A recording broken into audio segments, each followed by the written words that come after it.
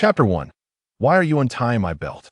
In the desolate expanse of the northern wilderness, an ocean of tombstones rises majestically, each one a testament to the passage of time, bearing the weight of history. The winds whip through the area, swirling clouds of yellow sand that dance like claws, eroding the inscriptions on many of the gravestones until names have vanished into the annals of time. A balding elder stands atop a rise, gesturing to his disciples with an air of authority, his voice booming. All disciples of the Xingji sect, find a gravestone swift. Third elder, must we truly proceed with this? A young male disciple below inquires, his face pale and his voice trembling. The other disciples turn to the elder, their expressions unmistakably filled with reluctance.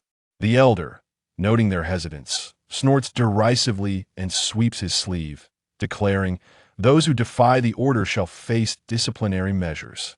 Seeing the third elder's unwavering resolve, the disciples can only lower their heads in resignation and approach the gravestones one by one. After performing a series of respectful gestures, including deep bows and the lighting of incense, they exchange glances filled with apprehension, as if confronting an immense trial. Rather than producing paper money or offerings for worship, each disciple instead unveils a shovel of varying lengths. This is the burial ground of our Xingji sect, where lie the mighty beings since the era of immortals. You must approach this with reverence, do you understand? The third elder's voice rings out once more, met with the disciples' collective grimace. How can one maintain reverence when it feels akin to disturbing their own ancestral graves? Seeing the hesitance linger among the disciples, the bald third elder sighs heavily, his voice tinged with sorrow. Our Xingji sect faces an unprecedented crisis. Our very survival hangs in the balance, teetering on the brink of annihilation. In times past, our sect was resplendent, with formidable figures commanding respect throughout the northern territories. Across the lands, none were unaware of the Xingji domain, none could challenge the might of its disciples. He gazes into the distance at the blood-red sun sinking below the horizon, as if it were a harbinger of the Xingji sect's final twilight. Reflecting on days gone by, when he was but a humble disciple, he recalls the kindness bestowed upon him by the elders, never imagining he would witness the sect's decline, let alone engage in such despicable actions. With this thought, a flicker of hope ignites in the elder's weary eyes, only to be swiftly extinguished by the weight of despair, his countenance betraying a sense of inevitable demise, much like a flame snuffed out by a tempestuous gust of sand. He lowers his head and continues, "Thus, you are called to excavate the graves of our ancestors. If we can unearth even a tome of supreme techniques or a rare treasure, it may grant our sect the means to weather this calamity." The disciples below part their lips, wishing to voice their thoughts, yet only silent sighs escape them. They have heard whispers of the calamity befalling the Xingji sect, but their meager strength leaves them powerless to act. The bald third elder waves his hand, resignedly stating, "Let us begin." The disciples, with no choice but to comply, commence their labor, the sound of shovels striking the earth echoing through the air. At that moment, a youthful maiden kneels before a tomb, her hands clasped in prayer as she murmurs, "Please, esteemed ancestor, do not take offense. I am reluctant to disturb your peace." Yet, the sect leader has commanded this, and our sect is in dire straits. I implore you, grant us your blessing to overcome this trial. With that, she drives her shovel into the soil, furiously casting aside the earth that accumulates around her. Before long, she is drenched in perspiration, her breath coming in quick gasps. A deep pit has formed at the base of the gravestone, yet still, no coffin is visible. Gritting her teeth, she digs with renewed vigor. Clang! A sound echoes as metal strikes against something solid. The sensation reverberates through her arm, leaving it momentarily numb. A flicker of joy crosses her face as she hastily clears the sand away, only to find not an ornate coffin, but a remarkably lifelike corpse. The corpse, clad in white robes, possesses a countenance as exquisite as jade, a faint smile gracing its lips. The maiden swallows hard, glancing at. Chapter 2. The Ancestor has been unearthed. The crowd fell into a momentary stupor, soon replaced by expressions of sheer terror that a corpse that had lain still for 30,000 years had awakened. No less. It had even spoken. At this moment, Bei Changsheng wore a look of exasperation. After merely taking a nap, he found himself nearly stripped of his garments upon awakening. Hastily, he donned the clothes that had been removed from him. Goodness gracious, he almost compromised his purity as a maiden, and all while being surrounded by so many onlookers. What on earth was happening? Observing the group of disciples congregated below, the bald-headed third elder approached with a furrowed brow. Inquiring, "What is the meaning of this?" Bei Changsheng looked at the bald elder, puzzled, and asked, "Are you Hu Chaozi?" The elder's body stiffened, and he tremulously replied, "How do you know my ancestor's name?" "Ancestor." Bei Changsheng scratched his head, glancing at the elder's gleaming bald head, and sighed. Indeed, he was a descendant of Little Hu. This bald head was truly a legacy. Had it not been for the distinctive shine of that bald pate, he might not have recognized him. After all, cultivators are beings who seize the essence of a universe, their physical prowess increasing with their cultivation level. Hair is no exception. He had witnessed female cultivators with tresses extending thousands of zhang, wielding their hair as weapons, strands as unyielding as steel.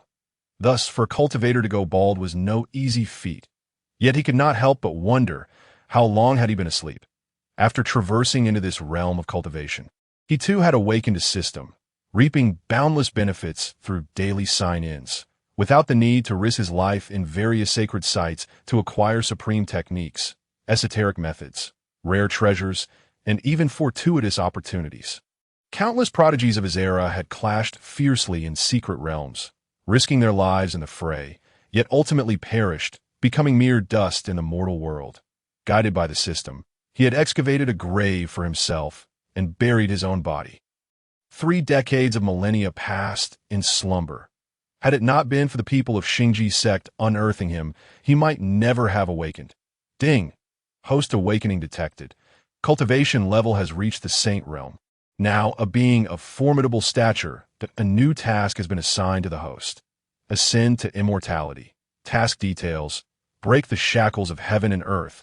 Seek the fateful opportunity for immortality in this age where ascension seems impossible. Completion reward: Scroll of Eternal Life. Scroll of Eternal Life. Once mastered, the physical body shall remain indestructible. Consciousness everlasting, sharing longevity with the heavens and the sun. Upon hearing the long-awaited mechanical voice of the system, a glimmer of joy spread across Bei Changsheng's face. Cultivation was, after all, a quest for the path of eternal life. Hence, he renamed himself Bei Changsheng. In his previous life, he suffered from various cancers, tormented by pain daily. Thus no one wished for the secrets of longevity more than he did. In this moment of elation, he impulsively embraced the bald head of the third elder and planted a kiss upon it. The surrounding disciples were left agape. The third elder despised any jest about his baldness. This individual had the audacity to kiss the third elder's shiny scalp. Silence. The third elder erupted in fury. His dignity shattered before the multitude of disciples. He attempted to push away this eccentric individual, yet found himself unable to budge him even slightly. It was known that he was a formidable presence at the early stage of the transformation stage, renowned throughout the entire desolate region. How could he not even push aside a mere youth? In this world, the ranks of cultivation are divided as follows: chi refinement, marrow cleansing, cave heaven, pill formation, nascent soul. Venerable, celestial being, transformation, supreme, and saint. Each major realm is further divided into early, mid, and late stages. Ascending through each level is akin to scaling the heavens, a path fraught with challenges. Only when a droplet of saliva fell from Bei Changsheng's lips onto the third elder's bald head did he regain his senses and release the elder. Spit! Bei Changsheng smacked his lips. It tasted a bit salty. Hastily, he expelled the saliva from his mouth, only to realize he had been rather disrespectful, and awkwardly wiped away the moisture at the corner of his mouth. At that moment, the third elder's wrath surged. He had never endured such humiliation. An overwhelming aura emanated from him like a raging river, and in an instant, the air thickened with swirling sands. Obscuring the sky, even forming a gigantic shadow behind him. "Boy, how dare you humiliate me so? Which sect do you hail from?" The third elder's voice reverberated like thunder, forcing the nearby disciples to cover their ears. Seeing that Bei Changsheng did not respond, the swirling sands gradually coalesced in his hands, taking the shape of two immense axes, resembling a divine figure. It was over. This corpse brother was about to meet his end once more. The third elder was truly furious. He had even drawn forth his pear blossom heaven-splitting axe. Let us hope the third elder can control his power. Otherwise, this grave will be reduced to mere rubble. The disciples, clutching their ears, gazed with wide eyes at the furious figure amidst the swirling sands, murmuring amongst themselves, in their eyes, Bei Changsheng would undoubtedly become a corpse once again. After all, despite being buried here, he exuded no aura, not even a semblance of resistance. The third elder raised the twin axes high above his head, golden light shimmering around them, captivating all gazes. Suddenly, Bei Changsheng's figure flickered, darting past like a phantom.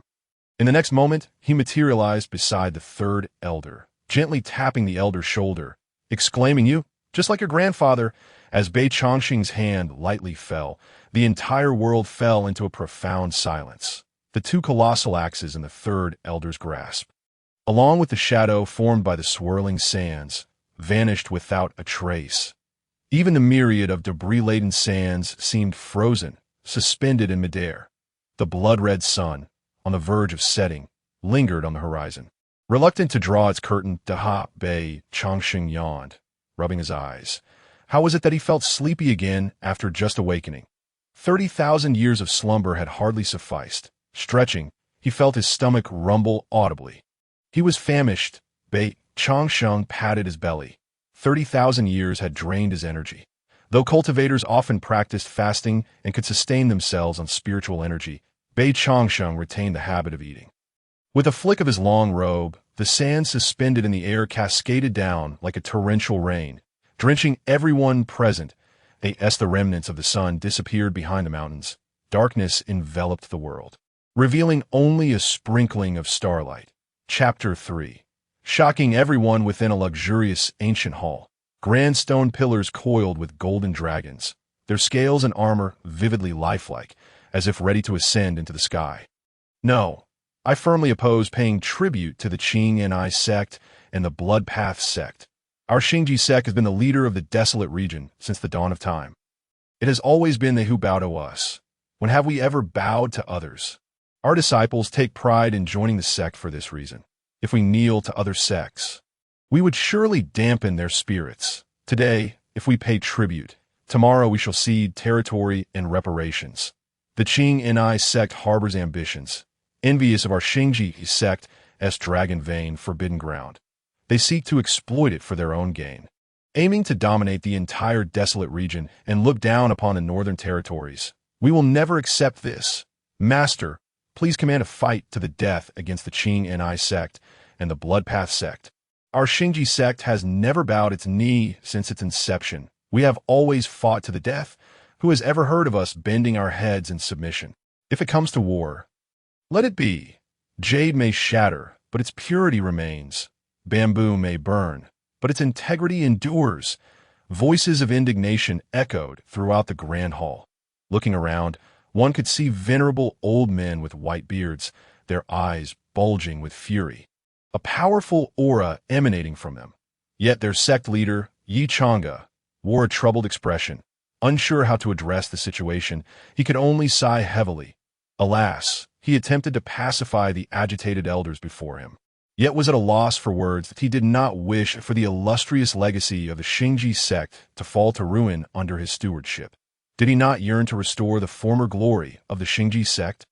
The leader of the Qing Ni sect was one of the foremost supreme powerhouses of the age.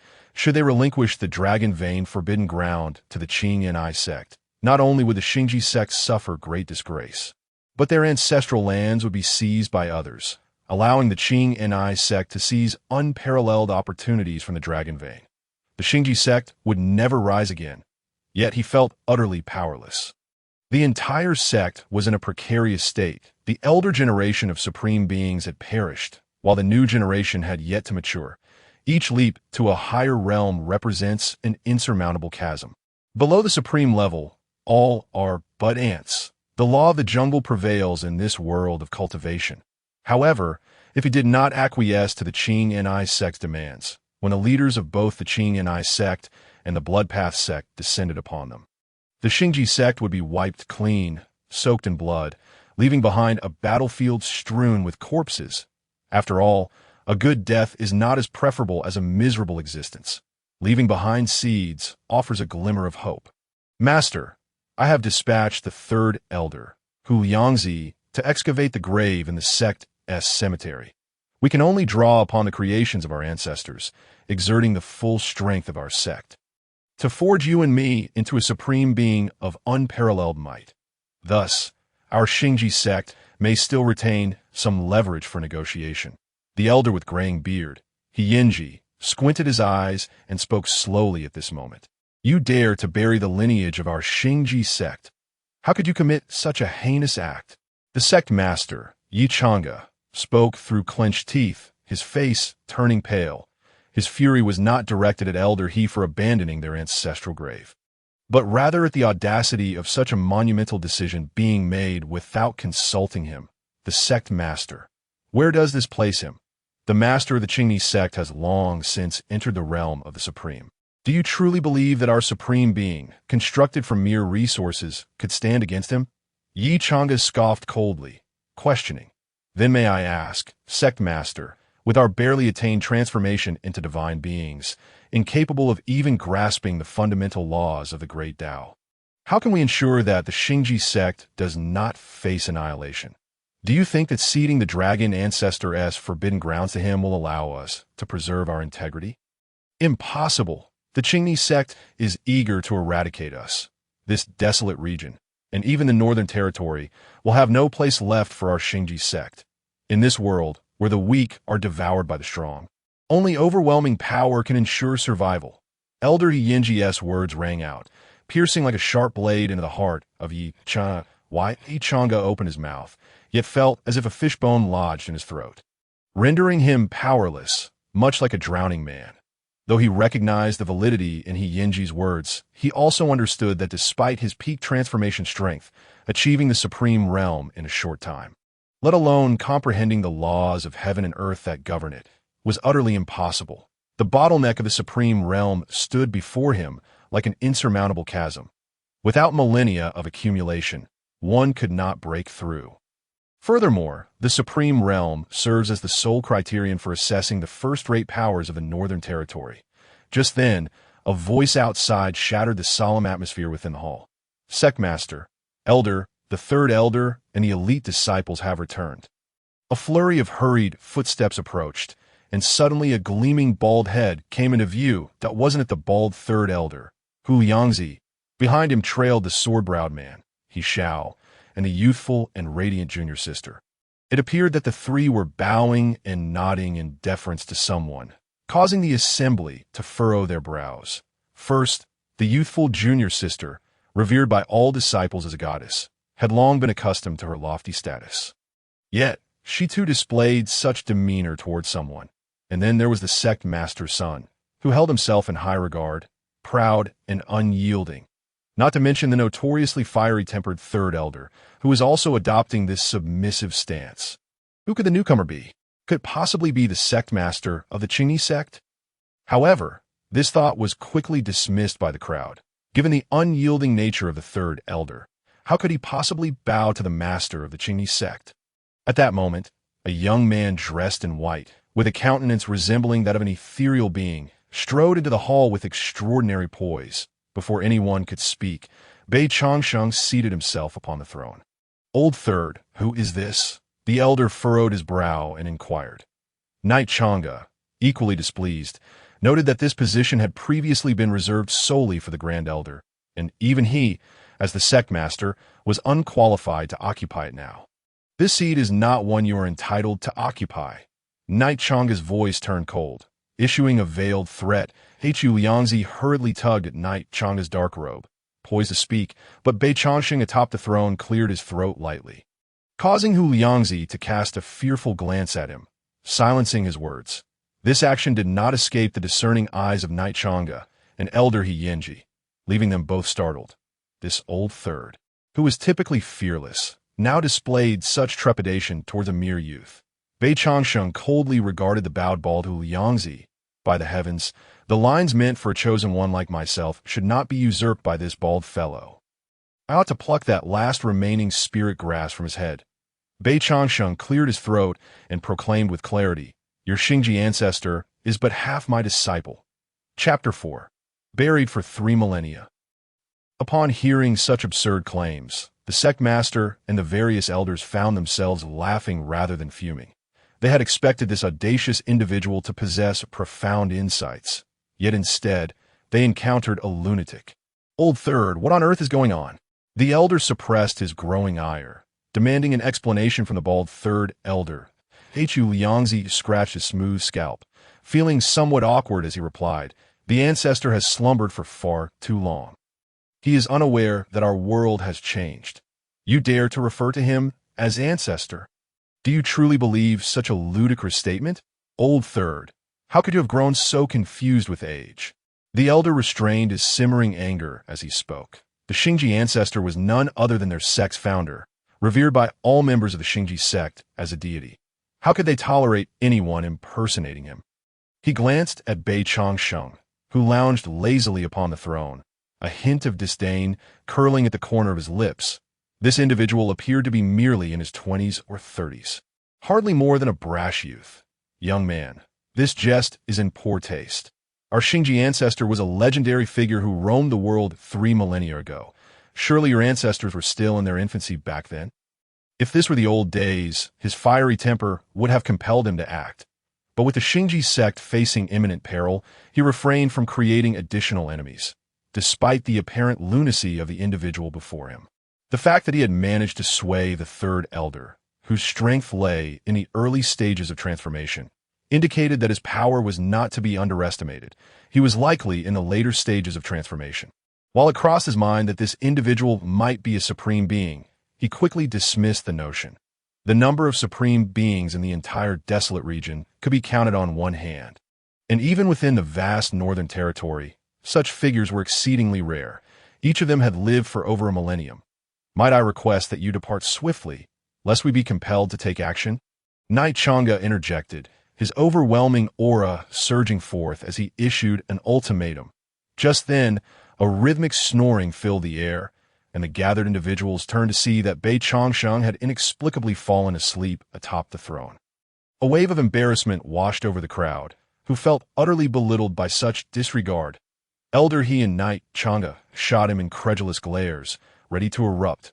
"Father!" He Xiao quickly tugged at the elder, signaling him to refrain from further comment.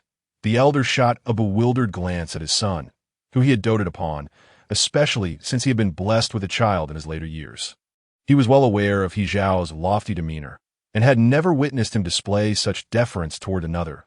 He Xiao then leaned in to whisper the events that had transpired into the elder's ear. "What? Buried for 3 millennia?" The elder, unable to contain his shock, turned to the junior sister beside him. "Did you see the date inscribed on that gravestone?" The junior sister, feeling somewhat oppressed by the elder's intense aura, nodded affirmatively and replied, "The date inscribed has been eroded by the sands of time, but it vaguely indicates a burial date of over 30,000 years ago." "Impossible! This cannot be true," the elder murmured, seemingly entranced, and then his eyes brightened as he mused, "Could it be real?" "Father, what could be real?" He Xiao, noticing the elder's demeanor, inquired with curiosity. The elder glanced at Knight Chang'e, and, before he could speak, began to recount 3 millennia ago. During the era of the ancient immortals, a cataclysm struck this world, and one knows the origin of such calamity. Some say it marked the end of the immortal era. Others believe it stemmed from the absence of the great Tao's laws. There are countless theories. Yet after that catastrophe, all ancient practitioners vanished, and our Xingji ancestor rose to prominence, forging the unparalleled divine art, Xinghe Jidao sword.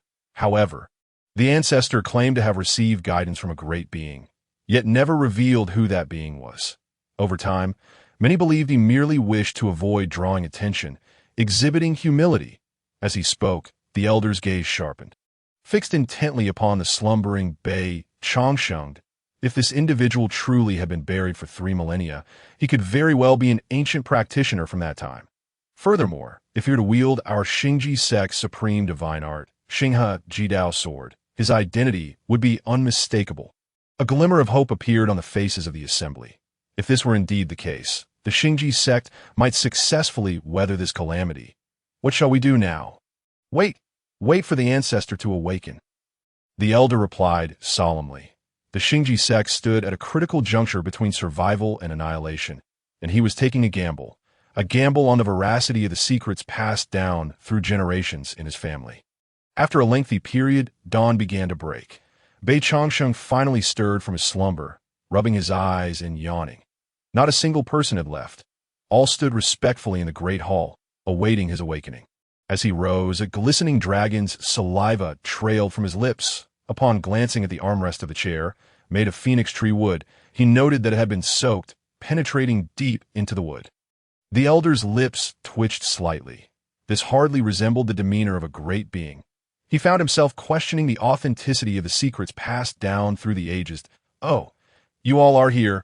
Bei Changxing gazed down at the assembled crowd. His expression tinged with surprise as he spoke. "I just inquired of the elder whether you possess the supreme divine ability of my Xingji sect, the Star River Ultimate Sword?" The Grand Elder, with a countenance heavy with years, called out, "Elder," but Bei Changxing's youthful visage left him feeling utterly incapable of perceiving any semblance of a venerable master. Star River Ultimate Sword. Bei Changxing's brow furrowed in confusion as he pondered the matter. At that moment, the tension in the air was palpable, the onlookers hardly daring to blink. Bei Changxing scratched his head, an unsettling sense of familiarity nagging at him. Yet he could not quite recall. Perhaps it was the prolonged entrapment beneath the earth that had dulled his memory. Suddenly, a spark of realization ignited in his mind. He clapped his hands and exclaimed, "I've remembered!" Excitement washed over the faces of those present. Hope surged for the Xingji sect. "I didn't even have dinner last night." The Grand Elder, witnessing the uproar within the hall, nearly fainted from frustration. He cursed himself for believing in the so-called secrets. Observing the chaos around him, he lamented, "I should have remembered, but alas, my hunger distracted me." Bei Changxing feigned innocence, then flashed a mischievous smile, remarking, "Is it not derived from the Star River Cleansing Sword?" Upon hearing the phrase Star River Cleansing Sword, a flicker of joy crossed the Grand Elder's aged features. He nodded vigorously, his eyes glistening with hope as he looked at Bei Changxing. A most untimely sound then echoed through the hall. Bei Changxing, pretending to be helpless while rubbing his stomach, sighed, "If only I had something to eat. I would surely remember. Quickly, prepare food." The Grand Elder commanded coldly to his subordinates. Moments later, a mountain of food was presented before Bei Changxing, who promptly devoured it all, leaving only a collection of bare bones. The onlookers watched in awe as he consumed half the Xingji sect's rations within a mere half-hour. At this rate, the Xingji sect would be reduced to ruin before they faced retribution from the cleansing reverse sect. What made matters worse was that as he ate, he commented derisively on their various gourmet dishes. "This meat is subpar. It pales in comparison to Chilean meat," he critiqued. "This soup lacks freshness. If it were made with kunpeng, it would be exceptional," he continued. "These ribs are too tough. Had they been roasted with true Phoenix's crimson flame, they wouldn't be so." After half an hour of relentless eating, Bei Changxing finally let out a satisfied belch. A vein of suppressed rage appeared on the Grand Elder's forehead as he gritted his teeth and said, "Elder, if you are satiated, let us proceed." For reasons unknown, ever since Bei Changxing's arrival, he felt an incessant simmering anger. A smile crept across Bei Changxing's lips as he clapped his hands and declared, "That lad Xingji has some commendable descendants. Despite my slumber, they waited for me all night without complaint. I shall offer them some guidance." "Elder, please do not change the subject." The Grand Elder bit out through clenched teeth. He swore that if Bei Changxing failed to deliver, he would flay him alive. At that moment, Bei Changxing sat up straight, his earlier lazy demeanor replaced by a serious expression. He proclaimed, "In truth, I taught Xingji 3 sword techniques, but regrettably, he only grasped one, or rather, 1.5. The Grand Elder's eyes widened in disbelief, ready to speak, but Bei Changxing merely gestured lightly. rendering him speechless. Bi Changxing shot him a cold glance and continued, "Listen well, the Star River cleansing sword pales in comparison to the Starry Radiant sword. Do you think the Starry Radiant sword is the pinnacle? Beyond it lies the Starfall moonlit sword. How can the light of countless stars contend with the brilliance of the vast moon? Watch carefully. I shall demonstrate it but once." Bi Changxing's hand grasped at the air, unleashing a terrifying purple radiance that shimmered brilliantly, causing the still dark night to erupt with extraordinary phenomena. A massive moon gradually materialized behind him, casting an endless, luminous glow. The hall was filled with an aura of divine law. Though Bi Changxing emitted no discernible energy, he exuded an unmatched majesty that rendered the assembly breathless, as if a mere stroke of his sword could transcend infinite space, annihilating foes from miles away, leaving only shattered mountains and rivers in its wake. The crowd, witnessing this spectacle, fell prostrate, bowing in reverence, their foreheads striking the ground repeatedly. "We pay homage to the Ancestor." Bi Changxing waved his hand dismissively, and the extraordinary manifestation vanished without a trace. A gentle breeze swept through the hall, lifting the gathered individuals into the A.I.R.T. that moment. Tears welled in the eyes of the assembly, since the passing of the Supreme Starward 30 years prior. The other two sects of the Desolate Domain had unleashed their unchecked wrath upon the territories governed by the Xingji sect. Were it not for the Supreme of the Cleansing Reverse sect's caution regarding the ancient polar formation left by the Ancestor, the Xingji sect would likely have been erased from existence. "Speak. What tribulations has the sect faced?" Bi Changxing inquired, his gaze lowered. If all were well, there would be no need to disturb the ancestral graves.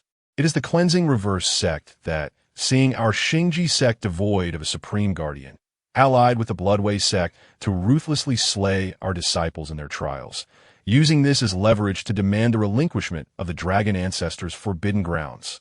Otherwise, the Supremes of both sects would descend upon us with unparalleled artifacts, flattening the Xingji mountain range." The Grand Elder replied through gritted teeth. In recent years, the position of the Xingji sect has diminished. Once the ruler of the Desolate Domain, we now endure humiliation. Otherwise, I would not have resorted to such desperate measures as having my disciples excavate ancestral graves. Ancestor, this is all my fault. As the sect leader, I have failed to lead the Xingji sect to greatness, allowing our legacy to be tarnished and our ancestors' glory to be shamed. Please, strip me of my sect leader title. The order to excavate ancestral graves was mine alone. And the elders' voices should not matter. At this moment, Yi Chang's eyes were red, his breath rapid, resembling a beast that growled low. Bi Changxing regarded him, recognizing the wisdom in his retreat disguised as an advance. However, he chose not to expose it, instead responding with a gentle smile. "Your realization is commendable." "Cleansing Reverse sect," Bi Changxing murmured, sighing. "So it is. Perhaps it is all interconnected." He paused, then playfully retrieved 2 black and white pearls from his pocket. Resuming his earlier nonchalant demeanor, he handed the white pearl to Yi Chang'e and the black one to the Grand Elder, wearing an amused smile as he said, "These pearls carry the essence of supreme laws. With them, you may comprehend and break through to the supreme realm.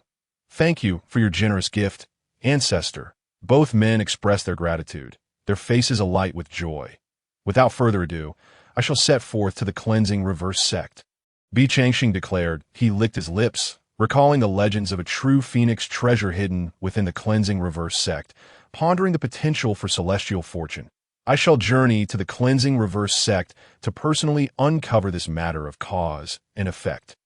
Bi Changxing gestured grandly. "Convey my orders. Command the other sects and clans to come to the Xingji sect to sign a vassal agreement, pledging annual tributes. Otherwise, they shall face annihilation. Otherwise, I shall visit each one personally." Bi Changxing's demeanor remained calm and nonchalant, as if discussing a trivial matter. The crowd stared in disbelief, swallowing hard. This was incredibly assertive, just as Bi Changxing prepared to open a spatial tunnel with a casual gesture. A blinding bolt of lightning flashed. Boom! A thunderous roar erupted, striking Bi Changxing directly. Ding! The laws of heaven and earth have shifted. Please refrain from using ancient celestial techniques, or you shall face the wrath of the heavenly laws. Chapter 6. The hope of the sect cannot use ancient celestial techniques. Indeed, host. The system's response caused Bi Changxing's expression to harden, his eyes narrowing as he gazed toward the horizon. Could it be connected to the battle of 30,000 years ago? That chaotic conflict that drove all ancient celestial beings and extreme practitioners to madness may well harbor deeper secrets. He shook his head. If he couldn't use them, so be it. Bi Changxing possessed far more than merely ancient celestial techniques. However, since he could not employ ancient celestial methods, he would have to travel on foot to the cleansing reverse sect. He turned to sect leader Yi Chang'e and Grand Elder He Yinji, stating, "Prepare provisions. I shall need them for the journey." As he spoke, he rubbed his stomach, as if still unsated. In truth, the distance between the Xingji sect and other sects was considerable, particularly to the cleansing reverse sect. To reach it, he would have to traverse 100,000 miles of desolate mountains, entering the jurisdiction of the cleansing reverse sect. If memory served correctly, the ancient creatures and exotic races inhabiting that wilderness were exquisite delicacies. Yet, now he could not use ancient celestial techniques to traverse space and would have to walk. But how could he bear to let these juniors know? Upon hearing his words, Grand Elder He Yinji couldn't help but glance at his belly, then appeared to have an epiphany, promptly instructing everyone to prepare the necessary supplies for the journey. Meanwhile, sect leader Yi Chang'e began drafting a decree by hand. The starlight coalesced, forming several celestial edicts that floated around Yi Chang'e. By decree, with a command, the celestial edicts representing the Xingji sect transformed into streams of light, vanishing in various directions. Ancestor, all preparations are complete that a disciple, burdened with a hefty sack brimming with various items, approached with a clattering sound. Well done. I shall now let the world know that the Xingji sect is not a fading power to be trifled with. He reached out and waved his hand, drawing the items used on the journey into his spatial storage. His starry eyes glinted with a chilling light, and an overwhelming aura surged around him. A fierce wind erupted, the stars swirling above him, accompanied by the faint roar of divine beasts that left the onlookers in the grand hall dazed and trembling. Just when everyone thought that Bi Changxing was about to unleash his might upon the various sects and families, he licked his lips and muttered to himself leisurely, "How many years has it been? I wonder if my culinary skills have waned." The crowd's lips twitched, exchanging silent glances outside the mountain gate of the Xingji sect. The sect leader Yi Chang'e and the elders, including the Grand Elder, fixed their gazes on the figure clad in white as it gradually merged with the heavens, only retracting their eyes once it disappeared from view. "Sect leader, do you think he is reliable?" The Grand Elder, with a face of worry and a beard as white as snow, kept his hands tucked within his sleeves. That Yi Chang'e turned to look at the eager disciples and elders. Speaking in a grave tone, "He is the hope of our entire sect. Do not harbor doubts."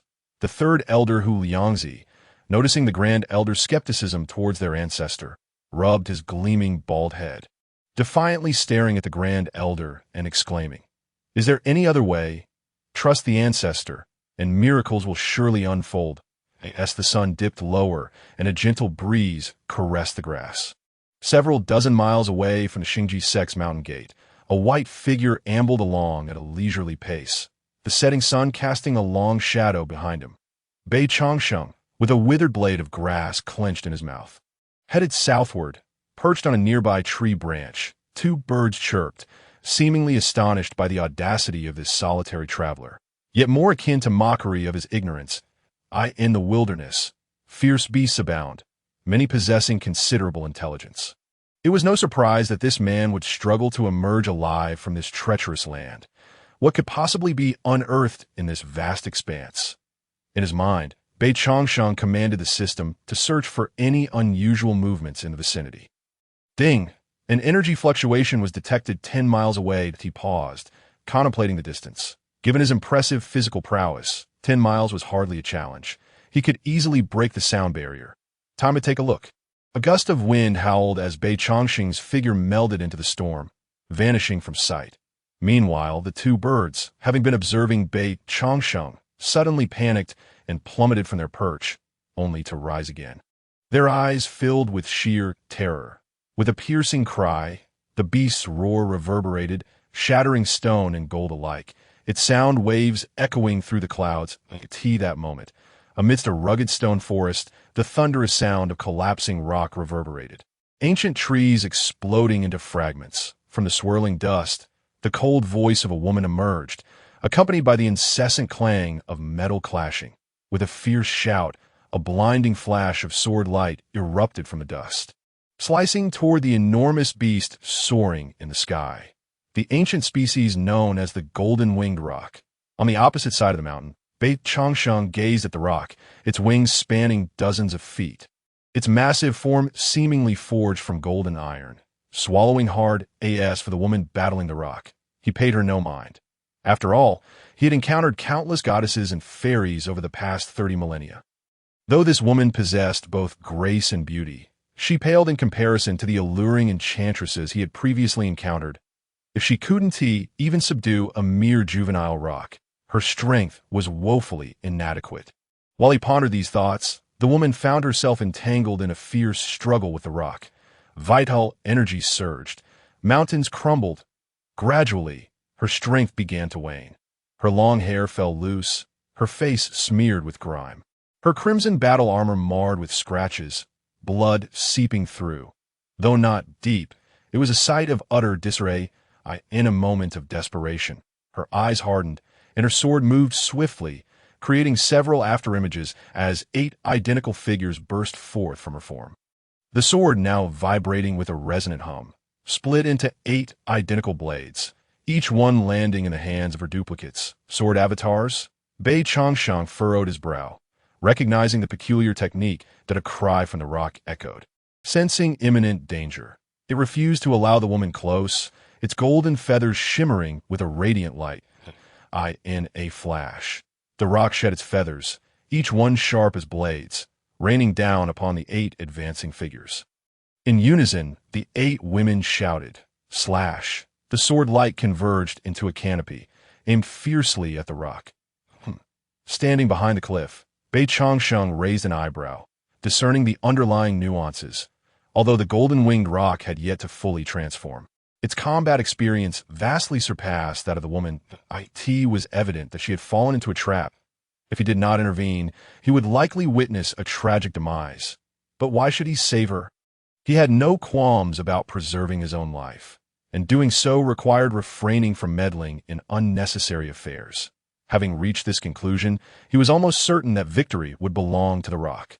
Yet the technique the woman employed was no ordinary skill, that if he was not mistaken. It was a secret art from a minor sect from millennia ago, filled with myriad transformations, far more intricate than it appeared. This meant that even if the rock triumphed, it could very well be torn apart by the sword light in the end, just as Bei Changsheng awaited their mutual destruction to gather ingredients for his next meal. He suddenly realized he had no means of transportation. The rock's soaring flight could take him to great heights, although his own speed might rival that of the rock, who would refuse a free ride. Moreover, it would be impractical to exhaust himself when traveling such vast distances between the Qingmi sect and the Bloodpath sect, and a divine beast like this would serve as the perfect steed. With this thought, his expression shifted, for he noticed the impending collision between the woman's sword and the rock's golden feathers. Without hesitation, he flashed across the distance, appearing atop the back of the golden-winged rock. An overwhelming aura surged forth, causing the rock to shudder, and before it could react, Bei Changsheng stomped down, sending the rock plummeting toward the ground. Boom! In the swirling dust, the rock struggled, bewildered. The battered woman, upon seeing Bei Changsheng atop the rock, was momentarily stunned by his unmatched presence, frozen in place, her grip on the sword trembling uncontrollably. Predecessor, Bei Changsheng, with his hands clasped behind his back and a cheerful smile, glanced at the dazed woman, ignoring her entirely as he addressed the rock beneath him. Given your arduous training, how would you feel about becoming my steed? The stunned golden-winged rock suddenly realized this person intended to subdue it as a means of transportation, and it erupted in fury. Dream on. I, a member of the illustrious golden-winged rock clan, am one of the overlords of this wilderness. If you know what is good for you, release me at once.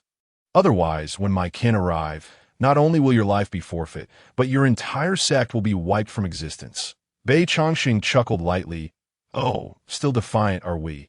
I wonder if you will still hold your tongue when you find yourself simmering in my pot. As he spoke, he waved his hand, revealing a massive black cauldron 5 meters away, filled with water and surrounded by a pile of firewood. Indeed, this was the very cooking vessel and firewood the Grand Elder had prepared for him on his journey.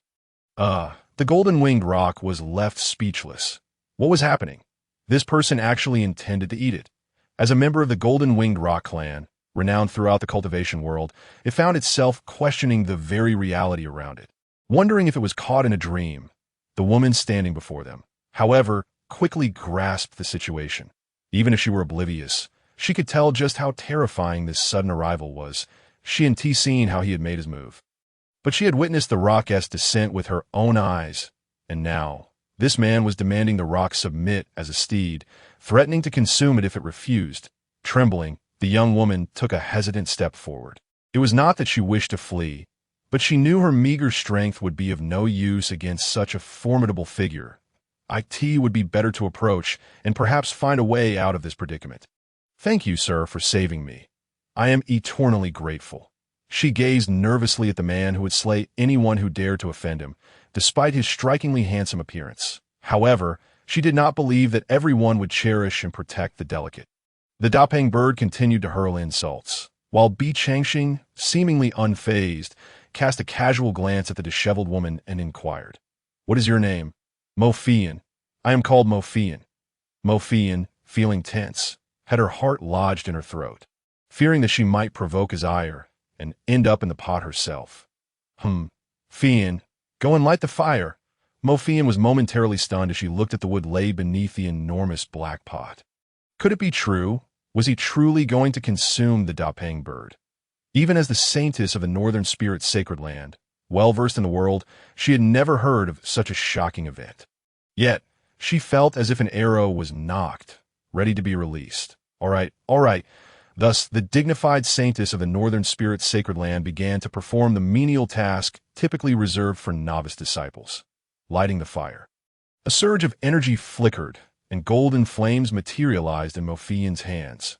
With a wave of her palm, the golden flames descended upon the arranged kindling.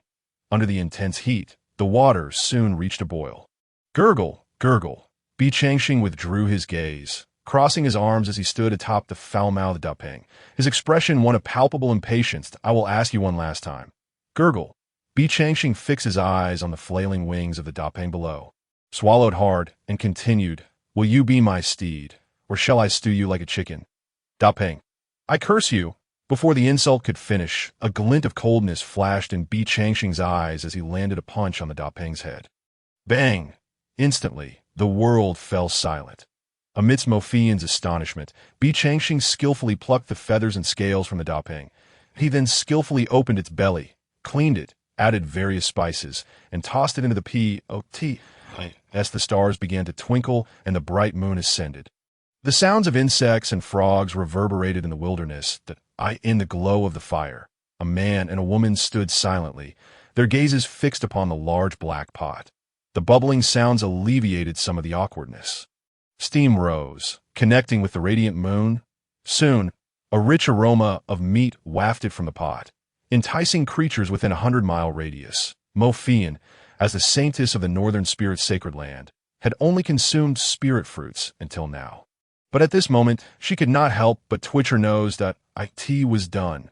Bi Changxing grasped the Dapeng's leg and, disregarding appearances, began to devour the flesh. Gulp! A sound of swallowed saliva echoed, and Bi Changxing blinked. Turning to the slightly embarrassed "Oh, you wish to partake?" Mo Fian nodded, her face flushed, gazing expectantly at Bi Changxing. "Had you wished to eat? You should have spoken up sooner." Subsequently, a golden piece of meat soared through the air. Landing in front of Ma Fian as she nibbled on the meat, she pondered, who exactly was this senior brother, a genius from some sect, unafraid of the ancient beast, the golden-winged Dapeng? Chapter 8. The Dapeng size cannot be contained in a single pot screech. Roar! The cries of the extraordinary beasts echoed through the desolate mountains. The following day, rumors began to circulate throughout the barren ridge that a man and a woman had cooked members of the golden-winged Dapeng clan. In the royal court of the ancestral land of the golden-winged Dapeng, The earth trembled with fury. The guards stationed at the royal court exchanged fearful glances before silently resuming their posts. What audacity! To dare kill a member of my clan and stew them as if they were mere chickens within the magnificently gilded royal court. A figure shrouded in mist seethed with rage. In the center of the grand hall, the ground paved with gold and jade was riddled with cracks, while the clan members below remained silent, their heads bowed in trepidation, enduring the king's wrath. The fury of the Dapeng royal family was palpable. Who among the desolate mountains would dare to treat the Dapeng clan with such disdain?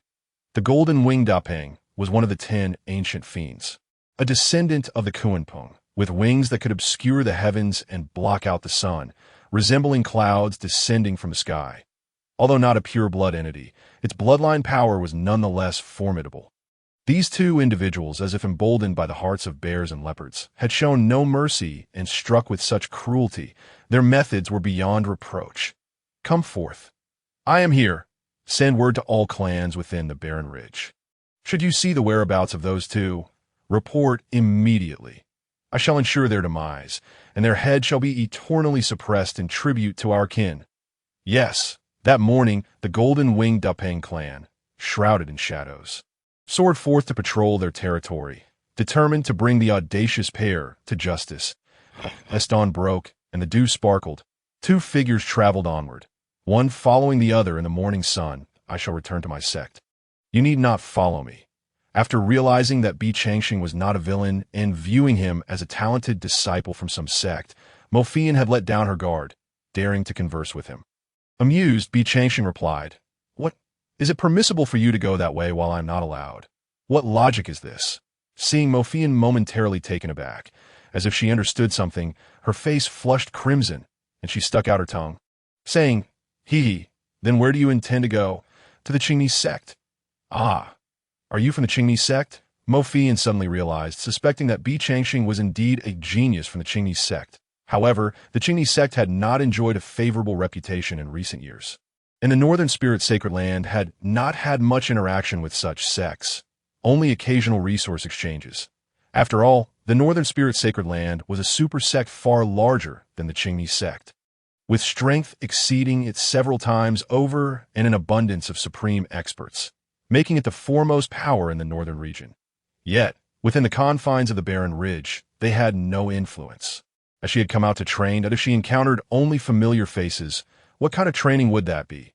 Bi Changxing raised an eyebrow and blinked, offering no further explanation, casually replying, "Something like that," before Mo Fian could say anything more.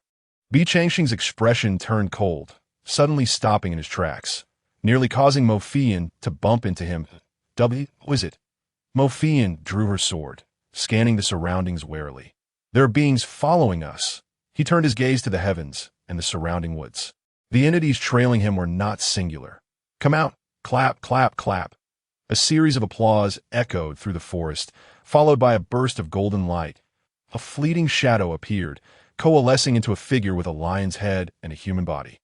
Standing 8 feet tall, the creature's eyes sparkled with golden light as it fixed its gaze on Bi Changxing, as if it had already determined his fate.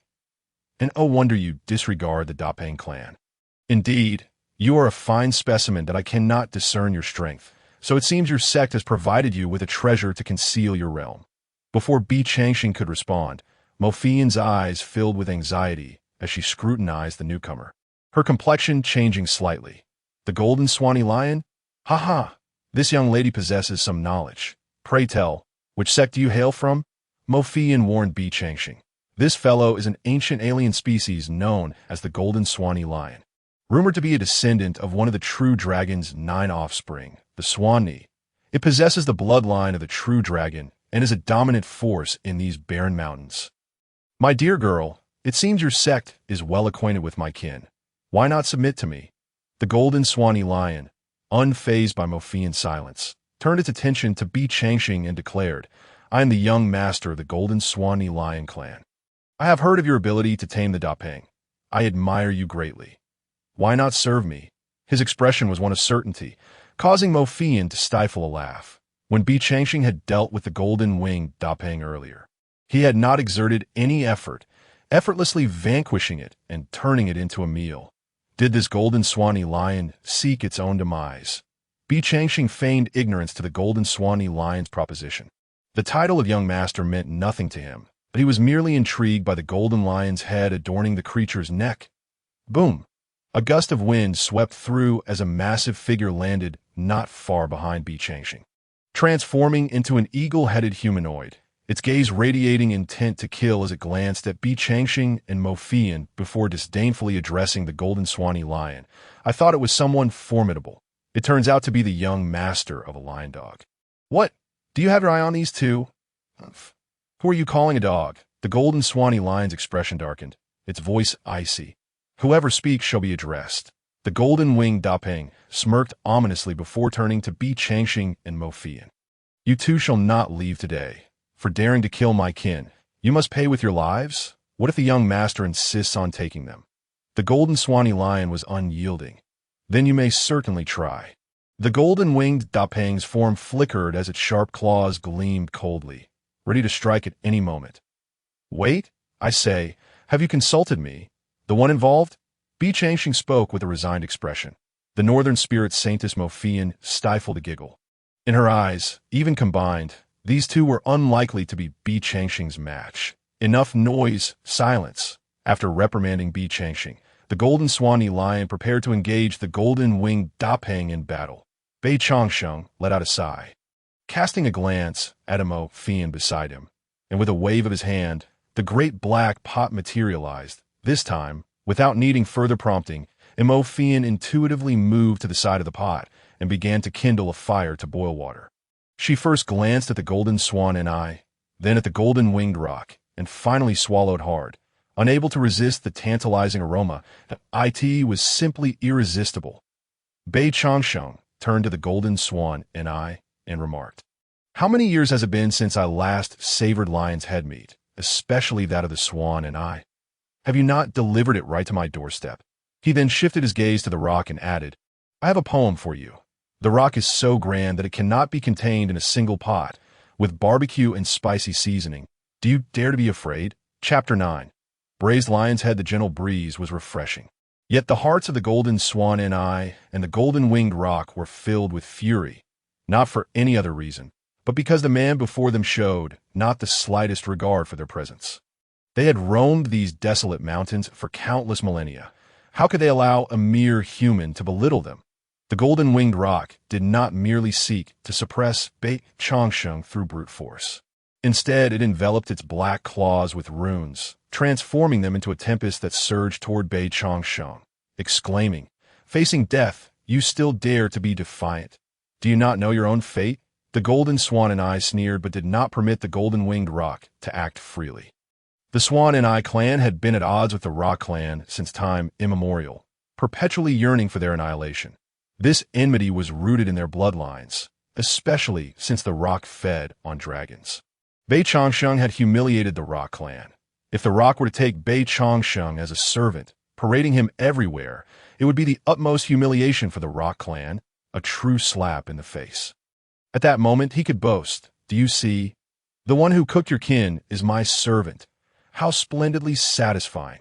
With that thought, he could hardly contain himself and transformed into his true form, his massive stature overshadowing the sun, accompanied by a resounding dragon's roar as he charged toward Bi Changxing. Bi Changxing squinted, shifting his body to the side, feeling the raging winds on either side of him, a faint smile gracing his lips as he spread his arms wide.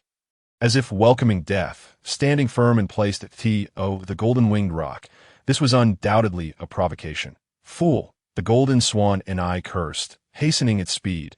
Bi Changxing gazed at the two exquisite ingredients, swallowing the saliva that had built up in his mouth. Taking a deep breath as the surrounding vital energy surged toward him, the chaotic energy unleashed a formidable tearing force from his palms, akin to a black hole, ripping apart the two colossal beasts charging toward him. Bang! The sound resonated across the desolate mountains for 100,000 miles, startling the birds and beasts that had been stealthily observing the scene. In that moment, time seemed to freeze under the blazing sun. Only the man, exuding an overwhelming aura, and the two massive meat mountains between his hands remained on the other side. Mo Fian stood by the great pot, her face alight with anticipation as she beheld the frozen tableau. A gentle breeze swept through, causing the flames beneath the black pot to flicker, the otherworldly flames licking hungrily at the dry wood like famished demons. The sounds of the dragon's roar and the rock's cry abruptly ceased. The darkness receding, and the world instantly regained its clarity. How is this possible? The golden swan Nee's eyes widened in shock, realizing what it meant for a mayfly to shake a tree. The golden-winged rock felt its heart sink further, sensing the despair of its kin. This cannot be real. Bei Changsheng fixed his gaze on the rock, and as he observed the terror in its eyes, he slowly remarked, "You should consider yourself fortunate. I have recently consumed rock meat, and I currently have no desire to relish it further." Upon hearing this, the golden swan Nee's heart felt lighter, and it slowly closed its eyes, knowing its fate was sealed. In that moment, an overwhelming sense of regret washed over it, lamenting its own short-sightedness and how it had allowed vengeance to cloud its judgment. Yet, it still shouted defiantly, "You wish to devour me? Do you not fear the endless pursuit of my swan and I clan?" "Fear," Bei Changsheng chuckled. "Before the calamity, even pure-blooded true dragons did not intimidate me. What more this deluded bloodline of the golden swan and I?" With a flick of his fingers, Bei Changsheng made a swift gesture. The golden swan Nee's eyes bulged in disbelief as its remaining consciousness was filled with incredulity. In the next instant, it felt an immense force slice through its neck, severing its head from its body. A massive head flew into the air, engulfed in flames, the scent of charred fur permeating the air, and the scorched golden lion's head fell steadily into the great black pot, followed by a flurry of spices cascading down into the boiling water. Mo Fian, eagerly awaiting this moment, promptly covered the pot, and with the surge of vital energy, she intensified the heat. "Gurgle, gurgle. Please, spare me. I will do anything you ask." The golden-winged rock was in utter despair, its heart pounding as it beheld the spiritual energy above is abundant, yet the environment is exceedingly poor, compared to the secret realms of dragon veins on the earth. It is akin to inviting suffering upon oneself. "Master, the Qing Ni sect has arrived. The Laikong mountain range rises to a height of 8,000 meters, composed of 4 principal peaks that resemble sharp swords. Piercing the heavens, the 4 protective mountain formations slowly turn, occasionally revealing azure light that outlines mysterious patterns, radiating an array of unusual brilliance. However, this Laikong mountain range is inherently resource poor, and with the Qing Ni sect's leader depleting all resources during his breakthrough to the supreme level, the mountain's interior has become hollow. Within a decade, the mountain will surely collapse. The main peak, within the Qing Su Hall, the fragrance of tea wafts through the air. 2 Taoists sit opposite each other, as elders and stewards take their seats in succession, discussing matters concerning the expedition against the Xingji sect. The Taoist in the azure robe on the left has brows that meet his hairline, with long gray-white hair cascading down, a jade hairpin casually inserted atop his head, and his narrow eyes occasionally glimmering with a sharp light. This man is none other than Yezong, the leader of the Qing Ni sect. He sips his tea and slowly inquires, "Is there any movement from the Xingji sect?" The date agreed upon with the Xingji sect is merely 3 days hence, if they willingly offer up their dragon vein and resources. All is well, but if they refuse, they must face conquest. Reporting to the sect leader, there has been no movement from the Xingji sect. However, it is heard that a disciple has descended the mountain. An elderly man with a slanted eye rises to convey the information he has gathered. Opposite Niezong sits a Taoist clad in black, his striking blood-red hair especially eye-catching that he speaks with interest. Could it be that someone believes the Xingji sect is in decline, thus choosing to withdraw from the sect? Ha! Laughter erupts among the gathering. Niezong looks towards the black-robed Taoist and asks, "Fu Zongzhu, what are your thoughts?" The black-robed Taoist is none other than Fu Xianyi, the current leader of the Blood Tao sect, whose strength is also at the supreme level. Under his stewardship, the Blood Tao sect has flourished, subtly trending towards becoming a large sect. What else is there to say? Just look with your eyes. After making a light-hearted jest, he adopts a serious tone. It is rumored that within the Xingji sect lies a legacy left by an ancient sage. That is our true target this time. Everything else is merely a smokescreen. Niezong nods. This matter is known to both him and Fu Xianyi, which is why they have set their sights on the Xingji sect. It seems the Xingji sect does not intend to offer up their treasures. If that is the case, why wait until 3 days later? His expression darkens. The leader of the Xingji sect is rather presumptuous, thinking himself akin to the great sects of a millennium past. Indeed, Fu Xianyi strokes his blood-red hair, a fleeting glimmer of murderous intent flashing in his eyes. He is eager, for obtaining that supreme legacy would elevate their power to new heights. Just then, a starry light materializes out of thin air, coalescing into a star decree that hovers above the grand hall of the Qing Ni sect. The crowd is momentarily stunned, their eyes filled with astonishment. How did this decree penetrate their protective mountain formations to arrive here? As they exchange glances, Niezong reaches out to retrieve the decree, and after scanning it with his divine sense, he bursts into hearty laughter, followed by a sinister smirk. Well, this is quite something. What is it? Fu Xianyi fails to grasp Niezong's sudden enthusiasm. You should take a look for yourself. Surely this decree has not only arrived here. It is likely that it has also reached your Blood Dao sect. Fu Xianyi takes the star decree and, moments later, exclaims in outrage, "How audacious! To command us to go to the Xingji sect and bow in submission. Does Yi Chang'e intend to drag the Xingji sect down with him? Very well. If that is the case, we shall oblige." Niezong rises, his hair and robes billowing, his voice booming like a great bell as he issues orders.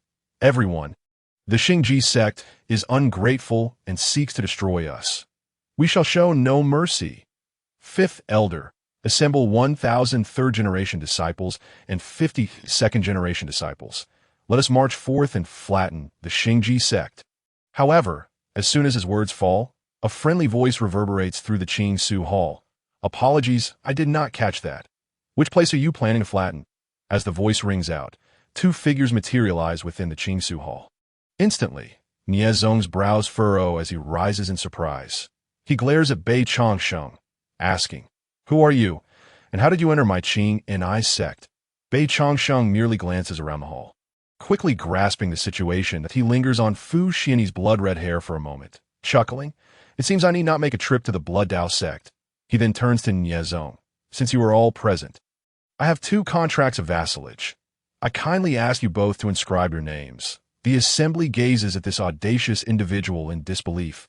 Could it be that he is foolish enough to openly challenge them, disregarding their sect leaders and treating Fu Xianyi with contempt? Haha.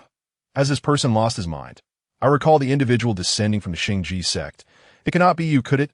The crowd perceives Bei Changsheng's lack of discernible strength, assuming he is merely a pawn sent by Yi Chang'e to face his demise. Standing behind Bei Changsheng, Mo Fian's eyes display confusion.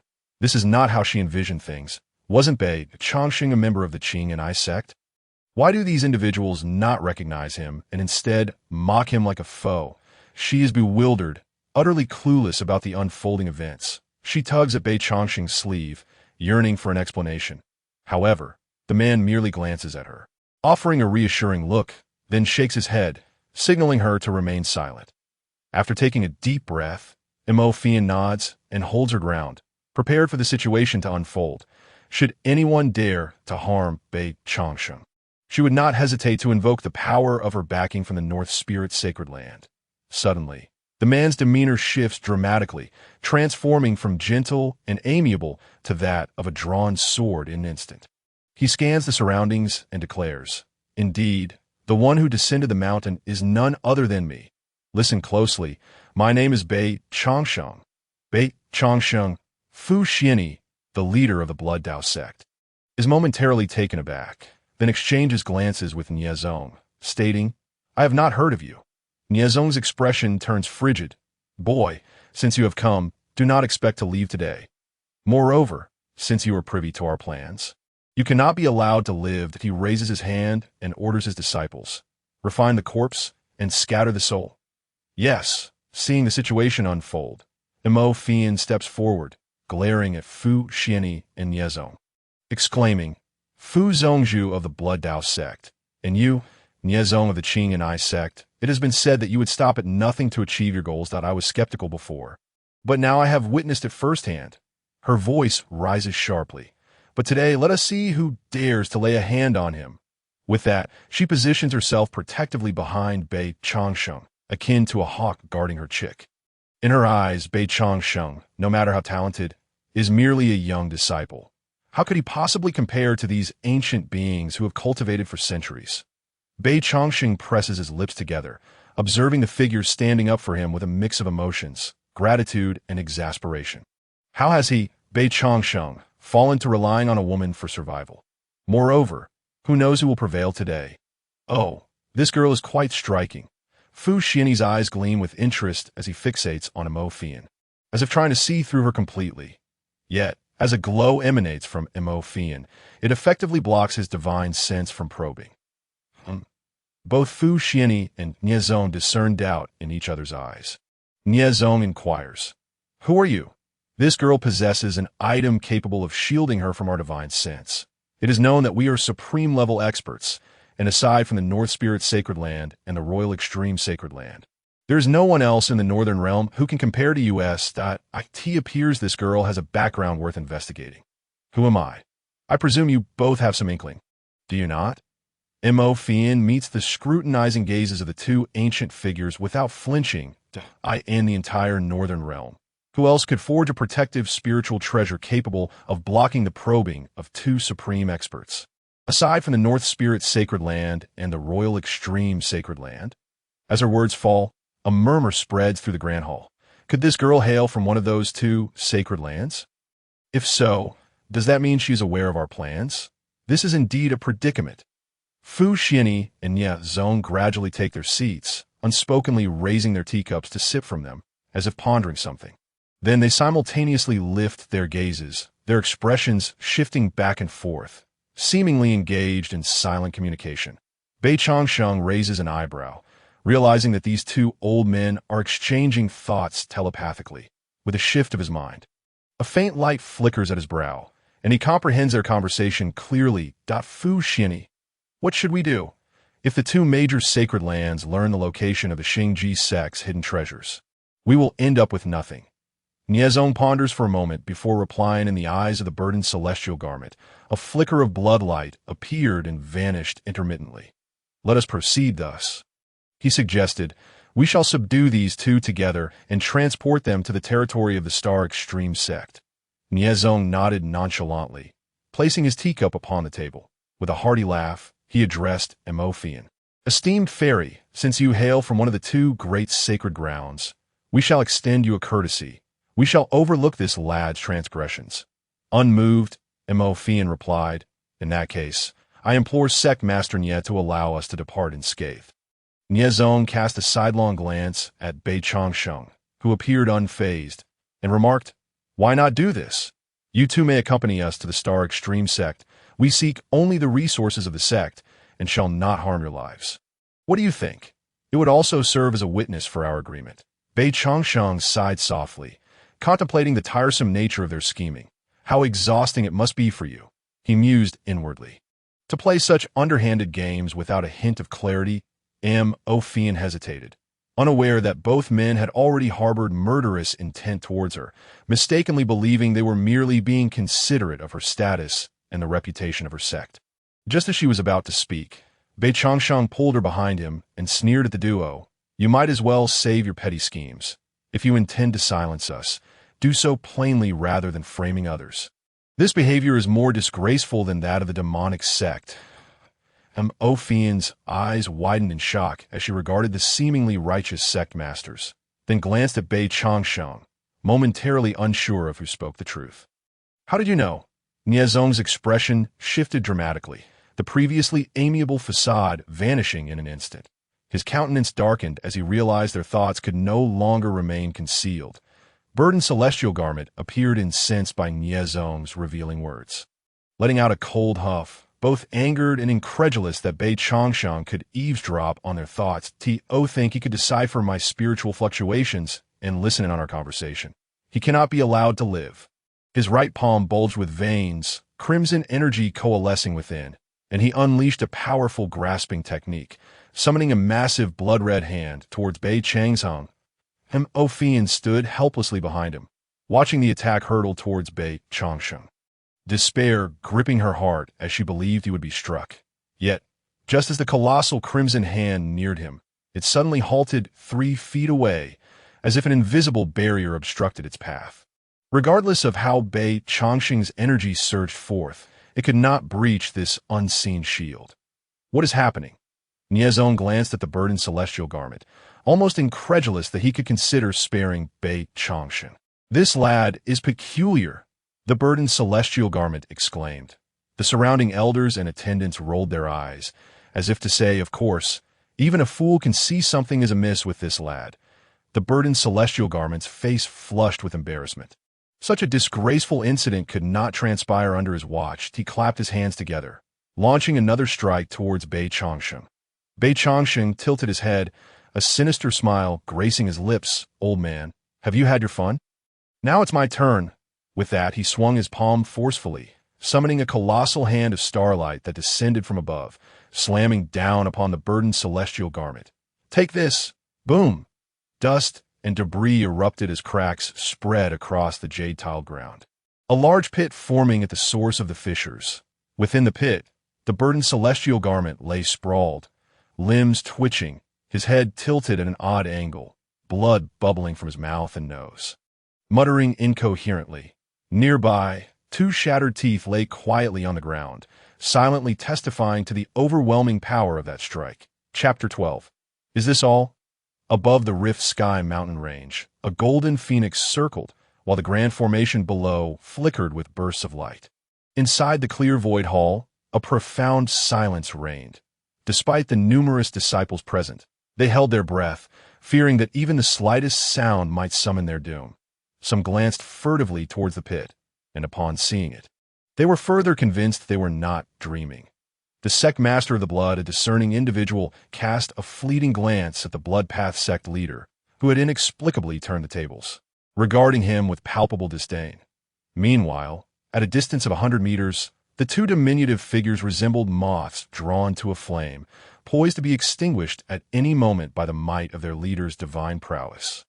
With a resounding slash that reverberated through the cracked sky mountains, the outcome seemed sealed, at least in the eyes of those from the Qing and I sect. Bei Changsheng's eyes narrowed slightly as he observed the lightning sword that appeared in an instant. Clicking his tongue in amusement, "Oh, how intriguing. It truly can summon heavenly might, but let this be the end of it." Mo Fian regarded this composed man, and at that moment, Bei Changsheng's image in her mind soared to unprecedented heights. She understood that she had no need to hide. This man would resolve everything. And indeed, that was the case. With a thunderous crash that resonated in the ears of all present, their eyes widened in astonishment, frozen in an expression of disbelief as they beheld an unforgettable spectacle.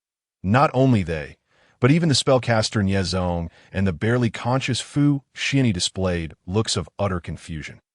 Even the 2 thunderous manifestations behind Niezong couldn't help but tilt their heads, seemingly pondering the absurdity of it all.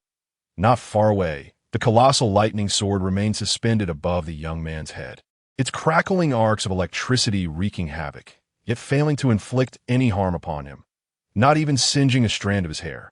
The one struck by the lightning appeared unfazed, grinning as he looked at Niezong and uttered a phrase that would make Niezong spit blood. Is that all? Chapter 13. Do you have anything to add? With the crowd's astonished gazes upon him, Bei Changsheng extended a hand toward the lightning sword above his head. A crisp sound echoed as the destructive thunder coursed through his hand and into his body, where it was completely refined. What sent chills down Niezong's spine was that during this process, the young man actually broke off a small piece of the blade and began to chew on it, all the while casting a sinister glance at Niezong, as if the sword fragment in his mouth were the bones of his adversary. The disciples and all living beings present maintained the same posture, the same expression, quietly observing the performance of the man named Bei Changsheng. Yet within the Mafei Yin, stifling a laugh, whispered to Bei Changsheng.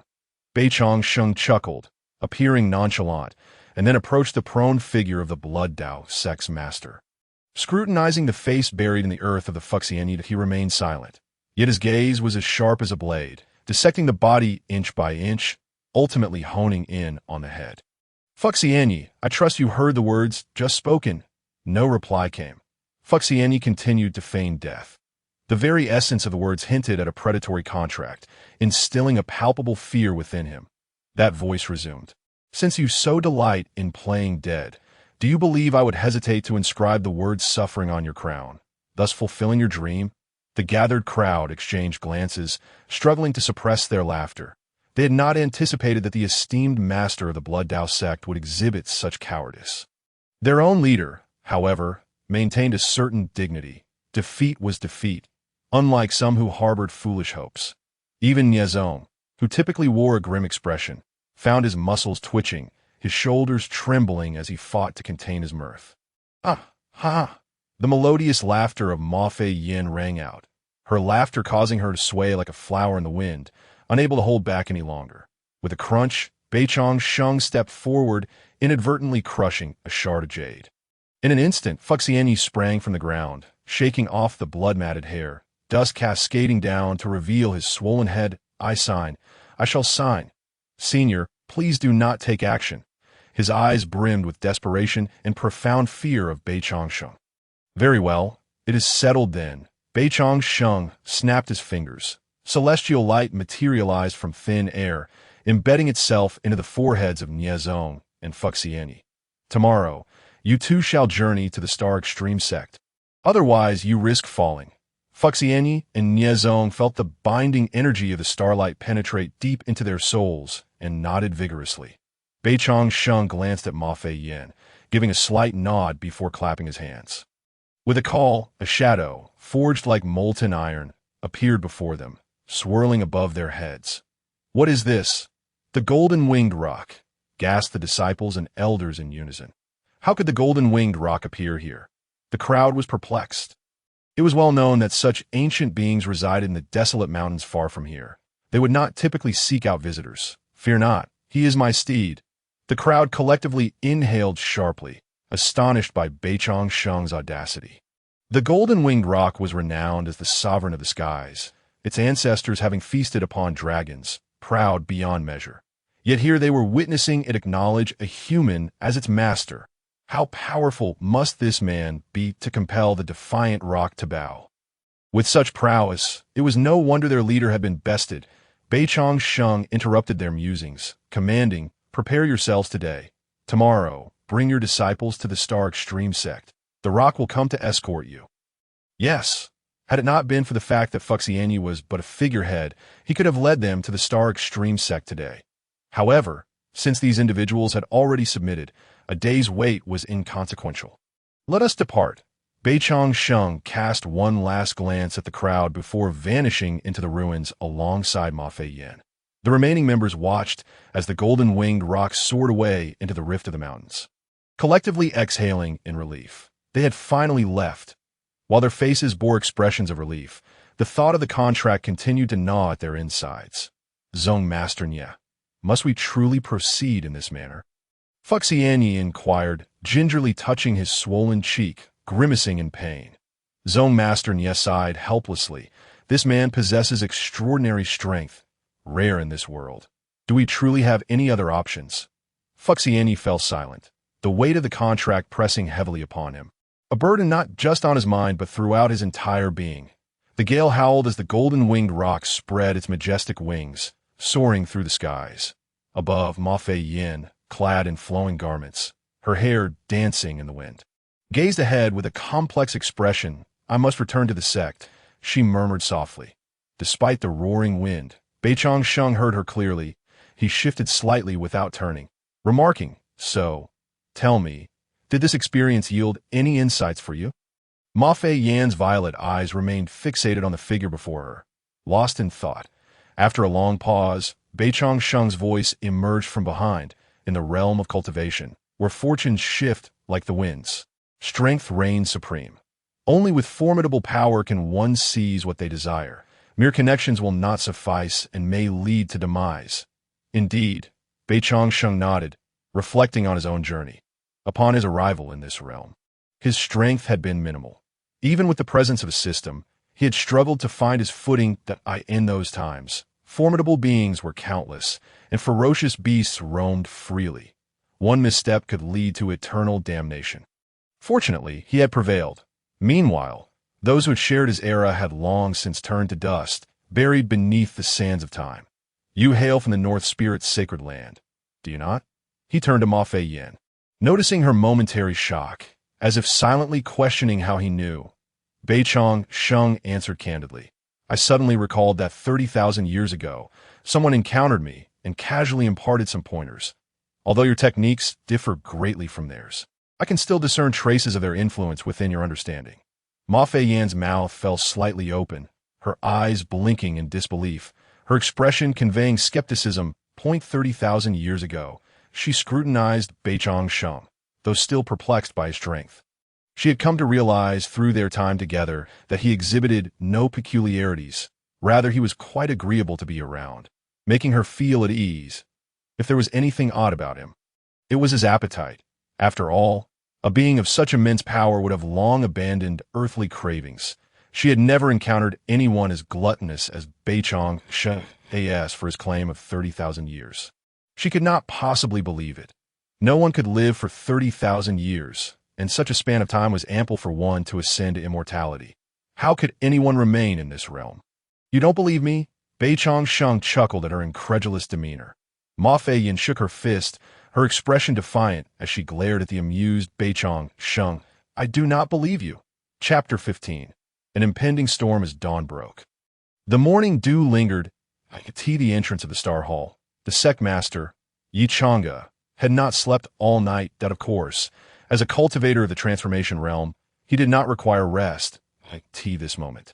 He stood before the hall, feeling the sunlight, a symbol of hope, on his face, yet it offered no warmth. Today marked the deadline he had set. He must relinquish the sect's dragon vein and other cultivation resources to ensure the safety of his disciples. In a flash, the Grand Elder, He Yinji, appeared by the entrance, his steps heavy as he approached Yi Chang'e. Sect Master, today is the moment of our life and death. He too was devoid of the will to cultivate. No one would feel at ease in such circumstances. Why Yi Chang'e gazed at He Yinji. The Star Extreme sect has endured for millennia, yet it may perish at our hands. Yi Chang'e, truly feel remorseful toward the ancestors and cannot face the ancestors of the Star Extreme sect. He turned his gaze toward the misty mountains, where flocks of birds took flight, disappearing into the horizon. His eyes filled with self-mockery and guilt. He Yinji's expression dimmed, his voice low. I wonder how the ancestors are faring. Just then, a golden light surged from the horizon, followed by numerous streaks of light, transforming into over 100 figures rushing toward the Star Extreme sect. They have arrived. Yi Chang'e's gaze sharpened, his demeanor shifting from sorrow to vigor in an instant. He Yinji trembled, looking to the sky. They're from the major cultivation families, along with Tianyin sect, Lihua Cave, and Haoyue sect, observing the vital energies emanating from these individuals. The Grand Elder's expression shifted. They had received the sect's star order and were coming with great force. Today would not end peacefully. Following Beichong Sheng's orders, Sect Master Yi Chang'e had dispatched over 100 tokens, summoning these cultivation families and sects to submit. Now, they had arrived. Swoosh! Sensing the unusual fluctuations, the third elder, Hu Liangzi, and the disciples were alerted and rushed toward the Star Hall. The typically aloof junior sister, Chu Yuqing, now appeared anxious as she stood with her fellow disciples, gazing at the throng encircling their sect. Senior brother, there are so many of them. What should we do? This display was far beyond what this young girl, who had cultivated for less than a century, had ever witnessed. The mere aura they exuded left her trembling. Not fear, junior sister. I am here. Besides, even if I cannot withstand it, we have the elders, the sect master, and the ancestors. He Yan's son, He Shao, sought to seize the opportunity to showcase his prowess. Yet upon catching a glimpse of his father's piercing gaze, he instinctively recoiled. Hu Liangzi, known for his fiery temperament, had a bald head that gleamed like a blazing sun. With an intimidating glare, he pointed towards the celestial realm, bellowing at the gathered crowd. What is there to fear? Damn it all. At worst, it will be a life for a life. Third elder refrained from such reckless words. Yi Chang'e admonished the irritable Hu Liangzi.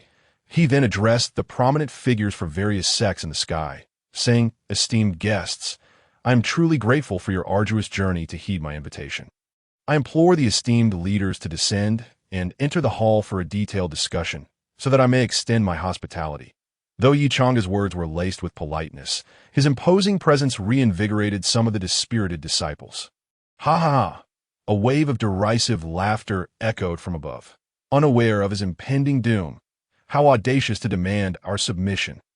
Yi Chang'e, have you lost your wits, truly believing that your Star Extreme sect still holds the same standing as in days of yore?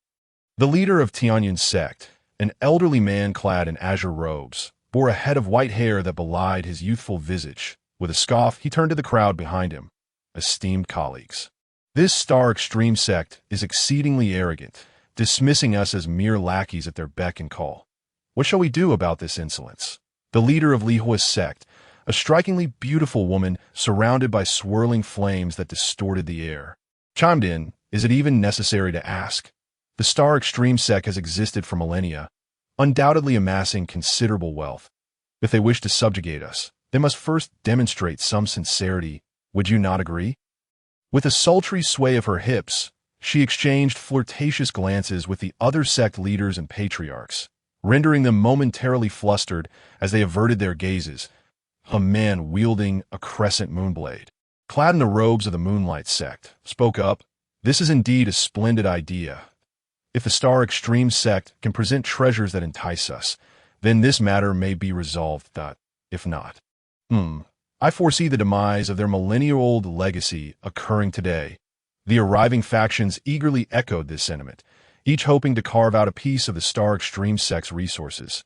Among them, the leaders of Tianyin's sect, Haoyu's sect, and Li Hua's sect were formidable, all possessing the prowess of the transformation stage. Consequently, the other sects rallied behind these three, plotting how to partition the resources of the Star Extreme sect. Yi Chang'e, do you have any satisfactory answers for us? The leader of Tianyin's sect, looking down upon the increasingly grim-faced Yi Chang'e, declared, "If your Star Extreme sect can present us with something of value today, we may consider sparing you. If not," his voice turned icy to, "if not, do not blame us for our ruthlessness in flattening the Star Extreme sect." Below, Yi Chang'e and his companions felt their hearts sink further. They were beginning to believe that their ancestors' plan had indeed failed. Otherwise, why had there been no word after 3 days? Hu Liangzi, frustrated, rubbed his bald head and paced back and forth. What shall we do? Even if we activate the mountain protection array, it likely won't hold for long. He turned to Yi Chang'e, sect master. Say something. He voiced his concerns. Indeed, this is merely the 3 sects and 8 families. What will happen when the Bloodpath sect and Qing and I sect arrive? If no one else comes soon, we will have no choice but to relinquish our sect's resources. Yi Chang'e and the others were gambling on hope. The young disciple Chu Yuqing, with a glint of inspiration in her eyes, approached her senior brother, He Xiao, and whispered, "Brother, I have a plan that may buy us some time." Upon hearing this, He Xiao's eyes lit up, and he immediately conveyed the strategy to He Yin. He Yin glanced at Chu Yuqing before relaying the plan to Yi Chang'e. The latter, upon hearing it, imperceptibly nodded and then addressed the crowd above. To be candid, not long ago, the leaders of the Bloodpath sect and Qing and I sect issued decrees demanding that we surrender our sect's legacy and dragon vein. The leader of Tianyin's sect was taken aback. Bloodpath sect, Qing and I sect. The leaders of these 2 sects are formidable beings of the supreme realm that we cannot afford to provoke them. Yet who could ascertain the veracity of Yi Chang'e's words? "How can I trust you?" Yi Chang'e, unfazed, replied leisurely, "Is quite simple. Merely wait and see." As the sun reached its zenith, the atmosphere within the Star Extreme sect was fraught with impatience. Both those above and below felt a rising tension. "Sect Master, could it be that the Qing and I sect and Bloodpath sect have lost their way? I wish to witness their infighting." Yi Chang'e, observing the fidgeting Hu Liangzi, furrowed his brow. "You fool. Even if they were to quarrel, there would still be a victor, and we would remain unable to escape our fated demise." Hu Liangzi's eyes widened in disbelief. "Isn't there the Ancestor?" Instantly, Yi Chang'e fell silent. He could not respond to such a statement. If their ancestor succeeded, those who had surrendered would surely arrive. If not, he shook his head. There is no way it will fail. The power of our ancestor is unparalleled. Yet, now that the ancestor was nowhere to be seen, and with no trace of the Qing sect or Bloodpath sect, the waiting was nothing short of excruciating. Above, the clouds shifted ominously. The leader of Lihua's sect fixated his gaze on the individuals of the Star Extreme sect below, his expression fluctuating between dark and light. Finally, he spoke. 2 hours have passed, and there is still no sign from the Qing sect and Bloodpath sect. I suspect Yichanga is merely stalling for time. The leader of Haiyue's sect snapped his fan shut and turned to the leader of Tianyun's sect. Fire Lingshang's words resonate. I too believe this old man is dragging things out. Perhaps already shifting his sect's resources behind our backs. The leader of Tianyun's sect narrowed his eyes, scrutinizing the poised and unperturbed Yichanga below, while the possibility of stalling cannot be dismissed. What if he speaks the truth? He looked towards Fire Lingshang and the leader of Haiyue's sect. If it is true, who among you possesses the strength to face the wrath of two supreme realm beings? Both Fire Lingshang and the leader of Haiyue's sect faltered momentarily. Before Fire Lingshang chuckled, "You are being overly cautious, Tianyun's sect leader. Do you not realize that a sect like the Star Extreme sect has little left of value to attract the interest of two supreme beings? They have likely squandered their millennia of accumulation. They have even lost their sect's unique skills. What waves could they possibly stir?" The sects behind her chimed in agreement, endorsing the viewpoint of the Lihua sect leader. The leader of Haiyue's sect further added, "If you suspect treachery, there is no need for you to accompany us, that we can descend and divide the resources of the Star Extreme sect ourselves." Wait, the leader of Tianyun's sect, his white hair fluttering, obstructed the leader of Haiyue's sect. Observing the expression of barely contained anger on his face, he solemnly declared, "Have you considered why a sect of our equivalent strength would issue a decree for us to come and bow down to them?"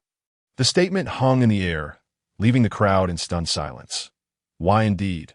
They were thrust into contemplation. Fire Lingshang hesitated for a moment. Could it be that the Star Extreme sect possesses a trump card that could compel us to submit? Otherwise, how could such a self-destructive act be rationalized? The leader of Haiyue sect dismissed the notion. A trump card. If they had such an advantage, Yichanga would have utilized it long ago. Why would he stall for 2 hours? Could it be that they are waiting for the return of the Bloodpath sect and Qing sect? The leader of Tianyun's sect, as if struck by a revelation, felt a shiver run down his spine. He exchanged a glance with Fire Lingshang, both of them breaking into a cold sweat. In unison, they exclaimed, "He intends to ensnare us all." At this, the leader of Haiyue's sect paused, glancing at the two astute leaders. "Are you two perhaps overthinking this? While I acknowledge the logic in Tianyun's sect leader's deduction, if we were to withdraw now, it would be quite unsatisfactory." The leader of Tianyun's sect gritted his teeth. Seemingly making a resolute decision, he shot a fierce glare at Yichanga below before addressing his followers. "We shall depart. This debt will be settled in due time." Below, Yichanga and his companions sensed the stirring above, their nerves on edge as they brandished their weapons. Flying swords, star discs, and colossal axes illuminating the sect's plaza. But, Sect Master, it seems they are about to flee. Upon witnessing this turn of events, Hu Liangzi stepped forward. Hefting his massive axe, but feeling the lack of support behind him, he retreated.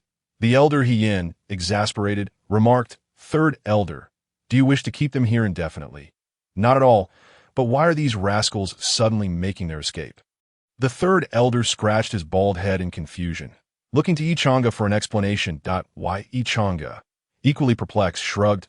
"Why do you look at me? I have no idea. Perhaps they are intimidated by the might of the Qing sect. Or maybe they are overly cautious, suspecting we are laying a trap." Just as the figures in the sky were reluctantly preparing to depart, a piercing cry echoed through the air. A piercing and resonant cry echoed through the air. The 3 sects and 8 clans, who were slowly retreating, halted in unison, gazing up at the colossal figure that obscured the heavens. Could it be the golden-winged rock tribe from the wilderness, the leader of the Tianyun sect? Upon witnessing that creature comparable to a palace, couldn't help but stop in his tracks. How could the rock tribe breach the agreement and emerge from the wilderness? With a sudden explosion, flames enveloped Huolingshan. causing those nearby to retreat in haste, unable to withstand the intense heat. Look, there are people atop it. This revelation sent a wave of excitement rippling through the crowd. The master of the Hau'ua sect, observing the enormous form of the rock, recalled a passage from the sect's ancient texts regarding the rock tribe. It was said that the rock tribe was forbidden from leaving the wilderness for 100,000 miles.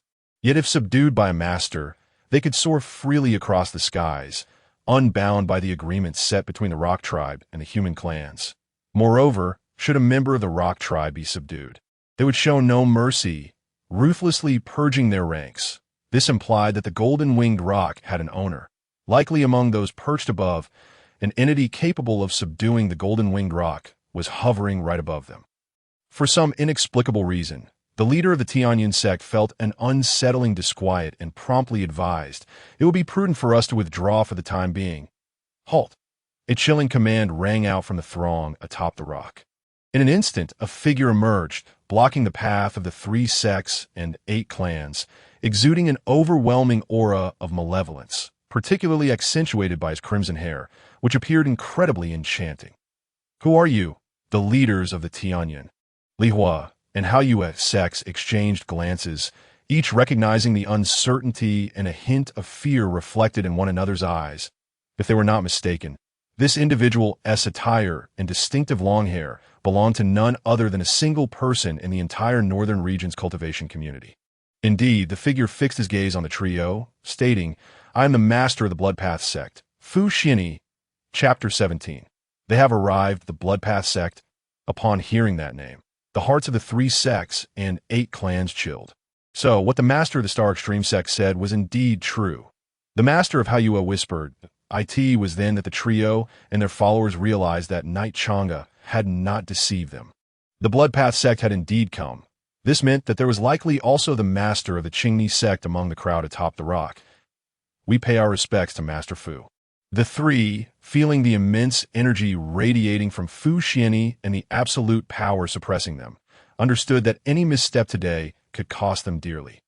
After all, although the Bloodpath sect bore the title of a righteous sect, the essence lay within that ominous word, blood. Fu Xianyi frowned slightly.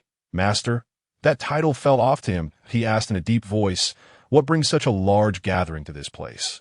If I am not mistaken, you just came from the Star Extreme sect, correct?" The 3 exchanged glances, sweat beading on their foreheads. Speak. Fu Xianyi was uninterested in their silent communication. He simply wanted to know why these several hundred people had appeared above the Star Extreme sect. Master Fu, do not rush. We have come because the Star Extreme sect is overstepping its bounds, foolishly attempting to compel us to bow in submission. Thus, we are here to deliver a warning. The leader of the Tianyin sect stated their intent, deliberately omitting the subsequent threats. Oh, you also received the Star Order? The crowd froze momentarily. The 3 exchanged glances, and the atmosphere grew somewhat tense. Internally, they were engulfed in turmoil. If what Fu Xianyi said was true, it meant that the Star Extreme sect had also issued commands to these 2 sections. How audacious of the Star Extreme sect! Fu Xianyi scrutinized the several hundred individuals before him, contemplating. These 3 sects and 8 clans were also part of the Northern Region's cultivation community. While they may not rival the Bloodpath sect, they were not insignificant either. They possessed numerous disciples and abundant resources. If left to flourish, they could potentially give rise to someone comparable to Fu Xianyi himself. Such a scenario was unacceptable. The Bloodpath sect and the Qingni sect had come to submit, willingly relinquishing their resources, which would slow their own development. Why should he allow others to surpass his sect? With this thought, Fu Xianyi had already made up his mind. Have you encountered a young man named Bei Changsheng? The individuals from the 3 sects and 8 clans shook their heads in unison. Never seen him. Thus, Fu Xianyi understood that these people had yet to be bound by Bei Changsheng's soul restrictions. If he allowed them to escape, he would be inadvertently allowing a future rival to emerge. Fu Xianyi ran his fingers through his crimson hair and declared, "In that case, you shall accompany me back to the Star Extreme sect." The crowd felt a surge of confusion but dared not voice their concerns. Obediently following behind Fu Xianyi as they headed toward the Star Extreme sect. Within the Star Extreme sect, Knight Chang'e, who had just regained his breath, once again gazed skyward, his heart sinking once more. The golden-winged rock. His expression changed drastically upon realizing that the figure seated atop was none other than Yezong, the master of the Qingni sect. They have truly arrived. Hu Yangzi swung his axe. Glaring at the returning figures of the 3 sects and 8 clans, cursing, "These bastards are back again." Chu Yuqing gripped her sword, infusing it with energy, the blade ringing ominously. She understood that the moment of reckoning for their sect had arrived. Vowing to stand with her sect till death, at this moment, all disciples and elders of the Star Extreme sect turned their gazes toward Knight Chang'e, awaiting his command. Ka. The rock descended in a spiral, carrying with it the master of the Qingni sect and approximately 100 elders and disciples, alongside the members of the Bloodpath sect, totaling about 1,000 individuals, landing squarely in the Star Extreme sect's courtyard. Meanwhile, Fu Xianyi, leading the 3 sects and 8 clans, also descended with an air of authority, landing at the rear of the courtyard. Their expressions were notably grave and solemn. The bewildered members of the 3 sects and 8 clans followed the rhythm set by those in front. Uncertain of their intentions, were they preparing to assault the Star Extreme sect? One clan leader among the 8 clans eyed the scene eagerly, a warrior at heart. They even need to attack. Someone retorted, noting the presence of such exalted beings. Annihilating the Star Extreme sect could be accomplished in an instant. Then what does this mean? The members of the 3 sects and 8 clans continued to follow Fu Xianyi. Still in a state of confusion, Knight Chang'e and his companions remained tense, awaiting the inevitable outcome. Facing such a multitude, they felt utterly powerless. Hu Yangzi stood protectively in front of the sect leader, vigilantly watching the powerful figures ahead. Tap. Niezong and Fu Xianyi came to a halt, and the throng behind them followed suit. Niezong cast a complex glance at the plaque on the Star Hall before his gaze settled on Knight Chang'e. Swish! To the astonishment of Knight Chang'e and his disciples, Niezong and Fu Xianyi simultaneously bowed deeply. "We pay our respects to Master Knight." The accompanying disciples and elders followed suit, bowing without hesitation. Hailing Master Knight, their voices boomed, resonating throughout the Star Extreme sect. As this occurred, the members of the 3 sects and 8 clans were left bewildered. The leaders of the Tianyan sect, Lihua sect, and Haoyue sect exchanged glances, hesitated for a moment, and ultimately bowed as well. After all, their own leader had also yielded under Fu Xianyi's icy gaze, had he not? Meanwhile, the disciples of Knight Chang'e stood in stunned silence. The first to react was Hu Yangzi, who had been positioned in front of Knight Chang'e. Seeing everyone kneel before him, he nearly dropped his star axe in shock. What is happening? He took a step back, then turned to Knight Chang'e, saying, "Master, be wary of treachery." The elder Hiyenji behind him wore a conflicted expression, momentarily dazed by the unexpected scene. These individuals had knelt without uttering a word. Who could process such a sudden turn of events? Meanwhile, his junior sister, Chu Yuqing, blinked in disbelief, her voice barely a whisper. Did the ancestor succeed? Knight Chang'e trembled as he finally comprehended the significance of the scene before him. In that moment, tears streamed down his face. "Ancestor, you truly have made the Bloodpath sect, the Qingni sect, and these 3 sects and 8 clans submit to our Star Extreme sect." Stepping forward as if in a dream, his legs felt weak. The figures bowing before him were none other than exalted beings, individuals he had always looked up to, now kneeling in front of him. How could he not be overwhelmed with emotion, seeing that Knight Chang'e remained unresponsive? Niezong and others shouted once more, "We pledge eternal allegiance to the Star Extreme sect, serving it for generations." In that moment, the members of the 3 sects and 8 clans felt the weight of a blade suspended over their necks. They could no longer escape. Moreover, they fully understood what this meant. The Star Extreme sect truly possessed the strength to compel their submission. With this realization, the 3 sects and 8 clans echoed, "We pledge eternal allegiance." Serving the Star Extreme sect for generations. Never to betray. Chapter 18. Offer up all your resources very well, very well. The Ancestor has truly conquered 2 supreme beings, compelling them to submit to our Star Extreme sect. The third elder, Hu Yangzi, immediately lifted his head proudly, retracting his weapon, and repeatedly remarked to Knight Chang'e, "See, I told you with the Ancestor present. everything would be fine, right? The night was long, and Yi Chang'e chuckled, saying, "Indeed, the powers of the Ancestor are unfathomable. As juniors, we can only feel a sense of inferiority and gaze up at his esteemed presence." His junior sister, Chu Yuqing, her eyes sparkling in that moment, began to envision boundless possibilities for the future of Xingji sect. Meanwhile, in the square, Nie Zong and the others, kneeling in their celestial robes, twitched at the corners of their mouths, observing this group lost in their own world, leaving them no choice but to wait patiently for Yi Chang'e's next instructions. Suddenly, a sound akin to thunder resonated from the desolate ridge, reaching the very heart of Xingji's sect. Following the thunder, two figures revealed themselves. Bei Chongsheng, exuding an air of nonchalance, waved to the crowd, saying, "Greetings, everyone. I trust you are all well." Yi Chang'e and the others were taken aback and immediately bowed deeply, exclaiming, "We pay our respects to the Ancestor." All right. I am no ancient relic. There's no need to bow every time you see me." Bei Chongsheng casually waved his hand, bidding them to rise. "And who might this enchanting lady be?" Yi Chang'e inquired, fixing his gaze upon Mo Fan. It was their first encounter with such an ethereal woman. Her phoenix-like brows and skin as delicate as jade radiated an aura that rendered many feeling inadequate. Mo Fan glanced at Bei Chongsheng, who nodded slightly in her direction. She parted her crimson lips and succinctly introduced herself. "I am Mo Fan from the North Spirit Sacred Land." Why, Yi Chang'e and the others were astonished. The name seemed somewhat familiar, though they had never interacted with the North Spirit Sacred Land. The name of its saintess echoed throughout the desolate domain. So is the esteemed saintess of the North Spirit Sacred Land who graces us with her presence. We are truly fortunate. The crowd hastily followed their leader in clasping their fists in greeting. Even Hu Liangzi, whose temperament was usually unruly, dared not act impudently at this moment. The North Spirit Saintess was one of the two ruling figures of the Northern Wilderness. Who would dare provoke her? Yet, his gaze involuntarily flitted between his ancestor and Mo Fan, displaying an expression of revelation, as if plotting some mischief. In an instant, Chu Yuqing's eyes sharpened, her brilliant starry gaze scrutinizing Mo Fan, eventually lingering upon her prominent curves.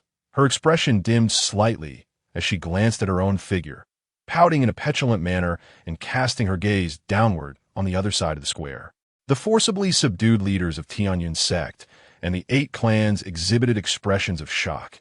Connecting the dots, they began to comprehend the situation fully. They realized that the cause of all this was the emergence of an unknown ancestor within Xingji's sect, who had personally gone to the Qingni sect to persuade the supreme Nie Zong to submit. Moreover, the lady who accompanied him was none other than a saintess from Sacred Land. The saintess of the North Spirit's Sacred Land, which commanded countless sects in the northern region, had now arrived at Xingji's sect. It was evident that all of this was due to the young man referred to as the Ancestor. If this were to spread, it would undoubtedly stir a tempest throughout the desolate domain. Their hearts churned, yet their bodies involuntarily bowed lower. With such a formidable existence, it seemed the very heavens of the desolate domain were about to change. Bei Chongsheng surveyed the throng of reverent followers in the sect's square and proclaimed, "As long as you obediently sign the subjugation contract, you shall all become members of Xingji sect. Should any matters arise, you may report them to Xingji sect, allowing the sect master to make a decision." He then turned to Yi Chang'e, adding, "The remaining transfer matters shall be overseen by you." Although he had ties to Xingji sect, his connection was primarily with the ancestor of Xingji's sect, who could barely be considered his half-disciple. These individuals were ultimately distant from him. While he could offer some assistance, he could not always be present. Their future depended on their own efforts. Understood. Thus, as myriad stars shimmered overhead, hundreds of contracts were laid before the subjugated individuals. With their lips twitching, they found themselves compelled to sign this everlasting bond. What are you waiting for? Present your sect's resources. Hu Yangzi, brimming with enthusiasm, barked orders at Nie Zong and the others to submit their sect's resources. "Elder, do not be discourteous," Yi Chang'e admonished Hu Liangzi, then addressed Nie Zong and Fu Xinyi, saying, "Please rise. Let us discuss matters within the hall." Within the Star Palace, Bei Changsheng sat high upon his throne, surveying all before him, while Mo Fian, as a guest, took her place beside him. Any of you have objections to the contents of the contract? Yi Chang'e coughed lightly, casting a cursory glance at the items and quantities stipulated in the contract. Even he felt that the resources demanded might be excessive, fearing that it would leave those sects in ruin. It is I, Nia Zong. Stepping forth from the crowd, he spoke to Yi Chang aside softly, realizing they had indeed requested too much. These sects could not bear such a burden. However, what left him astounded was Nia Zong's subsequent declaration, which rendered him speechless. We have no objections to the contents of the contract. Yi Chang'e glanced around, directing his gaze toward Fu Xianyi, the leader of the Bloodpath sect. And you, Fu Zongzhu? Fu Xianyi trembled at the thought of Bei Changsheng's methods within Qingni's sect, quickly shaking his head. I have no objections. I hope the sect master can see clearly. Hu Yangzi grinned widely, saying, this feels rather embarrassing, as if we are bullying you. Fu Xianyi felt like crying without tears. Was it not bullying? If only they had known Xingji's sect possessed such a powerhouse, they would have never dared to come. Yet he now dared not voice his thoughts. Stealing a glance at Bei Changsheng, he remarked, Elder, you have truly struck fear into us. The contents of this contract seem perfectly reasonable. Let it be so. He pondered for a moment before continuing. However, we are carrying too many items. Is there a place to store them within the sect? Upon hearing this, Yi Chang'e nodded in agreement. Behold, what is efficiency? What is loyalty? Not only do they personally deliver resources, but they also express concern over storage. He promptly commanded Hu Liangzi to triple the size of the treasure vault and establish 3 dedicated spaces within for the storage of cultivation resources.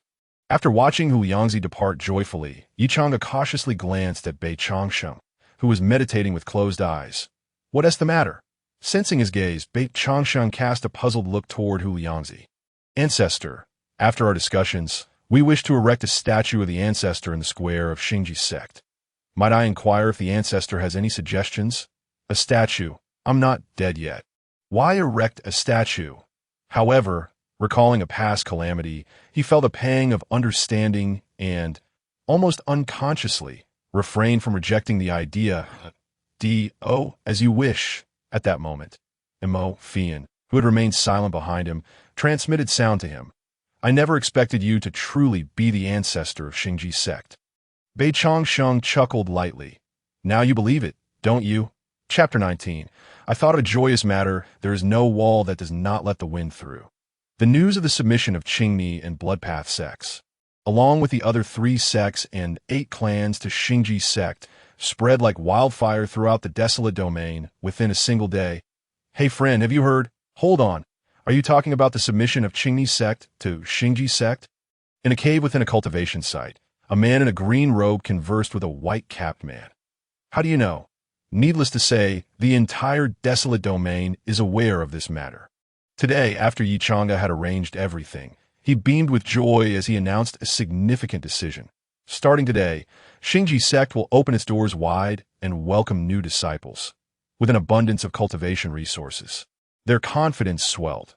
Furthermore, on the very first night following the submission of Qingni's sect and the other 3 sects and 8 clans, Yi Chang'e's mind was clear and his fortune was abundant. Coupled with the supreme aura emanating from the white pearl Bei Changsheng had gifted him, he achieved a breakthrough.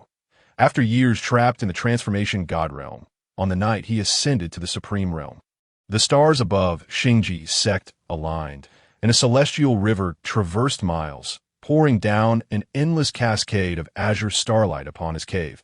The starlight enveloped him, coalescing into the supreme path at that moment.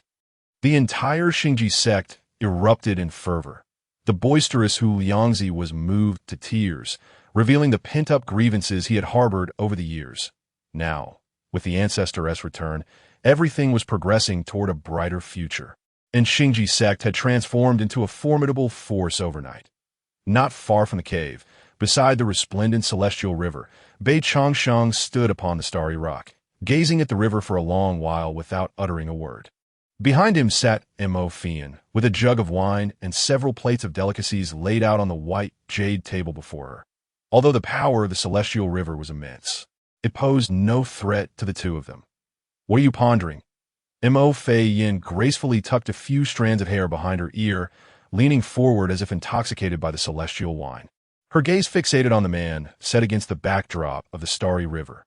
Although Bei Changsheng was referred to as the Ancestor by others, through their recent interactions, she discerned that his eyes lacked the unique weariness characteristic of ancient beings. Instead, they mirrored her own, filled with reverence for the world. Upon hearing her words, Bei Changsheng withdrew his gaze.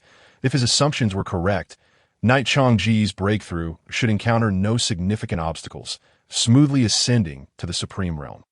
The process of breaking through in Xingji sect differed from that of other sects.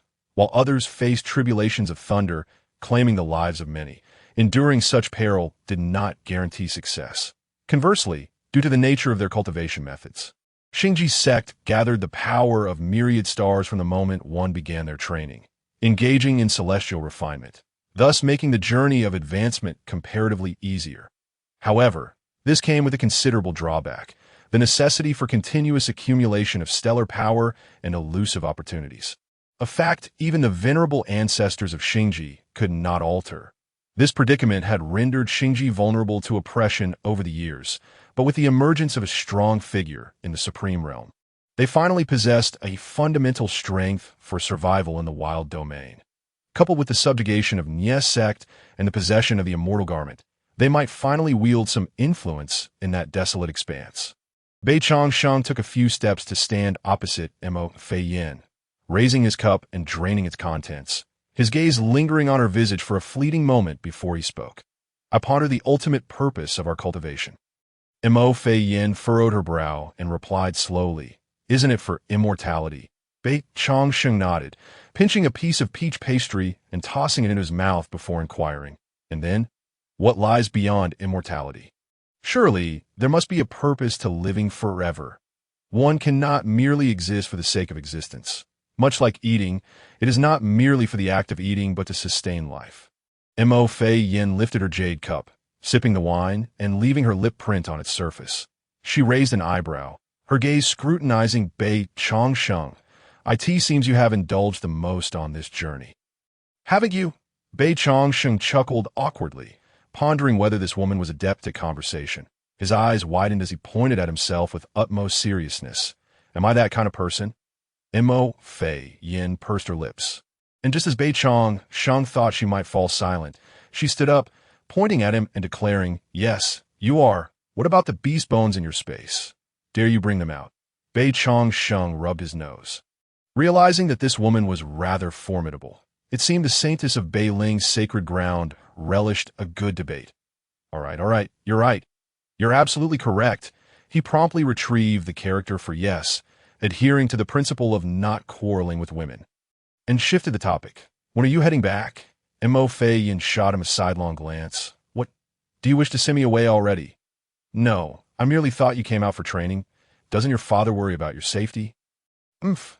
Mo Fei Yin scoffed lightly, her cheeks slightly flushed as she finished her celestial wine, saying, "In the entire northern realm, who would dare lay a hand on me?" "That is true. However, those bold enough to act against you would likely be of comparable power to the forces behind you. Correct?" Mo Fei Yin regarded him, her eyes conveying a clear implication. Bei Changsheng seemingly ignored her gaze and turned his attention skyward. Beneath the starry river, two figures conversed until dawn, the following day. News of the ancestor of Xingji sect breaking through to the supreme realm spread like wildfire, resonating throughout the various sects of the wild domain.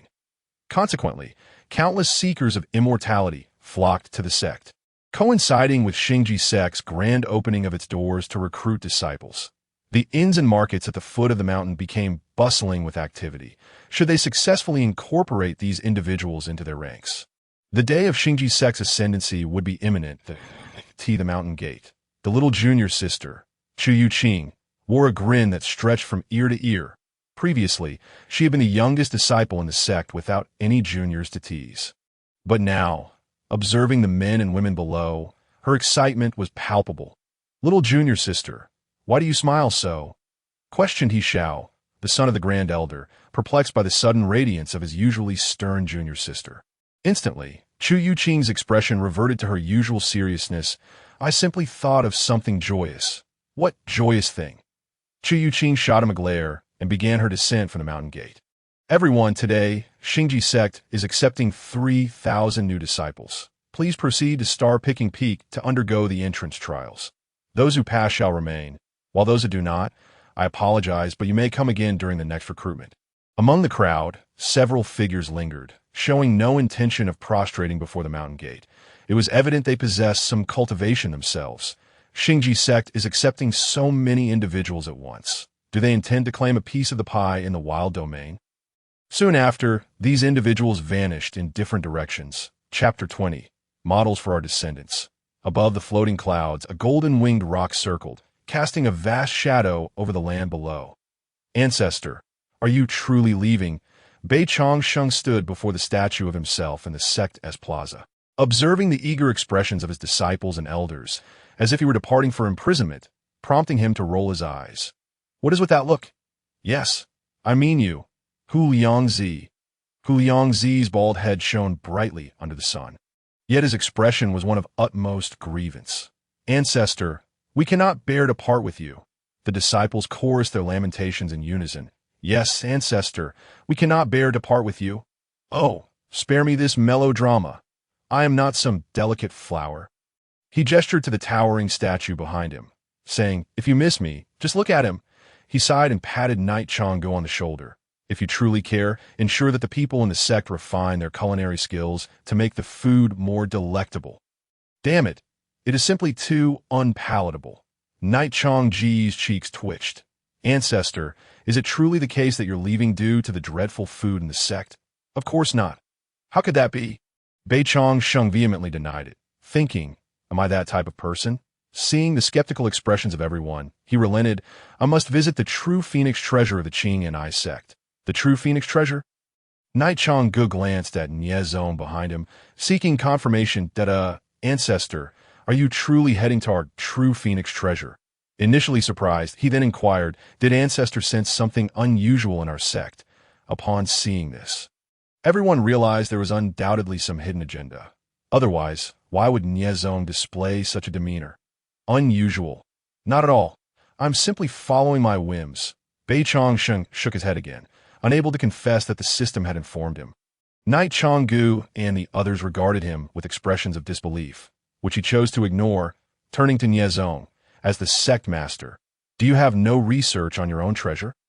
To be honest, Ancestor, the technique of Qi transformation into 3 clarity originates from within that secret realm. But he glanced at the gathered crowd and then at Bei Chongsheng, hesitating to continue. But feel free to speak. Niezong recounted, while the true phoenix treasure is indeed our sect's domain, it is a peculiar space. For centuries, we have dared not delve deeply within. Oh, and why is that? Is it not your sect's treasure? Knight Changgu asked, astonished. Niezong shook his head. Within that space lie incomplete herbs, shattered weapons, and a carpet of white bones, all suffused with a malevolent energy that devours everything. Countless disciples have perished in our attempts to uncover its secrets. Yet we have gleaned little except fragmented texts and bizarre formations. Moreover, even our sect's legacy texts do not document these phenomena, suggesting that this treasure may not be a relic left by our ancestors, but has existed from time immemorial. That sounds perilously risky. Knight Changgu expressed concern, glancing at the contemplative Bei Chongsheng. Ancestor, why not explore the ancestral land of Xingji sect? He proudly added, the ancestral land of Xingji sect also boasts mysterious origins. It is said to harbor ancient treasures, and at its deepest point, one can hear the roar of dragons. Is that true? How come I was unaware?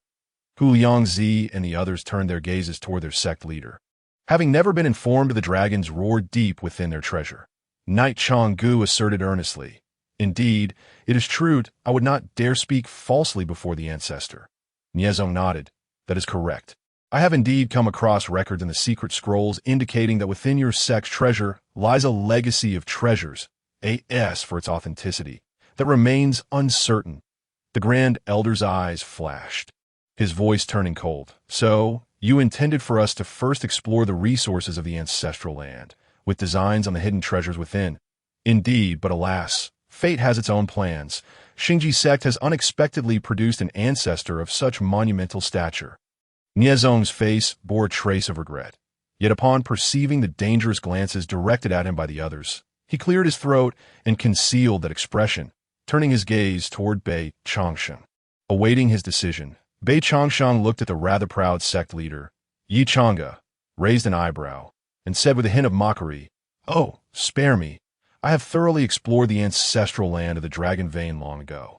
I killed that little dragon 30,000 years ago. Surely you all know this. Aside from the minor benefits I reap from that dragon, those weapons and spiritual treasures hold no value for me." What? The crowd stared in shock at Bei Changsheng. Is this even human speech? That was a dragon, not some mere serpent, and our ancestor speaks of it so casually. Ancestor, that was a dragon, and you just killed it? So what? It was merely a dragon formed from the Dragon Vein. Not a true dragon. If it were a true dragon, even I would not be worthy to serve as its toothpick. Yi Chang'e and the others remained in a state of astonishment. Even if it were a dragon formed from the Dragon Vein, it was still a dominating presence. Retreating from such an encounter safely was only possible for those beyond the Supreme Realm.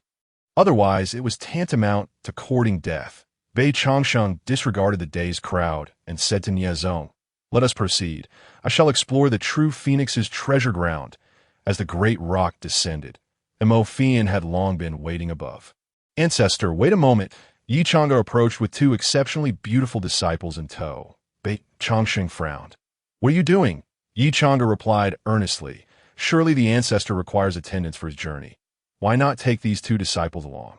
Upon hearing this, Bei Changsheng's forehead twitched with irritation. Mo Fian, with a half-smile, looked at him and said, "Why not take them? This is the heartfelt wish of sect leader Yi and the entirety of the Xingji sect." Ignoring Mo Fian's teasing, Bei Changsheng turned to the two approaching female disciples and gritted his teeth. "Stop. Yi Chang'e, do you think I'm incapable of taking care of myself?" He then pointed at Mo Fian and added, "Isn't there someone readily available? You all need not fret over this." The crowd was stunned, even Mo Fian momentarily at a loss for words. Once they regained their composure, a long cry resounded, and the great rock had already vanished into the white clouds, leaving the two disciples staring at each other, their pupils trembling in shock. What did they just hear? The ancestor had actually regarded the saintess as someone to tend to his daily needs. Hu Yangzi chuckled lewdly, muttering, "Truly, the ancestor is a paragon for us juniors." The younger disciple pouted, her eyes filled with disappointment. The ancestor seemed to look down on her. She glanced at her own toes and shook her head. Only Yi Chang'e understood that the ancestor's departure might mean he would not return. They could not forever live in the shadow of the ancestor's influence. Chapter 21. The Infernal Treasure Ground. What did you just say? What am I? Mo Fian's hair nearly stood on end with rage. How could this fellow be so disrespectful, showing no semblance of an ancestor? What did I say? I said nothing at all. Bei Changsheng stood upon the back of the great rock, a smile adorning his face. This is outrageous. Mo Fian turned away angrily, choosing to disregard him. The most awkward of all was Niezong, who stood in the middle, glaring like a torch, utterly speechless. He was caught between two sides he could not afford to offend. So he simply stood there, feigning ignorance. As Bei Changsheng felt the wind whip past his ears, anticipation filled his expression. According to the system, the treasures within the true Phoenix's treasure ground might very well be the entity he had encountered long ago. Yet, how could it still exist after all these years and evade such calamities? This left him utterly incredulous. After all, this entity lacked a system. How had it managed? Moreover, what was the connection between the longevity scroll concerning Changsheng and that being? A veil of mystery shrouded everything. It all seemed straightforward. Yet who could say if any unforeseen developments lay in wait? With a mighty cry, the great rock unfurled its wings, traversing 100,000 miles in the blink of an eye. In the Laikong mountain range, shrouded in clouds and mist under Niezong's guidance, they arrived at one of the four main peaks of the Qingni sect, Feiyun Peak. This peak was perilously steep, resembling a sharpened sword with no discernible path to ascend. However, atop the peak stood an ancient temple, long subjected to the elements, half of which had collapsed, The 3-meter mud sculpture within had long lost its original form. The three of them leaped down, landing before the temple. "This is the entrance," Niezong said, leading the way, entirely devoid of reverence for the temple. Who established this temple? Bei Chongqing's gaze sharpened. He had visited this place 30,000 years ago. At that time, there was no Qingmi sect, nor any temple, only the mountains. But now, how had a temple come into existence? Niezong gazed at the dilapidated structure and replied with a wry smile. "I do not know. Ever since the establishment of the sect, this temple has been here, though back then the mud sculptures were not like this. Now, it is unrecognizable. And what of the past? Was it possible to discern what the mud sculptures depicted?" Niezong hesitated for a moment before speaking. "I cannot tell." Bei Chongsheng furrowed his brow. Was this fellow teasing him? Mo Fian interjected. Niezong walked to the decapitated mud sculpture, reaching beneath its base, and continued, "When I first saw this sculpture, it was already headless. I inquired of my master and the other elders, and they too had never seen the original form of this sculpture." Bei Chongsheng and Mo Fian exchanged glances, astonished by the revelation. The Qingni sect actually housed such an ancient temple, and the mystery surrounding the mud sculptures was profound indeed. Niezong's voice rang out once more. "However, the entrance to the true Phoenix's treasure ground lies beneath this mud sculpture." With a flick of his arm, it seemed as though something was triggered, producing a crisp sound. Boom! As the temple trembled, the mud sculpture abruptly rotated, revealing golden lines in the uneven ground behind it. As the lines illuminated, the shape of a portal materialized on the back of the mud sculpture. Flames ignited, and instantly, for beams of light erupted from the sculpture's rear, soaring towards the heavens beyond the temple, followed by a surge of fire, revealing a massive portal suspended in the void. Standing beneath this portal, Niezong felt the heat of the flames, and a flicker of fear crossed his eyes. He then turned to Bei Chongsheng and said, "This is the entrance to the true Phoenix's treasure ground." Oh, Bei Chongsheng found it peculiar. In the past, entering the true Phoenix's treasure ground had not required such elaborate procedures. One could simply tear through the void to enter. Why was there now a ceremonial sequence? Had something changed within the true Phoenix's treasure ground? "I will go in and take a look. You all stay here. If anything seems amiss, run as far as you can." A grave expression clouded Bei Chongqing's face. The matter pertained to events from 10,000 years ago, and he could not guarantee his safe return. "Be careful," Mo Fian nodded, concealing her worry. After all, her own strength would only hinder him if she entered. Niezong bowed. "We await the Ancestor's safe return." Bei Chongqing shot him a meaningful glance before turning and leaping into the portal outlined by flames. Once Bei Chongsheng departed, Niezong visibly released a sigh of relief. The pressure had been immense. "Are you afraid of him?" Mo Fian found a spot to close her eyes and recuperate, sensing Niezong's tension. She inquired, haha, the Ancestor's might is unparalleled. We must certainly show our respect." Observing Niezong's awkward expression, Mo Fian smiled but chose not to press further. Flames engulfed the sky. Bei Chongqing now found himself surrounded by searing flames. Before his eyes lay an endless expanse of crimson fire, stretching to the very horizon. This was another realm. It was filled with raging infernos, much like a purgatory. How could this be so entirely different from what Niezong described? The ground beneath him was riddled with cracks, from which flickering flames seeped forth. Not far from where he stood, withered trees burned fiercely, charred beyond recognition. This realm was devoid of life. A glance around revealed a desolate landscape. 100 meters away, a massive stone floated atop lava, on which lay a withered. The result, he calculated, revealed that the master of this true Phoenix land hangs by a thread, on the brink of vanishing. Otherwise, such a scene would not unfold here. This is unequivocally a phenomenon of true fire leaking and chaotic principles. Damn it, after much effort to find a contemporary being, it cannot perish now.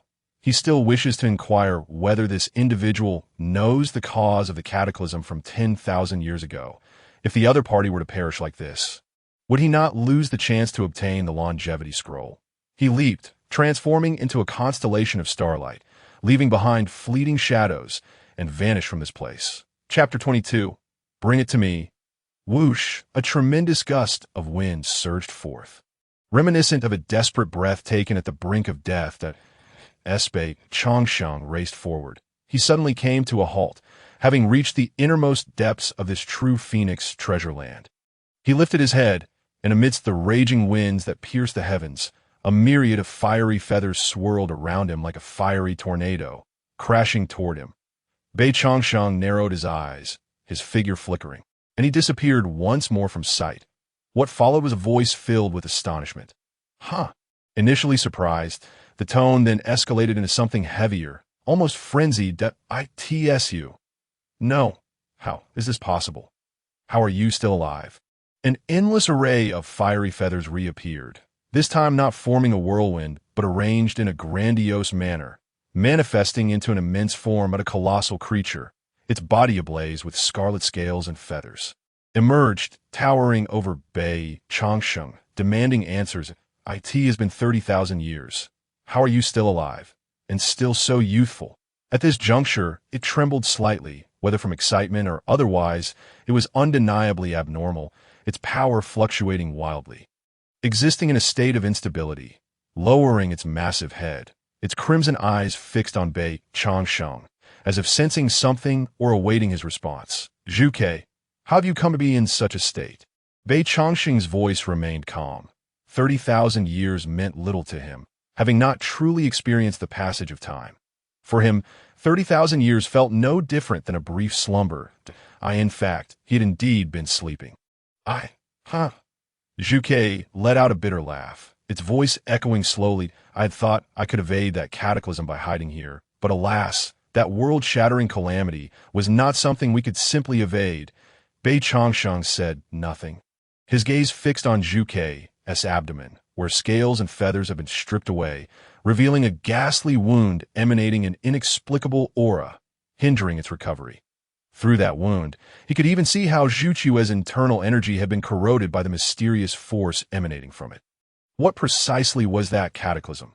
This was a question he had long sought to uncover, an existence so terrifying that even he, possessing a system, had to avoid mentioning it.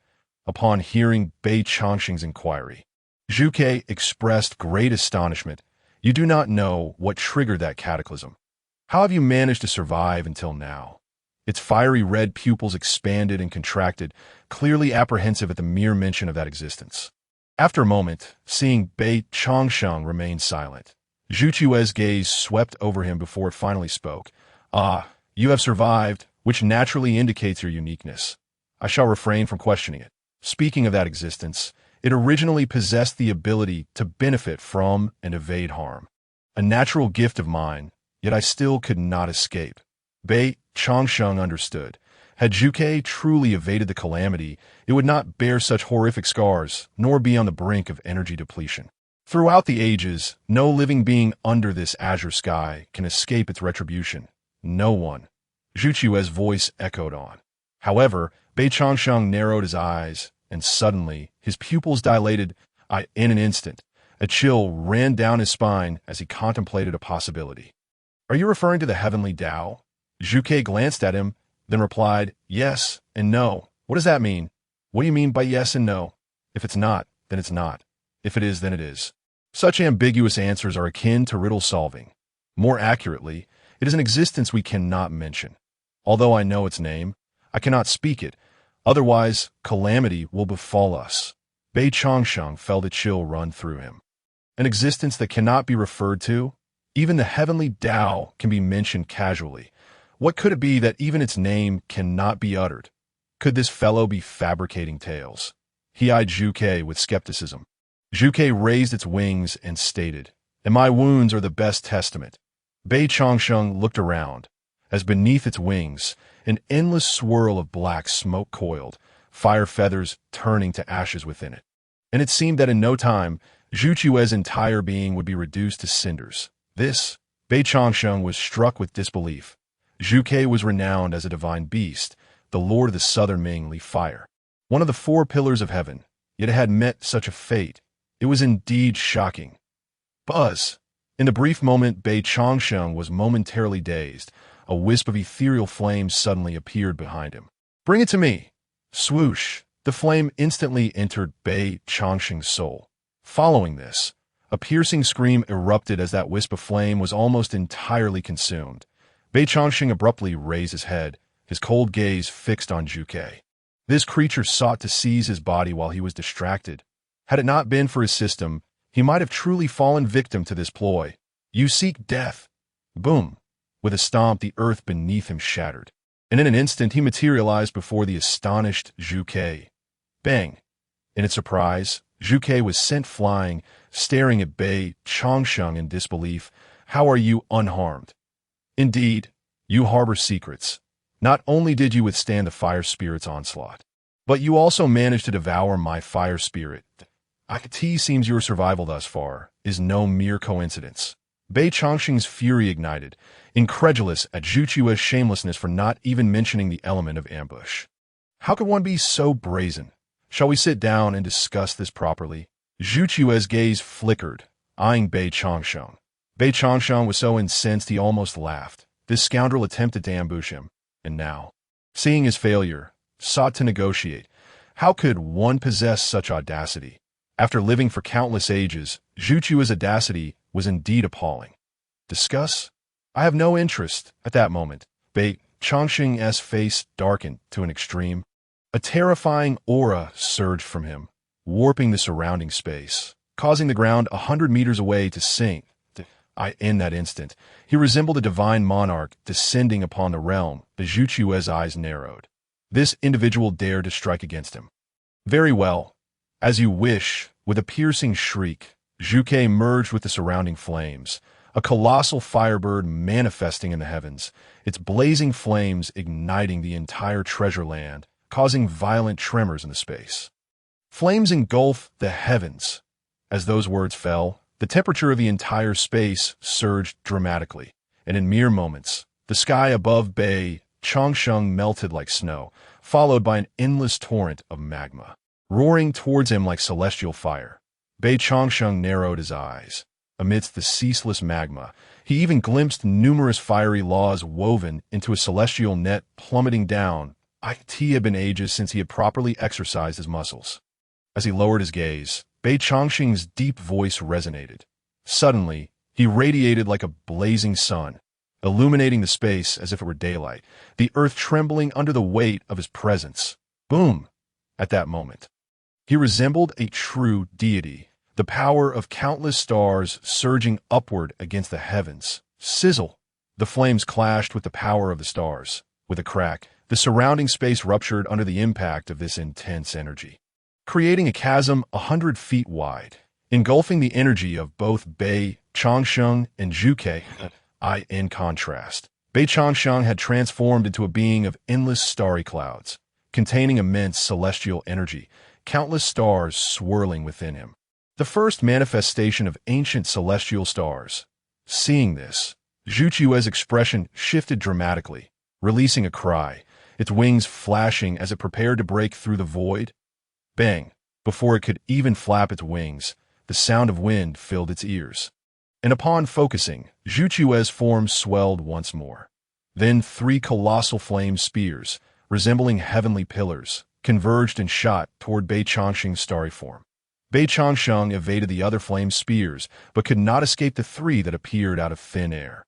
In an instant, the flame spear pierced through him, front to back. A tremendous cry of pain echoed as Bei Changxing's eyes reddened, battling the searing agony emanating from his abdomen. Swoosh! Zhu Chue's true form appeared before him, its entire being connected to the flame embedded in Bei Changxing's body. With a mere thought, Bei Changxing would emit a cry of anguish. How does my southern Ming leaf fire taste? Bei Changxing abruptly lifted his gaze, gritting his teeth as he glared at Zhu Ke. Are you unaffected by your own injuries? Of course, it affects me. But have you heard of a method called rebirth through fire? Chapter 23. Are you convinced? Bei Changxing's pupils constricted. How could he have forgotten this detail? Although the black smoke eroded the opponent's body, the power of rebirth through fire allowed him to continuously regenerate new flesh and blood. With both forces counterbalancing each other, it's no wonder that the vermilion bird could endure for such an extended period. Furthermore, The environment here was deliberately transformed by the vermilion bird itself to facilitate its fiery rebirth technique. How enlightening! Now that I understand, cease your futile resistance. Otherwise, with a mere thought, your body shall be shattered by this flame gun, reduced to ashes. Bei Changsheng glanced at the vermilion bird, which now appeared quite smug. Do not fixate on me with that gaze. Hurry and divulge your method. The vermilion bird's eyes turned icy, its crimson pupils suddenly becoming a deep scarlet. A searing pain surged through Bei Changsheng. Drawing his gaze to the flame gun, which had turned an intense red, resembling blood in its brilliance, refused to comply. If you dare, kill me. Let us see how long you can endure here. Blood froth escaped Bei Changsheng's lips. Yet his gaze remained as resolute as rock. Very well. You refuse to yield? Then let us see who meets their demise first. The vermilion bird was evidently enraged, and at that moment, it cared not for its own survival. Wishing only to drag this human down with it, with a flicker of thought, it aimed to detonate the flame gun. A tremor resonated, yet to its astonishment, the flame gun, once a source of confidence, began to undergo an unexpected transformation. The fiery energy coursing through the blood-red gun was rapidly depleting. In the blink of an eye, the gun fractured from within, and flames surged through the wound in Bei Changsheng's abdomen. Vanishing into his chest cavity, the vermilion bird was left stunned. What kind of technique was this? Gulp! A puff of smoke escaped Bei Changsheng's mouth, and he bared his teeth, launching another punch at the vermilion bird. Boom!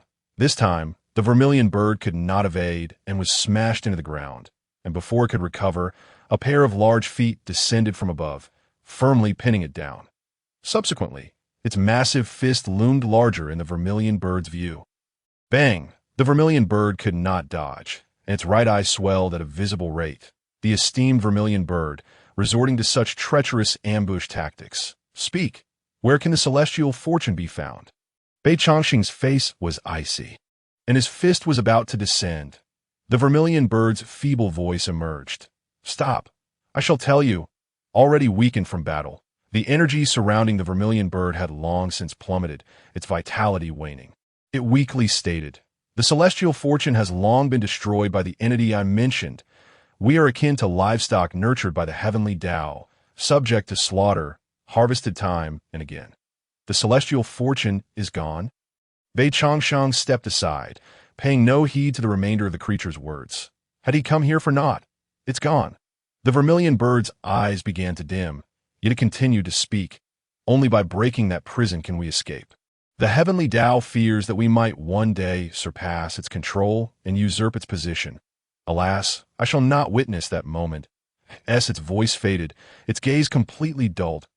Alas, if the heavenly Tao is indeed as described, then what need have these cultivators for cultivating energy or pursuing immortality, given that everything lies under the dominion of the heavenly Tao?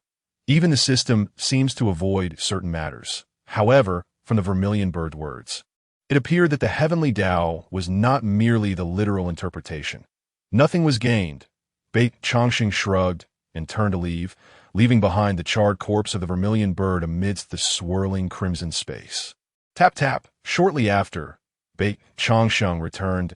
It would be unwise to venture out empty-handed. I might as well take something. Hence, he struggled to drag the entire body of the vermilion bird toward the exit. In the Rift Sky Mountains, tranquility reigned, and atop Flying Cloud Peak, Niezong and Mo Fian occasionally gazed into the void, their expressions tinged with anxiety. Just moments ago, the fiery portal in the void had abruptly vanished, startling them immensely. The disappearance of the portal signified that Bei Changsheng might be trapped within.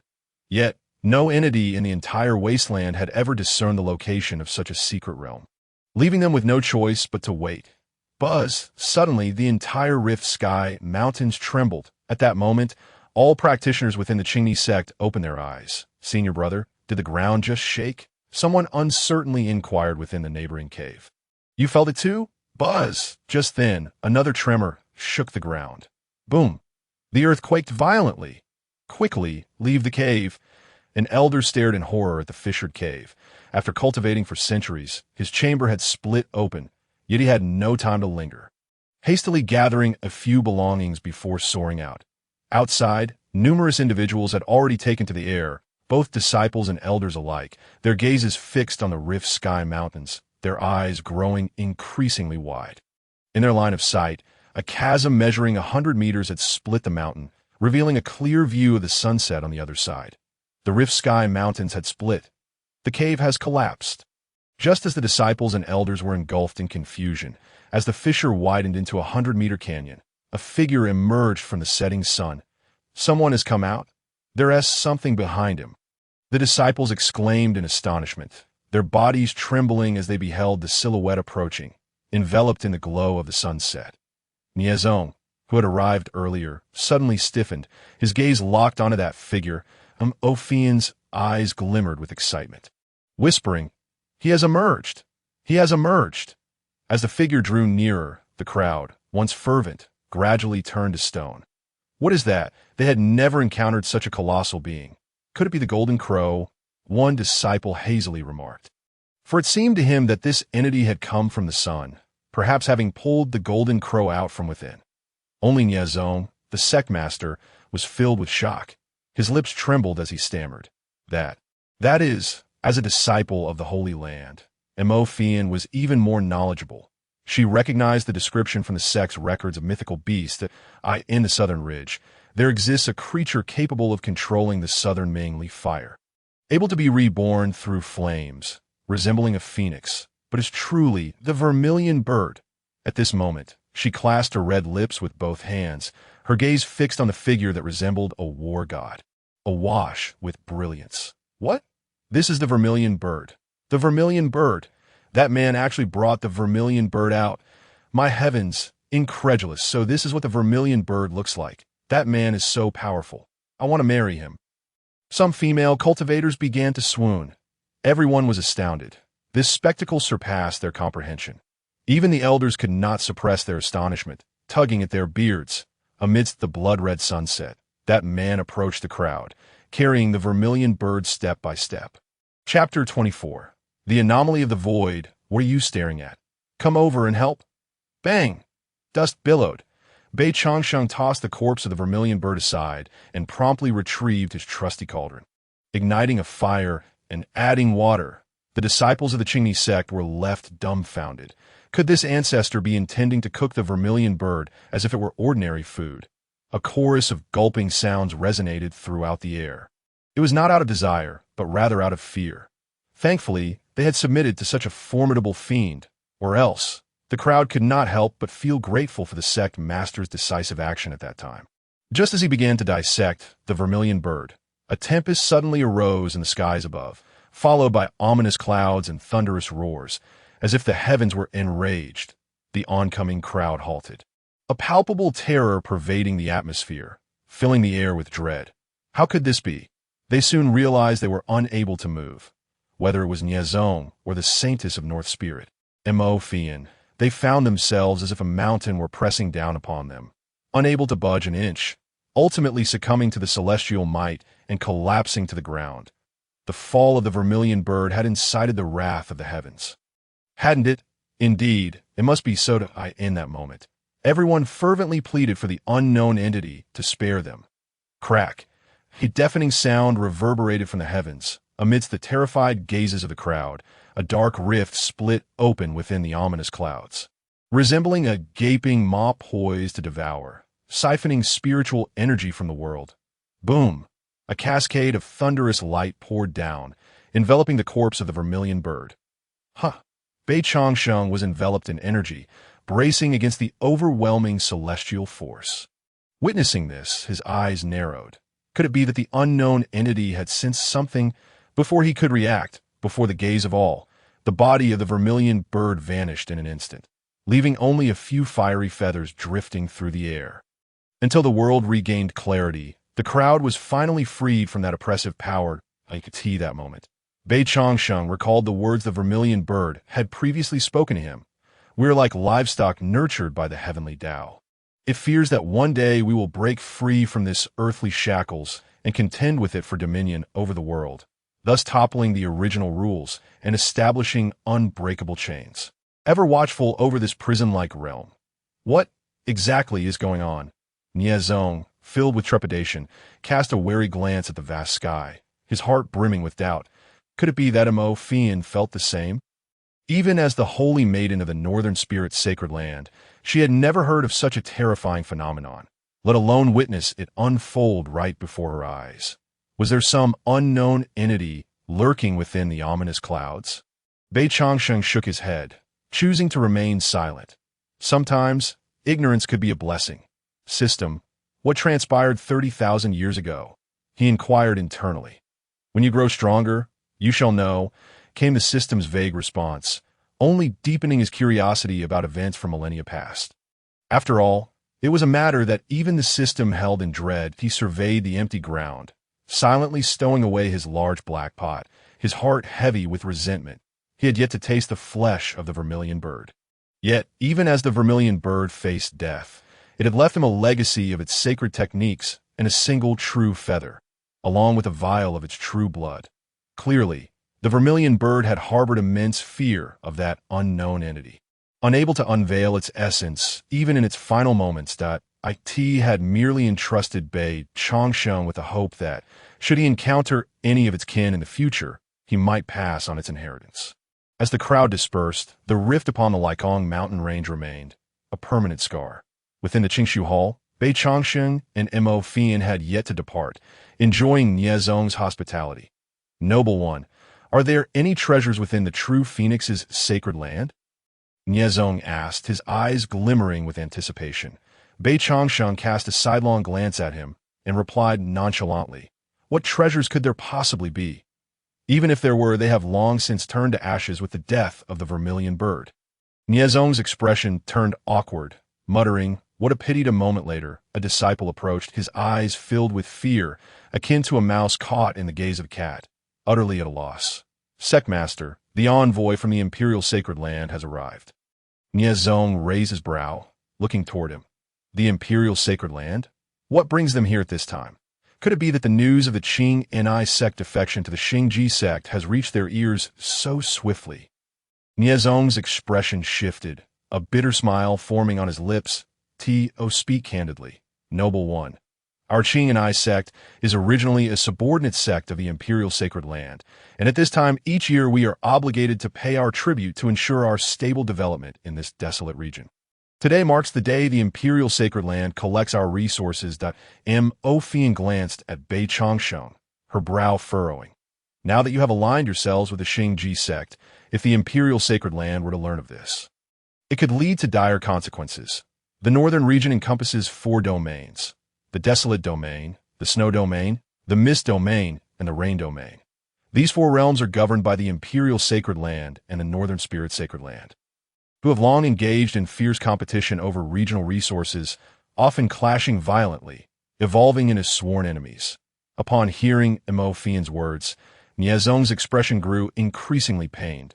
What must come must be faced. Mo Fian shook her head and continued. Moreover, given my identity here, I presume you are aware that this complicates matters further. Should I take my leave, if it were to be discovered that the Holy Maiden of the Northern Spirit Sacred Land was present within the Qing Ni sect, which is under the jurisdiction of the Imperial Sacred Land, it would undoubtedly place the Qing Ni sect in a precarious position. This, Niezong hesitated. He dared not ask the Northern Spirit Holy Maiden to leave. Thus, he cast a questioning glance at Bei Changsheng. Bei Changsheng scoffed, "Leave? There is no need for that. Let the envoy from the Imperial Sacred Land enter and gauge his intentions." "Yes, I shall go to greet him," Niezong replied, preparing to head out. "Wait." Bei Changsheng's eyes narrowed slightly, a flicker of irritation crossing his features. "Do you not understand your own standing? There is no need for you to greet him. Simply allow him to enter." Niezong forced a bitter smile, glancing at his disciple. "Why are you still standing there? Announce the envoy from the Imperial Sacred Land for an audience, outside the mountain gate." A group of richly garbed cultivators exchanged glances upon hearing this proclamation. "Did I hear that correctly? The Qing Ni sect actually wishes for us to enter for an audience? Huh. Indeed. Brother, has the sectmaster of the Qing Ni sect been replaced this year?" The leader of the group, a gaunt middle-aged man, was enveloped in a voluminous robe, appearing somewhat frail. Yet no one dared to underestimate him. Nearly all the sect masters under the imperial sacred land treated him with utmost reverence. Fearing to provoke this envoy known as the Bone-transforming Lord, he cast a glance at the mirthful crowd, and instantly, their demeanor shifted under his piercing gaze, turning serious. Replaced? Perhaps not. Either Niezong has experienced a meteoric rise in strength, or he has found himself a powerful ally. He looked up at the vast chasm on the Laikong mountain range, a cold smile creeping upon his lips. Let me see what confidence you possess. Chapter 25. The Imperial Sacred Envoy, Bone-transforming Lord within the Qingshu Hall. Niezong, we have arrived. Are this year's tributes prepared? The 5 envoys stood in the hall, with a gaunt middle-aged man leading them. Fixated on Niezong, who feigned calm at the center of the hall, it seems that this year, the Bone-transforming Lord is here to accept the tributes. I apologize for my failure to receive you properly. I hope you will forgive my shortcomings, Niezong said, seated in the sect master's chair, feeling as though he were perched upon a bed of nails, with Bei Changsheng present on one side and the Northern Spirit Holy Maiden standing on the other. The Bone-transforming Lord from the Imperial Sacred Land was before him, and he suddenly felt as if he were a lamb roasted over an open flame, at the mercy of others. Moreover, the one sent to collect the tributes this year was none other than the Bone-transforming Lord. What troubles you? Noticing Niezong's complexion shifting through shades of red and yellow, Bei Changsheng furrowed his brow and inquired telepathically. Noble one, you may not be aware, but the Bone-transforming Lord, while appearing amiable, possesses a character as venomous as a serpent, with ruthless methods to match, just because a few sects have failed to pay their resources. He has annihilated 5 or 6 of them. His cultivation even reaches the mid-stage of the Supreme Realm. Humph, the Supreme Realm is nothing to fear. With my presence, he cannot harm you, Bei Changsheng retorted dismissively. Niezong felt a bitter taste in his mouth, but dared not speak further, as he could not afford to offend either side. Meanwhile, the Bone-transforming Lord was scrutinizing Bei Changsheng and Emofian. Upon seeing Emofian, his pupils visibly contracted, a glimmer of sharpness flashing in his eyes.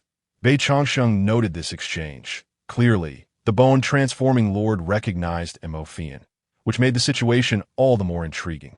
It would be interesting to see how Niezong would navigate this predicament. Sect Master Nye, the Bone-transforming Lord inquired again. Niezong hesitated, glancing at Bei Changsheng before responding. Our Qing and I sect has recently undergone significant changes. You must have seen a rift in the Laikong mountain range on your way here. Our sect's resources were all stored therein, but they were destroyed not long ago, that we truly cannot present any more resources for the tributes. As he observed the Bone-transforming Lord's expression darkening, Niezong steeled himself and continued, I hope the envoy might grant us an extension of 6 months, allowing us time to gather resources. Bei Changsheng raised an eyebrow, watching Niezong's cautious demeanor with a half-smile, sensing that he was attempting to play both sides. The Bone-transforming Lord furrowed his brow, but remained silent, while his accompanying subordinates were less forgiving. Niezong, you know the rules of the Imperial Sacred Land. You are aware that tributes must be submitted on time, regardless of your sect's circumstances, that if you wish to enjoy the protection of the Imperial Sacred Land, you must pay the price. One of the white-clad men stepped forward, pointing an accusatory finger at Niezong. Do you wish to defy the orders of the Imperial Sacred Land? Another person chimed in with a threat. Consider the consequences of your actions. Niezong's face turned ashen. His palms, resting upon the armrests of his chair, were turning white from the tension. As the head of a sect, he found himself berated by these so-called envoys, unable to maintain his dignity before the gathered assembly. These individuals truly regarded subordinate sects as inconsequential. Just as he was about to explode with fury, the Bone-transforming Lord raised a hand. Silencing his subordinates, he cast another glance at Emofian and stated, in that case, we shall grant some leeway that I hope Sect Master Nye can provide us with a satisfactory response when the time comes. Do not make it difficult for us. With that, the Bone-transforming Lord turned to leave, his subordinates looking on in astonishment. Are we just leaving like this? One of them inquired, discontented. The Bone-transforming Lord shot him a fierce glare. Silence! Return to the sacred land and report this matter to the sect. Meanwhile, within the hall, Niezong, who who had been tense throughout, now resembled a deflated balloon, slumping back in his chair with a look of relief washing over his face. He muttered, "Finally, they are gone." Just then, a voice, calm yet commanding, echoed from beside him. "Stop! Who told you to leave?" Startled, Niezong jolted upright. His heart racing as he sensed trouble, he immediately turned to look at the imperial envoy, who had indeed halted, turning to face Niezong with a cold gaze. "What did you say?" Seeing Niezong's panicked expression, the voice was unmistakably not his. There were only 3 individuals in the hall, meaning the words had originated from the young man. Based on his understanding of Niezong, he knew he would never possess the audacity to utter such arrogant words. "Who are you?" The attendants behind him were seething with fury. In other sects, they had always been respectful and obsequious. Yet in the Qing Ni sect, not only had Niezong not treated them well, but he had also defaulted on tributes, now audaciously pushing the limits of their patience. "How dare you treat us this way? Qing Ni sect. Do you intend to annihilate us?" The threat in his words was unmistakable. Bei Changsheng let out a derisive laugh, shaking his index finger in a dismissive manner as he coolly replied, "Annihilate? Ha! You might as well have that uttered by your sovereign, Huang Tianji. You are not worthy." The expressions of those below changed abruptly, and they shouted in unison, "How dare you speak the sovereign's name so directly? Who gave you the audacity? Such a crime deserves death."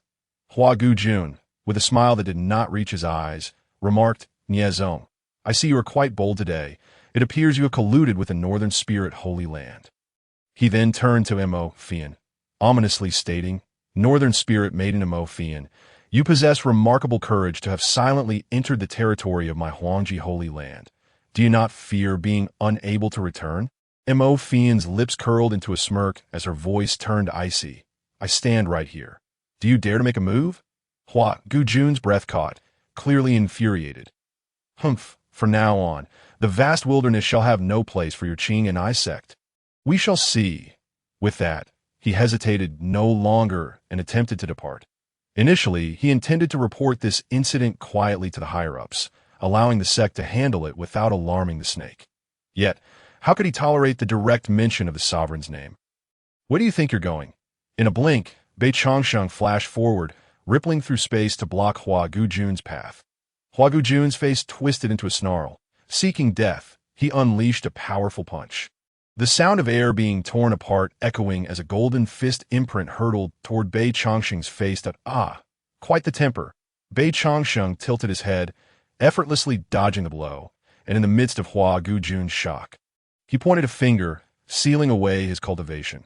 Grabbing Hua Gujun by the neck, he lifted him into the air and addressed the other members rushing from Huangji Holy Land coldly. "Go back and inform your sovereign that from this day forth, not only will your Qing Ni sect receive no tributes, but the entire wilderness shall be devoid of a place for you unless Huang Tianji himself comes here. Otherwise, this will be your fate." With a snap, the fearsome Hua Gujun's neck twisted, and he fell lifeless. Looking at the stunned onlookers, Bei Changsheng narrowed his eyes, scram. The remaining few fled in panic, tumbling out of the Qing Ni sect's gates, terrified of incurring the wrath of this harbinger of doom. Chapter 26. Huangji Holy Land Supreme. They will surely not let us off the hook now. Niezong sank into his chair, feeling as if all strength had been drained from his body. At that moment, he understood that the Qing Ni sect had no way out. They would have to humbly serve as a subordinate sect to the Xingji sect. Let them off? Bei Changsheng glanced at him. Walking to the entrance of the Grand Hall, gazing at the swirling clouds, his voice drifted back. "Do you think that by offering tributes, he will refrain from making a move?" Niezong looked apologetically at Mo Fian, then sighed bitterly, rising to clasp his hands in respect toward Bei Changsheng. "Our Qing Ni sect has served the Xingji sect for generations. We shall never harbor ulterior motives." He realized that Bei Changsheng was seizing this opportunity to admonish him. Bei Changsheng nodded lightly. To know one's faults and to correct them is a virtue of the highest order. Niezong bowed, even lower. Bei Changsheng stood before the gates of the Qing Su Hall, hands clasped behind his back. "Next, it depends on whether Huang Tianji knows how to appreciate the situation, that if he is wise, I shall not pursue the matter further. Should he prove otherwise, I will inevitably pay a visit to Huangji Holy Land." He then turned to Mo Fian, a smile gracing his lips. How about we discuss a partnership? What? Mo Fian's expression turned skeptical upon seeing Bei Chongqing's demeanor. The northern territories are vast. Rather than competing against Huangji Holy Land, why not join forces to seize it and enjoy this expanse of land together? Wouldn't that be splendid? Both Mo Fian and Ye Zong's eyes widened in astonishment, taken aback by Bei Chongqing's words and unsure how to respond. Seeing their reactions, Bei Chongqing smiled faintly, just jesting. No need to take it to heart. However, neither Mo Fian nor Ye Zong believed he was merely speaking whimsically, and they began to contemplate their future strategies. In Huangji Holy Land, within a soaring pavilion, the lights flickered, illuminating the grand hall as if it were daylight. Each flame before them was accompanied by a wooden plaque inscribed with the names of disciples. Yet, in a corner on the second level, a seemingly insignificant flame crackled ominously, flickering as if it could extinguish at any moment.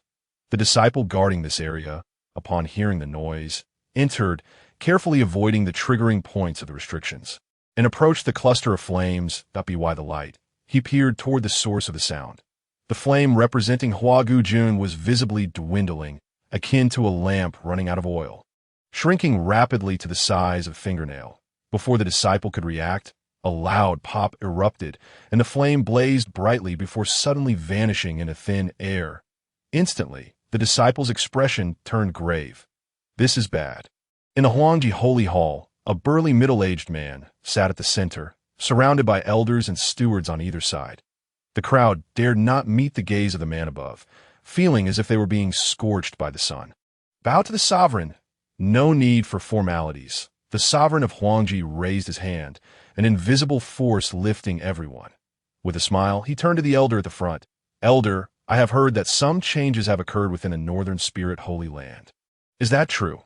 Everyone turned their eyes towards the white-haired elder, who had always kept a close watch on the Northern Spirit Holy Land. No disturbance could escape his notice. I report to the sovereign. The Northern Spirit Sovereign has been in seclusion for 3 years and has yet to emerge. Currently, the entire sect is managed by his daughter and the elders. Seclusion? Huang Tianji's eyes gleamed with golden light as he pondered deeply. After a moment, he turned his attention to another individual in the crowd. Holy Son, do you have any good news to share? The Holy Son, a young man appearing to be in his early 20s, though his actual age was a closely guarded secret, replied, I report to the sovereign. I have broken through to the mid-level of the Supreme Realm. Barring any unforeseen circumstances, within 100 years, I shall reach the pinnacle of the Supreme Realm. Good, good, good. Huang Tianji reveled in the envious gazes of those around him, proud as the Holy Son was his own flesh and blood. What about the rest of you? Any good news? The others shook their heads. None responding. The Holy Son glanced around and, clasping his hands, said, I report to the sovereign. I have another piece of news. Speak. I have heard that a minor sect named Xingji Sect in the wilderness has recently opened its gates, recruiting no less than 3,000 disciples, now reaching a level of strength to be considered a tributary sect of our Huangji Holy Land. The Holy Son stated nonchalantly. Huang Tianji looked at his son with keen interest, fully aware of his son's intentions, and remarked, So you wish to take this opportunity to venture out? The Holy Son's expression stiffened, fear evident as he replied, Yes, very well. It is permitted. Thank you, Sovereign. Thank you, fathered out at that moment. Outside Huangji Holy Hall, a disciple stumbled and hurriedly rushed to the entrance, quickly relaying the events he had witnessed to the guarding disciple. Following that, another disciple approached an elder and recounted the situation. The elder's robe fluttered, and his expression shifted dramatically. What? Is that true? After confirming with the disciple, he stepped forward and clasped his hands. Sovereign, Elder Lei, what is the matter? Huang Tianji frowned. The Hall of Heavenly Souls, where the life flames were stored, was under Elder Lei's jurisdiction. He seldom reported unless it was a grave matter. Elder Lei's expression was grave as he spoke in a low voice. Sovereign, something has happened. Speak. The life flame of Hua Gujun has been extinguished. Instantly, the hall fell silent. The sound of a pin dropping could be heard. They understood all too well what the extinguishing of a life flame signified. Yet they could not fathom how someone would dare to lay hands on a member of the Huangji Holy Land. Have they truly forgotten how to write the word death? Hua Gujun, if I recall correctly, is under the command of the fifth elder.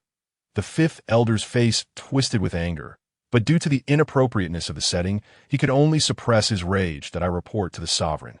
Hua Gujun was our envoy sent to the wilderness to collect tributes from various sects. It must be that some sect is dissatisfied with the resource distribution and has taken such drastic action. Huang Tianji coldly replied, "Investigate.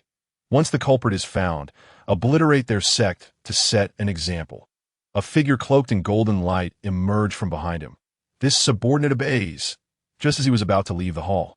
Several figures appeared outside Huangji Holy Hall. Huang Tianji's mood soured as he heard the commotion outside. He suddenly rose, extending his hand toward the door, and forcefully inhaled. Boom! A tremendous force erupted, instantly pulling the four noisy individuals into the hall. "Sovereign, spare us! Sovereign, spare us! We beg for your mercy." Once they discerned their predicament, their bodies trembled as if shaken by a sieve, ceaselessly bowing their heads in supplication. Huang Tianji, barely restraining the impulse to slay the four with a single strike, coldly inquired, "Why is there such a commotion outside the hall?" Chapter 27. Qiongqi, reporting to the sectmaster, the subordinate sect, Qing Ni Zong, has colluded with Bei Ling Shengdi, conspiring with the nefarious minions of Bei Ling to brutally murder Hua Gujun. "And what else?" Huang Tianji demanded, his voice laced with fury. "There are further claims that henceforth the entire wasteland will cease to offer tribute or gifts, unless," the disciple hastily added, "unless it is you, the Holy Master, who personally goes. Otherwise, the fate of Hua Gujun shall serve as a warning to us all." Gasp! The individuals within the grand hall collectively inhaled sharply. The audacity of the speaker was astonishing. Even the Lord of Beiling Shangdi would scarcely dare to utter such brazen words, and yet a nameless figure had the gall to speak so boldly. Furthermore, to publicly execute Hua Gujun was akin to delivering a slap to the face of their own Huang Ji Shengdi. "Very well, I shall see who grants this insolent wretch the audacity." Huang Tianji laughed in fury. "It appears that in my prolonged absence from the fray, the world has forgotten my might." At this proclamation, the others turned pale. Huang Tianji had dominated the northern realm for years, and the Huang Jisheng Di stood tall amidst a sea of corpses. Who would have thought that someone would dare to provoke such a powerful entity? It seemed that the tides in the northern realm were about to change. "Jin Yi, at your service. I command you to cleanse the wasteland within 100 days, should you encounter any dissenters. Execute them. Understood, Holy Master." In an instant, hundreds of golden-clad figures soared from the Huang Ji Shengdi, each at the pinnacle of the transformation stage, half of whom possessed strength reaching the supreme realm. How dare they summon the Holy Master himself? Huang Tianji exuded a terrifying aura, for he did not believe that a mere Bei Ling Sheng Nu would dare to speak so recklessly. There must be matters unknown to him. With this thought, Huang Tianji's spatial presence warped, and by the time it returned to normal, he had vanished from Huang Jishengdi in the skies above the wasteland. Huang Tianji stood with his hands clasped behind his back. His divine sense enveloped the area, and the Jin Yi moved swiftly, nearing the territories of certain sects. At that moment, a flicker of ethereal light flashed across the cloudless sky. Huang Tianji abruptly raised his head. Boom! A colossal claw rent the void, reaching out towards him. The claw was engulfed in dark energy, its cold radiance descending upon him with deadly intent. Huang Tianji's gaze turned icy as he swiftly retreated. However, the claw seemed to anticipate his next move, pursuing him relentlessly. Humph! Recognizing the challenge, Huang Tianji reached into the void and, with a sudden pull, summoned a towering spear into his grasp. As the claw lunged, he moved like a flowing dragon, wielding the spear's tail and striking the claw directly. Clang! The collision produced a sound akin to metal clashing, the force reverberating through Huang Tianji's arms, leaving them numb. His tiger-like eyes widened in fury as he shook his arms and launched another attack. At that moment, the claw concealed within the dark energy vanished without a trace, just as Huang Tianji vigilantly scanned his surroundings for any sign of it. A voice echoed within his mind, truly the Lord of Huangji, possessing the might to shake the heavens and the earth. Meanwhile, in the skies above, a fierce wind erupted, ominous clouds gathered, accompanied by a deep, resonant roar. Moments later, a massive figure materialized before Huang Tianji, its obsidian eyes fixated upon him, seemingly in admiration. Seeing this, Huang Tianji's pupils constricted. As the creature ceased its assault, he began to scrutinize its imposing form. Most striking were its blood-red wings, adorned with thorn-like crimson feathers, revealing divine patterns as they spread. Its golden fur danced in the wind, exposing the black stripes hidden beneath, while its limbs, thick as tree trunks, bore protruding bone spurs that glimmered ominously, sending a chill down one's spine. Upon its formidable tiger's head, two sinister dragon horns protruded, exuding an aura of malevolence. This creature could only be the legendary ancient beast, Qiongqi. Yet, Huang Tianji had not anticipated the reality of its existence. But why had it sought him out? The man and beast locked eyes for a prolonged moment before Qiongqi finally spoke. "There is a matter in which I require your assistance." Huang Tianji, taken aback yet maintaining his composure, inquired. "What is it?" "This matter must not be disclosed to another soul. Upon its completion, we shall both reap unparalleled rewards."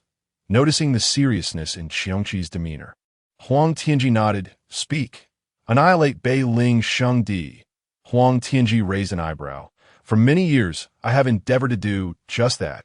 Qiongqi shook its massive head. "No, your actions have been too slow, cautious, and gradual. Such an approach is evidently unfeasible. Are you suggesting an immediate extermination?" Huang Tianji's brow furrowed tightly. Could it be that Qiongqi was insane?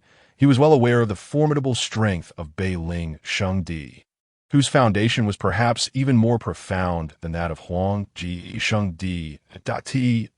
Eradicate them would not be an undertaking achievable in a single day.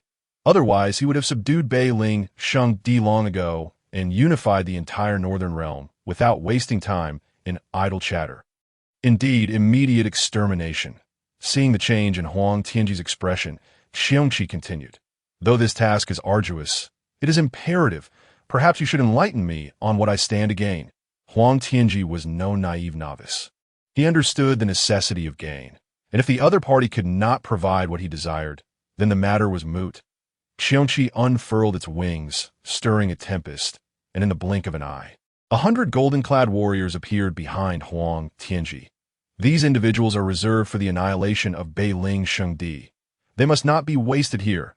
Before Huang Tianji could express his indignation, Qiongqi swiftly added, "The reward is dominion over the northern realm, ascending to the realm of immortals." Huang Tianji was taken aback. His eyes gleamed like blades as he scrutinized Qiongqi, attempting to discern if it was deceiving him. After all, the prospect of attaining immortality was a dream cherished by countless cultivators. Is this truly the case? Indeed. As Qiongqi spoke, an inscription of immortality materialized within its claw, the celestial energy contained within causing Huang Tianji's pupils to tremble violently. In a flash, he appeared before Qiongqi, feeling the overwhelming celestial energy coursing through it, his expression turning wild. To attain immortality, countless souls have yearned for this, yet it has unexpectedly fallen into the hands of Huang Tianji. He turned to the golden-clad warriors behind him, his voice cold and commanding. "Let it be known, today's events must not be divulged. Otherwise, in unison, the Jin Yiwei declared, with the Holy Master's command, we dare not disobey." "Very well. This transaction is accepted." Huang Tianji's gaze remained fixed on the inscription within Qiongqi's colossal claw, revealing a deep intoxication in his eyes as he regarded Qiongqi's unfathomable gaze, solemnly stating, "May our cooperation be fruitful." From within Qiongqi's immense form, a raspy voice echoed. "In due time, you shall be grateful for the wisdom of your choice." Chapter 28. Bei Ling Sheng Di in the shade of a towering ancient tree. Bei Changsheng reclined in midair. Beneath him, a spiritual rug woven from precious materials swayed gently, lulling him into a state of drowsiness. The millennium-old red fruit in his hand emitted a fragrant aroma. Yet it still failed to invigorate his spirits. What on earth is Huang Tianji up to? Logically, those individuals should have returned to their sect by now, yet the Huang Jishengdi has been remarkably silent these past few days. Could it be that they perished along the way? With a sigh, he took a hefty bite of the fruit, its juices flowing, but suddenly his expression shifted, becoming grave. He leaped off the spiritual rug, gazing into the vast expanse of the wasteland below. Just then, the long quiet system provided him with a notification. Detection of the ancient beast Xiongqi's aura. Xiongqi? He quickly finished the fruit, discarding the pit over the cliff. The appearance of the vermilion bird was one thing. But now even Xiongqi had manifested. The world was becoming increasingly abnormal. The disappearance of the vermilion bird's corpse was even more peculiar, and now, just as one crisis had yet to settle, another loomed. Yet, could the Xiongqi hold the key to immortality? He felt a flicker of anticipation, but considering Xiongqi's strength, a sense of heaviness settled in his heart. Xiongqi's power was nearly on par with that of the vermilion bird. But one must remember that the vermilion bird was already severely injured before their battle. Even so, he had expended considerable effort to defeat it, and if Xiongqi chose not to cooperate, he might not possess the confidence to overcome it.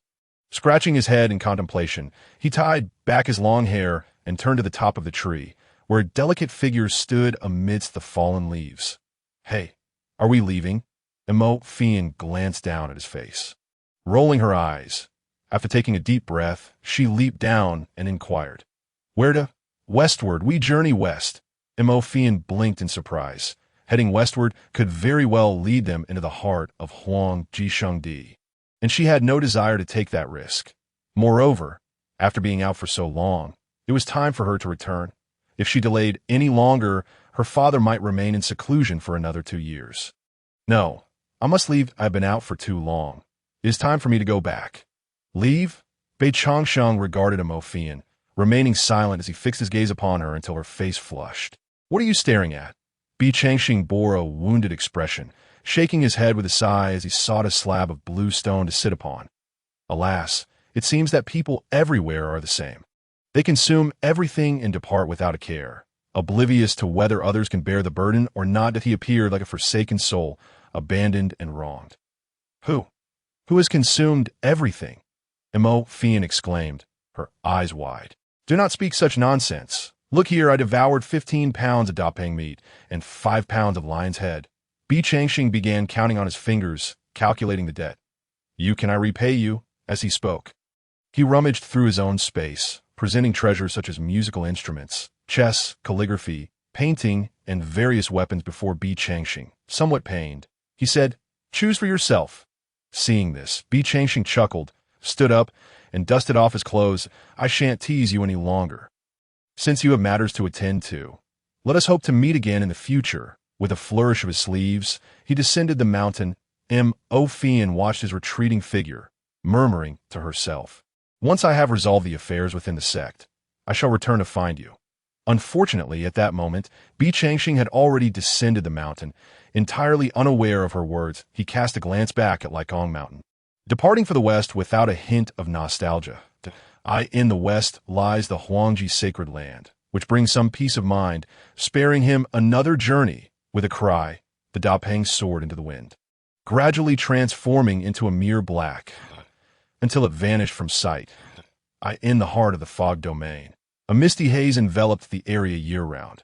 Here, 9 cities lay 1,000 miles apart, arranged in a formation akin to a grand array, isolated from the world. Each city, due to varying concentrations of spiritual energy, boasted practitioners of differing levels of cultivation, with the central city housing countless supreme realm experts, numbering in the thousands. This place is known as the Jiuzhuan Huilong City, directly governed by the Bailing sacred land, teeming with its disciples, making it a distinctive locale. However, the true core of the Bailing sacred land is not found here, but rather in the ethereal realm 1,000 feet above the ground.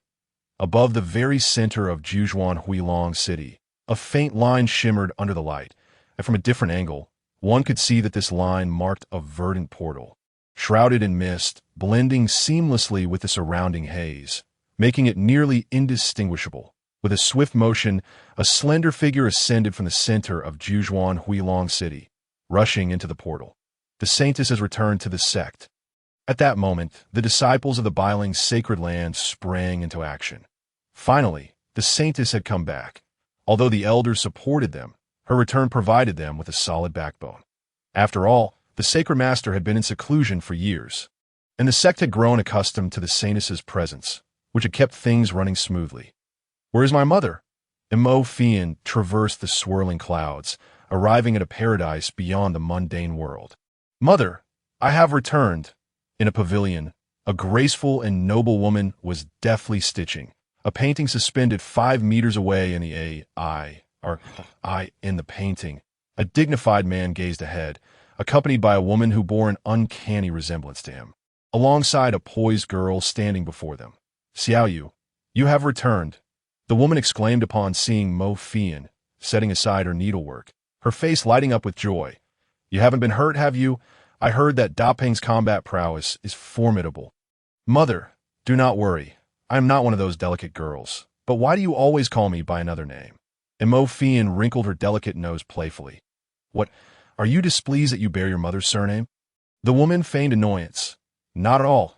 It's just that father calls me one name while you call me another. It confuses me." "You child." The woman affectionately ruffled Mo Fian's hair, inquiring, "Did you bring back the core bone of the Da Peng?" "Of course, do you not know who I am?" As she spoke, a hint of concern shadowed Mo Fian's eyes. Will the Da Peng's bones truly restore father to his peak condition? The woman smiled reassuringly. "Indeed. By the way, I also acquired the bone of another ancient lineage." Mo Fian proudly produced the bone of the Golden Swanee. The woman paused, bewildered. "Golden Swanee? With your strength, you likely couldn't have subdued it." She was acutely aware of her daughter's capabilities. I encountered someone while I was out," Mo Fian said mysteriously. The woman set down the Golden Swanee bone, her expression tense. Was it a man or a woman?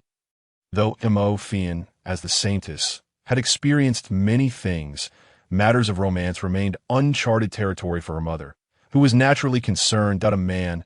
Clink, the golden needle fell to the ground as the woman pursed her lips. Wanted to say something, but ultimately sighed. Xiaoyu has grown up. Chapter 29. The sword of the galaxy descend from the heavens. Where is Qiongqi? Where is Qiongqi?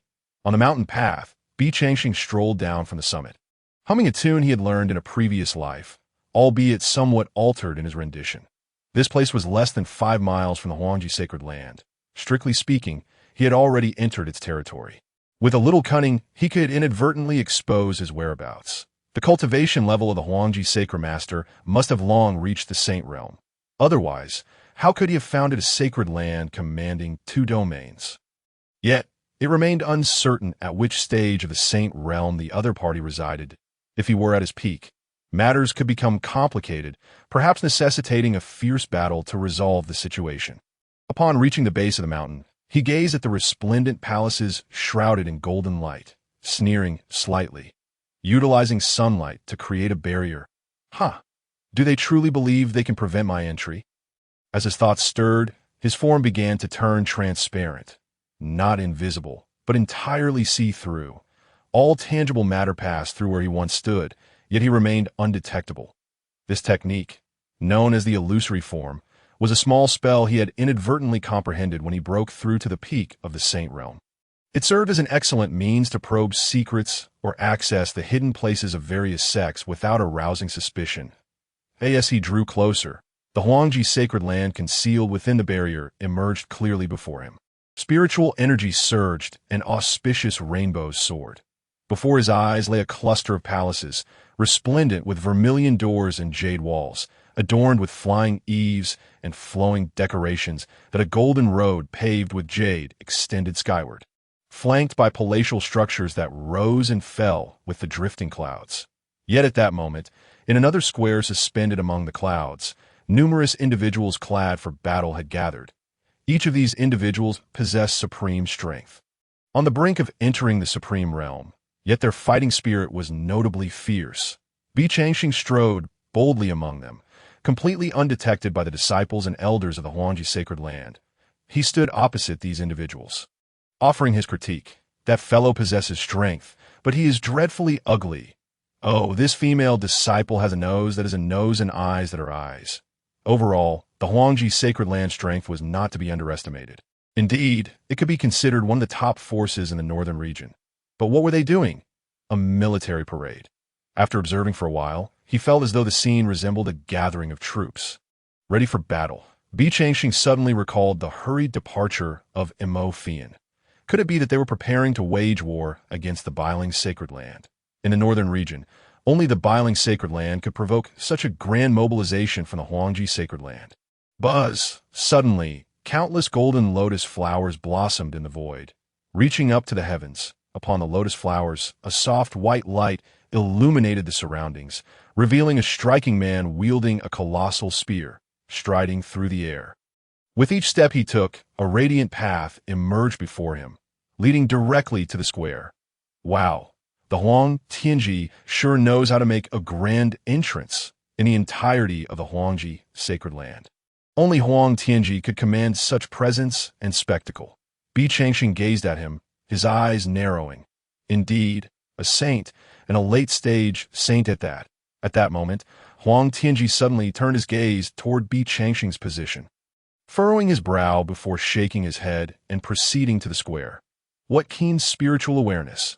Though Bi Changxing was confident that the other party could not detect him, the man's formidable strength necessitated caution. Huang Tianji arrived at the cloud-enshrouded square. Addressing the thousands of elite disciples and the golden-clad guards on another square, I shall not bore you with unnecessary words. I trust you are already aware of the purpose of our gathering. Should we succeed, you will become the heroes of the Huangji sacred land, enjoying the highest honors and boundless resources. The thousands of disciples and golden guards surged with enthusiasm, shouting, wherever the Huangji goes, all shall bow before us. Huang Tianji surveyed the disciples with utmost satisfaction.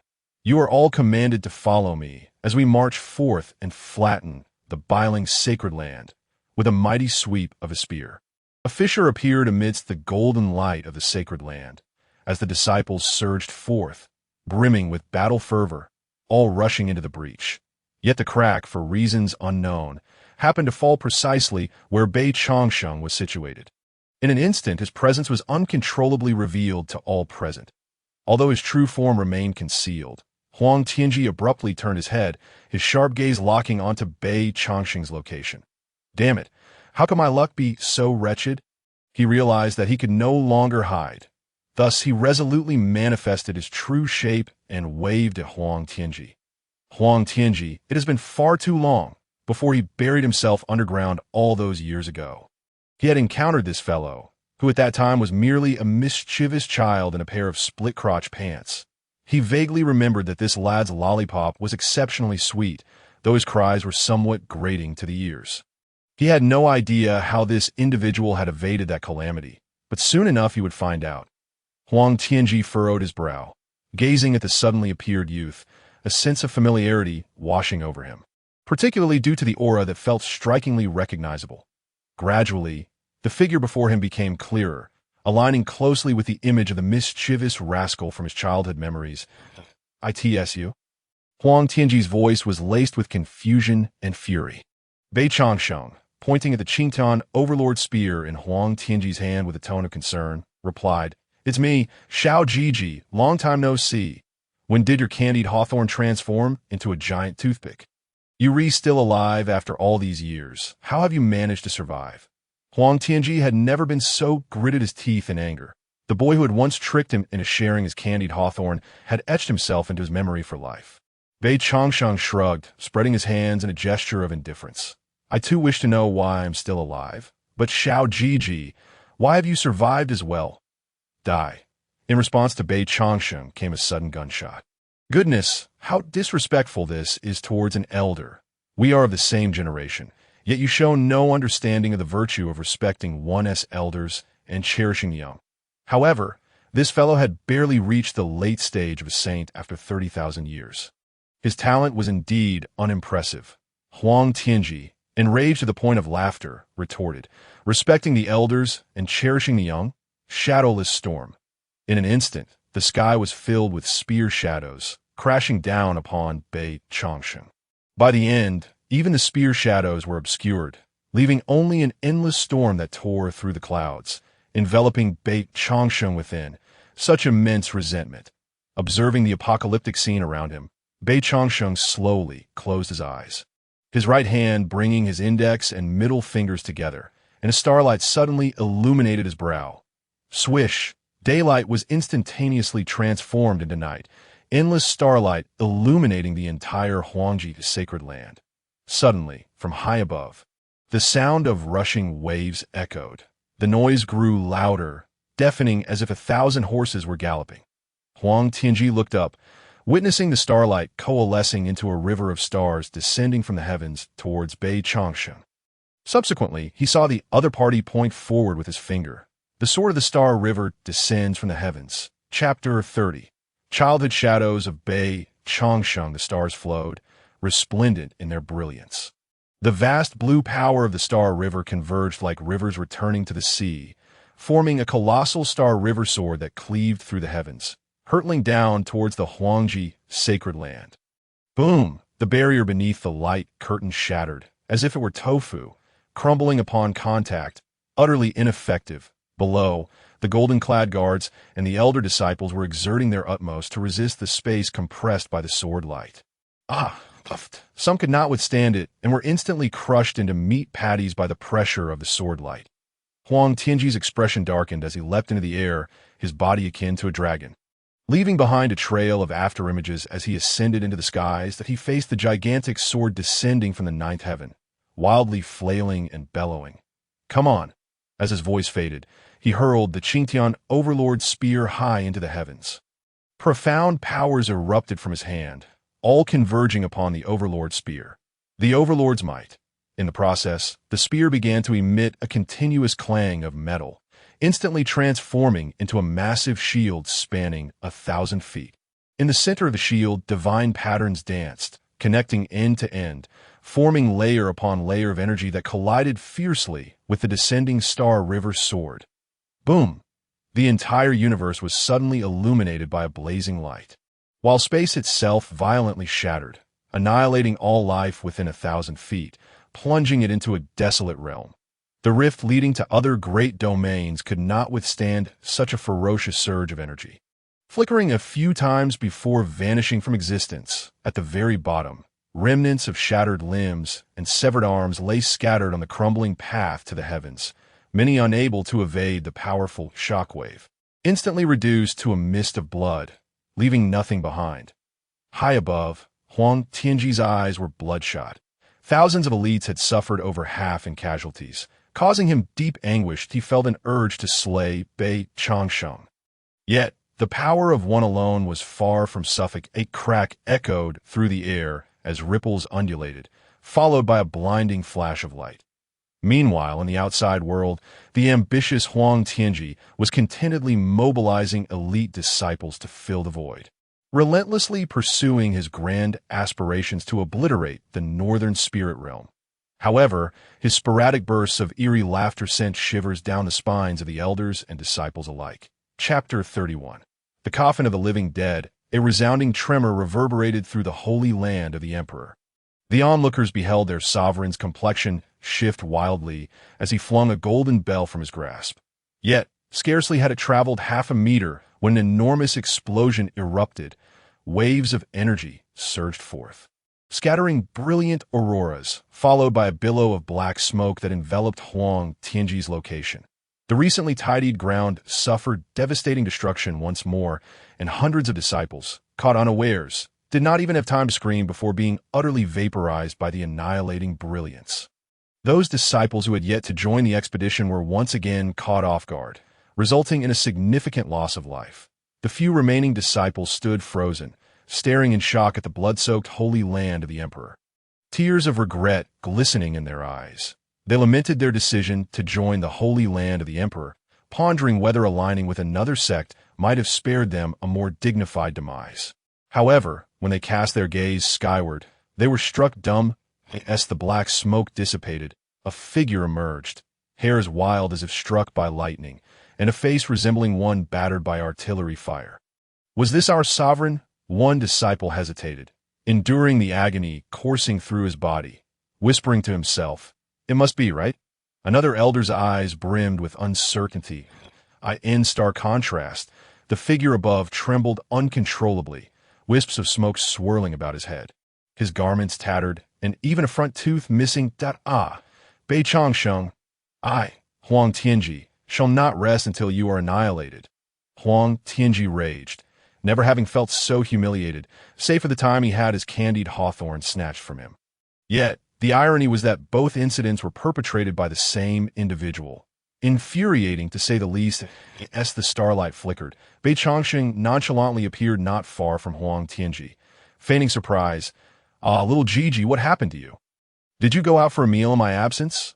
He scrutinized Huang Tianji's disheveled appearance with an expression of disappointment. "Alas, it's evident you lack skill. You must have been beaten while begging. I truly sympathize with your plight." The disciples below exchanged incredulous glances, pondering how the venerated holy master of the emperor had seemingly fallen to such a state. However, upon witnessing the progressively deranged look in their sovereigness' eyes, they instinctively stiffened their necks, opting to feign death. This murky water was one they dared not tread. Very well. You have forced my hand." Huang Tianji's expression twisted with madness as he erupted into laughter. Raising his hand, with a hum, the sky-soaring tyrant spear reappeared in his grasp. Just as Bei Changsheng anticipated a fierce confrontation, Huang Tianji instead directed his gaze at the spear's body, coldly inquiring, "What do you wish to see?" Bei Changsheng shifted his focus to the formidable spear he had long suspected harbored deeper mysteries. He observed dark energies swirling from the golden shaft, releasing an aura of terror. "What is this?" He narrowed his eyes, sensing the sinister and malevolent essence within, suddenly realizing why the system had warned him of the presence of a Qiongqi nearby. It turned out this creature had been residing within the tyrant's spear all along. Truly, one cannot see the darkness lurking beneath the lamp. As the dark vapor swirled, the entire sky was adorned with crimson shadowy lightning, appearing as if the heavens had shattered like a mirror. Yet the blood-red bolts surged toward the sky, swiftly redirecting their trajectory towards the center. With a thunderous roar, violent energies surged forth, enveloping the clear sky in black mist. Then a colossal tiger's head materialized in the air, accompanied by blood-red wings crackling with wind and thunder. Its ominous, unfathomable black eyes emanated tendrils of dark mist, scrutinizing Bei Changsheng below. How intriguing! After a prolonged gaze at the disheveled Huang Tianji, it uttered a statement that would make Huang Tianji vomit blood. "You've been blown to bits." "Haven to you," puffed. Bei Changsheng could not contain his laughter. Huang Tianji's already darkened complexion deepened further. In that moment, the smoke dissipating from his head reemerged, but this time it was born from the fury of Qiongqi. "Kill him!" he bellowed, pointing a swollen finger at the trembling Bei Changsheng, though speaking with a slight lisp due to the missing tooth. Qiongqi blinked, tilting its head, struggling to comprehend Huang Tianji's words. That it then turned to Bei Changsheng, stating, "You've seen for yourself. I had no intention of intervening, but you've truly vexed him. Why apologies?" Bei Changsheng, however, was weighing whether he could handle this formidable foe. He had previously triumphed over Zhuge due to the latter's prior injuries. But this Qiongqi seemed to be in its prime, likely even stronger than Zhuge had been. Let us not forget the ever-watchful Huang Tianji, who, despite his weapon being in disarray, surely possessed hidden trump cards. With Qiongqi at his side, although he could ensure his own survival, defeating both adversaries seemed an unrealistic endeavor. Before Bei Changsheng could speak, Qiongqi's eyes suddenly shot forth a beam of black light, and it opened its mouth wide. Roar! The tiger's roar resonated throughout the cosmos. A blinding beam of blood light pierced through space, hurtling towards him. Bei Changsheng's expression grew grave as he swiftly summoned his ultimate weapon, a pitch-black coffin. Indeed, this was the very coffin into which he had interred himself, having transformed over 3 millennia into his ultimate divine weapon, the coffin of the living dead. Just as the crimson light was about to engulf Bei Changsheng, he unhesitatingly slapped the coffin lid and leapt inside.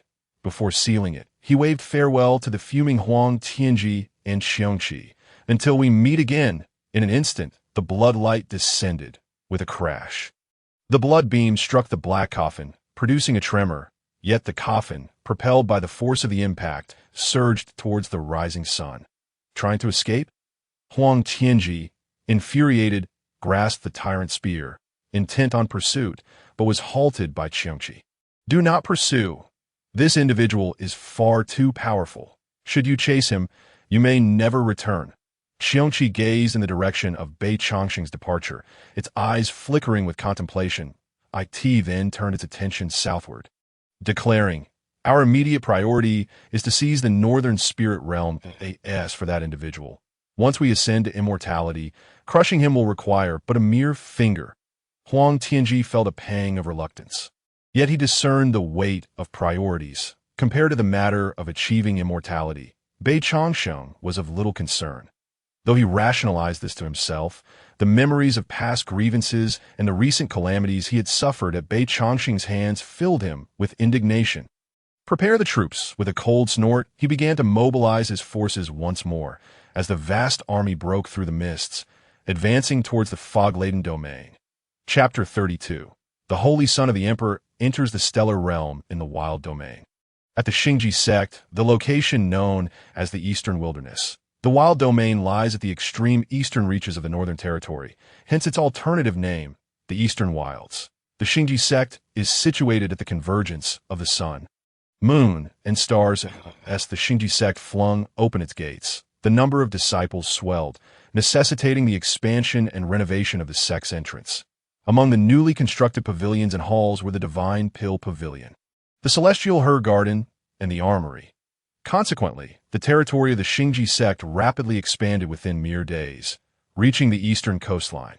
Moreover, the sect leader, Yi Changge, ordered the ancient sect square to be excavated and repaved with golden bricks and divine gold, particularly etching a circle of defensive runes around the statue of the revered ancestor, Bei Chongqing, to prevent any unobservant celestial birds or beasts from damaging it.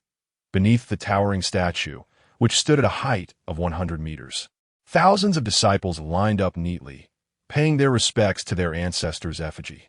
Then, under the proud gaze of the third elder, Hu Yangzi, the assembly commenced their daily morning exercises, practicing swordplay. To master the myriad transformations of the Xingji sect's stellar transformation technique, and the Stellar River's supreme sword requires an exceptional level of swordsmanship. Thus, perfecting their sword skills is an essential task for every disciple. Yi Changge stood atop the stargazing cliff, surveying the bustling scene in the square with satisfaction. Stroking his beard, he believed that within a millennium, the Xingji sect would once again reclaim its former glory, perhaps even surpassing it within a century. As he mused, a disciple approached with news, prompting him to turn around. The visitor was none other than his junior sister, Chu Yuqing. However, after recruiting disciples, her status had risen, and she was no longer the youngest. "It is you. What brings you here?" "Master, there is someone outside seeking an audience." Yi Changge furrowed his brow, wondering why such matters would be directed to him instead of the first elder, He Yinji, who was responsible for hosting visiting guests. "Where's He Yinji?" Chu Yuqing replied straightforwardly, "The first elder sent me to find you." As the long night song shifted in thought, it became clear that an important figure had arrived from beyond the mountains. Otherwise, it would not have stirred the attention of the sect leader. I understand," he acknowledged. At the entrance of the Xingji sect, two white jade pillars stood majestically on either side, intricately carved with the Big Dipper and the Southern Dipper, adorned with the myriad stars of the heavens. Above, a golden plaque gleamed brilliantly, shimmering with deep blue starlight, while the three characters of Xingji sect, inscribed in seal script, radiated a dazzling brilliance under the morning sun. Outside the sect, the Grand Elder, He Yinji, wore a slightly anxious expression, for the visitors were not to be trifled with, and the matters at hand were beyond his control. The visitors numbered 10, 8 men and 2 women, with a remarkable young man at the forefront, exuding an air of distinction and grace. Upon inquiring, He Yinji learned that these individuals hailed from the Huangji Sacred Land, one of the 2 great sacred sites in the northern region. Their purpose was a source of great distress for He Yinji. They sought to bring the Xingji sect under their jurisdiction and demanded a substantial annual tribute of resources in exchange for protection from the Huangji Sacred Land. At first glance, being backed by the Huangji sacred land seemed advantageous. But was it not akin to paying a protection fee? How did this differ from the previous oppressive regime of the Qingni sect? Just as the Yinji was engulfed in turmoil, Yichanga sauntered down from the mountain. He approached and spoke. "Sect leader, the people from Huangji sacred land have arrived, and they wish to incorporate us into their sphere of influence, demanding resources for our cultivation to ensure stability." Upon hearing this, Yichanga furrowed his brow momentarily before quickly concealing his concern. He nodded and turned to the young man clad in splendid attire. "It appears that the Huangji sacred land has graced us with their presence, bringing honor to the Xingji sect. I am Yichanga, the sect leader. May I inquire your esteemed name?" The young man smiled slightly, but remained silent, prompting a haughty woman behind him to step forward and declare, "Before you stands the holy son of Huangji sacred land. Should you not hasten to welcome him into your sect?" Her disdainful gaze and reproachful demeanor seemed to convey, "How dare this Xingji sect make them wait at the entrance?" Clearly a newly risen sect lacking in decorum. Yet Yichanga's expression darkened at this moment. He had not anticipated that the young man before him was the holy son of Huangji. He clasped his fists in greeting and said, "It is an honor to receive the holy son. I apologize for the inadequate welcome." Observing that Yichanga had shown the proper respect, the entourage behind the holy son, adhering to the adage that one should not strike a smiling face, chose not to press the issue further, as their intent was merely to integrate the Xingji sect into the Huangji sacred land. Throughout the journey, Yichanga contemplated how to navigate the impending maneuvers of Huangji sacred land, aiming to preserve his sect's existence without offending them.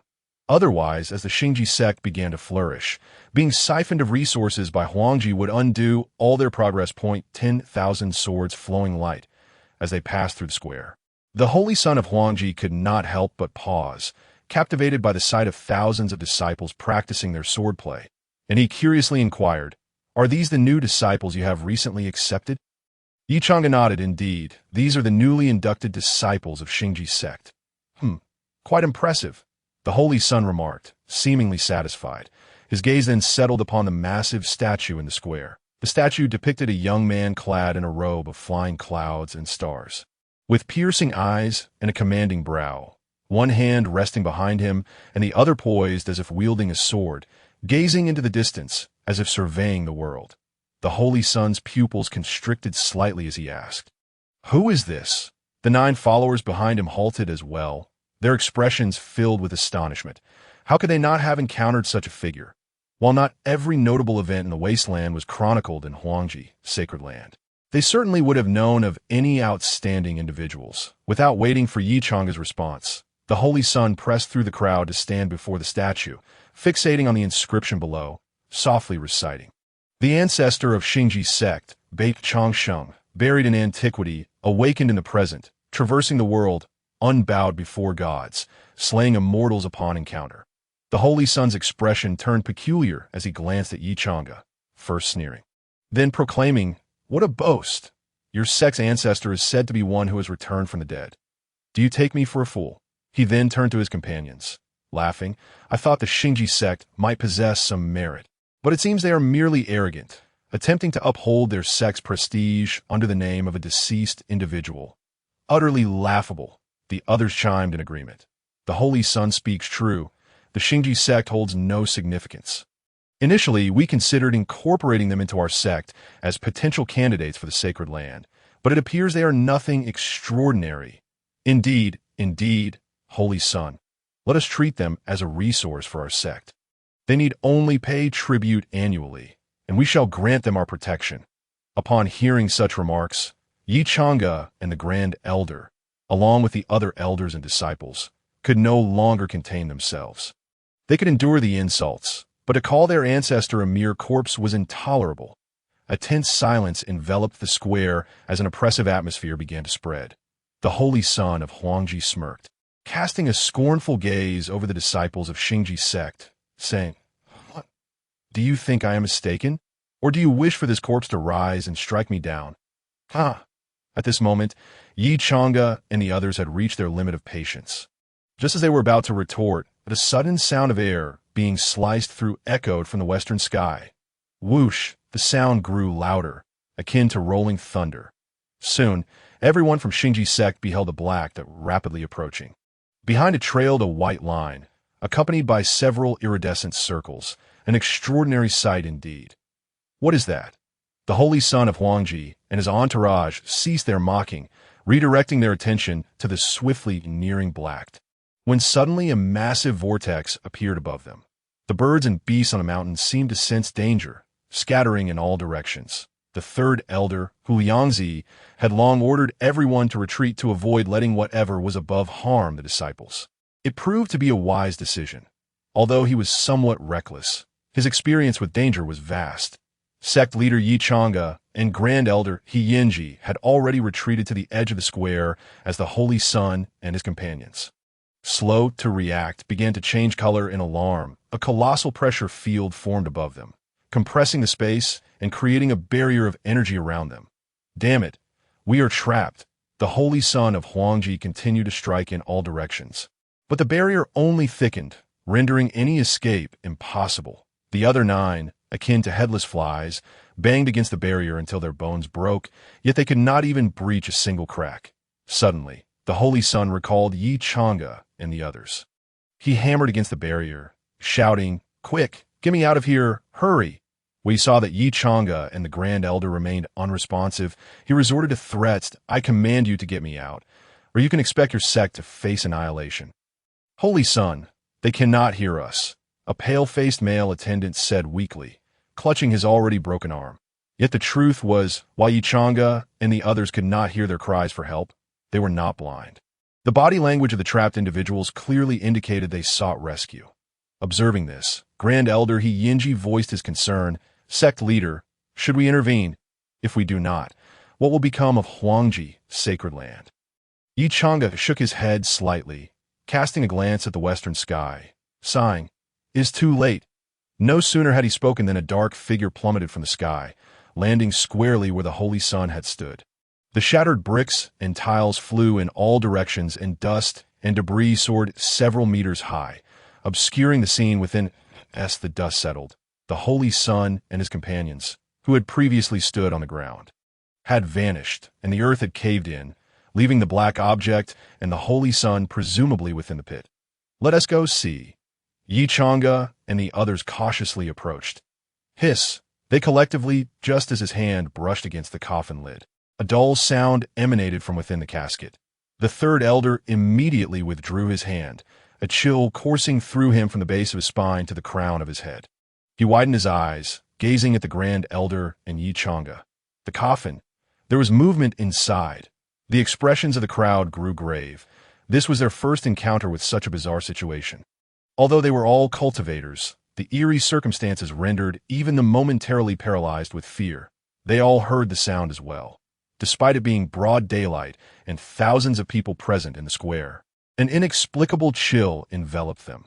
"Third elder, you step forward," Yi Chang'e commanded, prompting the third elder to comply. Observing Huliangzi, who looked as if he had been granted a reprieve, he inhaled deeply and said, "In this situation, we are at a loss and must report to the Ancestor." After considerable contemplation, he instructed someone to keep watch over the area and prepared to use the stellar order to contact Bi Changxing. Just then, a grating sound emerged from the coffin, and a pale hand reached out from within. Huliangzi, who had yet to fully emerge from the pit, froze once more. He turned his head slowly, only to see a hand resting on the edge of the coffin, followed by another hand emerging. His eyes widened abruptly, akin to bronze bells, and his body trembled uncontrollably. He attempted to flee, but found his limbs unresponsive. Meanwhile, the onlookers above were equally petrified, their eyes fixated on the coffin. The sect leader, Yi Chang'e, had long unsheathed his sword, its radiance flickering, poised to strike at any moment. The accompanying junior sister, Chu Yuqing, turned pale, devoid of color, one hand clutching her robe while the other gripped her sword, ready to charge in a battle. They were not cowardly, but the coffiness appearance was far too uncanny. The Holy Son of the Imperial Supreme was a being of the utmost realm, and to vanish without a trace was unsettling for anyone. With a sudden clap, another hand joined the first on the coffin's edge. Amidst the collective anxiety, The two arms stretched towards the foot of the coffin, and the figure sat upright, stretching languidly. Ah, that nap was truly refreshing. The owner of the voice then glanced around the coffin, bewildered by the scattered remains. What on earth is happening? Did I inadvertently crush someone? The crowd above was left utterly dumbfounded. They had never anticipated that the figure within the coffin was Bi Changxing himself, especially Huliangzi, who was now overwhelmed with emotion, trembling lips betraying either excitement or disbelief as he knelt before Bi Changxing. Ancestor, oh, Ancestor! Bi Changxing turned to look, his eyes lighting up. Huliangzi, what brings you here? He then sensed the unusual atmosphere and gazed at the frozen crowd above. So everyone's present. With a leap, he emerged from the pit, beckoning the celestial coffin back into his spatial realm, hesitantly inquiring how many have perished in the sect. After a prolonged silence, Yichanga finally regained his composure, his facial muscles twitching as he spoke with a heavy tone. Ancestor, none from our sect have been harmed. Bi Changxing, astonished, pointed at the gruesome scene in the pit and asked, Then who are these people? Chapter 34. Blood rain and stench of death. Are you saying that those in the pit are from the Imperial Supreme Holy Land? Or is it the Holy Sun himself? Bi Changxing found it hard to believe. This was utterly outrageous. Why had the Holy Sun of the Imperial Supreme come here? Logically, they should not have known about his connection to the Xingji sect so soon. After Yichanga recounted the events leading up to this moment, Bi Changxing's expression grew increasingly peculiar. This fellow truly is the epitome of misfortune, a calamity incarnate. I never imagined that the strike from Qiongqi would hurl him so far. Nearly across an entire region, from the snow domain to the desolate lands where the Xingji sect resides. He even inadvertently crushed the son of the Emperor of Heaven. Such immediate retribution is unheard of. If the Emperor of Heaven were to learn that his son met his end due to being flung from a coffin by Qiongqi, I cannot fathom his reaction. Ancestor, how could you? Huliangzi gestured, eager to question Bi Changxing about his return on the coffin. Well, the explanation for this situation is rather convoluted. Let us just say I was out for a leisurely trip. Bi Changxing casually brushed it off, then turned to the troubled Yichanga, saying, Do not worry. The Imperial Supreme Holy Land has no time to concern themselves with such matters at present. They are currently engaged in war with the Northern Spirit Holy Land and cannot spare a thought for you. After reassuring Yichanga, he declined any further entreaties. He waved his hand to the crowd, stating, I still have matters to attend to. You all should focus on your cultivation and strive to stand at the pinnacle of the Northern Territory. With that, he whistled toward the heavens, and the golden-winged rock descended from the skies, carrying him toward the Northern Spirit Holy Land. Truly a unique mode of travel for the Ancestor, soaring on a bird and returning via coffin. Huliangzi mused, uncertain whether to scoff or to marvel at why Yichanga smiled softly, gazing in the direction Bi Changxing had departed, and remarked, I have heard that those at the zenith of power can forge their own ultimate weapons. Surely that black coffin is the Ancestor's unique weapon. He turned to Huliangzi and added, You must hasten to comprehend the pearl the Ancestor gifted you. We cannot rely on him for everything. And he has his own affairs to attend to. There will be times when he cannot be there for us. Point 1 must fortify oneself. Indeed, I shall do my utmost, Huliangzi vowed earnestly. Meanwhile, in the Northern Spirit Holy Land, within the luxurious residence of the 9-turn return Dragon City in Yuzhou, a handsome young man was pacing back and forth, his face a mask of anger and disbelief as he listened to the reports from his spies. Are you saying that the major sects in the Mist Domain and Rain Domain have suffered devastating blows? He was Yuxuanji, a candidate holy son of the Northern Spirit Holy Land, a favored disciple of the Holy Master Mo Wudao, and a capable aide to Mo Fian. During Mo Fian's absence, he was the one commanding affairs in the Rain and Mist domains. Although he held no actual title of Holy Son, he wielded the authority equivalent to one. However, he now found himself in a state of utter disarray. He had received word that the Imperial Supreme Holy Land had dispatched a large number of elites, suddenly infiltrating the Mist and Rain domains. They swept through the various sects with an unprecedented ferocity, leaving no room for retreat, decapitating the leaders and installing puppets in their stead. The operation was executed with such efficiency and decisiveness that it left no traces behind. By the time he received the news, 2 days had already passed since the events transpired, and in that brief span, the sects of the Rain Domain had completely fallen. Yu Xuanji meticulously analyzed the underlying issues and the tactics employed by the opposing side, ultimately concluding one crucial point. The Imperial Supreme Holy Land was intent on total war. He arrived at this conclusion because the Northern Spirit Holy Land and the Imperial Supreme Holy Land had been at odds for millennia, maintaining a precarious balance due to their nearly equal strengths. Despite years of friction, large-scale warfare had never erupted, only sporadic skirmishes. But now, the severity of the situation had surpassed his imagination. It was imperative that he report this matter to the higher-ups immediately. This was beyond his jurisdiction. While he wished to make a grand impression, perhaps to win the favor of the Holy Maiden, he was acutely aware of the gravity of the situation. Moreover, he did not believe that this incident alone would secure the Holy Maiden's heart. If he were to mismanage it, the consequences would be unthinkable. With this in mind, he summoned a man and handed him the token for entering the Northern Spirit Holy Land, instructing, "You must go to the Northern Spirit Holy Realm at once and present this token to the Holy Maiden, so she may make a swift decision." Yes. The man took the token and entered the courtyard. Glancing at the faint beam of light high in the sky, he infused his spiritual energy into the token. Buzz!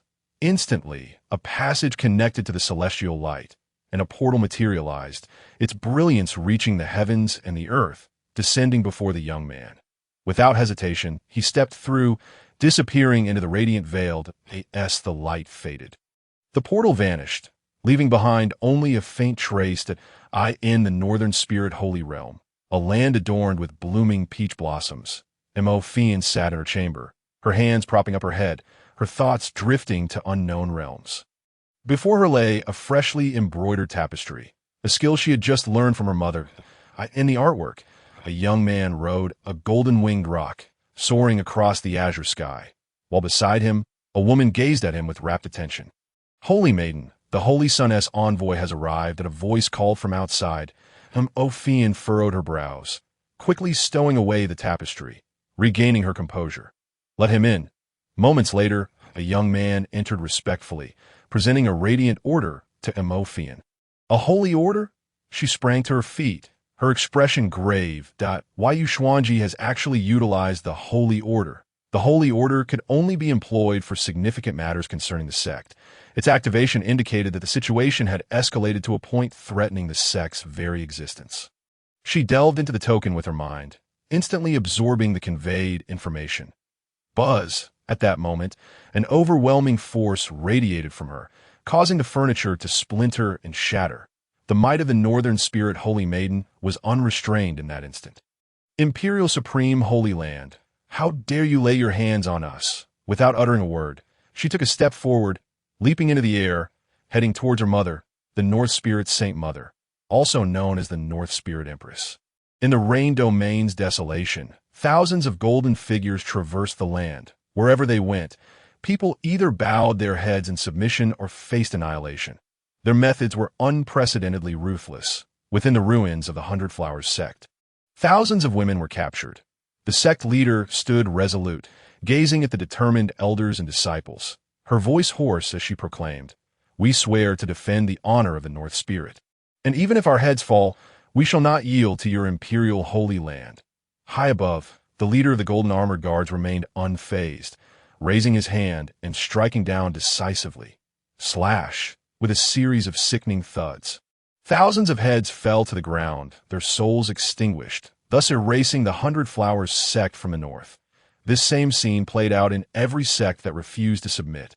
In an instant, corpses littered the ground, rivers of blood flowed. Chapter 35. Cruelty ahead. 3,000 miles lay the mist domain. As Huang Tianji spoke, he vaporized the bloodstains on the Overlord's spear. He glanced at Qiongqi, who hovered above. "Do not let your guard down. Wudao's strength is formidable, perhaps even a notch above yours." Qiongqi's voice echoed, and Huang Tianji's expression darkened as he retorted, "I have received intelligence that Wudao seems to have encountered an incident. Otherwise, how could he have been absent for 3 years?" Qiongqi did not respond immediately, as if pondering something, and after a moment he remarked, "Indeed, according to my sources, he has indeed faced some issues." Huang Tianji's interest peaked. "What issues?" It seems his ultimate weapon is not functioning well, which has left him preoccupied, Xiongqi explained. Huang Tianji smirked coldly. Truly, heaven has favored me. That explains why he has entrusted all matters to his daughter. Huang Tianji tightened his grip on the Overlord's spear, its cold gleam illuminating his eyes. Yet he questioned, "But how do you know this?" Xiongqi offered no further words, directing the dark clouds toward the mist domain. Huang Tianji surveyed his bloodthirsty subordinates and coldly commanded, "Split into two forces. One will cleanse the other's sex, while the other will follow me into the 9 turns reversal dragon city. We shall take Mo Wu Dao's head within the North Spirit sacred realm." The atmosphere had shifted unbeknownst to anyone. Though the scenery remained pleasant, a subtle air of impending slaughter lingered in the tranquility. Inside the grand hall, the North Spirit Saint Mother bore a chilling gaze, her face obscured by a veil of white gauze, emanating an aura of authority that compelled respect from all present. To her right stood the North Spirit Saintess, Mo Fian, and to her left, the candidate saint's son, Yu Qianji. The senior members of the North Spirit Sacred Land sat on either side, their expressions grave as they awaited the Saint Mother's directives.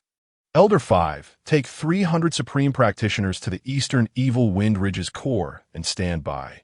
If enemies approach, eliminate them. As you command. Elder 4, lead 500 crystalline disciples into the heart of the Fortune Spirit Mountain. Ready to respond to orders? Understood. Elder 3, you are in charge of the 9 turns reversal dragon city. Lead the 3rd generation of disciples to guard the city's core. We shall obey the Saint Mother's orders. Fire Deacon, you are to lead 1,000 disciples to the southeast direction of the West Phoenix Gorge to draw the enemy's attention. You must delay them for half a day. Yes, Thunder Deacon. You proceed to... With the Saint Mother's command, the elders were dispatched to various locations within the Mist Domain. And I, what is my role? The North Spirit Saintess inquired, having noted that all others have been assigned duties. The Saint's son, Yu Qianji, also looked on with curiosity. You too? The North Spirit Empress pondered for a moment before saying, Yin'er, you shall go to your father's location. Ensure that no one disrupts him. For if they do, the North Spirit Sacred Land will truly be beyond salvation. Mo Fian nodded and turned to leave. However, as she departed, a recently completed piece of embroidery fell to the ground, which the North Spirit Empress discreetly retrieved. She then looked at Yu Qianji. The command of the entire North Spirit Sacred Land is entrusted to you. You are now the one who holds the reins. Should you find yourself uncertain, do not hesitate to consult me. Yu Qianji's expression grew serious, mixed with gratitude as he replied solemnly. Yes. Once everyone had left, the North Spirit Empress removed her veil, revealing a visage almost identical to Mo Fian's. She gazed in the direction of her daughter's departure, unfurling the embroidery she had clutched in her hands.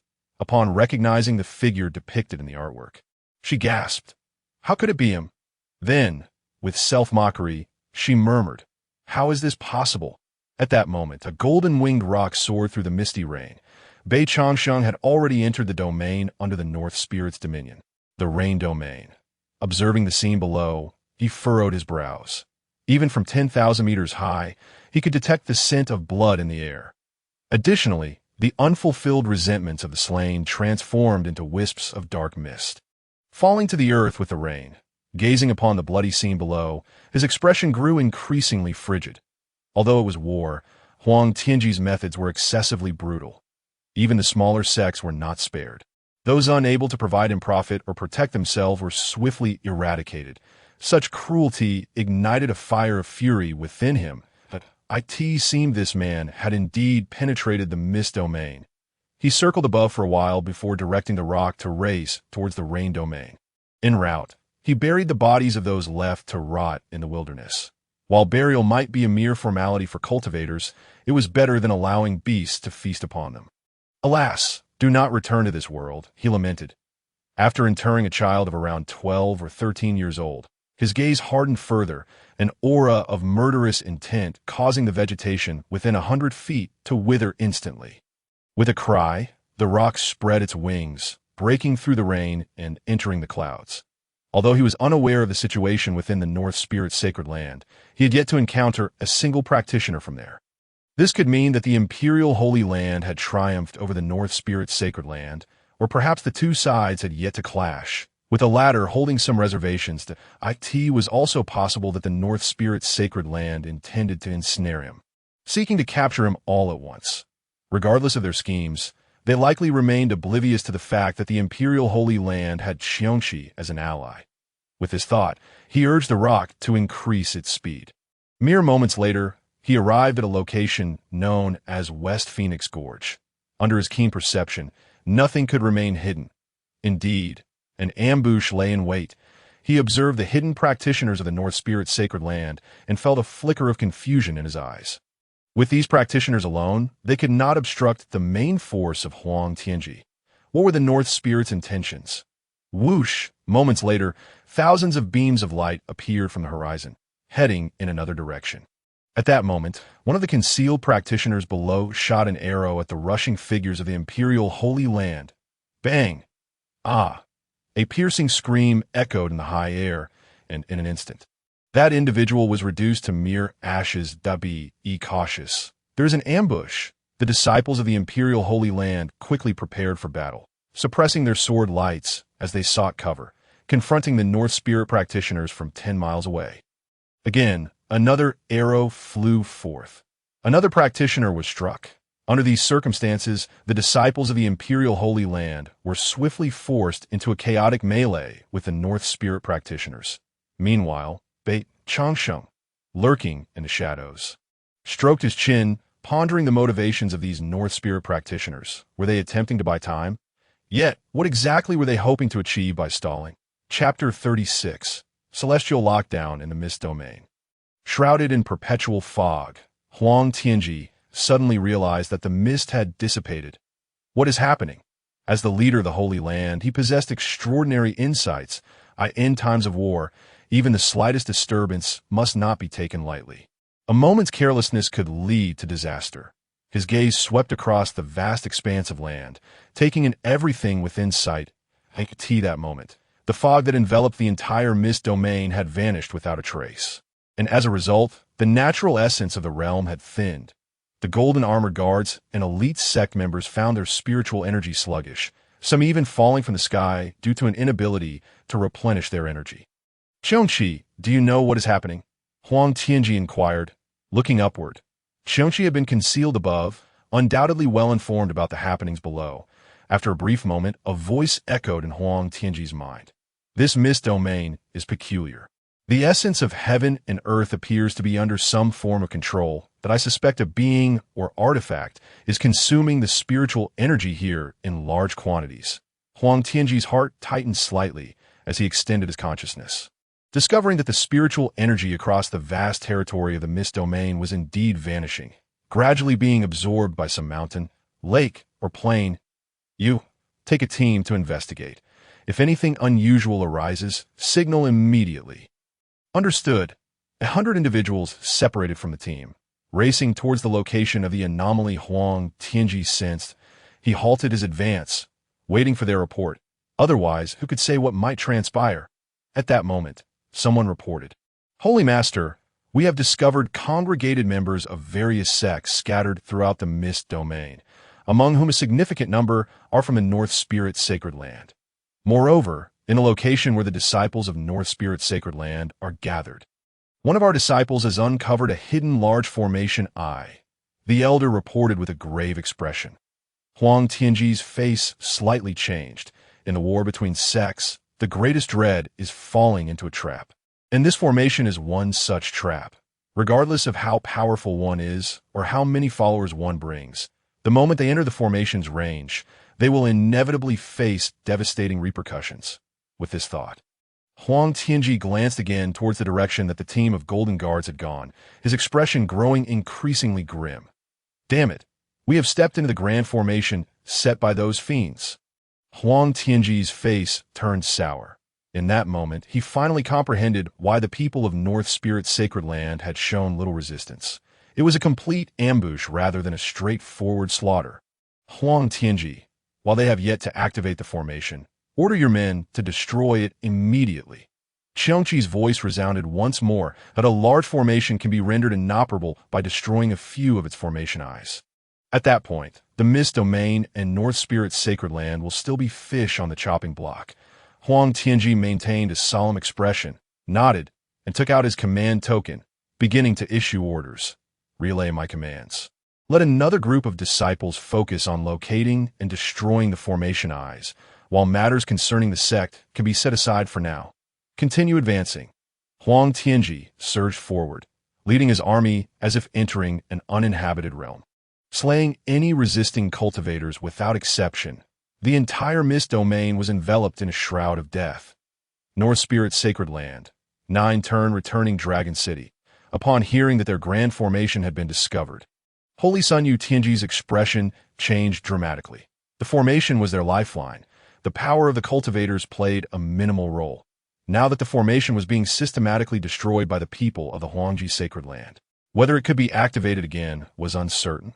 Rather than risk the formation failing to activate, it would be better to activate it now, while there were still few damaged formation eyes, as it could at least consume a portion of Huangji's forces. Relay my order. Activate the formation. Yes. As soon as the command was given, the formation disk before Yu Tianji began to whirl frantically. Countless energies converging within, then surging skyward, spreading across the sky of the Mist Domain, in another location. Disciples of North Spirit's sacred land, having received the order, place formation disks at each formation eye. Crack. The formation disks twisted, and beams of light shot up into the firmament. Buzz! As the heavenly beams erupted, the countless energies that had previously vanished were completely unleashed at that moment, spreading out in all directions in a short time. These overwhelming forces connected with the energy erupting from the center of the Mist Domain. This moment, the entire Mist Domain appeared as if it were inverted beneath an immense bowl. And those within, including the people of Huangji sacred land, found their own energy consumption exacerbated, unable to absorb the vital energies of heaven and earth. Their connection to the world was completely severed. Sky sealing, earth locking grand formation. As Huang Tianji advanced towards 9-turn returning Dragon City, he felt an urge to spit blood. How could they have produced the formation discs for such a long-lost formation?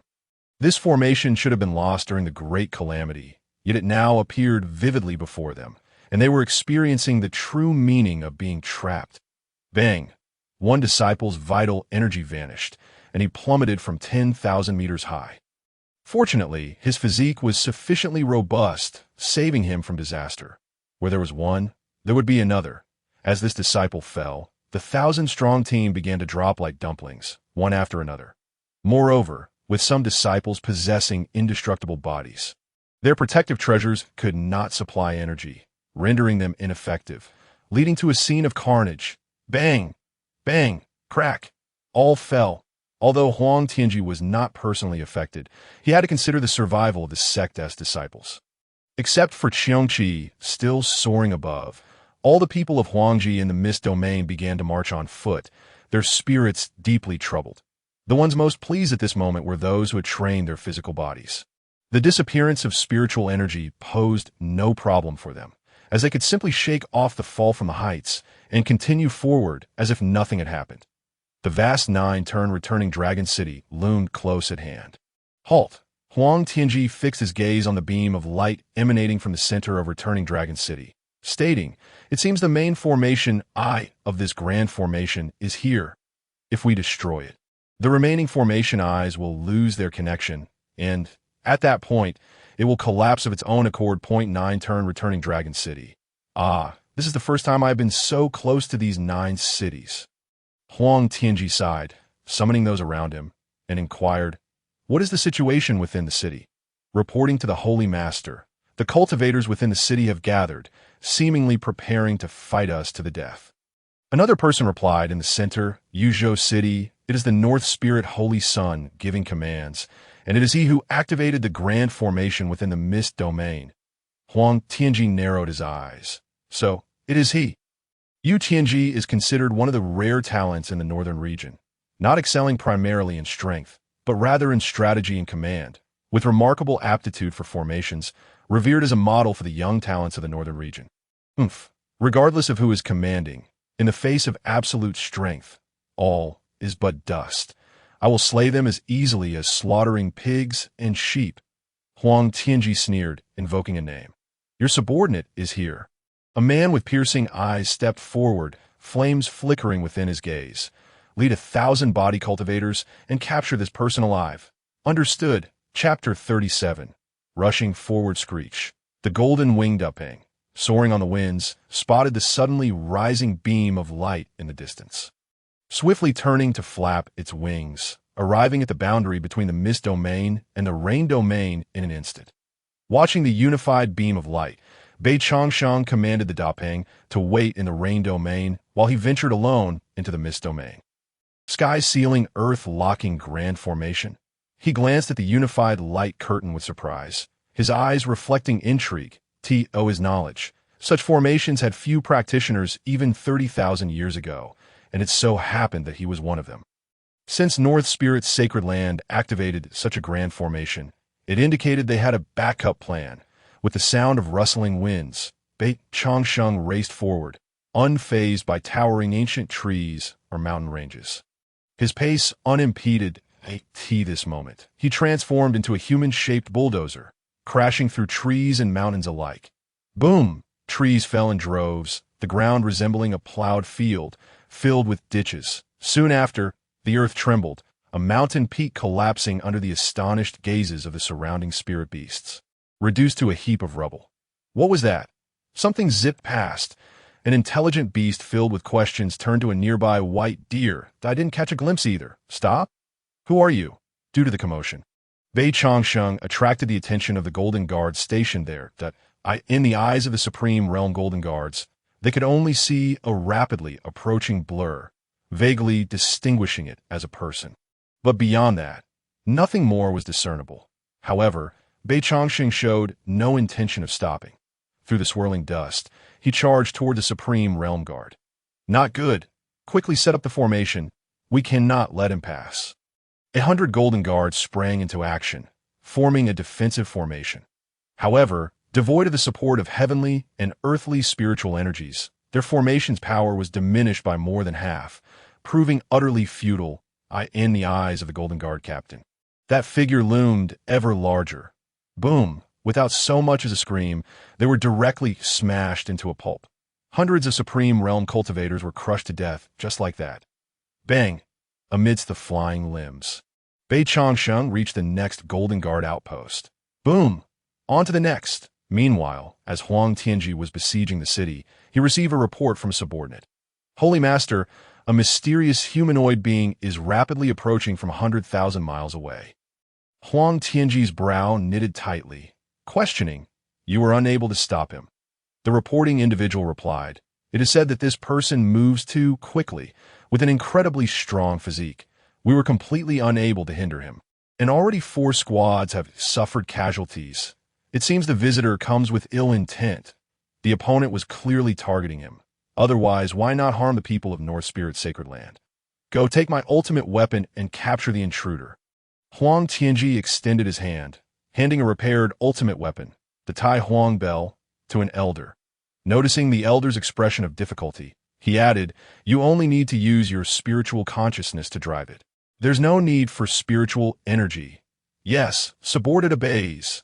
This elder, also a body cultivator, possessed extraordinary physical strength, unmatched in this domain aside from Huang Tianji. Huang Tianji watched him depart, then stated, First, take one of the 9 cities. Then we will proceed step by step to consume these 9 cities. He pointed and declared, Let us take down Yuzhou City first. Yes, in the North Spirit's sacred land, Mo Fian stood guard at the entrance of a cave. Her face etched with boundless worry. Why hasn't father come out yet? She is well aware of her family's affairs. 3 years prior, her father, Mo Wudao, entered seclusion due to anomalies with the extreme Dao weapon. However, she had never heard of any extreme Dao weapon exhibiting disobedience, leaving her utterly bewildered. The thought of her father's extreme Dao weapon made Mo Fian's expression grow even more peculiar. She vividly remembered the first time she beheld her father's weapon, which left her in a daze due to its unusual design. 3 years ago, that weapon had become uncontrollable, an absurdity indeed. Thus, she took the opportunity to venture out under the guise of training, seeking the ancient lineage in the desolate lands that if she could obtain several unique bones from their body and harness the special bloodline power within, she would be able to pacify the agitated weapon and resolve this dilemma. For the past 3 years, Mo Wu Dao had gritted his teeth in an effort to control the extreme Dao weapon, preventing it from erupting into chaos and causing a catastrophe.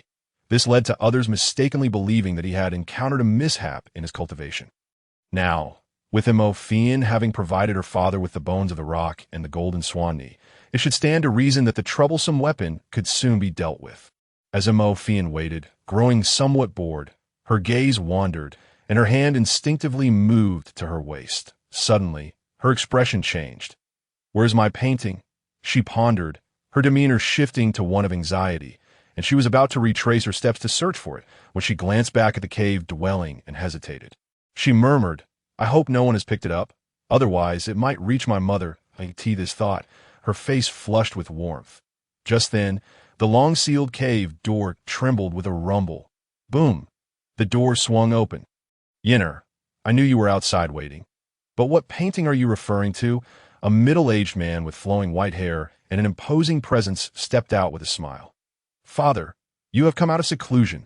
Mo Fian exclaimed in surprise, rushing forward to embrace Mo Wu Dao's arm. "Father, you don't know how much I've missed you during your absence. Father, is your extreme Dao weapon functioning properly now?" Mo Wu Dao gently stroked Mo Fian's hair, his face radiating warmth as he asked, "All right, where is your mother?" "Mother is at Taohua Wu," Mo Fian replied, but then her expression shifted slightly as she solemnly added, "Father, the Emperor of the Royal Extreme Sacred Land has led an army and already captured the Rain Domain. They are likely approaching the Mist Domain now."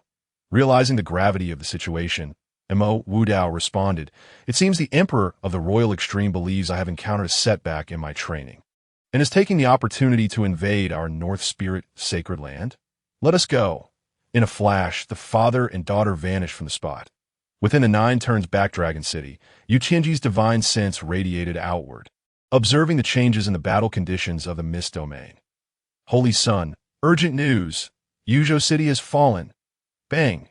Yu Qianji struck the table before him with a fist, shattering it, and exclaimed, "Nonsense!"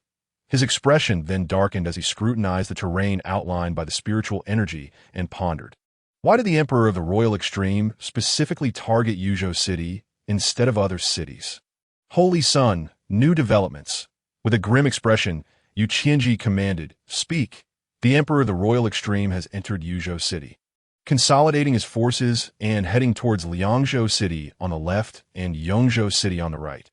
Furthermore, he is currently using Yuzhou City as a springboard, with the main force advancing towards us.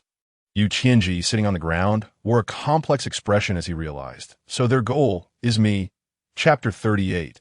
I can tell at a glance you are not a good person. In the vast, boundless wilderness, whoosh, a figure surrounded by blue lightning rapidly traversed through the half-man-high grass, the force of nature causing the grass to bend aside, creating a winding path across the entire field. I must go faster. Boom! The ground erupted with flying dirt and stones. This moment, the sound of wind howled, and the figure vanished entirely. Miles away, an elder stood on a cliff, gazing at the straight path approaching him. Excitement gleaming in his eyes. It is known that within the sect, apart from the holy master Huang Tianji, no one possesses a physique as formidable as his. Yet he has not even made it into the top 3 in terms of overall strength. The body cultivators in the Holy Land cannot surpass him, and those who can are not body cultivators, which leaves him quite frustrated, witnessing the astonishing speed and terrifying destructive power of the person below. He felt a surge of excitement. Immediately, amidst the boiling blood and energy, he leapt from the mountain peak and bellowed at the speeding figure, "Halt! Who approaches?" Swish! However, the other party showed no intention of stopping. Igniting his wrath, he unleashed his most powerful movement technique, leaping to compete with the figure in speed. Zing! The figure made a quick turn, running while winking at him. "Old man, isn't the breeze delightful?" "Huh? What do you mean?" Bei Changsheng, seeing the other party's bewildered expression, spoke earnestly. "I see you with a youthful face and white hair, moving swiftly, yet your breathing is calm and steady. Your cultivation must be exceptional. May I ask how many years you have trained? About 300 years. He was unsure why Bei Changsheng suddenly inquired about this, but answered reflexively. Blinking his small eyes, he tried to keep pace with Bei Changsheng while asking, "You seem to have good body cultivation as well." "What a pity! As for you, how many years have you trained?" The two conversed like old friends, oblivious to the concealed danger lurking beneath their words. I feel ashamed. I've only trained for over 30,000 years. Bei Changsheng wore an expression of embarrassment that left the royal extreme elder utterly stunned. Subsequently, he scanned the elder's body with his divine sense, and, upon sensing the aura of the extreme Tao weapon hidden in his hand, sneered, "It seems you, old man, can deceive the heavens and swap reality. I can tell at a glance you are not a good person." With that, he casually threw a punch towards the elder's head. The royal extreme elder's expression changed drastically. He had not anticipated that the person before him could sense the aura of the Taiwan bell. Losing any desire for a contest, he immediately summoned the Taiwan bell. Dong! The bell's chime reverberated, instantly being sent flying by what appeared to be a casual punch. How is this possible? As the elder's expression shifted wildly, he carefully examined Bei Changsheng's appearance, and it was as if he had seen a ghost. "It's you. Were you not sent flying by the Holy Master? How have you returned?" The Taiwan bell, under his control, unleashed a tremendous pulling force, once again tearing towards Bei Changsheng. Bei Changsheng shook his head and replied, "The same tactic won't work on me. However, I wouldn't mind acquiring another extreme Tao weapon." As he spoke, his energy surged, his body swelling in an instant, growing over 10 zhang in height. Then, in the elder's astonished gaze, he slammed the Taiwan bell down to the ground with a single palm. Physical body divine ability. Size as you wish. The royal extreme elder's expression changed dramatically as he exclaimed. Bei Changsheng rolled his eyes in response. "Really lacking in knowledge. This is my self-created divine ability, the eternal body of Qiming." Buzz! The Taiwan bell began to tremble violently, clearly possessing its own consciousness. The Taiwan bell attempted to flee in a panic. With a whoosh, it transformed into a streak of light, rushing back in the direction it came from, leaving the elder to fend for himself. Heh, as if it could go as you wish. Bei Changsheng's figure flickered, blocking its path, extending a large hand, and with a bang, the Taiwan bell struck his palm squarely. Meanwhile, far away in the Nine Turns Back Dragon City, Huang Tianji's face displayed a mix of shock and fury. The Taiwan bell was linked to his consciousness. In his perception, it was currently held firmly in the grasp of a massive hand, the force so great that the bell emitted cracking sounds. That bastard again! For some reason, every time Huang Tianji laid eyes on Bei Changsheng's face, it ignited a deep-seated rage within him, his blood boiling and his face turning crimson. At that moment, far away, Bei Changsheng sensed the change occurring with the Taiwan bell and grinned. "Little G, it's not good to spy on others." Boom! As a shadow flashed past, Huang Tianji could no longer sense the situation with the Taiwan bell. Within Yuzhou City, cracks spread beneath Huang Tianji's feet, his teeth grinding in anger. "Bei Changsheng, I will ensure you have no place to rest in death." "Huang Tianji, calm down." Xiongqi transmitted a message. "Calm down? How can you expect me to be calm when that guy has thwarted my plans time and again? Now he has returned, and my extreme Tao weapon, the Taiwan bell, is in his hands." Huang Tianji's chest heaved as he felt that Bei Changsheng was simply his nemesis. The Taiwan bell, as an extreme Tao weapon, was infused with the principles of the great Tao and typically would not betray its master. "So you need not worry." Xiongqi took on the role of Huang Tianji's mental counselor, attempting to calm him down. "Once we seize the North Spirit's sacred land, we shall settle accounts with him." The sound of Huang Tianji's heavy breathing echoed within the city lord's residence, and after a long while, he gradually regained his composure. Before long, a messenger arrived with news. The Yuzhou City serves as the core of the formation. The defenders possess mid-tier supreme strength, and we cannot breach it in a short time. Huang Tianji waved his hand, stating, "I am aware." He then turned to Xiongqi and declared, "It seems it is time for me to take action."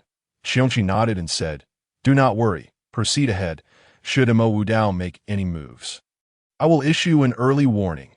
Huang Tianji also nodded. Grasping the Qingtian Overlord spear, he stepped out of the city lord's mansion, transforming into a fleeting shadow as he headed towards the heart of the Nine Turns returning Dragon City. Yuzhou City. Within Yuzhou City, Yu Qianji's countenance was exceedingly grim. Not to mention that Liangzhou City and Yongzhou City were already succumbing. The most pressing issue now was that Yuzhou City could no longer hold out. Furthermore, the individuals he dispatched to seek reinforcements from other cities had not returned any news, let alone any aid. This compelled him to withdraw his gaze from the entire battlefield, focusing solely on himself. With the Northern Spirit's Saint Master yet to emerge from his seclusion, the safety of the entire Northern Spirit's sacred land relied solely on him. Until reinforcements arrived, all he could do was defend Yuzhou City until the Saint Master re-emerged, at which point they might catch their breath. Just as he contemplated this, an overwhelmingly domineering voice echoed throughout Yuzhou City. Yu Qianji, do not resist, otherwise the Huangji army shall raze your Yuzhou City to the ground. Chapter 39. The dark clouds descend upon the city with the conclusion of that voice. A thunderous roar resounded, followed by an unmatched spear light that shattered the city gates and walls, causing countless towers and palaces to tremble and shatter, tearing towards the hall where Yu Qianji was located. The harrowing screams reverberated in Yu Qianji's ears, leaving his face ashen that he knew he had failed. Ultimately unable to defend the city and await the Northern Spirit Saint Master's emergence, in that moment, he could not help but question himself. Was the Northern Spirit's sacred land truly to be destroyed by his hands? Boom! The towering light column in the plaza outside the hall suffered catastrophic destruction, gradually dimming into nothingness. The spear light surged forward, heading straight for Yu Qianji, just as he closed his eyes, awaiting death. A faint light in the sky 10,000 meters above abruptly blazed to life. Following that, a portal manifested, and a resonant sound wave emanated from within. Zheng! The colossal ripple instantly crossed 10,000 meters, colliding with the spear light. Hiss! The two forces grappled back and forth, their energies continuously canceling each other out until the spear light vanished. Yu Qianji opened his eyes to see two figures standing before him. Staring blankly at the figure, he hoarsely uttered, "Master, I failed to defend. Yuzhou City has fallen. Very well, you have done admirably." The other party gazed at him kindly, their eyes filled with approval, saying, "Leave this to me." He then turned to face the doorway. Tap tap, the sound of approaching footsteps grew nearer, the Overlord's spear dragging along the ground, creating a series of sparks. Huang Tianji had arrived. He halted, gazing at the suddenly appeared figure, and spoke in a deep voice. "Mo Wudao." Huang Tianji.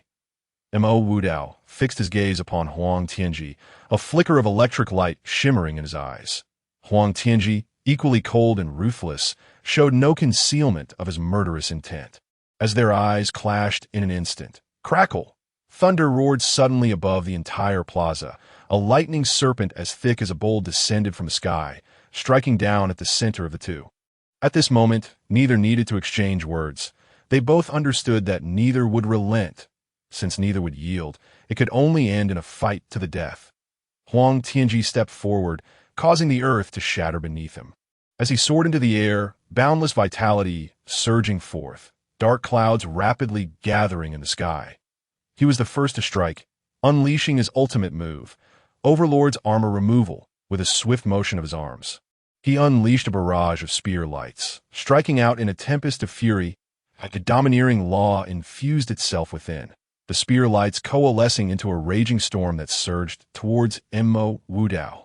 Mo Wudao's white hair billowed as he stepped forward, vanishing from his original spot in an instant. When he reappeared, he was seated 100 miles away. Raising his hand, an ancient zither adorned with divine patterns materialized in his embrace. This was his weapon, the shaking dragon zither. Gazing at the endless storm formed by the spear lights, he extended his pristine hands, resting them upon the zither strings, and closed his eyes. Zheng!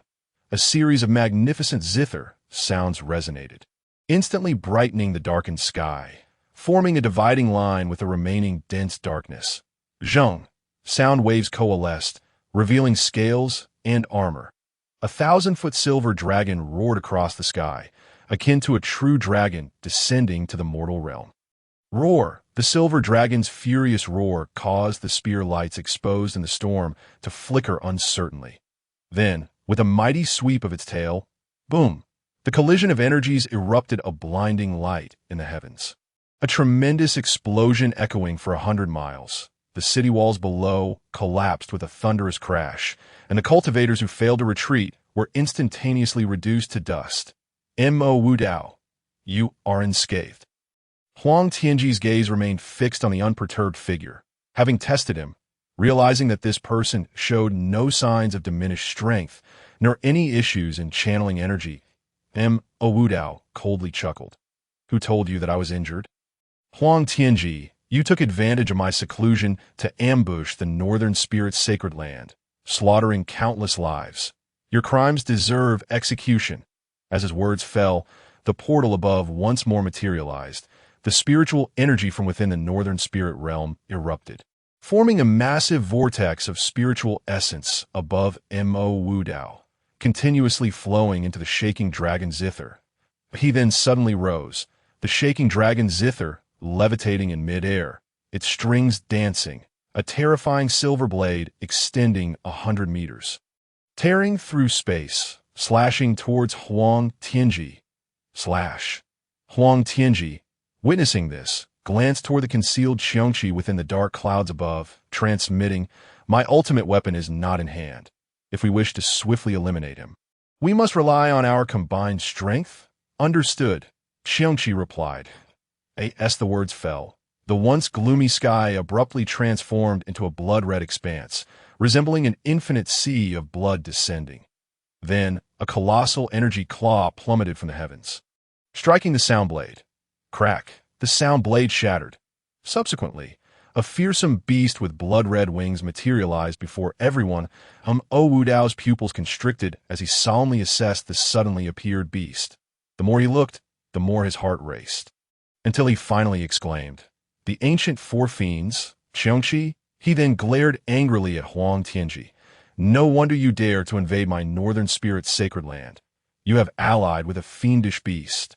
Huang Tianji, seeing Xiongqi make its move, immediately felt considerably relieved. He looked at the furious Mo Wudao and corrected him. "This is what I call a win-win cooperation. Annihilating your Northern Spirit's sacred land will allow me to ascend to immortality. Tell me, why should I not agree?" Mo Wudao raised an eyebrow, scrutinizing the self-satisfied Huang Tianji, then glanced at Xiongqi, scoffing. "Ascend to immortality? Since the great calamity, the path to immortality has been severed. Are you mad to believe the words of a fiendish beast?" Huang Tianji's breath hitched, his fury mounting. "Enough of your nonsense. Even without the prospect of immortality, I shall still obliterate your Northern Spirit sacred land." He then turned to Xiongqi. "Let us join forces and take him down." Xiongqi's eyes glinted with a bloodthirsty light as he extended his barbed tongue, licking his lips. As you wish, boom! A gust of bloody wind swept in, enveloping the skies above Turns returning Dragon City, plunging it into a shroud of darkness where no light could penetrate. The howling winds echoed, and the clanging sounds resonated endlessly. With a flash of crimson light, Yuzhou City, within 1,000 miles, was instantly reduced to rubble. As the darkness dissipated, the scene within was revealed. Mo Wudao was covered in wounds, his white hair stained with blood. Supporting himself with the shaking dragon zither in one hand, he pointed at Huang Tianji with the other. "Huang Tianji, allying with a fiendish beast will lead you to a disastrous end." Huang Tianji stood with his hands clasped behind his back, his eyes gleaming with pride. "Mo Wudao, you should cease your resistance. With our combined strength, there is no opponent in the entire northern region." Mo Wudao lowered his gaze, remaining silent as if awaiting something. Meanwhile, hidden within another city, Mo Fian and Yu Tianji wore grave expressions. They had not anticipated that Huang Tianji would ally with Xiongqi. "Senior sister, what shall we do?" Yu Tianji observed that if this continued, his master's defeat was merely a matter of time. Although Mo Fian's eyes were filled with concern, she understood that her father still had trump cards hidden away. But why was he not making use of them? Chapter 40. The Northern Spirit Concubine Mo Wudao. "Do you have anything else to say?" Huang Tianji appeared utterly confident, showing no concern that the other could escape, nor any fear of unexpected events, as if his victory was already a certainty. Mo Wudao gazed at him with icy eyes and replied, "Then allow me to present you with a grand gift." Huang Tianji and Xiongqi fixed their eyes intently upon Mo Wudao, eager to discern what this fellow intended to exhibit. Mo Wudao slightly tilted his body, once again plucking the zither strings. Zheng. However, this time, with the vibration of the strings, the sound blade did not materialize. Huang Tianji blinked, looking toward Xiongqi. Xiongqi too was puzzled, uncertain of Mo Wudao's intentions. Was he simply performing for us at his last breath? Yet, hidden within another city, Mo Fian trembled upon hearing that sound. Indeed, Father was about to unleash his ultimate weapon. At this juncture, Yu Qianji noticed that Mo Fian seemed somewhat exhilarated. He immediately cast his gaze outward, with the resonance of Mo Wudao's zither notes. The earth began to tremble, and the light in the sky gradually warped. Seeing this, Huang Tianji's complexion shifted, but even faster than him. Xiongqi exclaimed, "Not good. He intends to summon his ultimate weapon, regardless of the frailty of this individual. When he unleashes the ultimate weapon, all must be on guard." For neither Xiongqi nor Huang Tianji has ever encountered the ultimate weapon belonging to the North Spirit's sacred land, with a resonant hum. As the melody of a zither grew increasingly coherent, a sound of slaughter began to reverberate through the heavens and the earth. Then they beheld a rift appearing in the sky. Crack! A dazzling stream of light descended from above in an instant, crashing to the ground. Huang Tianji was taken aback. What in the world is this? Xiongqi gazed at the so-called ultimate weapon described by Huang Tianji with an expression of bewilderment, retorting, "Are you telling me this is the ultimate weapon?" It was not just him. Even Yu Qianji, who had been observing intently, found himself at a loss. Is this truly the ultimate weapon? Mo Fian, with unwavering certainty, nodded vigorously, declaring, "Indeed, this is my father's ultimate weapon." Meanwhile, within the North Spirit sacred realm, Biling Face suddenly opened her eyes. She looked in astonishment towards the outside of the sacred realm. The ultimate weapon, Mo Wudao, has emerged from seclusion. In an instant, she vanished from her spot in the ruins of the outside world. Huang Tianji stared at what he referred to as the ultimate weapon and turned to Mo Wudao, asking, "Is this truly your ultimate weapon? This is clearly a person, a being crafted entirely from divine gold. Yet this individual bore no discernible features, and for reasons unknown, Huang Tianji felt an odd familiarity with this metallic figure. Don't you think this thing looks familiar?" he queried, a look of confusion on his face as he turned to Xiongqi. Xiongqi tilted his head. "Does it? It doesn't." Huang Tianji chose not to dwell any longer on this matter.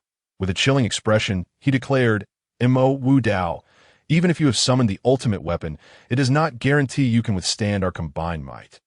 How can one know without trying?" Mo Wudao's fingers danced upon the zither strings with newfound speed, leaving behind a continuous afterimage as the sound of slaughter surged forth, filled with battle intent. The metallic figure began to move in sync with the melody. Initially, it humanely beckoned to Huang Tianji, then vanished, only to reappear engaged in combat with Xiongqi. Unbelievable. Huang Tianji was furious. Inexplicably, he recalled Bi Changxing, and the actions of this metallic figure mirrored his own, equally insufferable. Furthermore, he realized that if he were to superimpose Bi Changxing's visage onto that of this humanoid ultimate weapon, it would seem perfectly harmonious. "You scoundrel!" Huang Tianji wielded the Overlord Spear and charged at Mo Wudao once more. Mo Wudao's eyes grew cold as he swiftly evaded Huang Tianji's assaults. He could not afford to cease playing the zither, lest the ultimate weapon remain dormant. This left him with no choice but to adopt a defensive stance, occasionally managing to free a hand for counterattacks. On the other side, Xiongqi's claws clashed repeatedly with the humanoid weapon, sparks flying and thunderous roars echoing. The two battled from the skies to the ground, leaving deep craters in their wake. Mountains cleaved in half, and rivers dammed. That moment, a piercing zither note rang out, as Huang Tianji's Overlord Spear pressed against the Hanlong zither. Immediately, Xiongqi sensed the loss of the humanoid ultimate weapon's attacking power, causing it to plummet to the ground, stripped of its potency. What sort of ultimate weapon is this? He shook his head and appeared before Mo Wudao, opening his gaping maw to devour him. Suddenly, an overwhelming sense of danger enveloped him. Sensing a piercing pain in his back, he swiftly sidestepped a considerable distance. Meanwhile, Huang Tianji, who had been pressing the Overlord spear against the Hanlong Zither, was not as fortunate. With a thud, he was struck in the chest by a sudden punch. Crack! Spurt! His chest caved in instantly, blood spewing forth as he was sent flying. By the time Qiongqi grasped the situation on the battlefield, it was in a state of confusion. The assailant was none other than the humanoid weapon, now standing before Mo Wudao, supporting him as he struggled to remain upright. What is happening? Wasn't there no one controlling it? A cold snort laced with murderous intent pierced the air, and a woman materialized in an instant, concern etched upon her face as she approached Mo Wudao. Husband, are you all right? Qiongqi blinked in surprise, unable to comprehend the origin of this woman, nor her connection to Mo Wudao. That it was only upon hearing the term husband that it dawned on him. This woman was indeed Mo Wudao's wife. Even more astonishing was the realization that her cultivation level was that of a saint. Qiongqi gazed at the barely recovering Huang Tianji. Although injured, he was a dual cultivator of law and body. Remarkably resilient. Huang Tianji, what is going on? After recuperating, Huang Tianji looked at the suddenly appeared woman, recalling a rumor about the North Spirit Sacred Land. It was said that the true founder of the North Spirit Sacred Land was not Mo Wudao, but a mysterious woman named Biling Fei. It seems the rumors hold true. He turned to Biling Fei, saying, "This humanoid ultimate weapon also belongs to you, does it not? I never imagined that you and your husband would share an ultimate weapon." At this point, he muttered to himself, Mo Wudao's cultivation has yet to reach the peak of a saint, rendering him incapable of forging his own ultimate weapon. Meanwhile, Mo Fian, who had been watching from the sidelines, gasped in astonishment upon witnessing Biling Fei's appearance. Mother, even Yutian was startled by this revelation. In their minds, Biling Fei embodied the image of a nurturing mother devoted to her family, entirely incongruous with the formidable woman before them who had just injured Huang Tianji. However, they never could have imagined that Biling Fei was, in fact, a saint. Mo Fian placed a hand over her heart, appearing overwhelmed, and proudly proclaimed, "So my mother is this powerful." Chapter 41. Born in the same bed, buried in the same grave, so you are the true founder of the North Spirit Sacred Land. Should I call you the North Spirit Sovereign or the North Spirit Matriarch? Qiongqi raised his claws, sharpening his own fangs, maintaining an indifferent demeanor.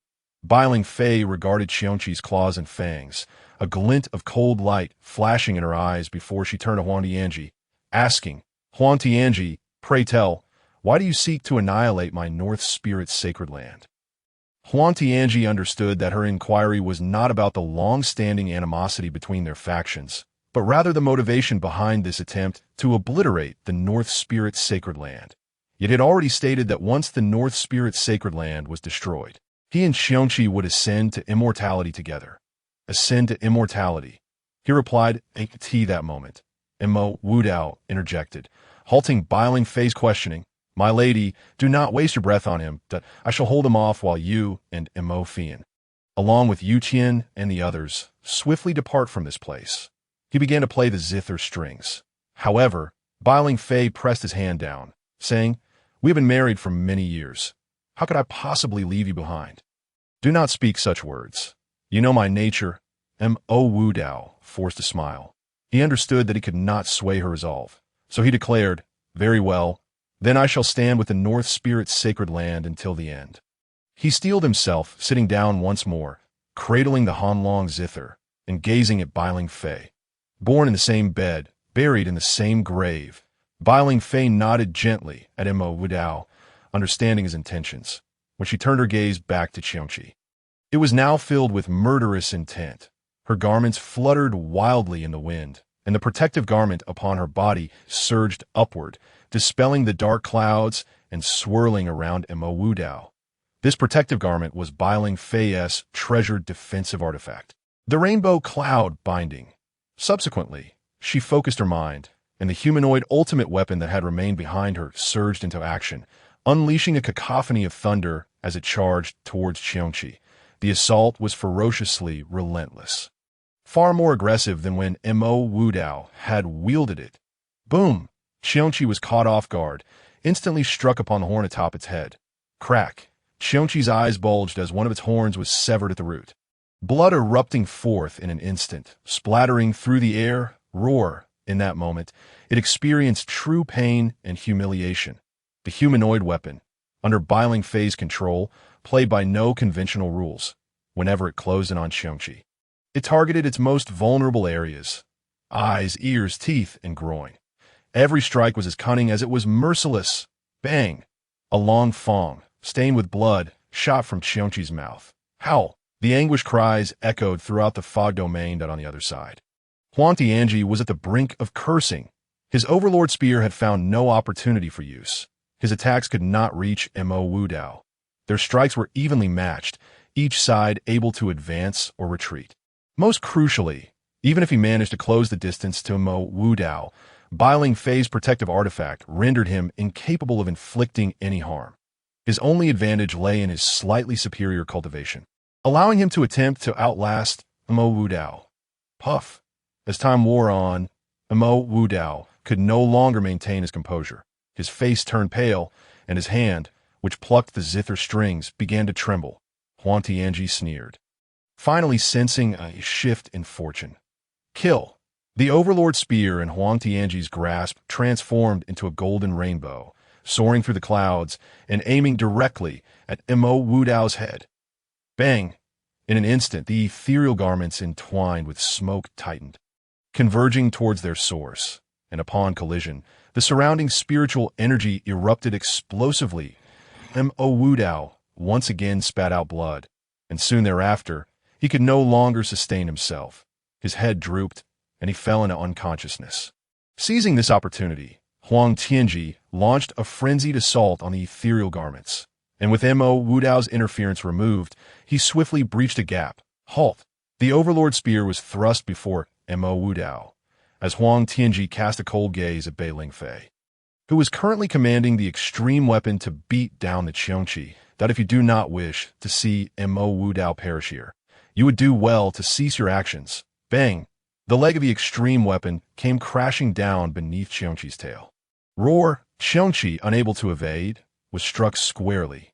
Following this, with a resounding clang, the extreme weapon plummeted, and a fierce glint appeared in Qiongqi's eyes as it lunged towards Biling Fei with a vicious claw.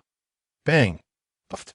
Biling Fei coughed up blood, akin to a kite severed from its string, soaring away.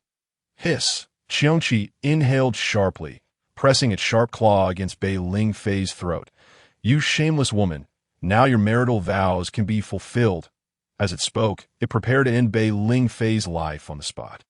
However, suddenly, countless beams of light erupted from the ground, illuminating the heavens once more.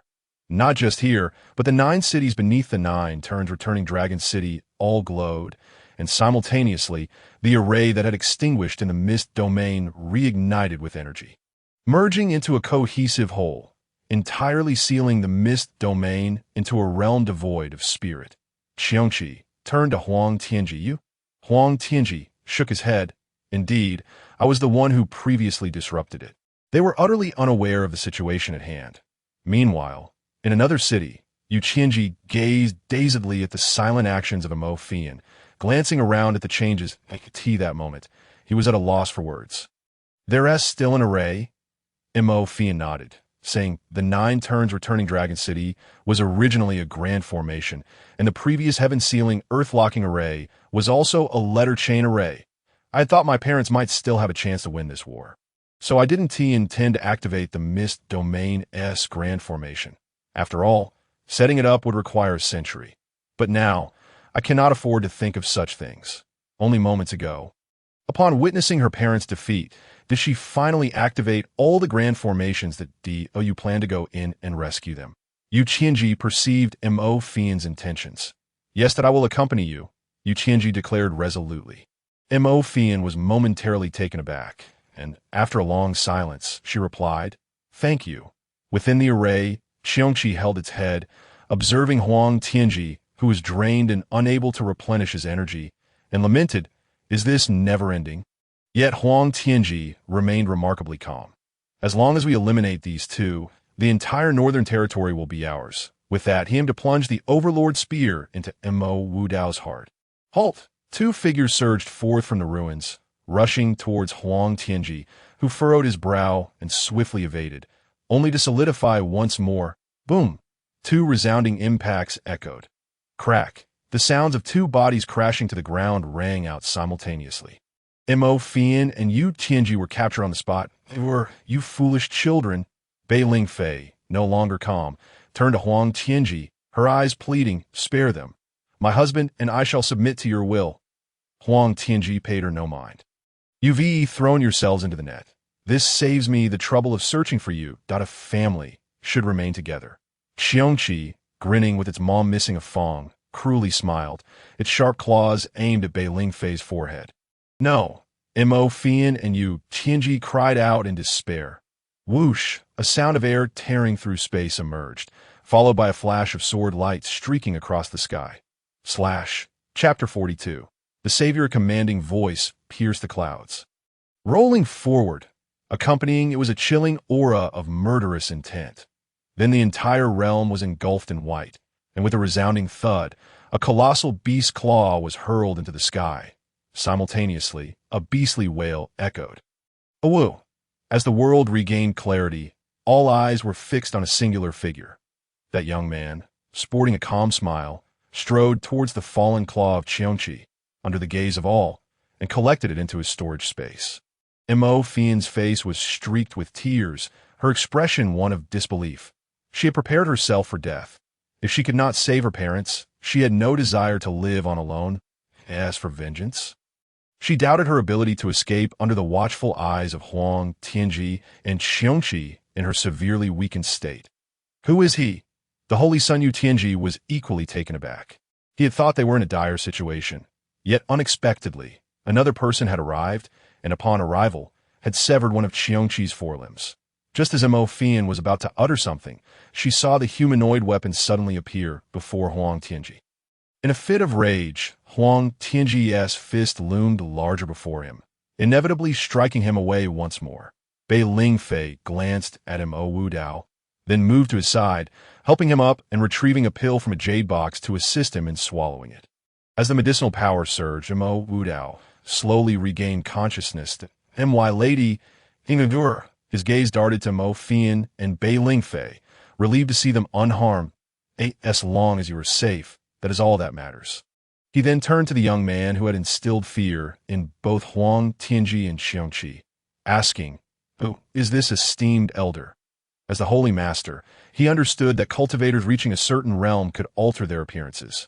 The very figures he feared, Xiongqi and Huang Tianji, now had their gazes fixed upon the stranger. This was enough to indicate just how formidable this young man's strength was. He looked at his wife and saw Bei Lingfei similarly focused on that figure. But her expression held something entirely different: confusion, bewilderment, and intrigue. Mo Fian, observing that her parents were no longer in mortal danger, began to introduce the figure. "He is someone I encountered while searching for the Dapeng. He is the ancestor of the Xingji sect, extraordinarily powerful. By the way, he is the one who hunted the Dapeng's bone and the golden swanee." Upon hearing this, Bei Lingfei's pupils constricted, and as if confirming a realization, she exhaled lightly. "What is his name?" Mo Fian regarded the figure in the arena and replied, "His name is Bei Changsheng." Bei Lingfei's gaze grew even more complex. Meanwhile, Mo Wudao seemed to have discovered something intriguing. He looked at Bei Lingfei. "My lady, this extreme weapon bears a striking resemblance to him. Even their heights are identical." Bei Lingfei remained silent, while Mo Fian appeared to have unearthed a new discovery. Examining left and right, that it truly is not exactly identical, but as if carved from the same mold. That moment, Bei Changsheng seemed to finally notice them, extending a hand towards Mo Fian in greeting. "Xiao Fian, how is it? Did I arrive at the right moment?" He then turned to nod at Mo Wudao. Lastly, his gaze fell upon the humanoid extreme weapon blocking their path from the moment he arrived. He sensed an anomaly, and now he was certain of its source. This extreme weapon bore an uncanny connection to him. Aside from its lack of a face, everything else was strikingly similar. Most importantly, the woman behind the humanoid weapon. He felt he had encountered her before. Moreover, sister, what does your gaze imply? It makes me feel as though I have abandoned you. He could not help but question himself. 30,000 years ago, he had not been involved in any romantic entanglements, nor did he owe any debts of passion. What, then, did the woman's gaze signify? As Bei Changsheng searched his memories, Huang Tianji, on the other hand, was seething with rage. He was so infuriated that smoke billowed from his 7 orifices, his fists cracking as he clenched them, and his hand gripping the overlord's spear trembled. Bei Changsheng, I will have your life. He and Xiongqi had traversed countless miles to obliterate the northern spirit's sacred land. Yet unexpectedly, a Bei Changsheng had emerged midway, repeatedly opposing him. No, it should be said that he had been opposing him since 30,000 years ago. And to this day, he had not let up, becoming a veritable nightmare for him. Hearing this, Bei Changsheng pointed his own face. Oh, are you speaking of me? He then broke into a radiant smile, gesturing towards the brilliance illuminating the sky. Now that the entire mist domain is devoid of energy, do you both intend to fight barehanded? He then beckoned to Xiongqi, which was licking its wounds and attempting to kill him with its gaze. Little tiger, carry on. Just in time. I have been craving some braised tiger bones. Hiss, Xiongqi exhaled, and amidst the 2 plumes of smoke, flickering flames appeared, instantaneously scorching the ground into a massive pit. It could no longer contain itself. Its eyes, once shrouded in black smoke, turned an intense crimson, and with its wings unfurled, it charged towards him. Roar! From afar, Mo Fian gasped in alarm. Be careful. Biling Fei cast a glance at her, observing the expression in her eyes, and shook her head. Subsequently, she placed Mo Wudao beneath a fractured stone pillar and began to channel her energy to refine the medicinal potency. Meanwhile, on the other side, Huang Tianji engaged in a fierce battle with Xiongqi, wielding the Overlord spear as he thrust it towards Bei Changsheng. Although spiritual energy was currently inaccessible, among those present, Huang Tianji's physical form was exceptionally formidable. Even without the influence of spiritual energy, it did not significantly affect him. Humph, Bei Changsheng, meet your demise. He lunged at Bei Changsheng from behind with a spear. In a remarkable display, Bei Changsheng seemed to possess eyes at the back of his head. Effortlessly deflecting the spear with a punch, he then offered a cold smile, lowering his body to evade the lethal claws of Xiongqi. With a swift extension of his arms, he aimed directly for Huang Tianji's legs. Sizzle! Huang Tianji momentarily halted, glancing at the deep ravine that had formed on the ground, a cold sweat breaking out on his back. Bang!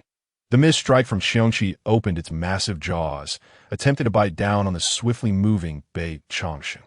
However, Bei Changsheng thrust his left arm into the ground, using the force to propel his right leg onto Xiongqi's neck, riding atop it. Observing from a distance, Mo Fian and the disciples of the 2 holy lands, who were thousands of miles away, gaped in astonishment. Am I seeing things? My heavens, what am I witnessing? Xiongqi is being ridden. At that moment, disbelief washed over the crowd. One of the 4 great fierce beasts. Xiongqi was not only being mounted, but was also being ruthlessly pummeled. Chapter 43.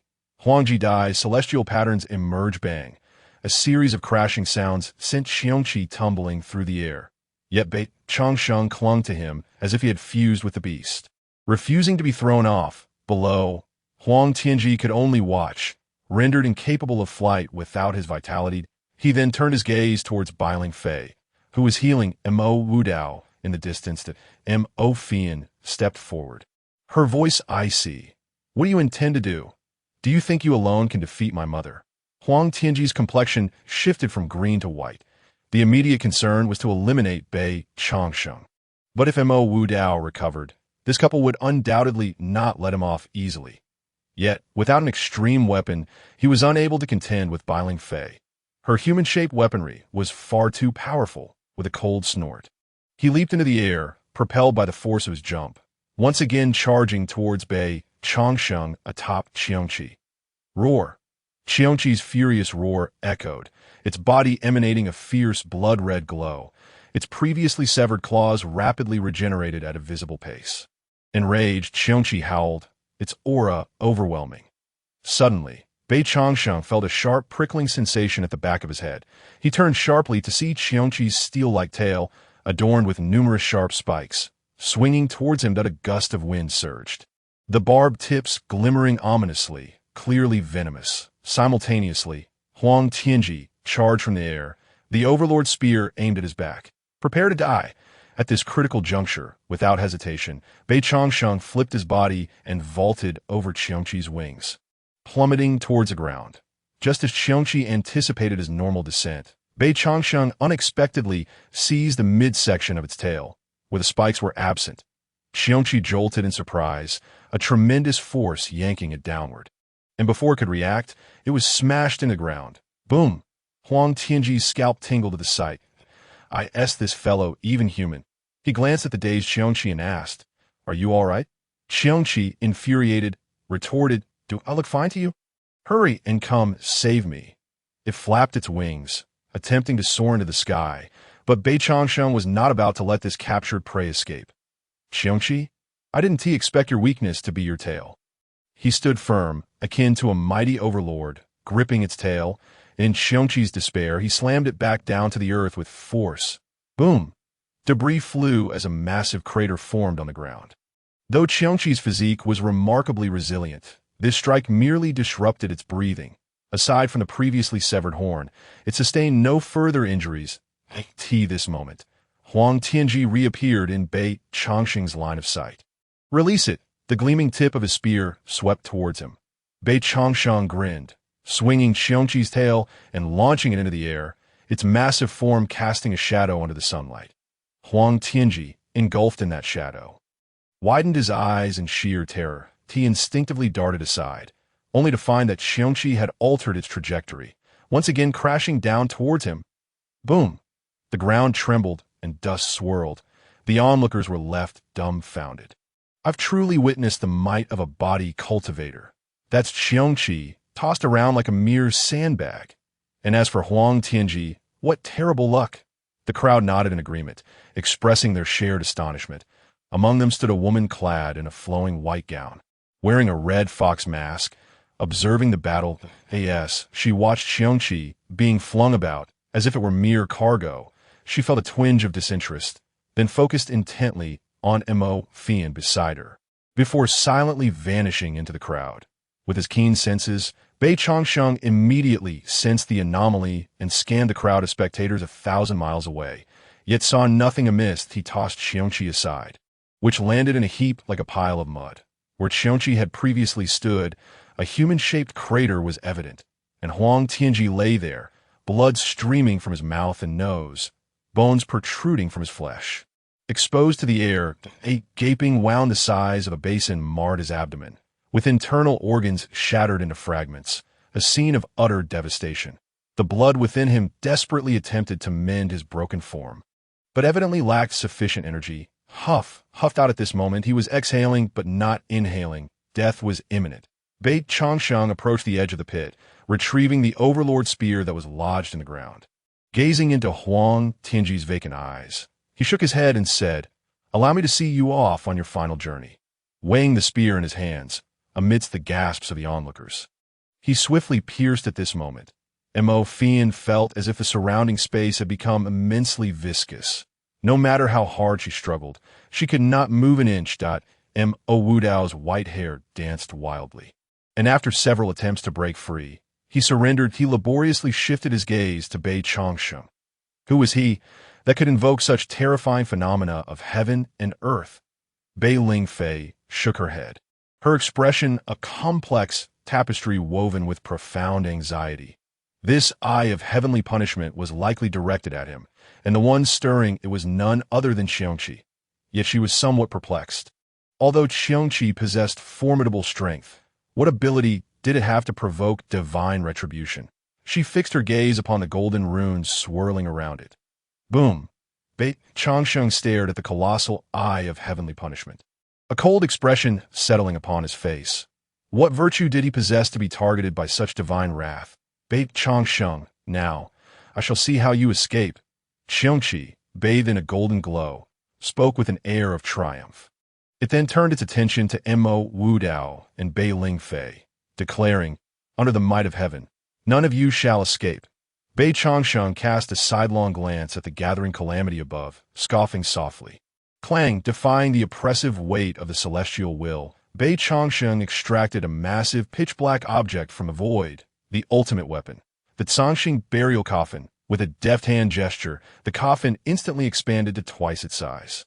He then slapped the lid off and kicked the burial coffin toward Mo Fian and the others. Bang, bang, bang.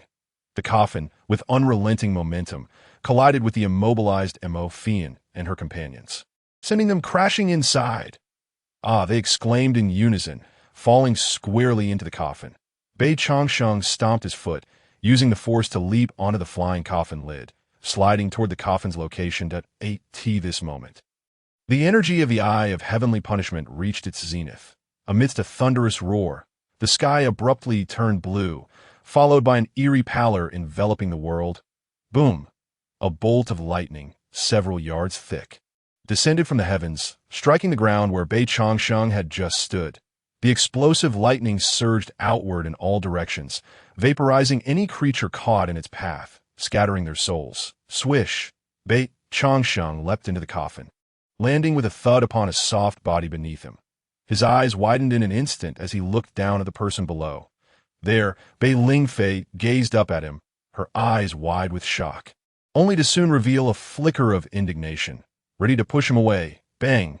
The lid slammed shut, plunging them into darkness. Above, the thunder showed no signs of abating.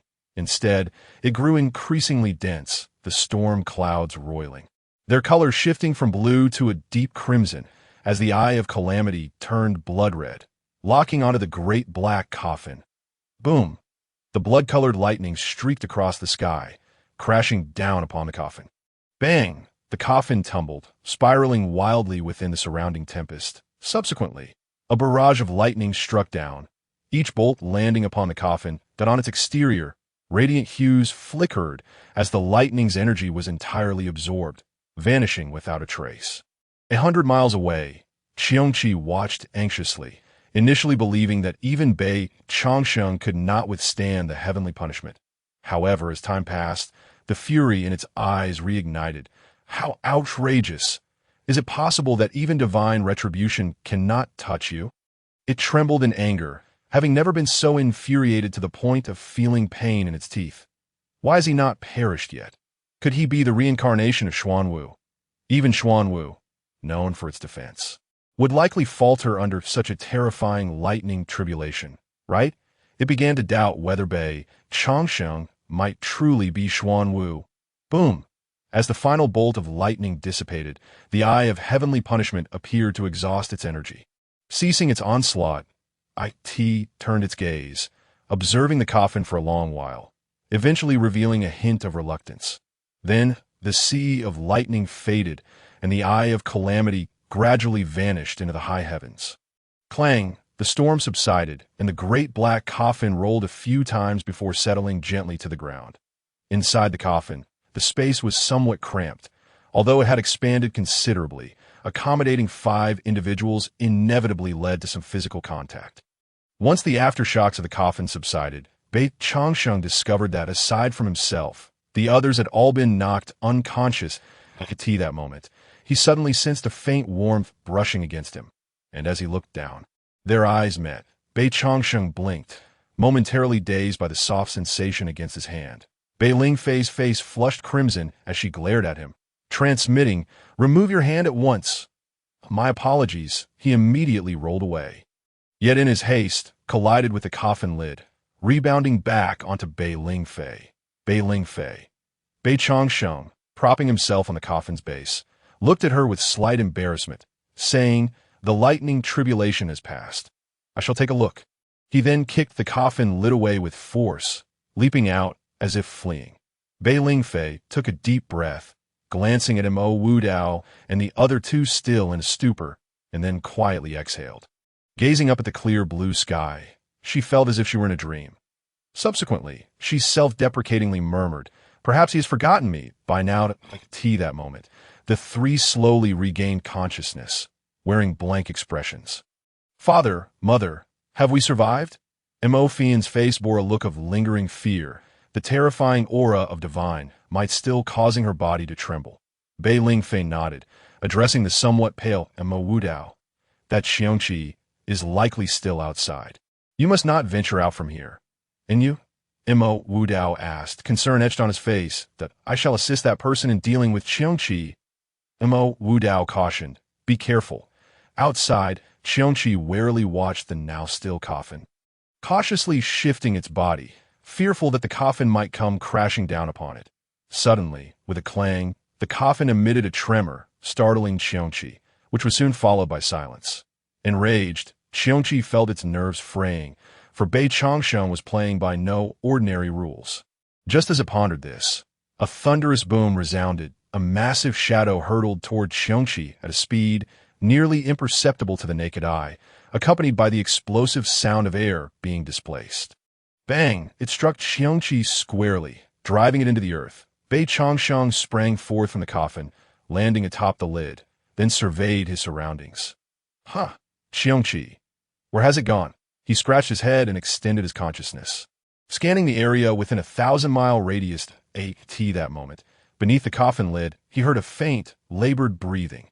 Bei Changsheng jumped down and flipped the coffin lid. There, Xiongqi was embedded in the ground, resembling a flattened pancake. Chapter 45. How did it die?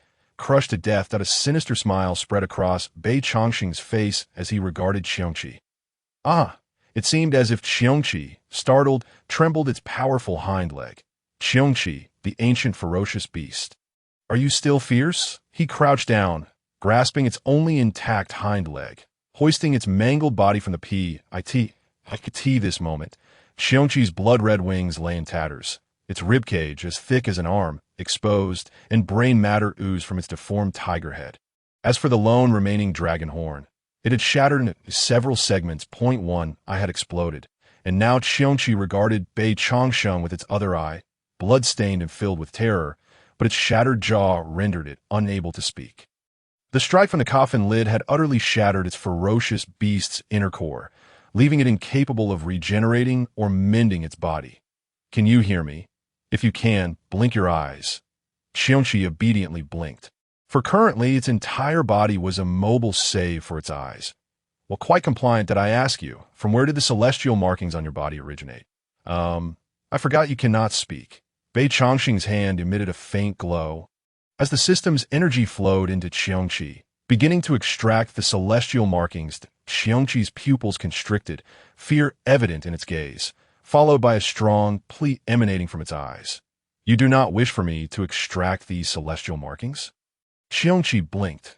"Let me tell you, that is impossible." With that, the extraction of the celestial markings accelerated. Swish!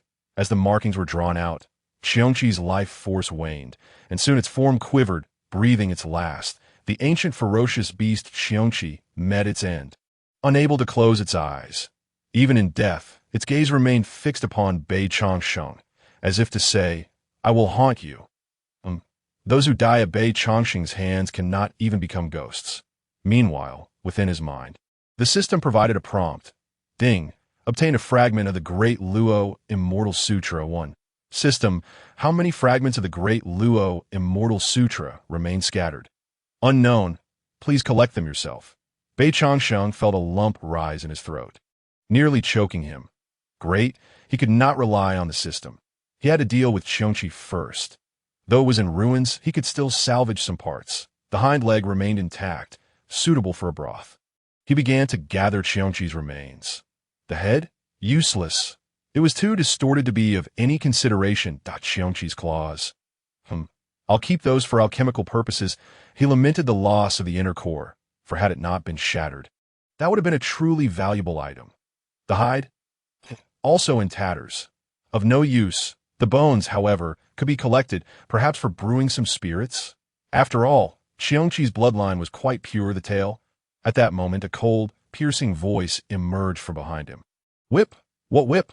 Where is Xiongqi?" Bei Changsheng turned to face the newcomer, only to find Bei Lingfei scanning the surroundings with a vigilant expression, searching for Qiongqi's trace, while an extreme weapon loomed behind her. Poised for action, here lies Qiongqi, he said, shifting his body to unveil the severed remains of Qiongqi that he had meticulously carved. Bei Lingfei's pupils constricted at the sight of the dismembered creature. Exclaiming in astonishment, dead? She hadn't even made a move, nor had there been any sounds of battle, and yet Qiongqi perished without a sound, as her gaze fell upon the tiger whip at Bei Changsheng's feet. Skepticism flickered across her face, soon replaced by a dawning realization that caused her complexion to flush crimson. She immediately spat in disdain and inquired, "How did it die?" Bei Changsheng gestured toward the nearby coffin lid. Stating, "Crushed," Bei Lingfei fell silent, then turned toward the coffin's body. "Wait," Bei Changsheng called after her. She halted, but did not turn, having we met somewhere before. He felt an inexplicable familiarity with Bei Lingfei, as if he had encountered her in another lifetime. Though he remained uncertain, Bei Lingfei shuddered slightly, replying, "We have not eaten." As her figure receded, Bei Changsheng's gaze lingered on her silhouette, then on the shadowy extreme weapon that seemed to follow her, when suddenly a vision of a little girl flashed in his mind, gradually merging with the image before him. That moment, a long-buried memory resurfaced in his mind. He had gifted a candied hawthorn to a little girl, whose bright, lively eyes sparkled as she nibbled on the treat, innocently asking, "Big brother, will Fei be able to eat such delicious candied hawthorns in the future?" "Ha! Of course you will." The image faded, leaving Bei Changsheng shaking his head and smiling. Time had passed, and who could have imagined that the little girl from years ago had grown to become the founder of the Bei Ling sacred land? Yet, buried for 30,000 years. Some matters had long since lost their weight. Though he was unaware of what transpired in Bei Lingfei's life over the millennia, some things need not be probed. Through the passage of countless years, many individuals and circumstances could be transformed. Among the desolate ruins, a large spear stood propped against the earth that he approached and retrieved it, stowing it away. Wu Dao and the others crawled out of the coffin, approached Bei Changsheng, and solemnly bowed, saying, "On behalf of the entire Bei Ling sacred land, we extend our deepest gratitude for your life-saving grace. We humbly invite you to the Bei Ling sacred realm, so that we may extend our hospitality to you." Bei Changsheng nodded, accepting the invitation without refusal.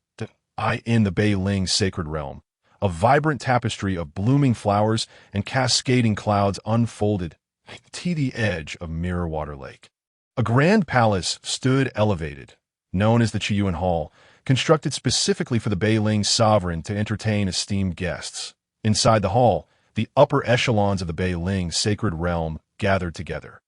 Bei Changsheng occupied the seat of honor on the left, flanked by Mo Fian and Yu Qianji, while opposite them sat Wu Dao and his wife, along with the elders and stewards of the Bei Ling sacred realm. Once the spirit fruit wine was served, Wu Dao raised his glass and turned to Bei Changsheng. "Thanks to your arrival, our Bei Ling sacred realm has been spared from calamity. Your formidable strength commands our respect. I raise this glass in your honor, expressing our gratitude for rescuing us from peril. Please drink." Everyone stood to toast Bei Changsheng. "Cheers." He drained his cup in one gulp, then glanced at the spirit fruits on the table, raising an eyebrow. "How can we have only fruits without a hearty dish?" With that, he waved his hand, and a large black pot appeared in the center of the hall. Before he could take action, Mo Fian's eyes lit up as she sprang to her feet, exclaiming, "Let me handle this. I know just what to do." She formed a water-summoning gesture, filling the pot with water, then kindled a fire beneath it.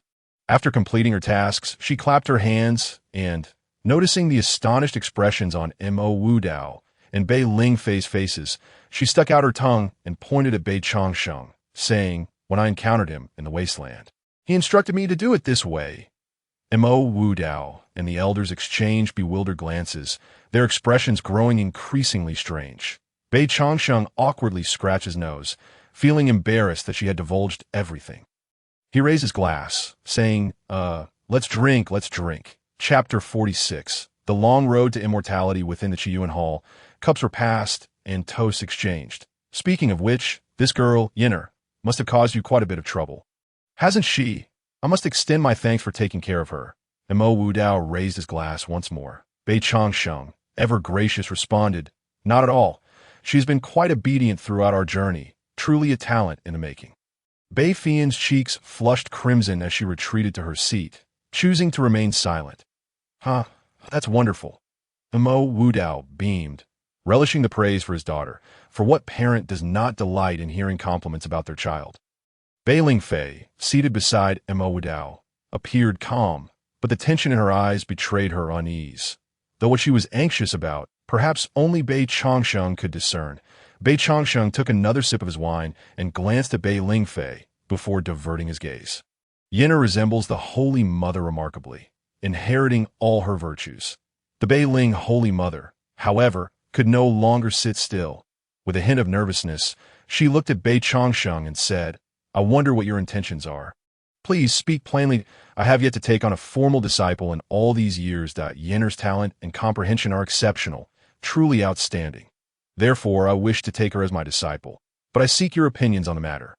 The decision to accept a disciple requires not only the individual's consent, but also the approval of their parents, especially given the stature of the Bei Ling sacred land. If the parents objected, he could not force Mo Fian to inherit the legacy of the Bei Ling Holy Land. Bei Lingfei gazed at her daughter, who appeared as timid as a quail, and sighed. The girl was just as infatuated as she had been in her youth. Allow us some time to consider, she said. Bei Changsheng smiled. That is fair. After all, this is a significant matter, and it warrants careful consideration. He then transmitted a message. You need not worry about the concerns you have. Rest assured. Bei Lingfei trembled slightly, taken aback, and looked at Bei Changsheng, her expression momentarily frozen in surprise without a response. Upon hearing that Bei Changsheng intended to take on a disciple, Mo Wudao's face lit up with joy. Oblivious to his wife's unusual demeanor, he turned to Mo Fian, saying, What is there to consider? As long as Yenner is willing, we shall not stand in her way. All eyes turned to Mo Fian. Awaiting her response, that Yu Tianji beside her wore a look of envy, as if to say, What luck to have such a powerful mentor wanting to take her on as a disciple. How come I never encounter such fortune? Mo Fian, feeling the weight of everyone's gaze, glanced at her parents and then at Bei Changsheng. Yenner is indeed willing. This way, she could remain close to Bei Changsheng. Well, what are you waiting for? Quickly pay your respects to your master. Mo Wudao urged. Mo Fian stepped forward, performed the disciple's bow, then, holding the wine cup, knelt before him, exclaiming, I pay my respects to master. Bei Changsheng accepted the wine cup and drank the toast she offered. Good, rise, my disciple. He blinked, thinking he should present her with a token to avoid appearing petty as a master. Searching his spatial realm, he retrieved a radiant pearl, within which a tiny golden dragon could be seen swimming. This is the glazed dragon pearl I discovered years ago. Though it pales in comparison to a true dragon pearl, it is still a rare treasure. Accept it as a gift to commemorate our first meeting. Mo Fian joyfully accepted the dragon pearl, playing with it in her hands, then said, Thank you, master. Mo Wudao laughed heartily. Excellent. Today is a double celebration. We shall drink to that. Bei Lingfei felt a mix of apprehension and anticipation, her gaze flitting between Bei Changsheng and Mo Fian. Meanwhile, the others looked on with envy, exclaiming how fortunate Bei Changsheng was to have such a talented disciple, and how fortunate Mo Fian was to have such a remarkable master. Gurgle, gurgle. The black pot emitted the sound of boiling water. It's ready. Mo Fian eagerly dashed over to lift the lid. Instantly, the hall was filled with a rich, meaty aroma, causing everyone to tilt their heads back and inhale deeply. Some swallowing hard, their mouths watering. Wow, it smells amazing. Mo Fian's eyes sparkled with excitement as she fished out a piece of meat, blew on it, and was about to take a bite. However, seeing everyone looking at her with amused expressions, she glanced around and then placed the meat before Bei Changsheng. Master, you should eat the first piece. Then we can dig in. After all, you are our guest. Bei Changsheng nodded, taking a bite. It was tender and flavorful, leaving a lingering taste, and a powerful energy surged through his body. The meat of Cheongqi was indeed exquisite. Everyone stopped staring at me. You should all dig in as well. As the conversations of Bei Changsheng faded, the crowd eagerly began to indulge in the meat of the Cheongqi. After several rounds of drinks and an array of dishes, the assembly dispersed. Although Bei Changsheng was impervious to intoxication, he still felt a faint lightness, as if the effects of the wine were subtly affecting him. The night was deepening, with the moon hanging like a silver hook in the sky. The chirping of insects and the calls of cicadas echoed by the mirror water lake. Accompanied by gentle breezes, he pondered his next destination. The heavenly punishment I had been drawn forth by that celestial scripture rune, which stirred a sense of suspicion within him. Could it be that someone was manipulating the heavenly punishment eye from behind the scenes? Perhaps a celestial being? After all, the heavenly Tao represents the world's laws, and it should uphold impartiality.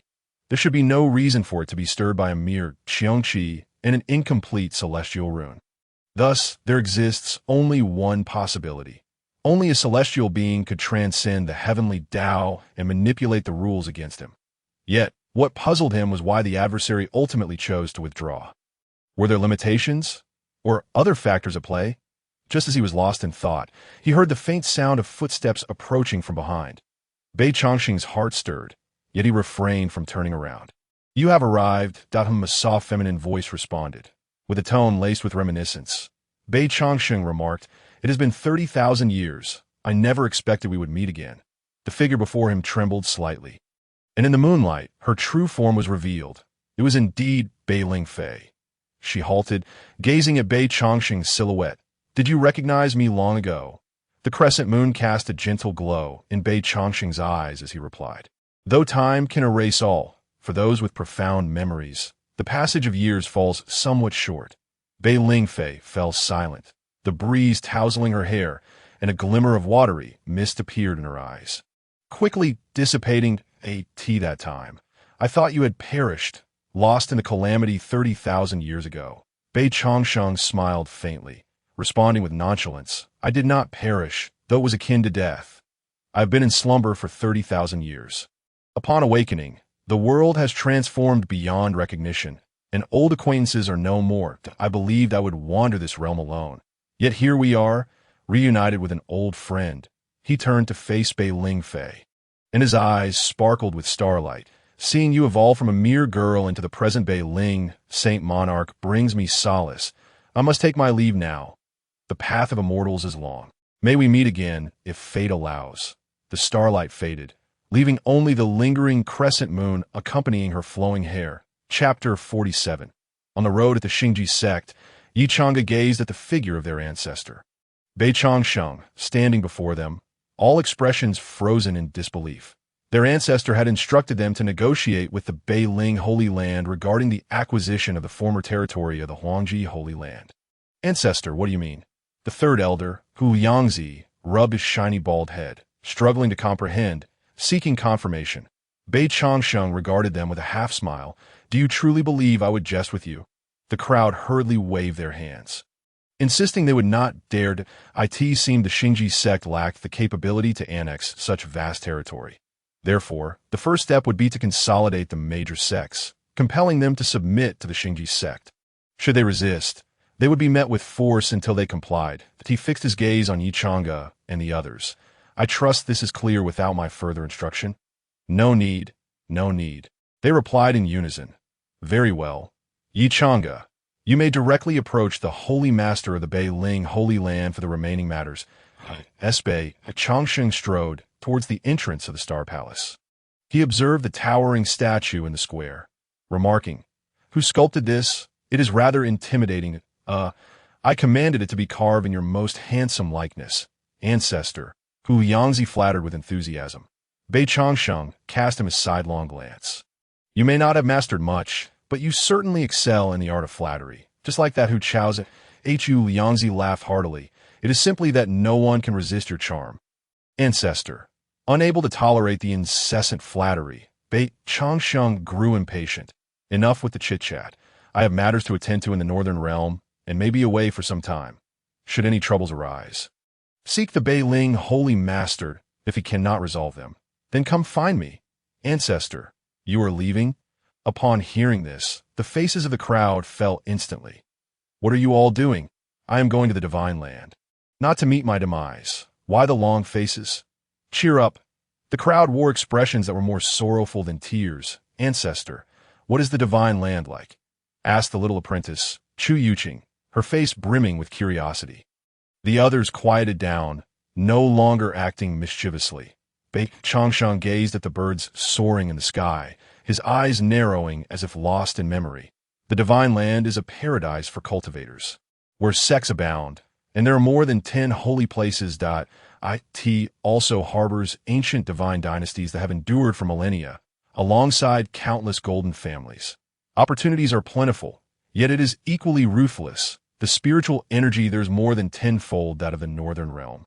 With ancient immortal relics hidden within secret realms, and buried beneath are the graves left by the dark demonic beings. The waters of the Yunmeng Marsh wash against the sinister layers where the celestial demons dwell. As Bei Changsheng described the grandeur of the divine land, the expressions of his disciples were filled with longing. Let us leave it at that, just as the crowd was becoming increasingly engaged. Bei Changsheng abruptly halted his narration, causing their gazes to turn wistful, as if he were withholding something. Time to go.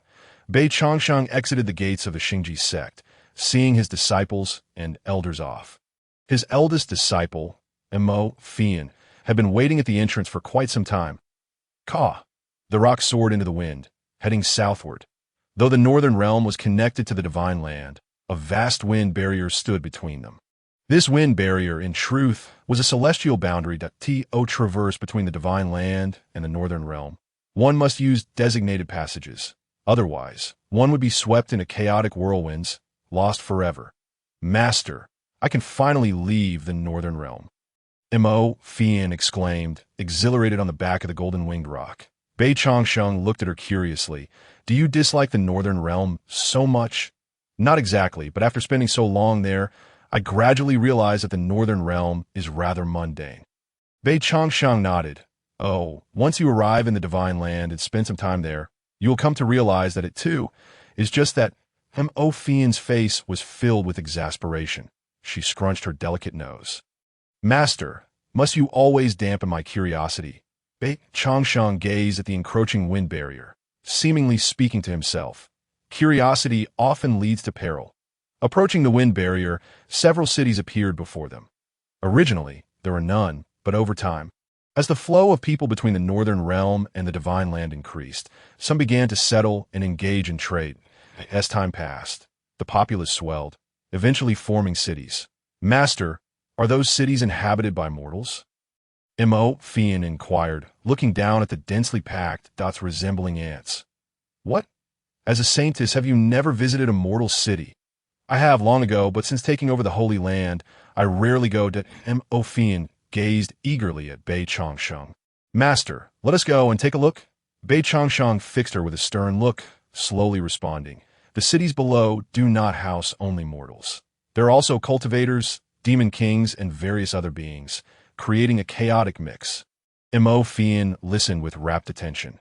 Seeing her so eager, Bei Changsheng decided to have the rock slow its pace as they approached the city. He continued, due to the rapid movement of people here. It is challenging to enforce the rules of the cultivation world or the laws of the mortal realm. Street battles are a common occurrence, and demonic cultivators regard human lives as mere trifles. Are you certain you wish to proceed? Mo Fian nodded. Understood, as long as they are not as formidable as the Qiongqi, they pose no threat to me, especially with you by my side. She then playfully shook Bei Changsheng's arm. Master, let's go down and explore. Bei Changsheng rolled his eyes. All right, stop shaking. We're already on our way. Hooray, Master is the best. Bei Changsheng noted that since his recent trip to the Beiling Holy Land, Mo Fian seemed to have transformed into a different person. He scanned her soul's fluctuations with his divine sense, confirming she had not been possessed or taken over, which eased his mind. The rock descended within 100 miles of the city. Mindful of the large target that could attract unwanted attention, particularly from the golden-winged rock, Bei Changsheng, having recently consumed Qiongqi meat, was not keen on devouring rock meat just yet, so he preferred to remain discreet. After a quarter of an hour, they appeared outside the city gates. Yankai City? Mo Fian read the name on the gate and then said, Master, let us enter. Bei Chongsheng surveyed the surroundings. Travelers hurried past, completely oblivious to their presence. Let us go. The bustling city is alive with the ceaseless flow of traffic. Some sword cultivators stride purposefully, while others, too lazy to walk, glide through the air. Among them, a formidable beast with a tiger's head and a human body brandishes a large sword, swaggering through the streets, accompanied by disciples from various sects out for training. In short, the atmosphere is vibrant and lively. Chapter 48. The experience of teaching disciples and the perils of careless speech within the city. Bei Chongsheng and his disciple, Mo Fian, walk one behind the other along a bustling main thoroughfare.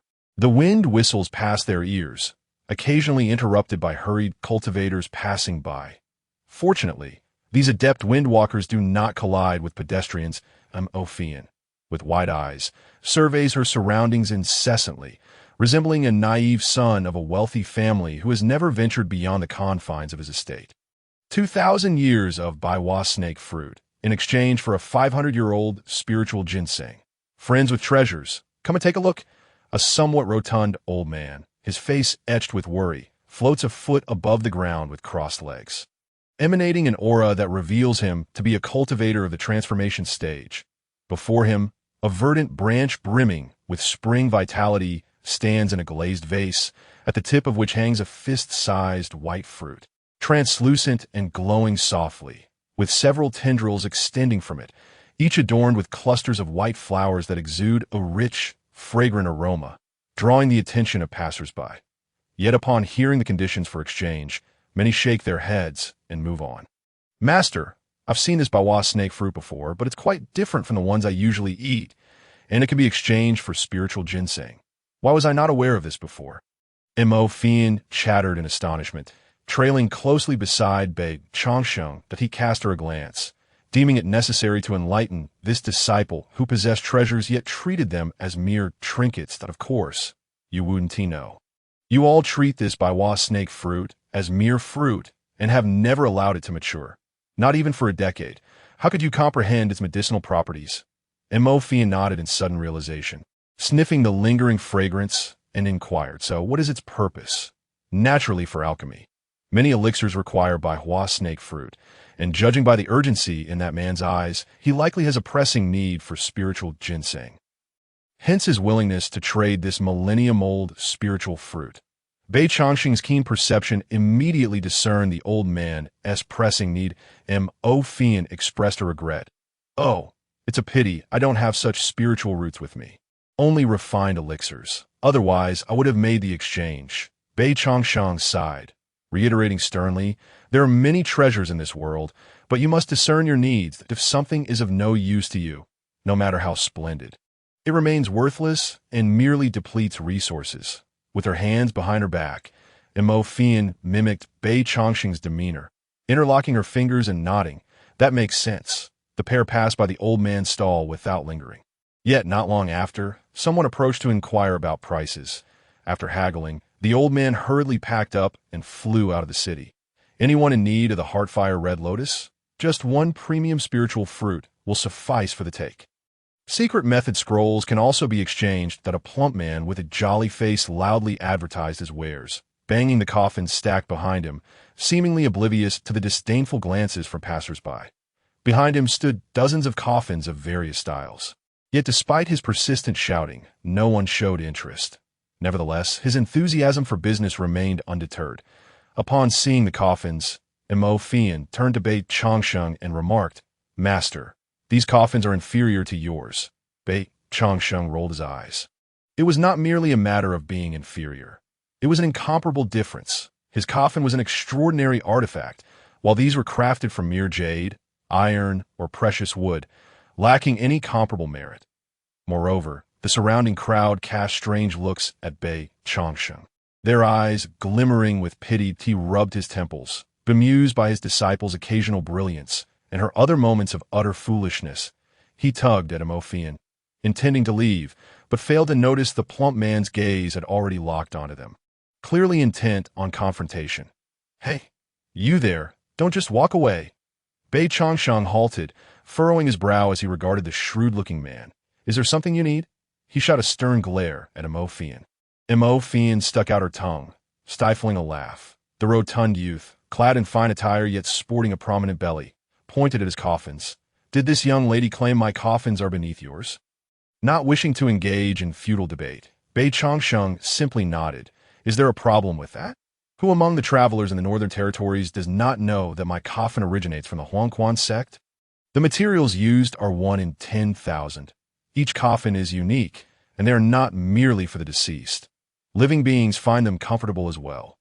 The plump man extolled the virtues of his coffins, puffing with pride, before revealing his true intent. Pray tell, which master crafts coffins of superior quality to those of the Huangquan sect? I would be most curious to know.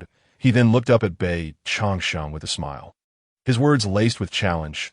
Why not present your coffin for my inspection, so this ignorant soul may broaden his horizons?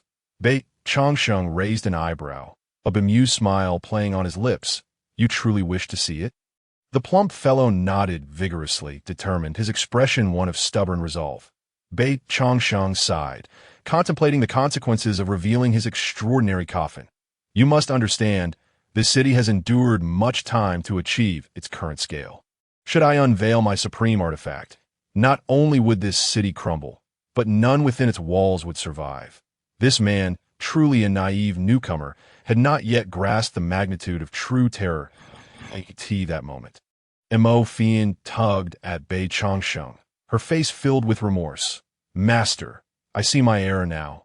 Let us ignore him and leave. Clearly, she had been reflecting during this exchange and had come to realize the implications of careless speech. Bei Changsheng glanced at her, shaking his head, and conveyed through thought, it's good that you recognize your mistake, but if you encounter such a situation, aside from physically confronting him, is there another way to handle it? Mo Fian tilted her head. Simply ignore him and walk away. Bei Changsheng chuckled softly. Watch how I handle this. The stout man, failing to grasp Bei Changsheng's cryptic words, interjected as Mo Fian prepared to leave. My dear, unless you provide me with an explanation, neither of you shall depart. With that, he unleashed his aura, causing the ground beneath them to tremble and whirlwinds to rise, clearly unwilling to let Bei Changsheng and his disciple go easily. Onlookers, drawn by the commotion, began to gather, some retreating in fear of being caught in the fray. Yet for many, the spectacle provided a welcome distraction from the monotony of travel. An explanation. Very well, I shall provide one. Bei Changsheng recognized that this man was accustomed to being unreasonable, though none present could rival his level of obstinance. Were it not for Mo Fian's presence, this man would have already met his end. He cast a glance at the jovial plump man, maintaining a light-hearted demeanor. Present your finest, most durable coffin. You said it. Don't regret it later. The plump man raised his brows, retrieving a pure white coffin from his spatial storage, declaring proudly, behold, this is crafted by the head of the Huangquan sect's artifact refining hall. Neither wood nor metal, impervious to decay for 1,000 years, impervious to blades and weapons, and difficult for even transformation stage cultivators to breach. He noticed the crowd has keen interest and raised his voice further. This coffin weighs 3,000 pounds, measures 6 feet 2 inches long, and can change size at will, no matter how tall you are. You can fit within. Additionally, it contains a spirit-gathering formation to ensure the body remains intact for a millennium. With that, he smugly turned to Bei Changsheng. What say you? Is my coffin worthy of your esteemed consideration? Or shall you retrieve yours for comparison? He pointed skyward. I assure you, once I've seen it, I shall trouble you no further. Bei Changsheng sighed, recognizing the man was courting his own misfortune. Your words alone do not suffice. I must first verify. The stout man's expression faltered, his confidence wavering as he scrutinized Bei Changsheng and Mo Fian, before releasing a breath of relief. Very well, take a look. The crowd witnessed the young man stealthily approach the edge of the coffin, placing a hand upon it and gently prying it apart with 2 fingers. Crack. A sharp sound reverberated, leaving everyone present in stunned silence. The rotund individual squinted his eyes wide open, unable to believe what he saw in Bei Changsheng's hand. Could it be? Is this coffin a fake? Someone murmured. Those familiar with the ways of the Huangquan sect expressed their skepticism.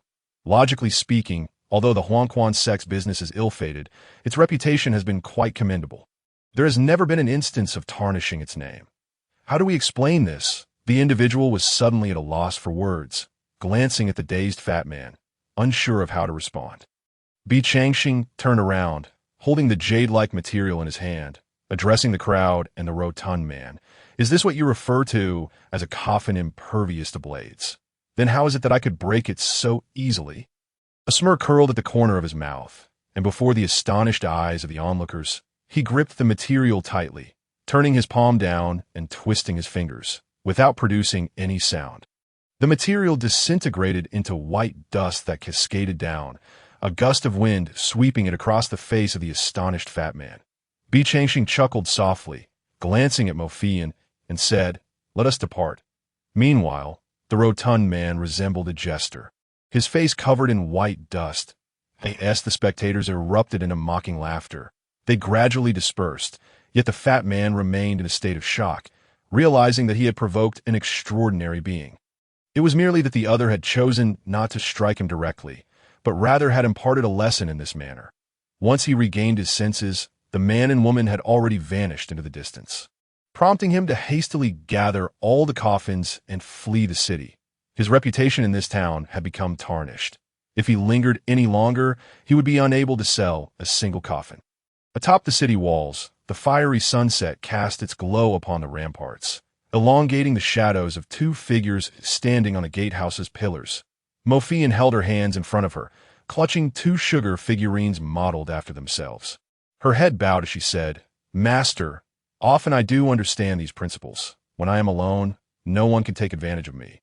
But when there are two of us," Bi Changxing interjected, somewhat exasperated. "So when there are two, you find it easy to let your guard down. Is that it?" Mo Fian quietly retorted, "Not at all. It is only in the presence of my father, mother, and master that I behave this way." She twirled the stick of the sugar figurine, the reflected rays of the setting sun flickering in her eyes. Bi Changxing observed her demeanor and was reminded of Bailing Fee from long ago, who had looked quite similar, though her sugar figurine had been replaced by Candied Hawthorne. Just as his thoughts drifted, a resounding cry pierced the air. His expression changed as he looked towards the source of the sound, where, high in the sky, a figure clad in a green Taoist robe radiated an imposing aura, standing upon a massive sword that resembled a door panel. Behind him, runes swirled, accompanied by several extraordinary long swords that emitted a chilling, killing intent as they pursued a golden-winged Dapeng, their sharp light poised to strike at any moment. "Beast, where do you think you're fleeing to?" he shouted, showing no signs of relenting. Moments later, the rough voice of the golden-winged Dapeng echoed in the high heavens. "Shut your mouth. If it weren't for my master forbidding me from harming anyone, you would have long since found yourself as my dung." Mo Fian's expression shifted as she interjected, "Master." But Bi Changxing cut her off, looking skyward and declaring, "Xiaobai, when have I ever prevented you from retaliating?" He had initially descended 100 miles from the city to avoid the Dapeng clan discovering Xiaobai's whereabouts. Otherwise, he could not possibly contain the Dapeng's flesh within his spatial realm. However, Xiaobai seemed to have misunderstood, thinking that he was instructed to act discreetly, resulting in this predicament. Upon hearing this, the golden-winged Dapeng was taken aback. "So it turns out I misunderstood." Meanwhile, the pursuer's expression twisted in anger. He had initially thought victory was assured, believing the Dapeng's strength to be mediocre, especially given its frantic escape, which only reinforced his perception of its weakness. Yet, the conversation between the man and the Dapeng clearly indicated otherwise. What astonished him even more was the revelation that this Dapeng had a master. Were this man and bird merely toying with him? Realizing this, the man's fury erupted, and he pointed his sword at the Dapeng, unleashing a beam of sword light that tore through the clouds, aimed directly at the speeding Dapeng. The Dapeng's eyes gleamed with mockery as it flapped its wings, accelerating its speed to a point where the sword light could not keep pace with its form. "Damn it!" The pursuer, realizing he could not catch the Dapeng, directed his sword towards the city gate where Bi Changxing stood. "Master, leave this person to me. Allow me to teach him a lesson." Bi Changxing assessed the opponent's cultivation level. He then turned to Mo Fian, advising, "Remember, we are not unreasonable individuals. When it is time to reason, we must do so. Always remember to win others over with virtue, Mo Fian drew the sword from her waist. Solemnly nodding, "Of course, master. I will surely remember your teachings." Chapter 50. Beast, where do you think you're fleeing to? Mo Fian regarded the figure descending from the sky with a calm demeanor, her sword emitting an excited hum. As the newcomer drew closer, his features became increasingly distinct. He was a young man, with a faint lotus mark between his brows and piercing eyes that seemed to meld sword intent with his very soul. His black hair was tied up, secured with a black hairpin, though a few strands fluttered as he descended. With a swoosh, the sword light streaked across the sky, leaving a faint trail, just as he approached within 100 meters of the city gate. He suddenly halted. He first glanced at Mo Fian, then turned to the other corner, addressing Bi Changxing, who appeared indifferent. "I am Ning Fei of the Qinglian Sword Sect. Who are you two? State your names." Though his expression was haughty, he understood the necessity of introducing oneself. He presumed that anyone capable of subduing the ancient beast, the golden-winged Dapeng, was likely not an insignificant figure. Should they not belong to any major sect, he would ensure they regretted their actions. However, if they had ties to his Qinglian Sword Sect, or if their backing was even more formidable, he would not dare to provoke them out of respect for the sect. Unfortunately, his calculations were flawed. Bi Changxing did not even cast a glance in his direction, instead regarding Mo Fian with a questioning look, as if to inquire whether she recognized any members of the Qinglian Sword Sect. He waved his hand dismissively, stating, "Qinglian Sword Sect? Never heard of it. 30,000 years have passed. Even if I were familiar with sects from yesteryears, they likely no longer exist." He had no acquaintance with any sects or individuals. The young man's expression darkened at this revelation. How could this person not have heard of the Qinglian Sword Sect? Humph. The Qinglian Sword Sect is one of the 10 great sects of the Xinzhou land. If you are wise, you will return the golden-winged Dapeng to me, and I shall let this matter go. Otherwise, the runes behind him blazed with blinding light, and 9 long swords bowed in obedience. Their murderous intent palpable, poised for attack. Mo Fian's expression remained impassive as she coldly retorted, "Otherwise what?" With that, she leaped into the air, stepping upon the void, rising gracefully as her sword swept through the air. Unleashing a boundless wave of sword energy, the tremendous surge of energy erupted, causing the entire city gate to groan under the strain, followed by a cloud of dust as it collapsed. The sword light, akin to a white rainbow piercing the sun, shot towards Ning Fei 100 meters away. Good courage. Ning Fei's brows furrowed. He had not anticipated that this woman would strike without hesitation, showing no regard for the Qinglian Sword Sect. He formed a seal with his hands, pointing at Mo Fian, and shouted, "Qinglian Sword Array, arise!" With a hum, the 9 swords behind him erupted with a chilling radiance, flying to the front as the runes behind him shone brightly, rapidly transforming into a lotus pattern that spun swiftly.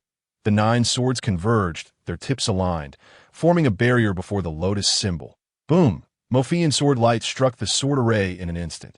Buzz! Crack! The runes of the sword array vanished, and the 9 swords shattered. Ning Fei's expression changed drastically. He had underestimated this woman's strength, realizing that despite her youthful appearance, her power surpassed his by a significant margin. She was at least a novice in the supreme realm. Seizing the opportunity, he vaulted upward, closing the distance as he swung his sword down upon Mo Fian. Mo Fian stepped forward, leaving faint footprints in the void, transforming into an afterimage as her vitality surged, causing her sword light to swell. Without waiting for his sword to descend, she instantly thrust upward. Buzz! Ning Fei's face turned pale.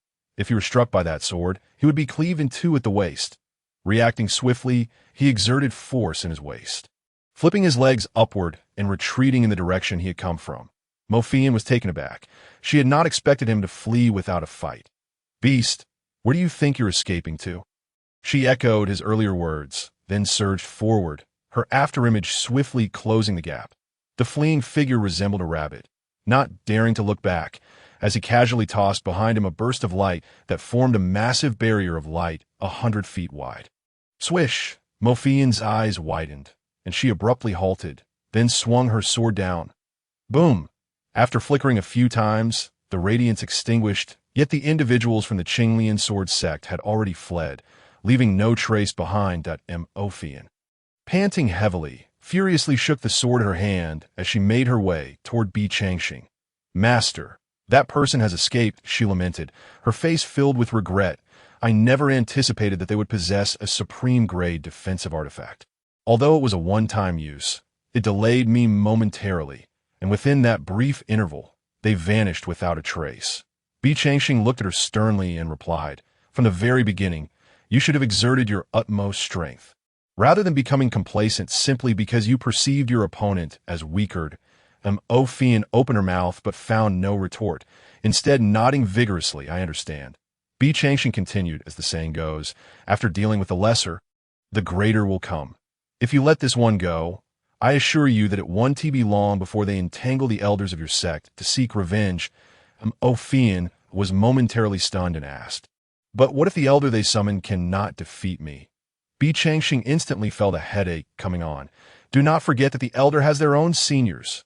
Ah, then next time, I shall use all my strength. Even if it means exterminating a mere celestial-level cultivator with a single strike, Ophian proclaimed, her expression one of understanding. But do we pursue Ning Fei now? Bi Changxing shook his head. That is unnecessary. As he spoke, the resonant voice of the golden-winged roc echoed from the skies.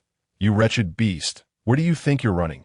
Soon after, a piercing scream was heard, followed by an eerie silence. The winds howled as the golden-winged roc circled above the two, then dropped a dark figure from its grasp. With a thud, Bi Changxing and Ophian exchanged glances, stepped forward, and leaned slightly over to peer into the crevice below. There lay Ning Fei, his bones shattered, the white of his leg bones protruding grotesquely from the torn flesh at his knees, drenched in blood, a truly pitiful sight. Yet his chest still heaved, and his spirit fluctuated violently. This fellow has not perished yet. Bi Changxing squinted, reaching down to search his body, revealing a dark jade sword talisman in his hand. That a protective sword talisman, it seems this person holds significant status within the Qinglian sword sect. Otherwise, he would not possess Bi Changxing spoke as he glanced back at Ophian, saying, stay close to me, otherwise you might get swept away in the crowd. Upon hearing this, Ophian immediately clung to Bi Changxing's arm, fearful of losing her way. The two navigated through the throng for nearly 500 miles before finally catching sight of the exit. The exit was not as spacious as the entrance, and as they approached, the crowd became increasingly constricted, eventually forming a long queue. Nevertheless, their pace remained remarkably swift. Ophian held on to Bi Changxing's arm, striving to avoid collisions with others. Yet despite her efforts, she found herself persistently pressing against his chest due to the crowd's force. As for the golden-winged roc, he followed closely behind Bi Changxing, disdainfully shoving those who encroached upon their space, his immense strength sending several individuals flying, resulting in no one daring to approach him. Chapter 52. The Inspection in Shenzhou, within the Tongtian mountain range. At the Qinglian sword sect. What do you mean? What has happened to my son? Ning Nanshan's eyes widened in fury as the floor beneath him shattered, a violent shockwave appending everything in its vicinity. Ning Fei was a second-generation elder of the Qinglian sword sect, the son of Ning Nantian and the chief disciple of Feng Murong, the home master responsible for punishments. However, at this moment, upon receiving the dreadful news of his son's demise, how could he not be enraged? How could he not grieve? Who did this? In that instant, he resembled a beast driven mad, entirely shedding the demeanor of an elder. One individual presented a sword talisman, stating, this is what Hall Master Feng instructed me to deliver to you. Ning Nantian clutched the sword talisman and inquired, where is he? The trembling disciple, summoning his courage, replied, the Hall Master has led a group down the mountain to the border between Shenzhou and the northern region.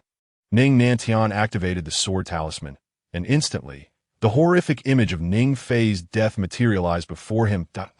My son, how cruelly you have perished. He gazed at his son's unseeing eyes, his fists clenched tight, and let out a heart-wrenching wail to the heavens. Soon after, the figures of Bi Changxing and Ophian materialized before him.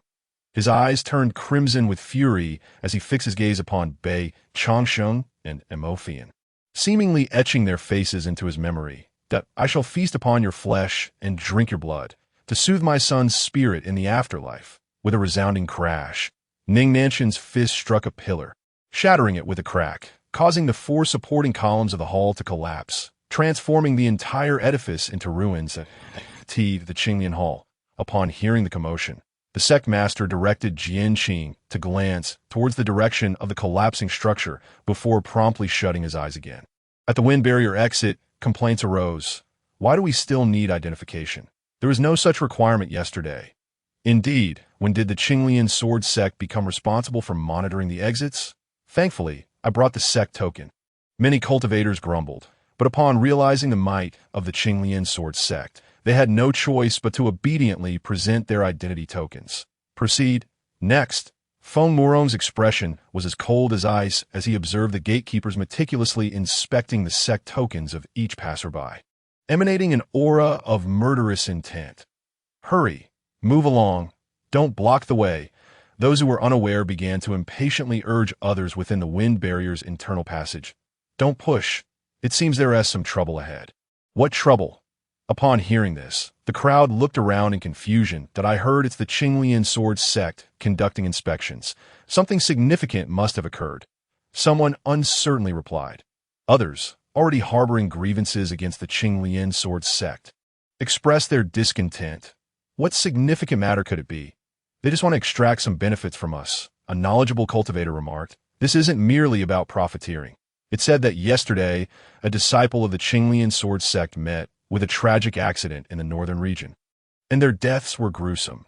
They're likely investigating us in connection with this incident. Before long, the news reached the ears of Bei Changsheng and Mo Fian as they walked through the passage.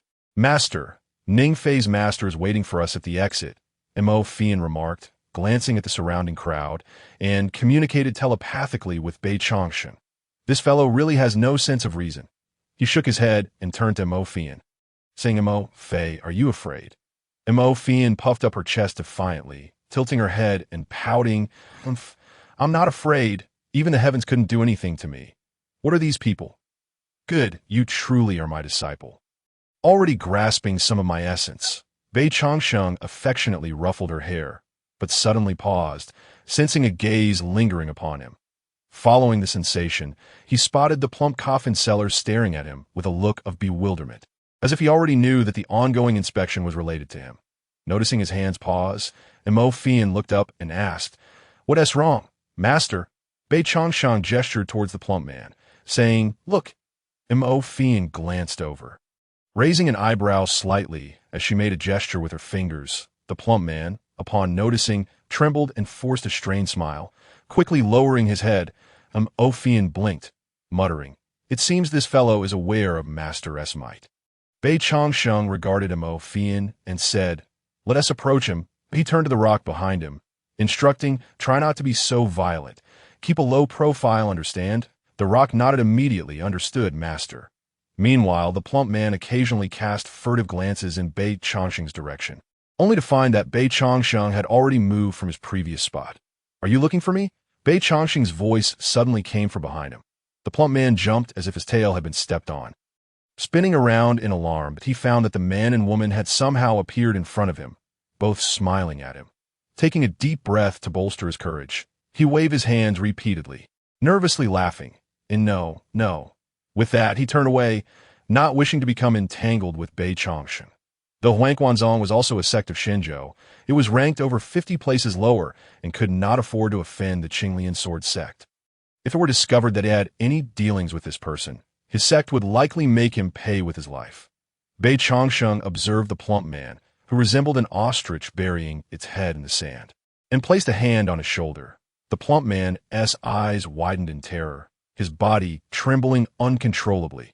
Even in the cool surroundings, beads of sweat formed on his brow. Do not be alarmed. We mean you no harm. If we had intended to take action against you, you wouldn't have made it out of the city. With trembling hands, the plump man turned and wiped the sweat from his face, stammering, What does the esteemed senior wish for me to do? He could not fathom why such a powerful figure would seek him out for idle chatter. It's nothing of great importance. I simply wish to order 10 sets of coffins from you. Do you have any in stock? The plump man strained his small eyes, seemingly taken aback that this person had come to order coffins. Why, yes, I have stock, he cautiously inquired. Is someone dead? Do you need me to recite sutras? Bei Changsheng shook his head, speaking in a flat tone. Not yet, but will be soon. Seeing the plump man acquiesce, he continued, I'll provide the deposit and full payment once the deceased arrive. The coffins can be delivered afterward. How does that sound? Though it was against the rules, the plump man dared not protest, hastily nodding. That's fine. That's fine. Everything shall be at the esteemed senior's discretion. Very well, it's settled then. You will accompany me shortly. Yes. Bei Changsheng then asked, What is your name? Replying to the esteemed senior, I am Wang Liang of Huangquanzong. Bei Changsheng nodded, indicating he had remembered. He then led Mo Fian, the golden-winged rock, and the plump man, named Wang Liang, towards the exit. The exit. A throng had already formed, and the inspections were growing increasingly stringent. Feng Murong's cold gaze swept over each passerby's face, vigilant not to miss any potential adversaries. Yet, scrutinizing one individual did not suffice. Inspecting another was equally ineffective, which steadily eroded his patience, reigniting his fury, just as he was on the verge of exploding. The person he loathed above all finally emerged. Chapter 53. Helplessness at the wind barrier exit. Someone's eyes turned crimson with rage. Bei Changsheng emerged first, with Mo Fian clinging to his arm, followed by the eagle-headed, human-bodied, golden-winged rock, and finally the plump Wang Liang. Bei Changsheng inhaled deeply, a look of rapture crossing his face as he remarked, The vitality here remains so rich. He then turned his gaze towards the source of the piercing stare directed at him from the left front. I senti this the old man who wishes to reduce me to ashes. My sincerest apologies for emerging late. I didn't mean to keep you waiting for so long. Upon hearing this, the crowd's expression shifted, and they quickly distanced themselves, whispering amongst themselves. So this is the mastermind behind it all. It remained unclear whether they referred to Bei Changsheng's alleged act of murder or the sudden inspection at the exit. Indeed, even Feng Murong has arrived. Isnt it's so. It is said that the deceased was Feng Murong's disciple and also Ning Nanshan's son. This matter has escalated. The murmurs among the crowd deepened. Feng Murong's scowl. Seize him! Feng Murong bellowed, simultaneously casting two shimmering golden rings towards Bei Changsheng and Mo Fian. Just as Mo Fian was about to retaliate, Bei Changsheng grasped her arm, shaking his head. Allow me to handle this. That old man is at the supreme realm. Swish! The crowd merely sensed a fleeting shadow before the two magical rings vanished without a trace. When they regained their senses, they discovered two resplendent golden bracelets adorning the young man's wrists. Bei Changsheng extended his arms and lightly tapped, producing a melodious chime. He turned his gaze towards the trembling Feng Murong and taunted, What other means do you possess? Do come forth. Are you not seeking vengeance for your disciple? Bring it on. Humph, I wonder how long you can revel in your triumph. He then reached out, manifesting a jet-black orb in his hand. As this orb appeared, the onlookers instinctively retreated a step, clearly filled with trepidation. Feng Murong has even brought the Kunyu Pearl. He is resolute in capturing this man. It was only natural. With the death of his disciple, he was driven to desperation. Hey, how can you speak like that? On the other side, Wang Liang, pulled aside by Mo Fian, wore a worried expression. He began to regret ever agreeing to Bei Changsheng's reckless endeavor. If Bei Changsheng were to fail, would that not spell the utter ruin of his Huangquan sect? He glanced at the stoic rock and the unperturbed Mo Fian, and whispered, Aren't you afraid that the elder will be captured? The rock cast him a disdainful glance. If you are unaware of the truth, it is best to remain silent. Mo Fian's lips curled into a slight smile as she remarked, Captured? On what grounds? Just because of that shabby orb in Feng Murong's hand? Wang Liang's eyes widened in disbelief. Shabby orb. That's the Kunyu Pearl.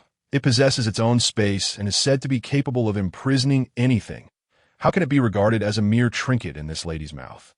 What kind of individuals are these? Feng Murong seemed unwaveringly confident in the orb he held, which shimmered with an eerie light, tendrils of smoke swirling within, occasionally revealing a pitch-black void.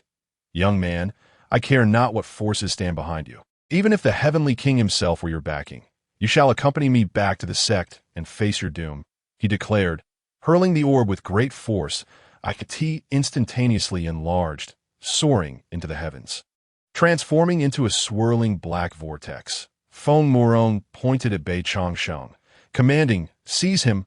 Whoosh! A beam of black light shot forth from the vortex. Hurtling towards Bei Changsheng, he stood his ground, unflinching, and observed the descending black light with keen interest. That black light coalesced into a smoky cord, ensnaring him as the black smoke tautened. It aimed to drag him into the vortex. Just as Feng Murong believed victory was assured, he was taken aback to find that, despite the relentless tugging of the black smoke, Bei Changsheng remained rooted, immovable. Is this real? The Kunyu Pearl is ineffective against this young man. I witnessed this pearl imprison hundreds of cultivators. How can it falter here? Was Feng Murong intentionally letting him off easy? The crowd distanced themselves from the person who spoke such folly, regarding him with incredulous expressions. Bound by the smoky cord, Bei Changsheng turned his head, provocatively regarding Feng Murong. "Feng Murong, your treasure seems to be lacking. How about I give you a chance to retrieve another?" Feng Murong continued to form hand seals, yet no matter how the vortex expanded or the black smoke thickened, it could not pull Bei Changsheng within. His face turned ashen.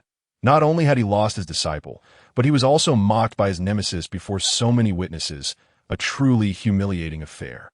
Yet, the hatred within him obliterated any sense of shame, as he fixated solely on capturing Bei Changsheng to provide an account for Ning Nantian. However, it was evident that this path was no longer feasible. Thus, he resolved, "Kill him for me. If the living cannot be taken, then let the dead suffice."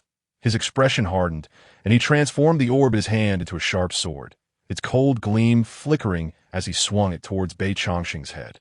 He intended for Bei Changsheng to meet the same fate as his disciple, to bear the same punishment. Bei Changsheng regarded the sword's gleaming edge, smirking and even licking his lips in anticipation. Clang! A resounding sound echoed, leaving all present utterly dumbfounded. What in the world? What has this person consumed to grow such an unyielding neck?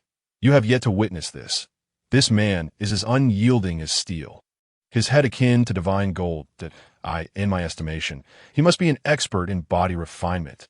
Indeed, only a body cultivator could possess such formidable physical prowess. Feng Murong nearly spat blood in frustration.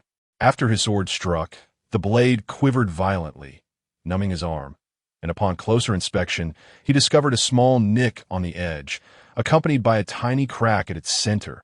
It was worth noting that this sword was a spiritual treasure, a weapon he had wielded for many years, now damaged in such a manner.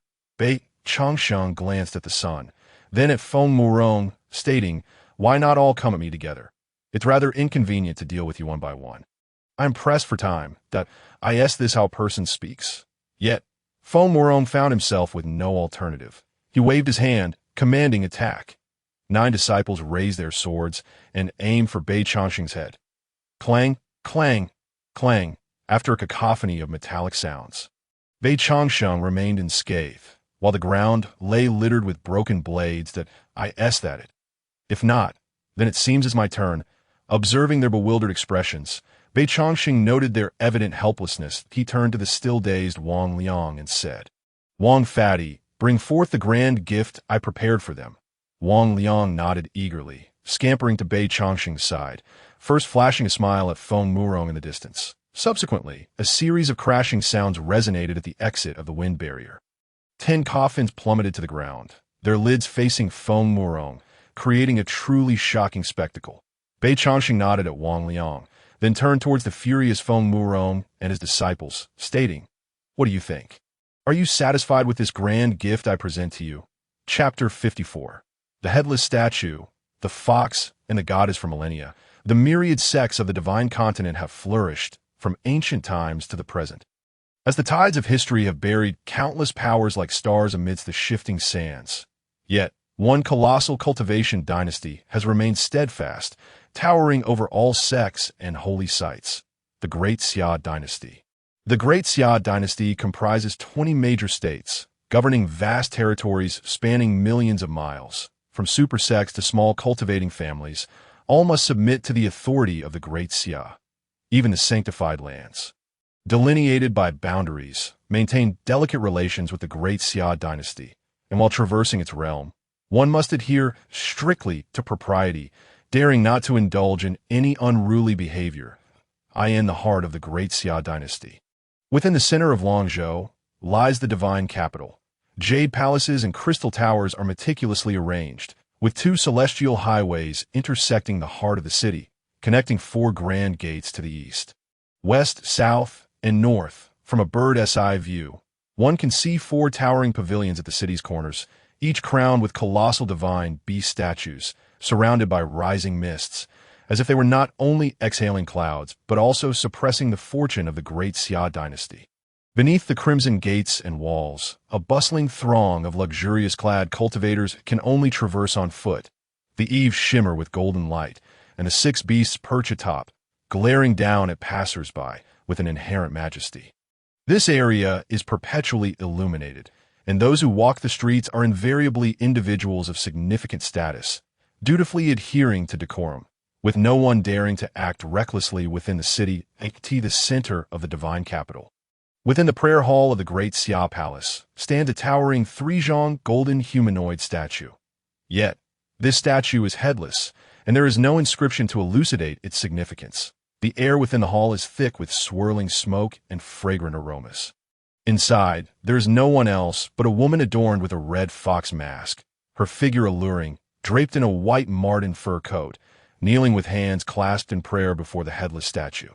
As she kneels, a halo emerges from behind her head, and her body stiffens, becoming motionless. In contrast, within the halo, a fox, its body resembling brocade, emerges, its back adorned with an impressive array of 9 tails. As this phenomenon unfolds, the 4 guardian divine beast statues positioned at the corners of the divine capital begin to radiate light, as if awakening from slumber. However, a faint energy materializes upon the headless statue before the woman, swiftly erasing the aura she emitted. Everything returns to normal in an instant. Such an extraordinary occurrence transpires in mere moments, and few are privy to it. Within the prayer hall, the fox within the woman's halo spoke, its voice enchanting and beguiling, echoing through the space. I initially believed that the spirit of the divine beast would not detect me. I did not expect to have been so careless. She murmured to herself in the hall, the vermilion bird is dead, and Xiongqi has met a fate akin to a meal on a platter. Now, that person has arrived in the divine continent. She bore no fear of Bei Changsheng, for she possessed a unique identity. Even the leaders of the sacred lands would treat her with utmost courtesy. Within this divine dynasty, her status was exalted, placing her one step below the supreme ruler, a description insufficient to encapsulate her identity and power. She was none other than the empress of the great Xia dynasty, Nie Qingrong. To be precise, this physical form belonged to the empress of the great Xia, yet she inhabited this body. She was an ancient, extraordinary beast, even more formidable than Xiongqi, the 9-tailed celestial fox, as far back as tens of thousands of years ago. She had arrived in this grand Xia, quietly orchestrating her plans to usurp the divine dynasty's fortune, in hopes of advancing her power further. However, she did not anticipate that, thousands of years prior, this headless statue would suddenly approach her, conveying messages through an unknown divine consciousness that if she were to successfully seize control of the sacred land of the divine realm, she would undoubtedly transcend this world and enter the realm of immortals. The 9-tailed celestial fox had also been steadily progressing towards her own goals. Yet, during this journey, she encountered an obstacle, an enigmatic figure from the northern borders, My Lord. Where does that person come from? I am utterly unable to trace their origins. The white fox's tail swayed as it looked up at the headless statue, hoping for an answer. After a prolonged wait, a faint divine thought was transmitted. Unknown. But their life cycle has endured for millennia. It is likely a genius arisen after a great calamity. The 9-tailed celestial fox blinked her elongated eyes. Could they be a survivor of that calamity?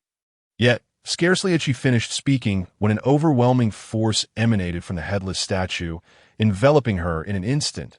No one could survive that calamity. Even if one did, there would be those to reap the rewards. I spoke without thinking. I beseech my lord to spare my life. The 9-tailed fox immediately pleaded for mercy, having just sensed the threat of death in this sacred land. Aside from the statue, only those sovereigns and divine rulers posed a threat to her. Take heed of your words next time. That individual has already arrived in the sacred land. You can mobilize the power of the great Xia divine dynasty to eliminate them. Yes, as the statue in the prayer hall returned to normal. A gentle halo flashed, and behind it, Nie Qingrong stepped forth.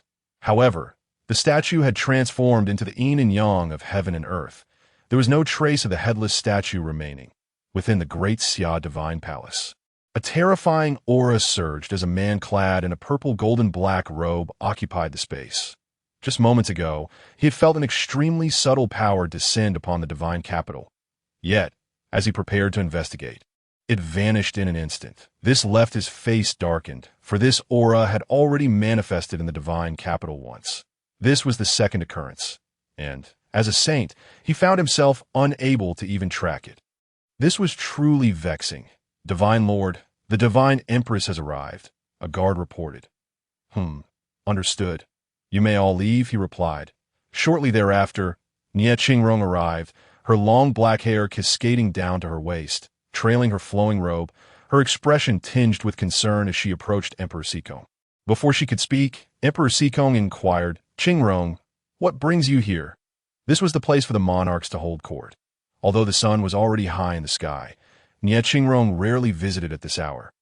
She began, Divine Lord, I have heard that a Qiongqi has appeared in the northern territories.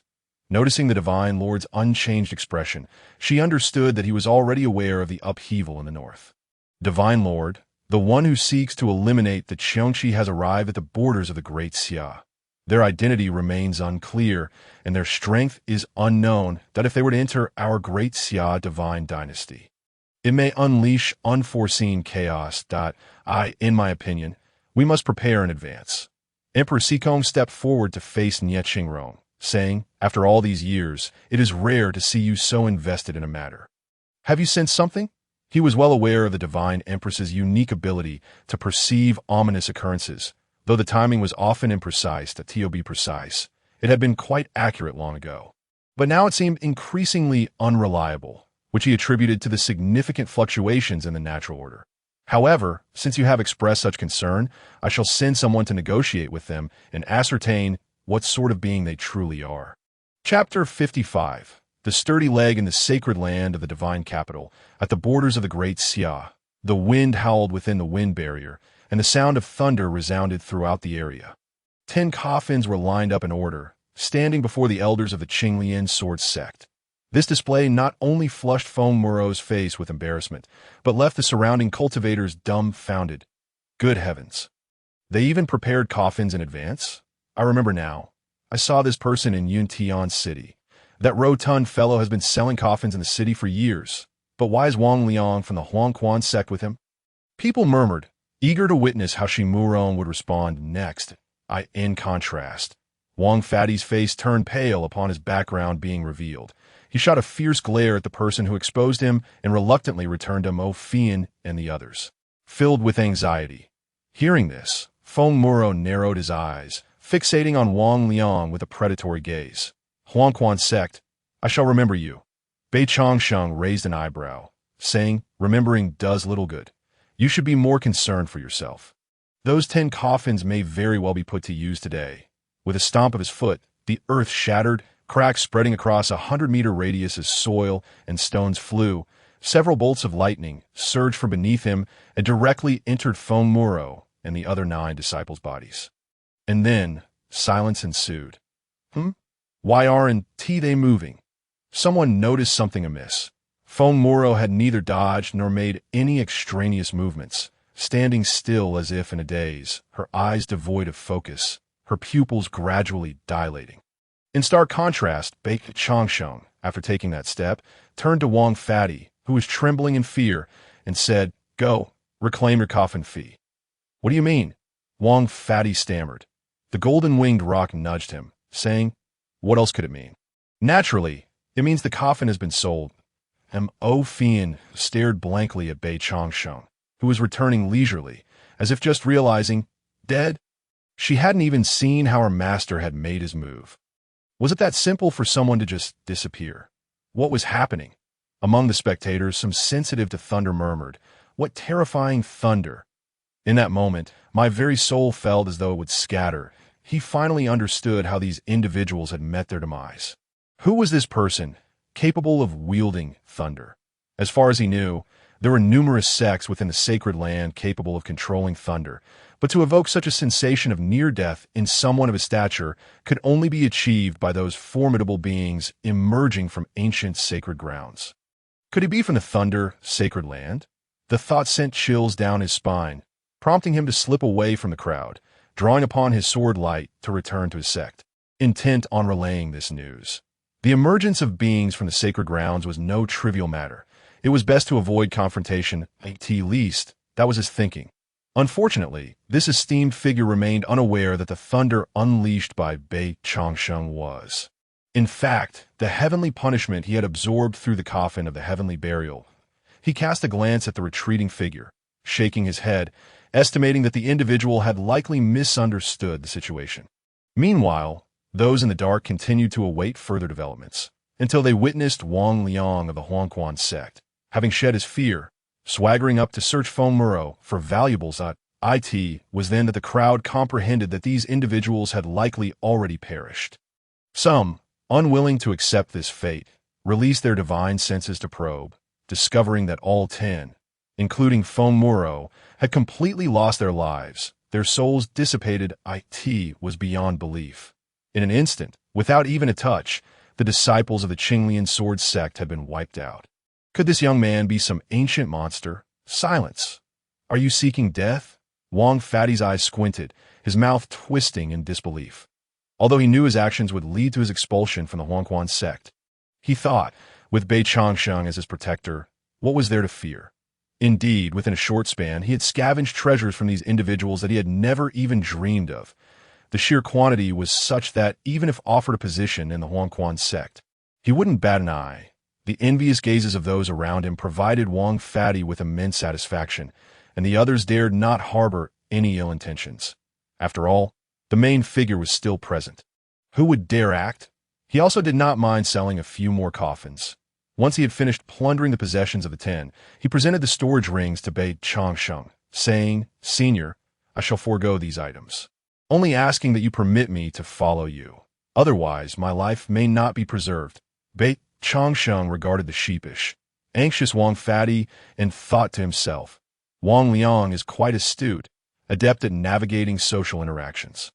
He then spoke, "I see you cannot open these storage devices. Can you?" Wang Liang's face stiffened, and he quickly replied, "I, Wang Liang, have no such intentions. I merely wish to honor my senior and express my gratitude for your great kindness." Bei Changsheng rolled his eyes. This fellow is truly slippery. "All right, since you wish to follow, you may do so, but let me make one thing clear." Wang Fatty's heart leaped with joy, but upon hearing the word "but," concern returned to his face. "Please, senior, do go on. I am not one to shy away from trouble, so do not hinder me, nor use my influence to oppress the innocent." He paused for a moment, gazing at the eagerly nodding Wang Fatty, and continued, "If someone bullies you, do not fear death. As long as you are not utterly destroyed, even if you die, I can pull you back from the underworld. Dio, you understand." Beside him, there was indeed a lack of someone familiar with Shenzhou. And this Wang Fatty, as a member of the Huangquan sect of Shenzhou, was just the right fit for him. "Thank you, senior. Thank you, senior. I shall certainly heed your words and never tarnish your reputation." At this moment, Wang Liang was nearly bowing his head to the ground, as he was acutely aware of the solidity of the support he had. Senior, let us not use that title. It sounds rather awkward."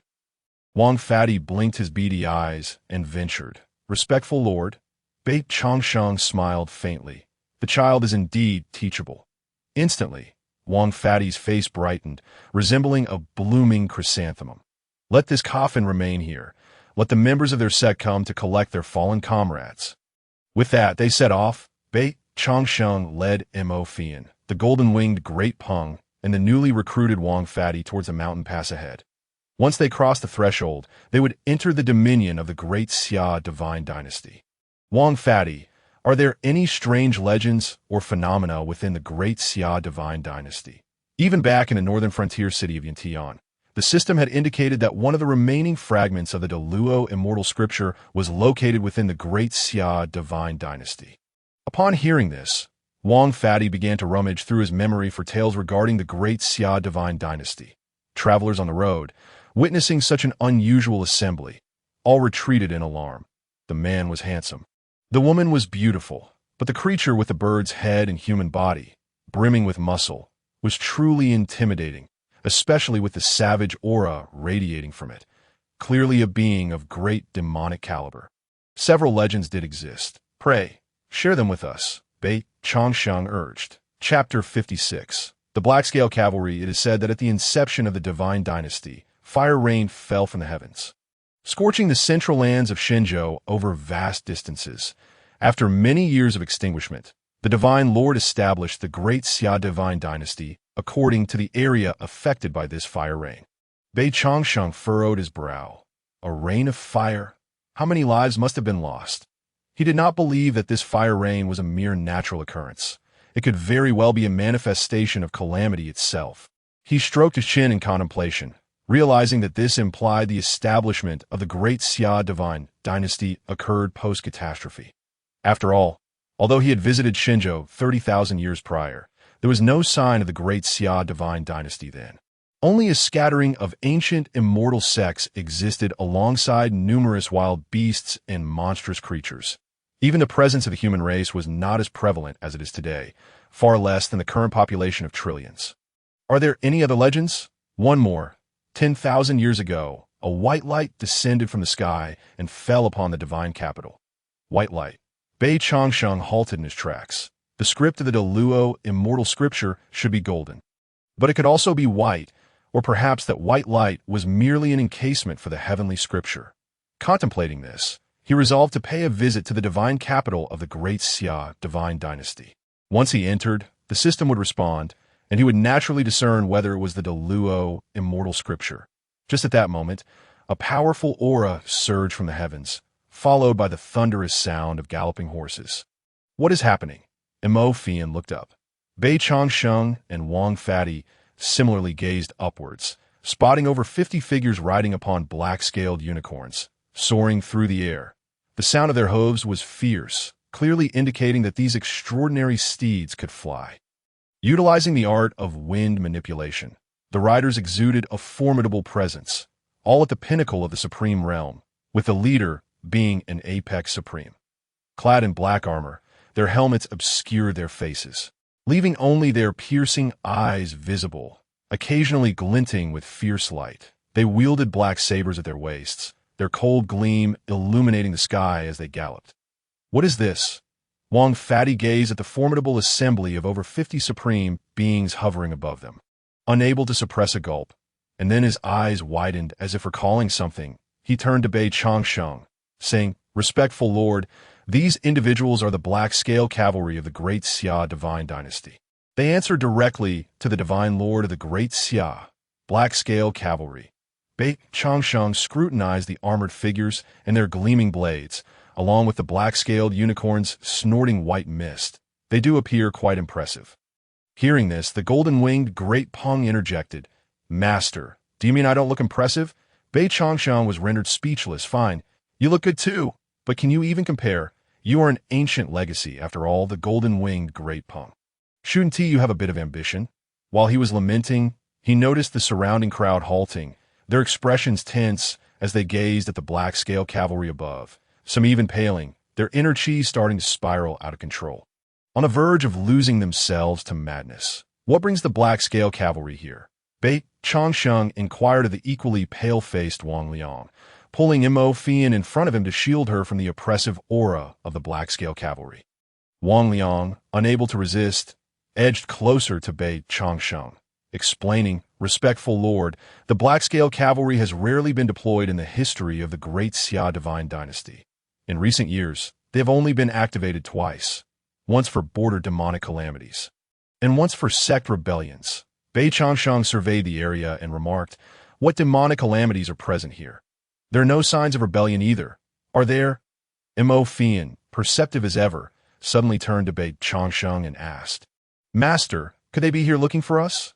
After all, we just killed so many." Wang Fatty shook his head, confidently stating no insect disputes as long as it doesn't escalate too far. The Divine Dynasty 1T intervened. Only 10 people have died. That hardly counts for anything. Then, this is indeed strange. Not only were they puzzled, but others were as well, uncertain why the great Xia Divine Dynasty would send the black-scale cavalry to this border. At that moment, a black-scaled unicorn let out a fierce neigh, and one rider descended from the sky, approaching the crowd. With a flick of his hand, a black scroll materialized, which he then shook, revealing a vivid portrait of a young man. "Master, is that not you?" Mo Fian tugged at Bei Changsheng's sleeve, whispering. Bei Changsheng nodded, a slight smirk playing on his lips. It seems these fellows do not come with good intentions. He had just arrived. And yet the rulers here already knew of his presence. He glanced upwards, unleashing his divine sense. But after a thorough examination, he found nothing unusual. How peculiar! The rider's keen gaze scanned the crowd.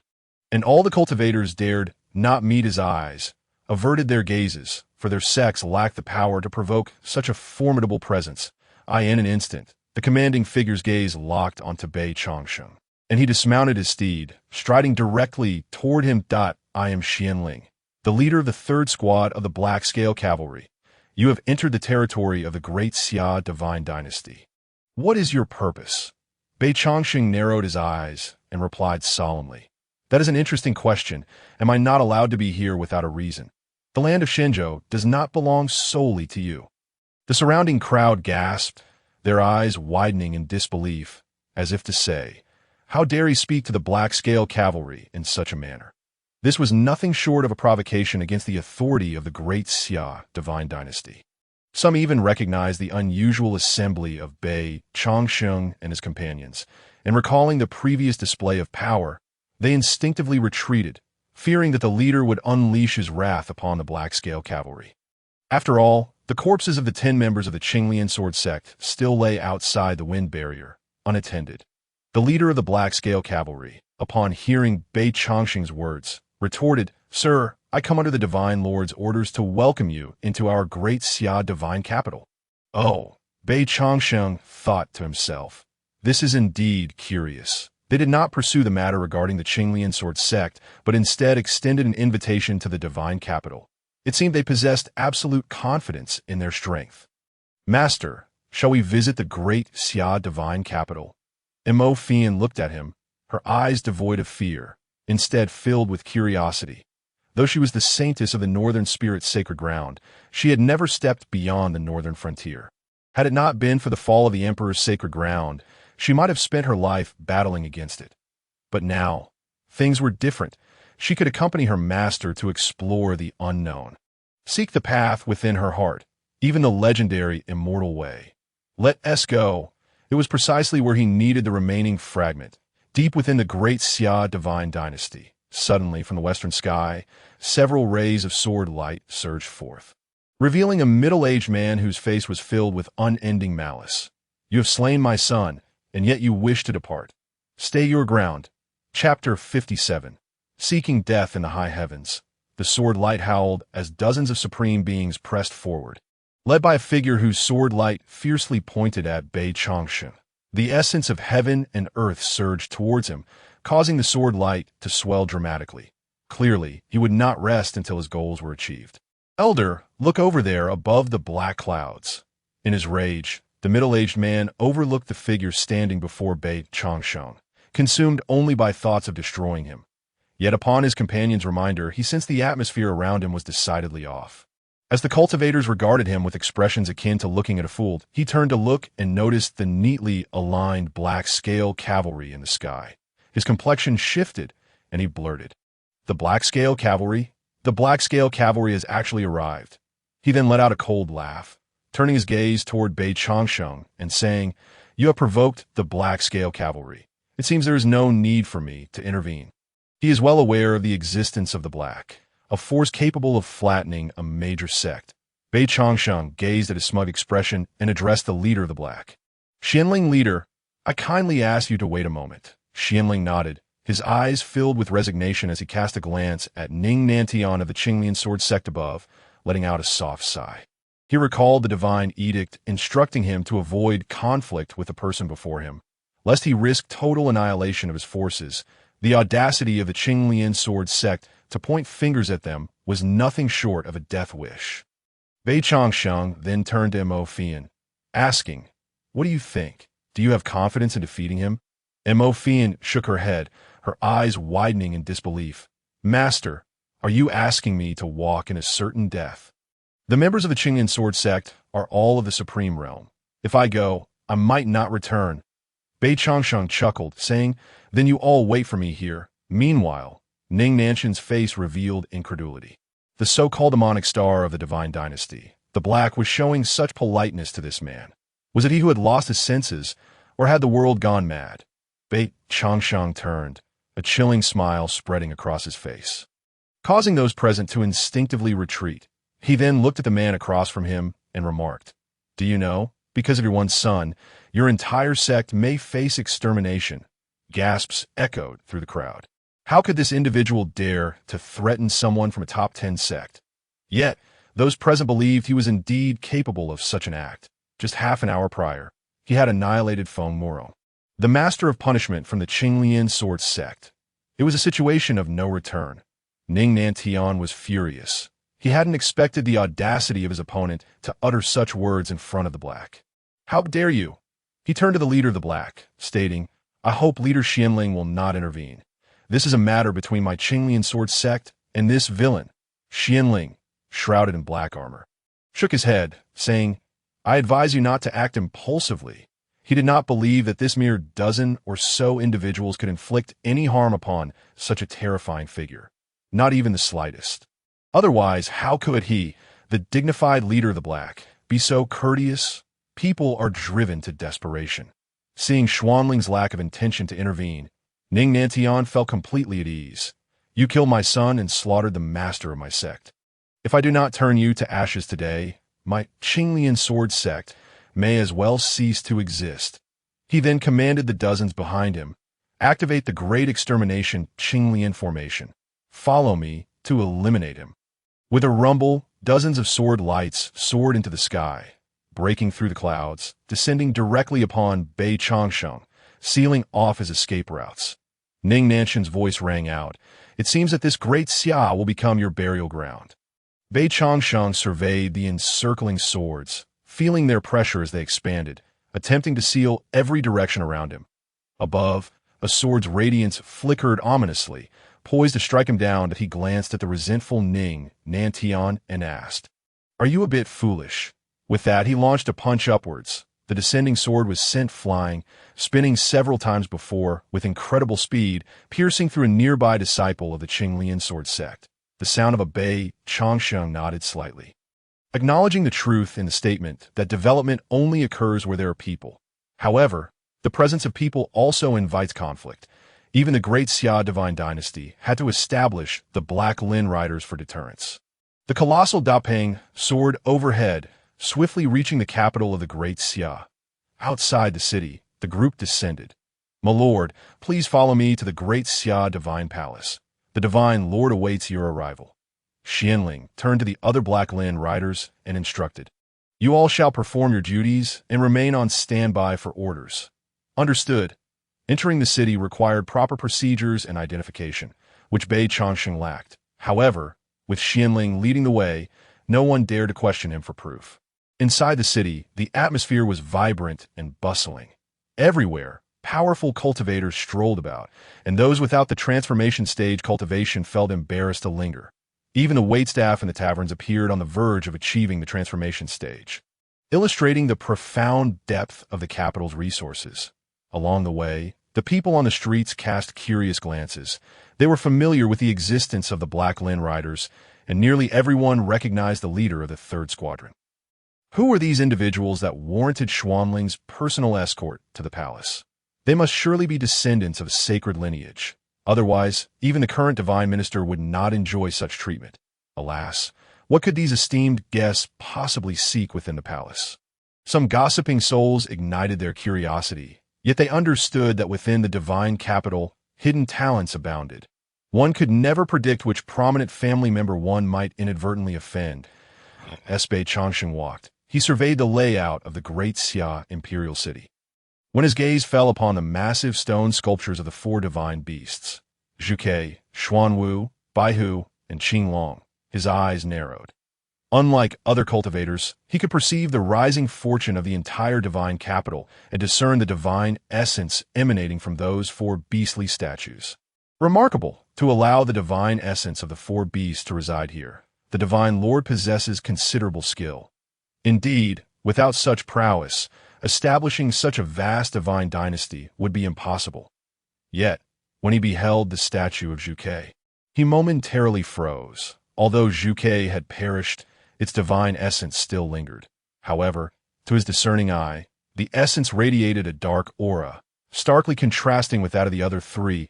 It seemed Zhuchua's demise had profoundly affected the balance, creating a fissure in what should have been a cohesive formation of fortune, potentially leading to a backlash of fortune. Following closely behind, Mo Fian gazed around, captivated by the novelty of everything in the great Xia divine dynasty. As they passed the largest tavern in the capital, the Misty Rain Pavilion, she inhaled deeply and exclaimed, "It smells delightful. Master, shall we dine here once we finish our business?" Bei Changxing couldn't help but chuckle at her enthusiasm. Very well. At that moment, Wang Liang, the portly figure, appeared as if he had never seen the world, marveling at the surroundings and the diverse array of people. After all, his status would never have allowed him entry into the divine capital without Bei Changxing's influence. Upon hearing Mo Fian's desire to dine at the Misty Rain Pavilion, he cautioned, "Young master, a meal there will cost enough spirit stones to elevate someone from the nascent soul stage to the celestial level." Mo Fian's eyes widened in disbelief. Yes, that's true. So expensive? Xianling, who was leading the way, chuckled. That is indeed the case. Even for us, we can only afford to visit the Misty Rain Pavilion twice a year. The prices in the divine capital are notoriously high. Unexpectedly, the portly Wang Liang interjected, "I wonder if the divine capital has any coffin shops." Bei Changsheng raised an eyebrow, amused that this man never failed to mention coffins. Regardless of the setting, Xuanling's lips twitched. Out of respect for Bei Changsheng, he refrained from reprimanding Wang Liang and replied, "The divine capital forbids such items, but there is indeed a shop in the outer city, established by the higher-ups of the Xianming sect." "The Xianming sect?" Wang Liang exclaimed, taken aback. "I never imagined they would open a coffin shop in the divine capital." Naturally, as one of the top 10 sects, establishing a coffin shop here would not pose much difficulty for them. Chapter 59. The Divine Lord of Great Xia, Emperor Sikong. Upon hearing the name of the Xianming sect, Bei Changsheng paused. It seemed that even before he buried himself in the past, there was already a sect known as the Xianming Divine Sect in the Divine Land. This sect was quite intriguing. Every millennium, a remarkable figure would emerge, wandering the world, only to vanish without a trace after some time. Almost no one knew the sect's true nature or its whereabouts. Could this Xianming sect be connected to that ancient existence from 10,000 years ago? He withdrew his thoughts and began to inquire with the system. Any luck detecting the remnants of the Luo Immortal Sutra? None. Bei Changxing frowned. None? Does that mean the sutra is not here? Or is it concealed within some secret realm, rendering it undetectable? It remains a mystery. However, since we are here, we might as well see what the current Divine Lord seeks from me in the Great Xia Divine Palace. "We have arrived," Xianling announced. The group passed through several heavily guarded gates of the inner city, arriving before a magnificent palace. The commander of the Black Lin Riders halted his steps and stated, "The Divine Lord awaits you inside." Bei Changxing nodded, expressing his gratitude. Although the individual was merely a commander, Bei Changxing found him to be quite courteous. While he was uncertain of the man's character, he had always had a keen eye for people, and Xianling seemed trustworthy. "Master, can we enter as well? After all, the Divine Lord has summoned you." Mo Fian's expression was filled with hesitation. Although she was a supreme being, her observations along the way revealed that the strength of cultivators in the Divine Land far surpassed that of the Northern Territory, almost to an overwhelming degree. Wang Liang shared similar sentiments. He was acutely aware of his own status. Without Bei Changsheng, He would never have had the opportunity to enter the great Xia divine capital, and even the Black Lin riders treated him with utmost respect. All due to his master's grace. Seeing their uncertainty, Bei Changsheng did not press the matter. As he turned to leave, he furrowed his brow slightly. There were several powerful auras surrounding the divine palace, including 3 beings of saintly stature that ate tea that moment. He sensed saintly consciousness drifting nearby, seemingly scrutinizing him. After contemplating, he turned to Mo Fian and Wang Liang, saying, "You should stay close to me. Despite being in the great Xia divine capital, I prefer not to invite trouble." Moreover, having gleaned much from the peculiar novels and films he had observed in his past life, he had learned valuable lessons. For instance, when the host instructs their companions to wait, only to find them missing upon returning, it often leads to abduction, or worse, he had no desire to seek out trouble, fearing he might have to scour the world for them later. While this was merely Bei Changsheng's speculation, he couldn't dismiss the possibility of falling into a trap. After all, nefarious individuals often exploited those closest to them to ensnare the powerful. Fian and Wang Liang were puzzled, but obediently followed closely behind Bei Changsheng. Inside the divine palace, the opulence was not as ostentatious as one might expect. However, the jade columns and radiant floors were indeed striking. Upon the high divine throne sat a dignified figure with closed eyes, rich purple energy swirling behind him. Above, a dragon's head formed from law hovered, as if on guard or making a statement. As Bei Changsheng and his companions entered, the figure opened his eyes the moment he saw Bei Changsheng. A glint of brilliance flashed in his gaze, and he stepped down from the throne to stand before Bei Changsheng. "Your appearance is surprisingly youthful. I am truly astonished." He then straightened, adopting a serious demeanor. "I am the divine lord of Great Xia, Emperor Sikong. May I inquire about your esteemed name?" The atmosphere within the grand hall shifted dramatically, becoming solemn, as an overwhelming pressure enveloped the space, causing Mo Fian and Wang Liang to tremble, their scalps prickling with tension. Bei Changsheng's expression remained unfazed. He thought to himself, "You can put on an act, but surely you know my name well enough to have summoned me here." He smiled, dissipating the oppressive atmosphere with his gentle presence. "I am Bei Changsheng. May I ask what business the Divine Lord has in summoning me?" Emperor Sikong, possessing peak saintly power, also possessed a sharp insight into fortune. Through his perception, he sensed an imperfection within Bei Changsheng's soul. This was his conclusion, but the cause, whether it was a person or an event, remained beyond his knowledge. Furthermore, he was not particularly interested. The Divine Land was home to countless extraordinary individuals, and Emperor Sikong's strength was not necessarily the apex of power. That one's strength could not solely be gauged by their cultivation level. It encompassed a myriad of factors, such as the techniques one practiced, their weaponry, transcendent divine artifacts, and their comprehension of the laws of the Great Path. All these elements influenced one's overall power. Emperor Sikong scrutinized Bei Changsheng's starry eyes, his aura rising once more as he sought to glimpse Bei Changsheng's true strength, having already lost a measure of ground earlier. However, Bei Changsheng did not oblige. He averted his gaze and inquired again, "Divine Lord, I am quite busy." Emperor Sikong realized his approach had been somewhat abrupt, akin to striking cotton with a fist, and let out a hearty laugh. "Esteemed guest, the reason I summoned you is due to your remarkable strength. Both were saints, and there was no need for circumlocution." Emperor Sikong clearly stated his purpose. "Oh," Bei Changsheng replied with a smile. "Do you truly believe I would topple your great Xia? It is often said that those who hold the throne are plagued by paranoia. But is it not the same for those who assume the role of a deity? If you do not provoke me, I shall naturally refrain from troubling you." The deity, Emperor Sikong, turned his gaze towards the exquisite jade reliefs adorning the walls of the divine palace, where a majestic dragon soared through the heavens, intricately carved and vividly lifelike. Beneath this true dragon, all beasts bowed in submission, including ancient exotic species and formidable demons. His attention fell upon a creature with wings sprouting from its ribs, possessing the head of a tiger and the tail of a scorpion, as he remarked, "I have heard that Xiongqi appeared in the northern borders not long ago, only to be slain by someone from the northern spirit sacred land. Emperor Sikong's authoritative gaze shifted to Mo Fian, who stood behind Bei Changsheng, before returning to Bei Changsheng himself. Your strength compels my Xia to tread carefully that a smile graced Bei Changsheng's lips. This matter was well known throughout the northern territories, and he was not surprised that the deity was aware of it. Rest assured, my esteemed deity, the Xia does not possess anything worthy of my ambition. At our level, the ultimate pursuit is ascension to immortality.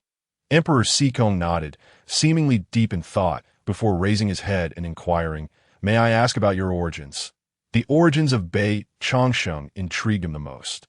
He had dispatched individuals to investigate in the northern borders, only to discover that this sudden powerhouse had been unearthed from the burial grounds of the Xingji sect. Such a revelation was utterly outrageous. Even as a deity, well-versed in the ways of the world, he had never heard of anything so astonishing. Thus, he sought confirmation that I am but a wandering cultivator, and as for my name, it has likely faded into the annals of time. Bei Changsheng replied. Strictly speaking, he was merely a wandering practitioner, with only a fleeting connection to the Xingji sect. The founding patriarch, Hu Chaozi, had not even considered him a disciple. He had merely offered some casual guidance on a whim. As for why he had ended up buried in the Xingji sect cemetery, it was merely due to Hu Chaozi cultivating his techniques, which led to an awakening that resulted in the establishment of the Xingji sect in that area. Observing Emperor Sikong's skeptical expression, he continued, I trust that with your capabilities, it would not be difficult to ascertain how I came into existence, so I need not elaborate further. Is there anything else? Bei Changsheng's meaning was quite clear. If there was nothing else, he would take his leave. Here, he could sense no trace of the remnants of the Tao of the Great, and thus there was no reason to linger. Noticing that Emperor Sikong had fallen silent, he turned to his disciples and Wang Liang, saying, Let us depart. He believed that the other party would not be so lacking in wit as to create unnecessary trouble. My lord, please stay. Bei Changsheng raised an eyebrow, sensing that there was indeed a matter at hand. What is it? He turned to face the serious-looking Emperor Sikong, who gestured towards his own brow. Bei Changsheng nodded, and a pulse of divine consciousness swiftly transmitted to Emperor Sikong's forehead, establishing a connection between them. Soon, he heard Emperor Sikong's voice in his mind, and my lord, I require your assistance. Bei Changsheng regarded him with a bemused expression. Responding telepathically, on what basis do you presume I would lend my aid? Furthermore, as the deity of the Xia, what matters could possibly necessitate my assistance? Meanwhile, Mo Fian and Wang Liang exchanged baffled glances. Unable to comprehend the silent exchange between the two, our master and the deity communicating telepathically, she suddenly realized, It seems so, Wang Liang replied. The expression on the Xia deity's face fluctuated between furrowed brows and moments of relief. A sight to behold. Although I am a deity, I too have my own troubles. If you could assist me, whether it be in acquiring divine tomes or formidable weapons, I shall make every effort to accommodate your wishes. Even if you wish to establish your own sect in Xia, I would not bat an eye. Bei Changsheng, initially disinterested, found his curiosity piqued by Emperor Sikong's words that to elicit such a promise from the deity. Even to the extent of offering a portion of his realm was undoubtedly a matter of considerable significance. He was inclined to hear the details of this predicament that had managed to confound a saint. Oh, pray tell, if this matter intrigues me, I may consider aiding you in its resolution. Emperor Sikong hesitated, yet ultimately steeled himself to reveal a secret he had buried deep within for many years. After all, such an opportunity was rare. It was not easy to find someone capable of vanquishing Qiongqi in the current era. Even he would need to gather several saints to dare confront such a ferocious beast. And the outcome remained uncertain. I implore you, after hearing this, do not divulge it to others, lest the Xia divine dynasty be brought to ruin. Bei Changsheng was taken aback. The stakes were indeed grave. He smirked and replied telepathically, Speak freely. No one has yet managed to pry secrets from my lips. Emperor Sikong conjured 3 chairs from thin air, inviting the others to sit before continuing his narrative. This tale traces back to a millennium ago, when I established the Xia divine dynasty. After its founding, I appointed my comrade Nie Qingrong as the divine empress. However, as time passed, I began to suspect that something was amiss with her. In the years that followed, Emperor Sekong occasionally sensed something was off through subtle tests. After extensive investigation, he discovered that Nie Qingrong's divine soul had been inexplicably weakening, as though suppressed by some unseen force. Eventually, after perusing numerous ancient texts, he identified a condition alarmingly similar to that affecting his empress, namely, a dual soul phenomenon. As the years went by, his divine empress began to exhibit odd behaviors and peculiar preferences. Her former traits seemingly vanished. Thus, for millennia, he had shared intimate moments with a soul he did not recognize. Although her physical form remained that of Nie Qingrong, he found it intolerable. Oh, I see. This deity plays quite a trick. He chuckled. So you wish for me to help you locate the original soul of your wife? If only it were that simple. Emperor Sekong sighed in frustration, proceeding to recount the events that followed. He had initially believed that with his assistance, his wife would awaken, but this was merely his own wishful thinking. The true Nie Qingrong had not only failed to revive, but the current incarnation of Nie Qingrong's soul had undergone a transformation. One day, as their souls intertwined, he inexplicably received a stream of information from the original Nie Qingrong, revealing that the dominant soul was not her own, nor was it a case of dual souls, but rather an outsider. The original soul had been suppressed. While it had not been eradicated, she could perceive the thoughts of this interloper. This foreign soul intended to leverage the true Nie Qingrong's essence as a last resort to coerce the deity into submission. As Emperor Sekong reached this juncture in his tale, he glanced at the dragon and beast mural, then transmitted his thoughts. Yet I remain unaware of the nature of this entity. Even I cannot discern its true intentions. He continued, I believe, with your expertise, you could uncover the wounds of the divine soul. This injury is the consequence of my reckless venture, yet I am puzzled as to why this outsider has not revealed their true intentions and chooses instead to feign ignorance. Bei Changsheng understood, a smirk playing at his lips. So the black mist surrounding your divine soul is a manifestation of your injuries. Emperor Sekong detected the underlying implication in Bei Changsheng's words. Offering a wry smile in response, "My lord, I would prefer you not to mock me. What do you propose?" Bei Changsheng rose slightly, nodding. Very well. I shall assist you, for I too wish to uncover the identity of this entity capable of injuring a peak saint's divine soul. However, having conversed idly for so long, do you not fear that they may grow suspicious? This will require you to play along with me in a little performance. What? We shall stage a battle between saints, to dissuade those coveting the divine seat, and to put my divine empress's mind at ease. Agreed. Subsequently, amidst the bewilderment of Mo Fian and Wang Liang within the hall, an overwhelming aura erupted, launching the entire roof of the divine palace skyward to a height of 1,000 feet. Boom! Soon after, a cataclysmic divine light illuminated the heavens, and the terrifying power of the stars roared across the sky, drawing the attention of all the powerful beings in the divine capital towards the Xia divine palace. They gazed in shock at the two figures locked in combat. Who is that? How dare they make a move into Xia? These four individuals are all esteemed veterans who fought alongside him to establish the divine dynasty. Naturally, he harbors no desire for them to be harmed. Yet he cannot reveal the charade, lest all five of them be exposed, which would easily invite scrutiny from the discerning. Thus, he can only silently apologize to his loyal subordinates. Divine Master, we have arrived. The one wielding the massive hammer is a burly man with a thick beard, his eyes glaring like bronze bells, flames of fury igniting within them. Without uttering a word, he swings his hammer down towards Emperor Sekong. During this moment, the copper hammer swells dramatically, resembling a small mountain. Resonating with thunderous roars, beyond the hammer, the sounds of beasts echo as a raging lion materializes, poised to pounce. If struck, even a sage would be doomed.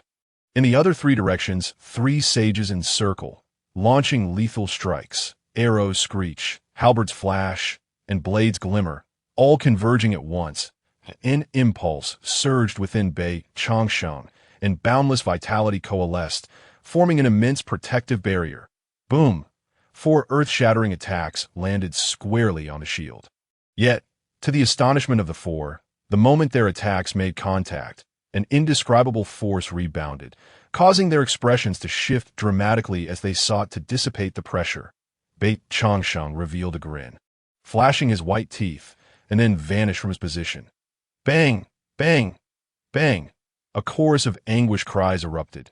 The four sages spewed blood, hurtling backward as they soared through the air. Shock was evident on their faces. How formidable!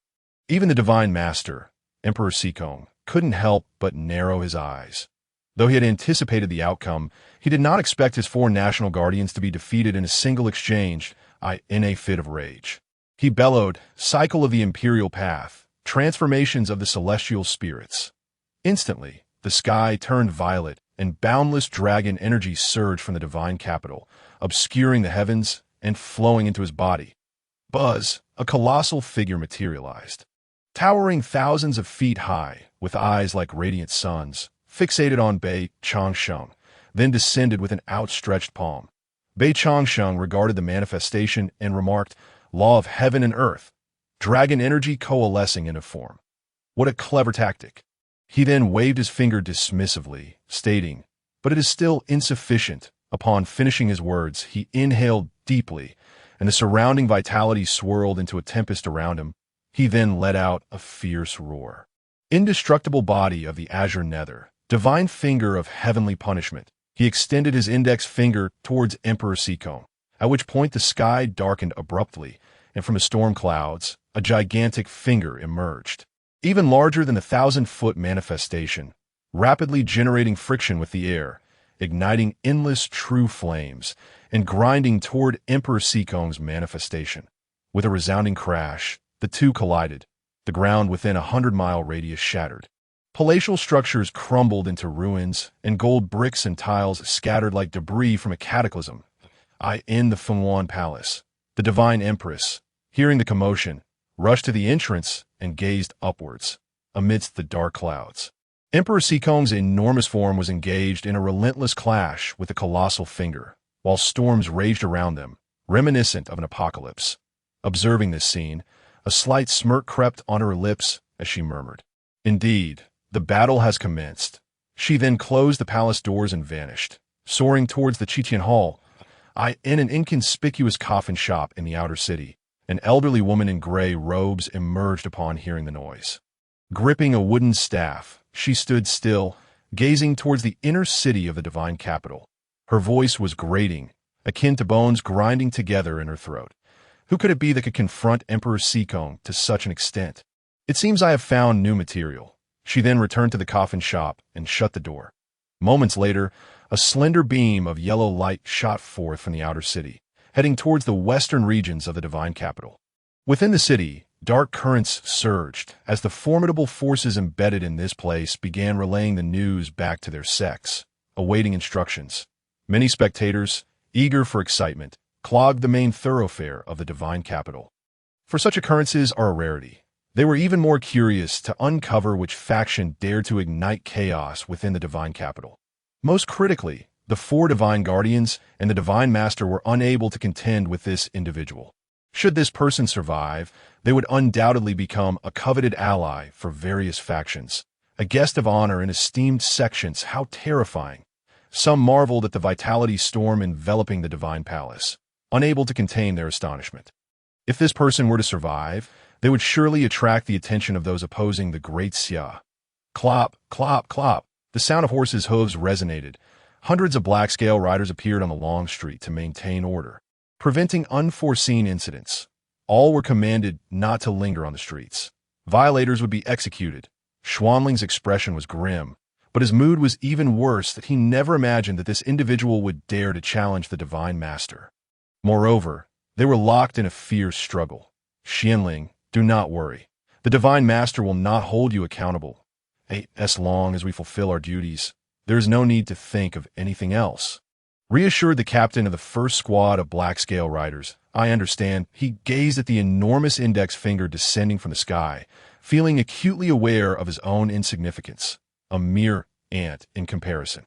Even if he were a supreme being, he could hardly fathom the consequences of being struck by that colossal digit. Within the city, Bei Changxing remarked, "Emperor Sikong, shall we call it a day? If this continues." Your four subordinates might just resort to desperation. He glanced at the four who were nursing their wounds, clearly perceiving the madness in their eyes. Emperor Sikong sighed in resignation. All right, then you should retreat first. Why should I be the one to flee? Bei Changsheng retorted, bewildered. It's clearly your inadequacy. Emperor Sikong wore a troubled expression and transmitted, I am, after all, the divine master of Great Xia. If I were to be defeated, what would others think? Bei Changsheng nodded. What isn't it for me? Emperor Sikong's lips twitched. If you can resolve the issues surrounding the divine empress, I will allow you to enter the secret realm of the divine dynasty to select a few treasures. What do you say? Bei Changsheng's heart stirred. The Great Xia divine dynasty possesses a secret realm. Who initiated it? He immediately replied, Deal. Chapter 62. Qinglian Sword Sect, excluded. Bei Changsheng's piercing scream reverberated throughout the divine capital. Following that, an inexplicable blood splattered onto the ground, rising in blue smoke, causing Emperor Sikong to instinctively hold his breath. Where did you get this blood? It reeks. Bei Changsheng communicated. There's too much clutter in space. It got mixed up. Just make do with it. He then gestured, pulling the disheveled Mo Fian and Wang Liang from beneath the rubble, one in each hand, and proceeded toward the city exit. That moment.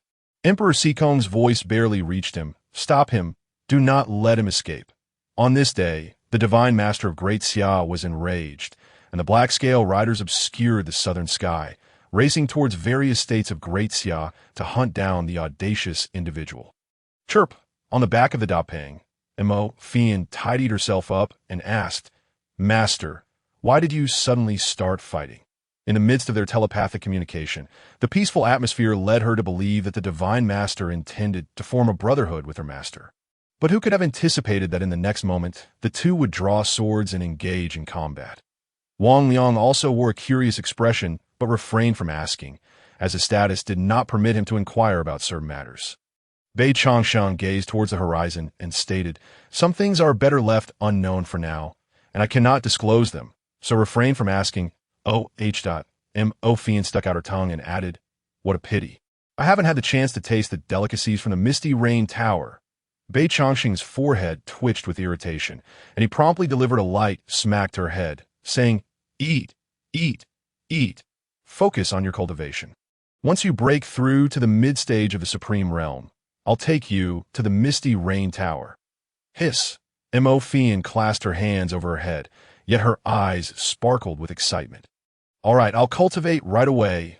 Wang Liang observed Mo Fian diligently meditating and approached Bei Changsheng, saying, Master, I happen to know of a place that no faction can dominate, a realm of chaos, and no one would pursue us there. Even the black scale riders wouldn't enter. With your strength, Master, no one would dare to provoke us. There exists such a place in the divine continent, where the convergence of all races, the land of chaotic demons. Bei Changsheng looked at Wang Liang, who was filled with anticipation, and replied, Not going. He had matters to attend to, and the transaction with Emperor Sikong was yet to be fulfilled. The secret realm of the Great Xia divine dynasty likely contained what he needed. He could not simply leave that moment, as the plump Wang was caught in a whirlwind of confusion. Ahead of them, the black scale riders had already sealed off their escape route. Bold rogue. Where do you think you're going? The Dapeng had to hover in midair, confronted by hundreds of figures exuding an overwhelming killing intent, making it impossible for even him to charge through. Master, what should we do? As soon as he finished speaking, hundreds more figures appeared behind them, swords gleaming, resonating throughout the sky. Qinglian Sword Sect? Wang Liang's expression shifted slightly, but recalling Bei Changsheng's prowess, he felt somewhat reassured that he stole a glance at Bei Changsheng, who remained calm and composed, and felt a wave of relief wash over him. Ophian had already finished preparing and stood beside Bei Changsheng, asking, Master, which one shall we fight first? Bei Changsheng looked at her curiously and replied, Do you think you can handle it? Isn't Master here too? She spoke as if it were a matter of course. Bei Changsheng found her words amusing and asked, Which persimmon do you think is easier to squeeze? Mo Fian glanced around. On one side stood the ominous Black Lin cavalry, and on the other were the sword-wielding members of the Qinglian Sword Sect. For a moment, she was uncertain which group, posed a greater threat. I shall follow my master's orders. Whoever my master chooses to strike, I shall strike. Bei Chongqing rolled his eyes and turned to the leader of the Qinglian sword sect, clad in white, asking, "Will you come one by one? Or will you all come at once?" The leader was none other than Ling Jianqing, the sect's master. Hearing Bei Chongqing's words, his expression darkened considerably. "You have slain so many for my sect. What is your motive?" Bei Chongqing furrowed his brow. "Asked the sect master, are you unaware that there are traitors within your ranks?" Although surrounded by the members of the Qinglian sword sect, they did not attack immediately. It seemed to him that the sect master must have some inkling of the situation. "I will handle the traitors within my sect, but your hand has reached too far, killing over 20 of my strongest members. You will find it difficult to leave here today without an explanation." He was already aware that the opponent had the strength to confront 5 saints of the Great Xia dynasty and leave unscathed. But with the Black Lin cavalry in front and the Qinglian sword sect behind, hundreds of supreme beings surrounding him, even a mightiest would find it challenging to resist. Moreover, he had received word that this individual had been injured previously. Ling Jianqing nodded to the 3 leaders of the Black Lin cavalry. "Shall we join forces to capture him?" At that moment, a blue light flashed across the chest of the Black Lin cavalry's commander, who then turned to converse with the other 2 leaders before addressing Ling Jianqing. "Sect Master Ling, we have urgent matters to attend to. You may proceed as you wish." With that, hundreds of Black Lin cavalry retreated like a receding tide, leaving the members of the Qinglian sword sect in disarray. Ling Jianqing was taken aback, watching the Black Lin cavalry vanish into the horizon, his complexion shifting from green to pale. How could the Black Lin cavalry simply let their target go? Was the meat they had been about to devour so easily discarded? It was utterly absurd. Bei Chongqing understood that this was a command from the divine Lord Emperor Sikong, ordering the Black Lin cavalry to retreat. Otherwise, who could command such a force? He looked at Ling Jianqing, whose face had turned a sickly shade, and reiterated, "As I said, will you come one by one, or will you all come at once?" The members behind Ling Jianqing were anxiously awaiting their leader's orders at that moment. Ling Jianqing felt the pressure mounting. He had to act, or his position as sect master would be in jeopardy. However, while they had the advantage in numbers, should the opponent choose to flee, they would be unable to stop him. They found themselves in a predicament. To fight could lead to defeat, yet to refrain from fighting would be a loss of face for the Qinglian sword sect. "Follow my command, attack." 10,000 swords return to the dragon's slash. Ice soul pierces the heavens. As the onslaught of attacks rushed towards him, Bei Chongqing sighed. If these individuals chose to flee, he would find it challenging to pursue them. But they had decided to gamble on that damned probability. Even if he were injured, they might not be able to stop him. That it was tantamount to courting death. He silently mourned for them, hoping they would not follow such a lackluster sect in their next lives, nor encounter a blind sect master again. With a sudden shift in his gaze, it became sharp, Star River ultimate sword. 10,000 swords slashed the stars. The power of the stars descended from the heavens, condensing thousands of sword lights, which surged towards the hundreds of Qinglian sword sect members at Bei Chongqing's command. Sizzle, splatter, blood splattered. The sect master of the Qinglian sword sect bore the brunt of the assault, pierced by dozens of swords, rendering him a mere sieve. The elders and the sect's top disciples were crushed like tofu by the sword light. After a series of agonizing screams, the sword light completely dissipated on the ground. Apart from a remaining broken sword, there was no trace of the Qinglian sword sect members. Bei Chongqing's voice echoed high in the sky. Qinglian sword sect. Expelled. Chapter 63. Re-entering the divine palace. Luring the fox from its den, did you know? The sect master of the Qinglian sword sect is dead. Such a significant event could hardly go unnoticed. It seems the Qinglian sword sect was indeed unfortunate, provoking the wrong adversary. Remarkably, that powerhouse managed to survive the siege by the Great Xia dynasty. It's simply unfathomable. Indeed, hundreds of supreme beings were dispatched, only to meet their demise. He is truly a reincarnation of the Slaughter Star, a manifestation of a demonic entity. In the outer city of the divine capital, at Fenghe Tower, the establishment was filled to the brim with patrons.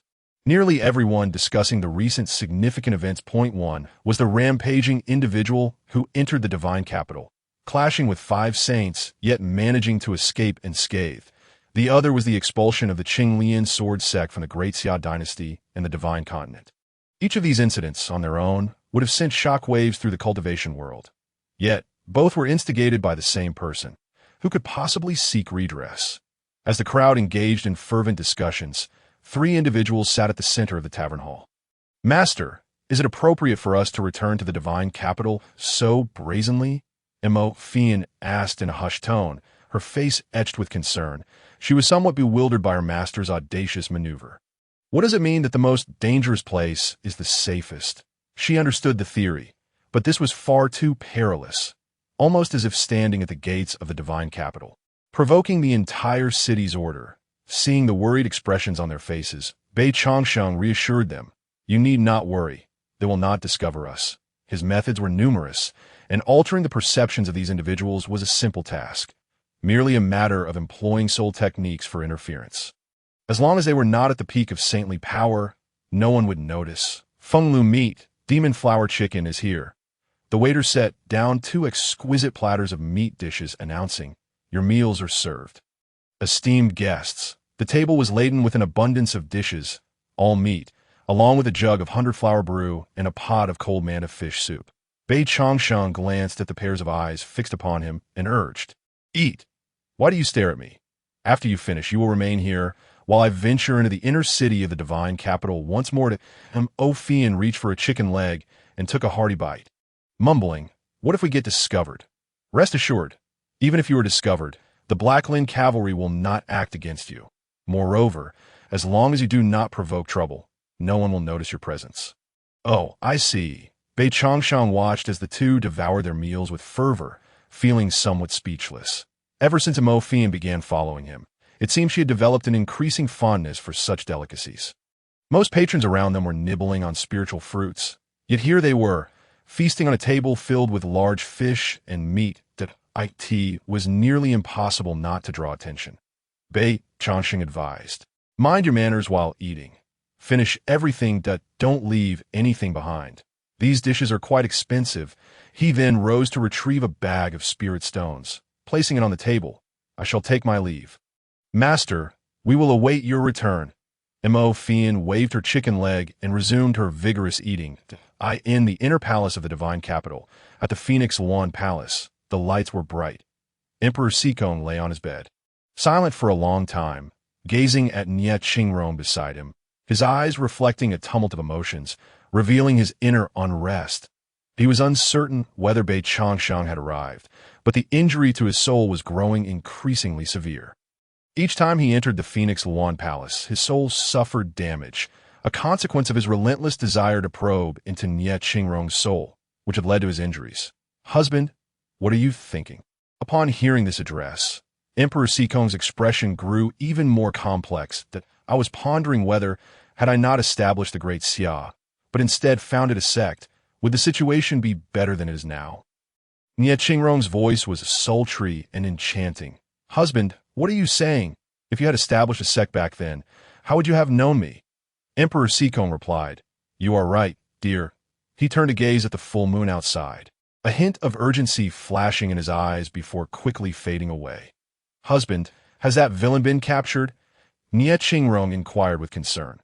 Emperor Sikong casually responded, "No. His strength is comparable to mine, that it would be more difficult to capture him than to ascend to the heavens. Moreover, this person is capable of slaying the Qiongqi. He is not easily apprehended. The Black Lin cavalry has already been dispatched, and news should arrive soon." Nie Qingrong frowned. "The Black Lin cavalry has mobilized?" Naturally, under heaven, no one escapes from the Black Lin cavalry's Black Dragon formation. Suddenly, a chill swept through the air, and a dark figure appeared beside the bed. This figure was as black as coal, rendering his features indistinguishable, save for his white eyes and bared teeth.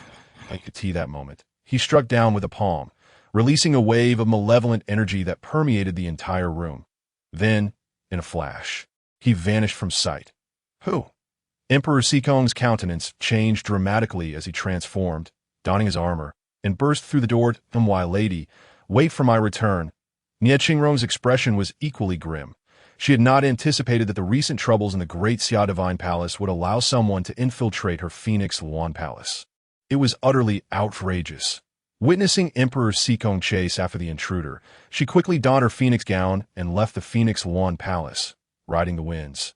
You create the disturbance here. I will follow her. Bei Changsheng instructed. Emperor Sikong cautioned, be careful not to harm my Qingrong's soul, and don't injure her physical body either, as if I need you to remind me.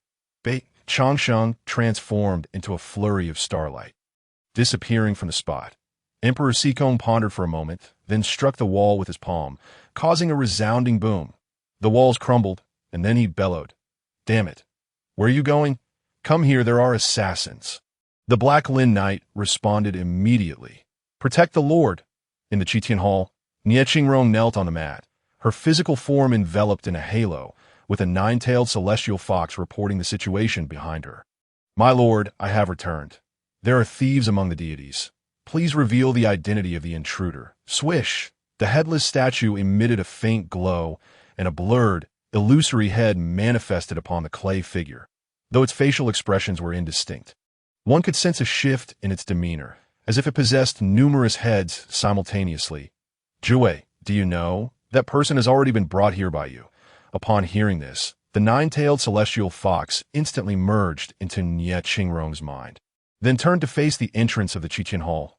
There, a shadow remained indistinct, yet its row of snow-white teeth was strikingly prominent. So, you are a fox spirit, Bei Changsheng remarked, noticing the other's extremely displeased countenance. Ah no, fox spirits do not have so many tails. You are the nine-tailed celestial fox. As Bei Changsheng spoke, he furrowed his brow once more, pondering. Isn't the nine-tailed celestial fox a divine beast? However, this particular nine-tailed celestial fox lacks the aura of a divine beast, instead exuding the strange essence of a wild beast. Its presence bears a resemblance to that of the golden-winged great pung, yet with subtle differences. What, then, is the nature of this nine-tailed celestial fox? Nie Qingrong's eyes suddenly shone with white light, two silver marks appearing beneath her lower eyelids as she coldly fixed her gaze upon Bei Changsheng. You have actually discovered me, my lord. Do not let him escape. Chapter 64. Battle. Only then did Bei Changsheng notice the enormous headless clay statue behind the woman, which he had utterly overlooked until now. Moreover, this statue appeared somewhat familiar. Upon closer examination, he realized it resembled the sculpture he had encountered before in the queuing insect when the true Phoenix treasure was unveiled. However, while that statue seemed long abandoned, this one emitted distinct fluctuations of consciousness, with faint traces of soul power clinging to it. What astounded him most was that from this soul power, he sensed an exceedingly violent force, akin to the heavenly wrath he had experienced that day. It was perplexing, and he also detected subtle waves of law within in that moment. Numerous thoughts flooded his mind, recalling the words of the vermilion bird and the inexplicable appearance of the Qiongqi. He quickly identified the statue as being related to the forces of the heavenly path. After the nine-tailed celestial fox finished speaking, the illusory head above the headless statue unexpectedly turned to gaze at Bei Changsheng. I sense the laws of the great Tao from 30,000 years ago within you. Upon hearing this, Bei Changsheng thought, great, my secret is out. Since that was the case, there was nothing more to say. It was time to act. With a flash of his form, he transformed into his true self, summoning the Zongtian coffin. This time, unlike before, a dark chain trailed from the coffin's end, each link inscribed with intricate characters, now radiating a faint red glow. Da-da. A piercing shriek erupted from the nine-tailed fox's lips as her nine tails rose. The moon in the sky appeared to grow larger, with an endless river of moonlight cascading down and converging upon her. In an instant, she transformed into a majestic nine-tailed celestial fox, towering dozens of feet high as the nine-tailed fox moved. The illusory head upon the headless statue unleashed waves of black gas, coiling towards Bei Changsheng like tendrils of smoke. Swish! Observing this, Bei Changsheng swiftly dispersed his form. Retreating several hundred meters, he gazed at the colossal nine-tailed fox, violently swinging the dark chain in his hand. The Zongtian coffin soared into the air like a sandbag, whistling as it crashed toward the fox's head. In the process, with every 3 meters it traversed, the coffin expanded dramatically in the blink of an eye. It had ballooned to the size of a palace, crashing down upon the nine-tailed fox's skull. Bang! Boom! The nine-tailed fox let out a wail, crashing to the ground, and beneath her, dozens of palaces disintegrated into dust, leaving no survivors among those who had been residing within. Swish! The black smoke surged forth, enveloping him. Humph! Blazing fire, radiant stars, burning worldly inferno, ignite. With a resonant hum, the constellations above suddenly blazed brightly, their intense starlight surpassing the vast moon above, illuminating the entire land in a golden hue. Then, several fiery lights unexpectedly ignited in the high heavens. A deafening roar echoed, and as the flames intensified, the entire capital of the great Xia shone as brightly as day. Seriously, here we go again. Those who had previously witnessed the battle in the divine capital awakened from their meditative states, watching the descending flames from above, unable to contain their exclamations. Look at that. In the divine palace, such a massive fox. Someone stammered, "Point 1, 2, 9 tails. Could it be the legendary nine-tailed fox?" No, the nine-tailed fox is a demon, but this fox is pure white, her 9 tails adorned with divine patterns. Surely she is a divine beast, but how could a divine beast appear here? That shouldn't be the case. Moreover, it is evident that she is engaged in combat, so this divine beast, the 9-tailed celestial fox, must be quite unusual. Who, then, is she battling against? Eyes widened, someone pondered. Could it be the Lord? He seems terribly unfortunate. A child voiced this thought, only to be sharply reprimanded by their family. Stop talking nonsense. Inside the divine palace, the 9-tailed celestial fox rose once more, gazing up at the heavenly fire descending from the azure sky. One of her tails shot up, waving in the air. Then, the sound of crashing waves echoed around. Bei Changsheng turned his gaze eastward, witnessing a colossal wave soaring through the air, like flowing silk heading toward the starfire. I could see that moment. The black smoke had already surrounded him, rapidly constricting. He immediately pulled back the Zongtian coffin, swinging the chain to fling open its lid. Devour for me. Since the Zongtian coffin could absorb extreme divine weapons, it could surely consume other things as well. The lid swung open. The coffin seemed eager, unleashing a tremendous force of tearing power, beginning to ravenously devour the black smoke. The headless statue attempted to reclaim the smoke, but it was futile. Moments later, the black smoke dissipated. The illusory figure atop the headless statue emitted a mixed voice. What a sinister coffin! Then it grew increasingly faint, disappearing entirely. Just before vanishing, it uttered one final phrase. You will regret this. Roar! Suddenly, the 9-tailed celestial fox surged in size once more, a divine pattern glowing fiercely at her brow. She then turned her gaze toward Bei Changsheng, saying, I am the divine beast, the 9-tailed celestial fox. Mortal, do you know you have offended me? You shall face retribution. Retribution? Am I to be afraid of you? Bei Changsheng scoffed, lowering his head to manipulate the Zongtian coffin, directing its mouth toward the waters of the eastern sea above. Whoosh! An endless torrent of water was swiftly drawn away at that moment. Bei Changsheng glanced back at the headless statue, which appeared to have lost its divine essence, devoid of the previous aura it possessed. Boom! Countless starfires bombarded the location of the 9-tailed celestial fox. Yet she opened her mouth wide, consuming all the falling flames from the sky, then fixed her gaze upon Bei Changsheng, seeking death. The divine pattern on the 9-tailed fox's brow illuminated.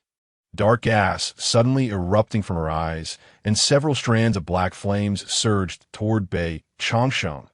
I wondered why you vanished so suddenly.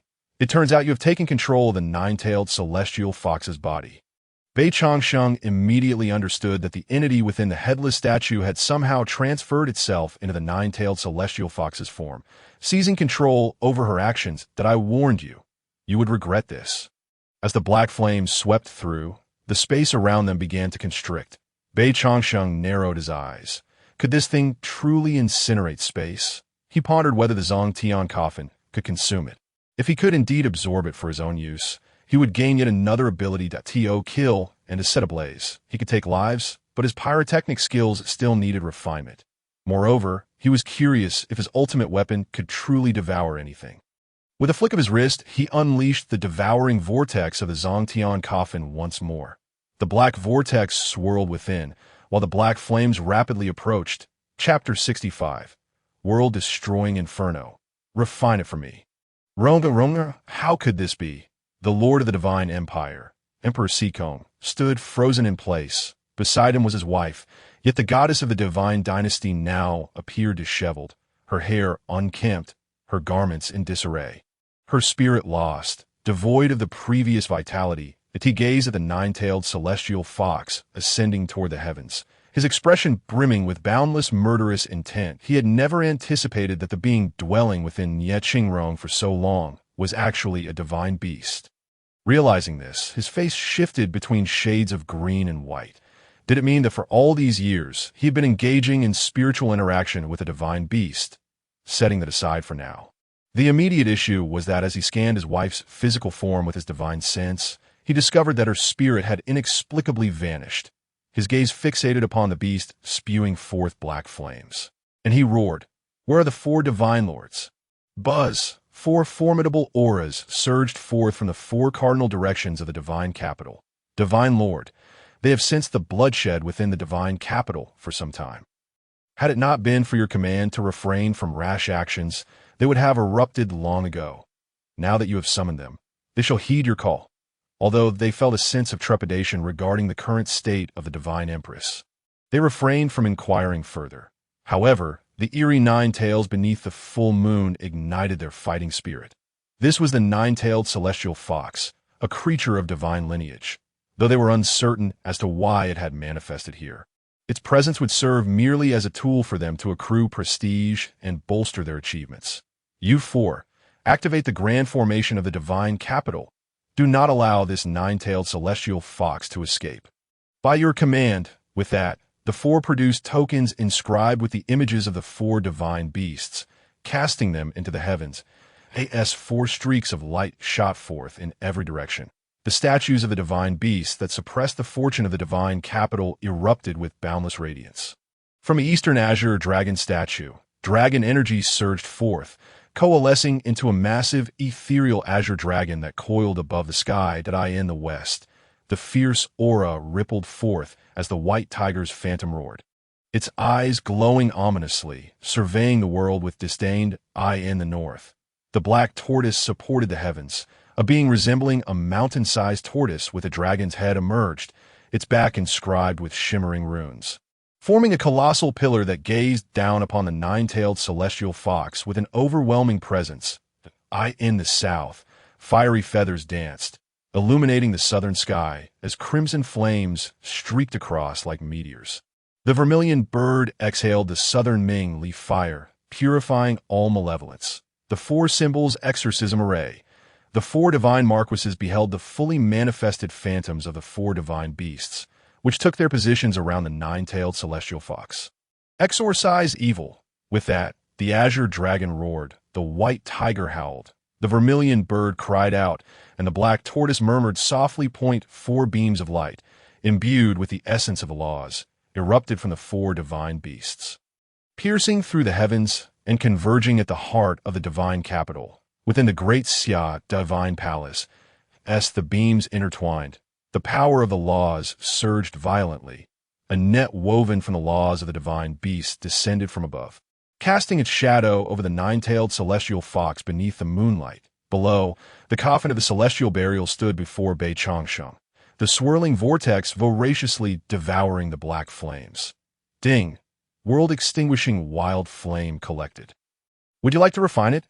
Bei Changsheng, concealed behind the coffin, wore a perplexed expression. World-extinguishing wild flame.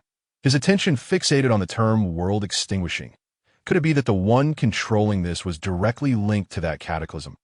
Otherwise, how could an unknown entity wield the world-extinguishing wild flame to command the nine-tailed celestial fox? Refine it. Ding!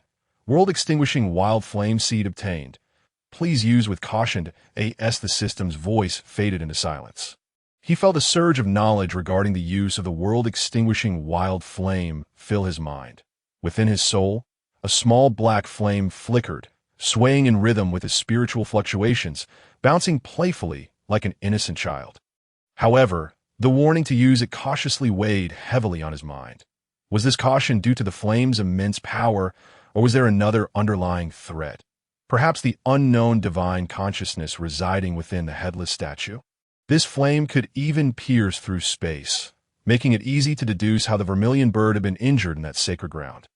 The vermilion bird?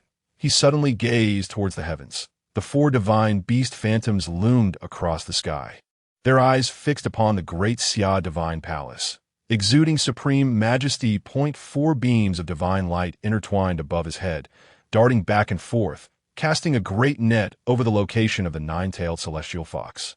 Surrounding the fox, the four great divine marquises of the great Xia dynasty radiated an imposing aura, their fighting spirit palpable.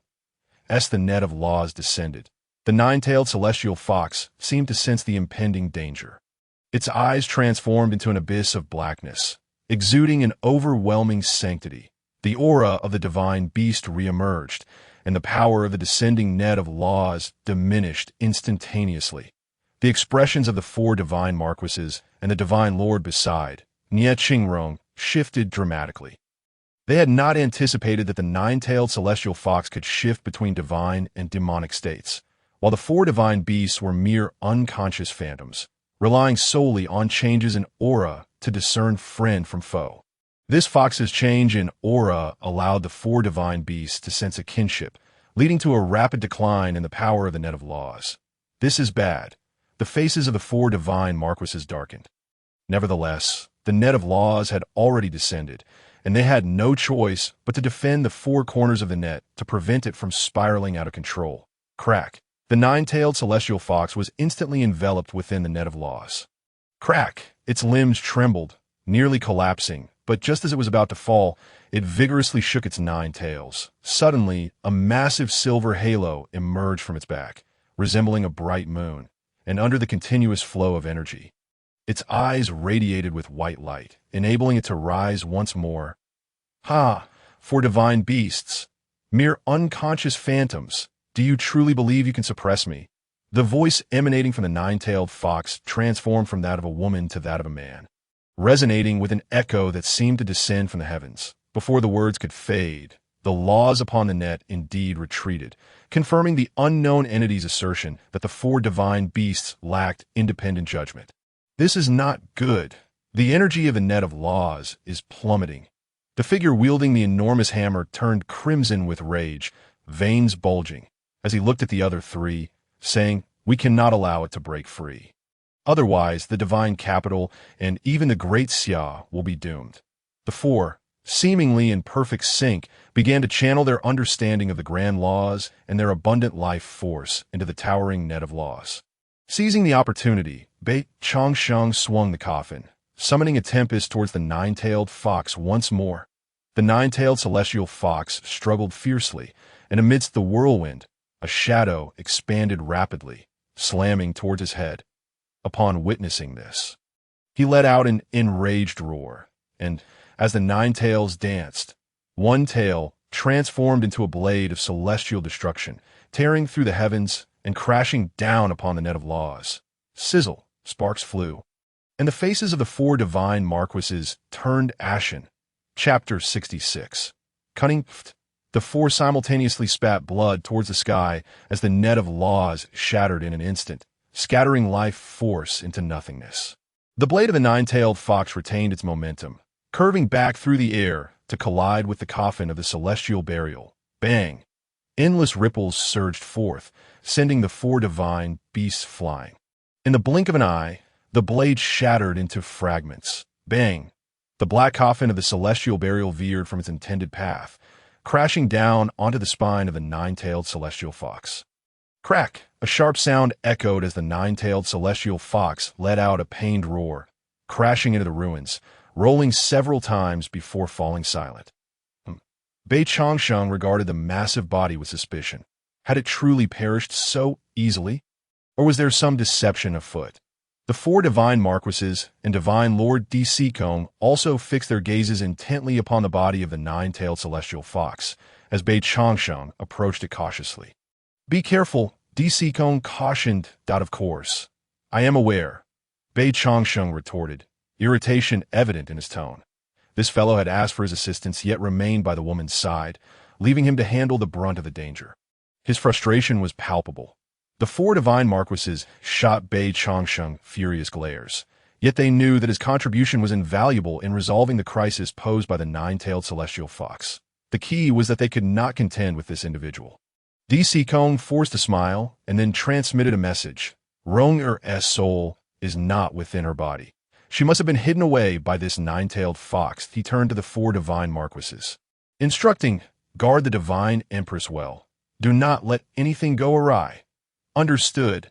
DC Kong followed closely behind Bei Changsheng, both moving toward the nine-tailed celestial fox. In Bei Changsheng's perception, the aura of the nine-tailed celestial fox had completely vanished. Her soul extinguished, leaving no trace of fluctuation. If she is dead, then where has Rong-er's soul gone? DC Kong's expression darkened. If that were the case, had he unwittingly condemned his own wife? Bei Changsheng communicated. The statue in your prayer hall is the true mastermind behind this. The nine-tailed celestial fox is merely under its control, following its orders to harm your wife for the motives behind this. We currently lack clarity. The nine-tailed celestial fox was a divine beast. Logically, nothing should compel it to conspire. Thus, what manner of deal could have led a divine beast to fall and obey commands? As they drew closer, Bei Changsheng pulled the chains of the coffin of the celestial burial, the sound echoing sharply in the night. DC Kong held a bronze mirror, its light shifting as patterns spread above his head. Providing steadfast protection, I say, is it truly necessary to be so cautious? Bei Changsheng glanced at him, transmitting, you seem quite afraid of death. DC Kong replied, it is not fear of death, but rather that Rong-er is waiting for me to rescue her. Bei Changsheng regarded him with unexpected admiration, saying, I did not realize you were such a romantic. DC Kong once again forced a smile, just as the two drew nearer to the colossal head of the nine-tailed celestial fox. Swish, its eyes suddenly snapped open, boundless black mist filling its gaze, followed by an overwhelming malevolent aura enveloping Bei Changsheng and DC Kong. DC Kong's expression changed drastically. It's a trap. He immediately retreated. Bei Changsheng, without hesitation, flung a coffin. Boom! The nine-tailed celestial fox rose once more, its nine tails swaying as it struck toward the coffin of the celestial burial. Bang! The coffin rebounded. Playing tricks are we? Bei Changsheng released the rebound force, saying to DC Kong, it is very likely that your Rong-er's soul is still in this creature's grasp. The Emperor Sikong's expression was solemn, with a bronze mirror hovering above his head. As he opened his mouth, a small jade seal appeared before him, which was none other than the supreme divine weapon of Emperor Sikong, the 10,000 spirits divine seal. His eyes shimmered with a green aura. Flickering in unison with the small seal before him, he bellowed, strike! Boom! The small seal emanated a brilliant green light, and countless voices erupted from within, akin to the murmurs of divine beings and demons. The seal then expanded rapidly, soon resembling a towering mountain that loomed over the ruins of the divine palace. Bei Changsheng nodded slightly, as the chains in his hands suddenly turned crimson, as if freshly pulled from a forging furnace. At that moment, the coffin of the buried world also emitted a faint red glow. Most crucially, a pattern began to manifest on the exterior of the coffin's head. This was his path, the very foundation of his ascension to immortality. The crimson patterns multiplied, densely appearing like scriptures. Could I be mistaken? Is it not said that one can comprehend only a single path? Nearby, one of the four divine marquises stared in disbelief at Bei Changsheng's coffin of the buried world, a sight beyond anything he had ever witnessed in his life. The remaining three were equally flabbergasted. Yet, it had never been said that any path could be so extensive. The four fell into profound suspicion. Feeling the oppressive force of the Tao, Emperor Sikong couldn't help but steal a glance that cast a shadow over his entire life. He swallowed hard and muttered, what a freak. Bei Changsheng rolled his eyes. You re a divine lord. Mind your words and actions. At that moment, the nine-tailed celestial fox ominously declared, you are courting death. Suddenly, Bei Changsheng shouted, be careful. The nine-tailed celestial fox's tail swayed once more, and 9 strands of law descended from the heavens. Gold, wood, water, fire, earth, yin, yang, destruction, and allure. The 9 laws intertwined, distorting time and space, blocking the sky as they surged toward the two. The entire sky above the divine capital trembled, and the various sovereigns who were observing the scene also changed their expressions in alarm. It is said that the 9-tailed celestial fox wields control over 9 laws. I had regarded it as mere legend, but it seems there is truth to it. The Lord of the Great Xia may be in trouble. But who is that person? There have been no records of him for millennia. Previously, the 9-tailed fox mentioned that this individual possessed the aura of the laws from 30,000 years ago. Various factions began to calculate their next moves. The south of the Divine Land lies the Yunmeng Great Marsh. In the land of Yunmeng, great demons abound, ever coveting the Great Xia divine dynasty. In a certain eerie mountain range, 2 beams of golden light soared into the sky, gazing toward the divine land. Could it be the celestial fox? The aura emanating from them bore some resemblance to the 9-tailed celestial fox. Yet their demonic energy was overwhelming, indicating a distinct difference between the two. It seems a visit to the Great Xia is in order. Moments later, several divine minds began to communicate. If the Lord of Great Xia were on the brink of death, the divine land would surely fall under the dominion of our demon clan. Soon, dozens of figures passed through the Yunmeng barrier, vanishing into the divine land. In the west abyss, to the west of the divine land, lies an endless chasm. Since the calamity, a new generation of cultivators unwittingly discovered it, with a steady stream of practitioners venturing forth to seek treasures, only to never return. This moment, boundless demonic energy surged from the west abyss.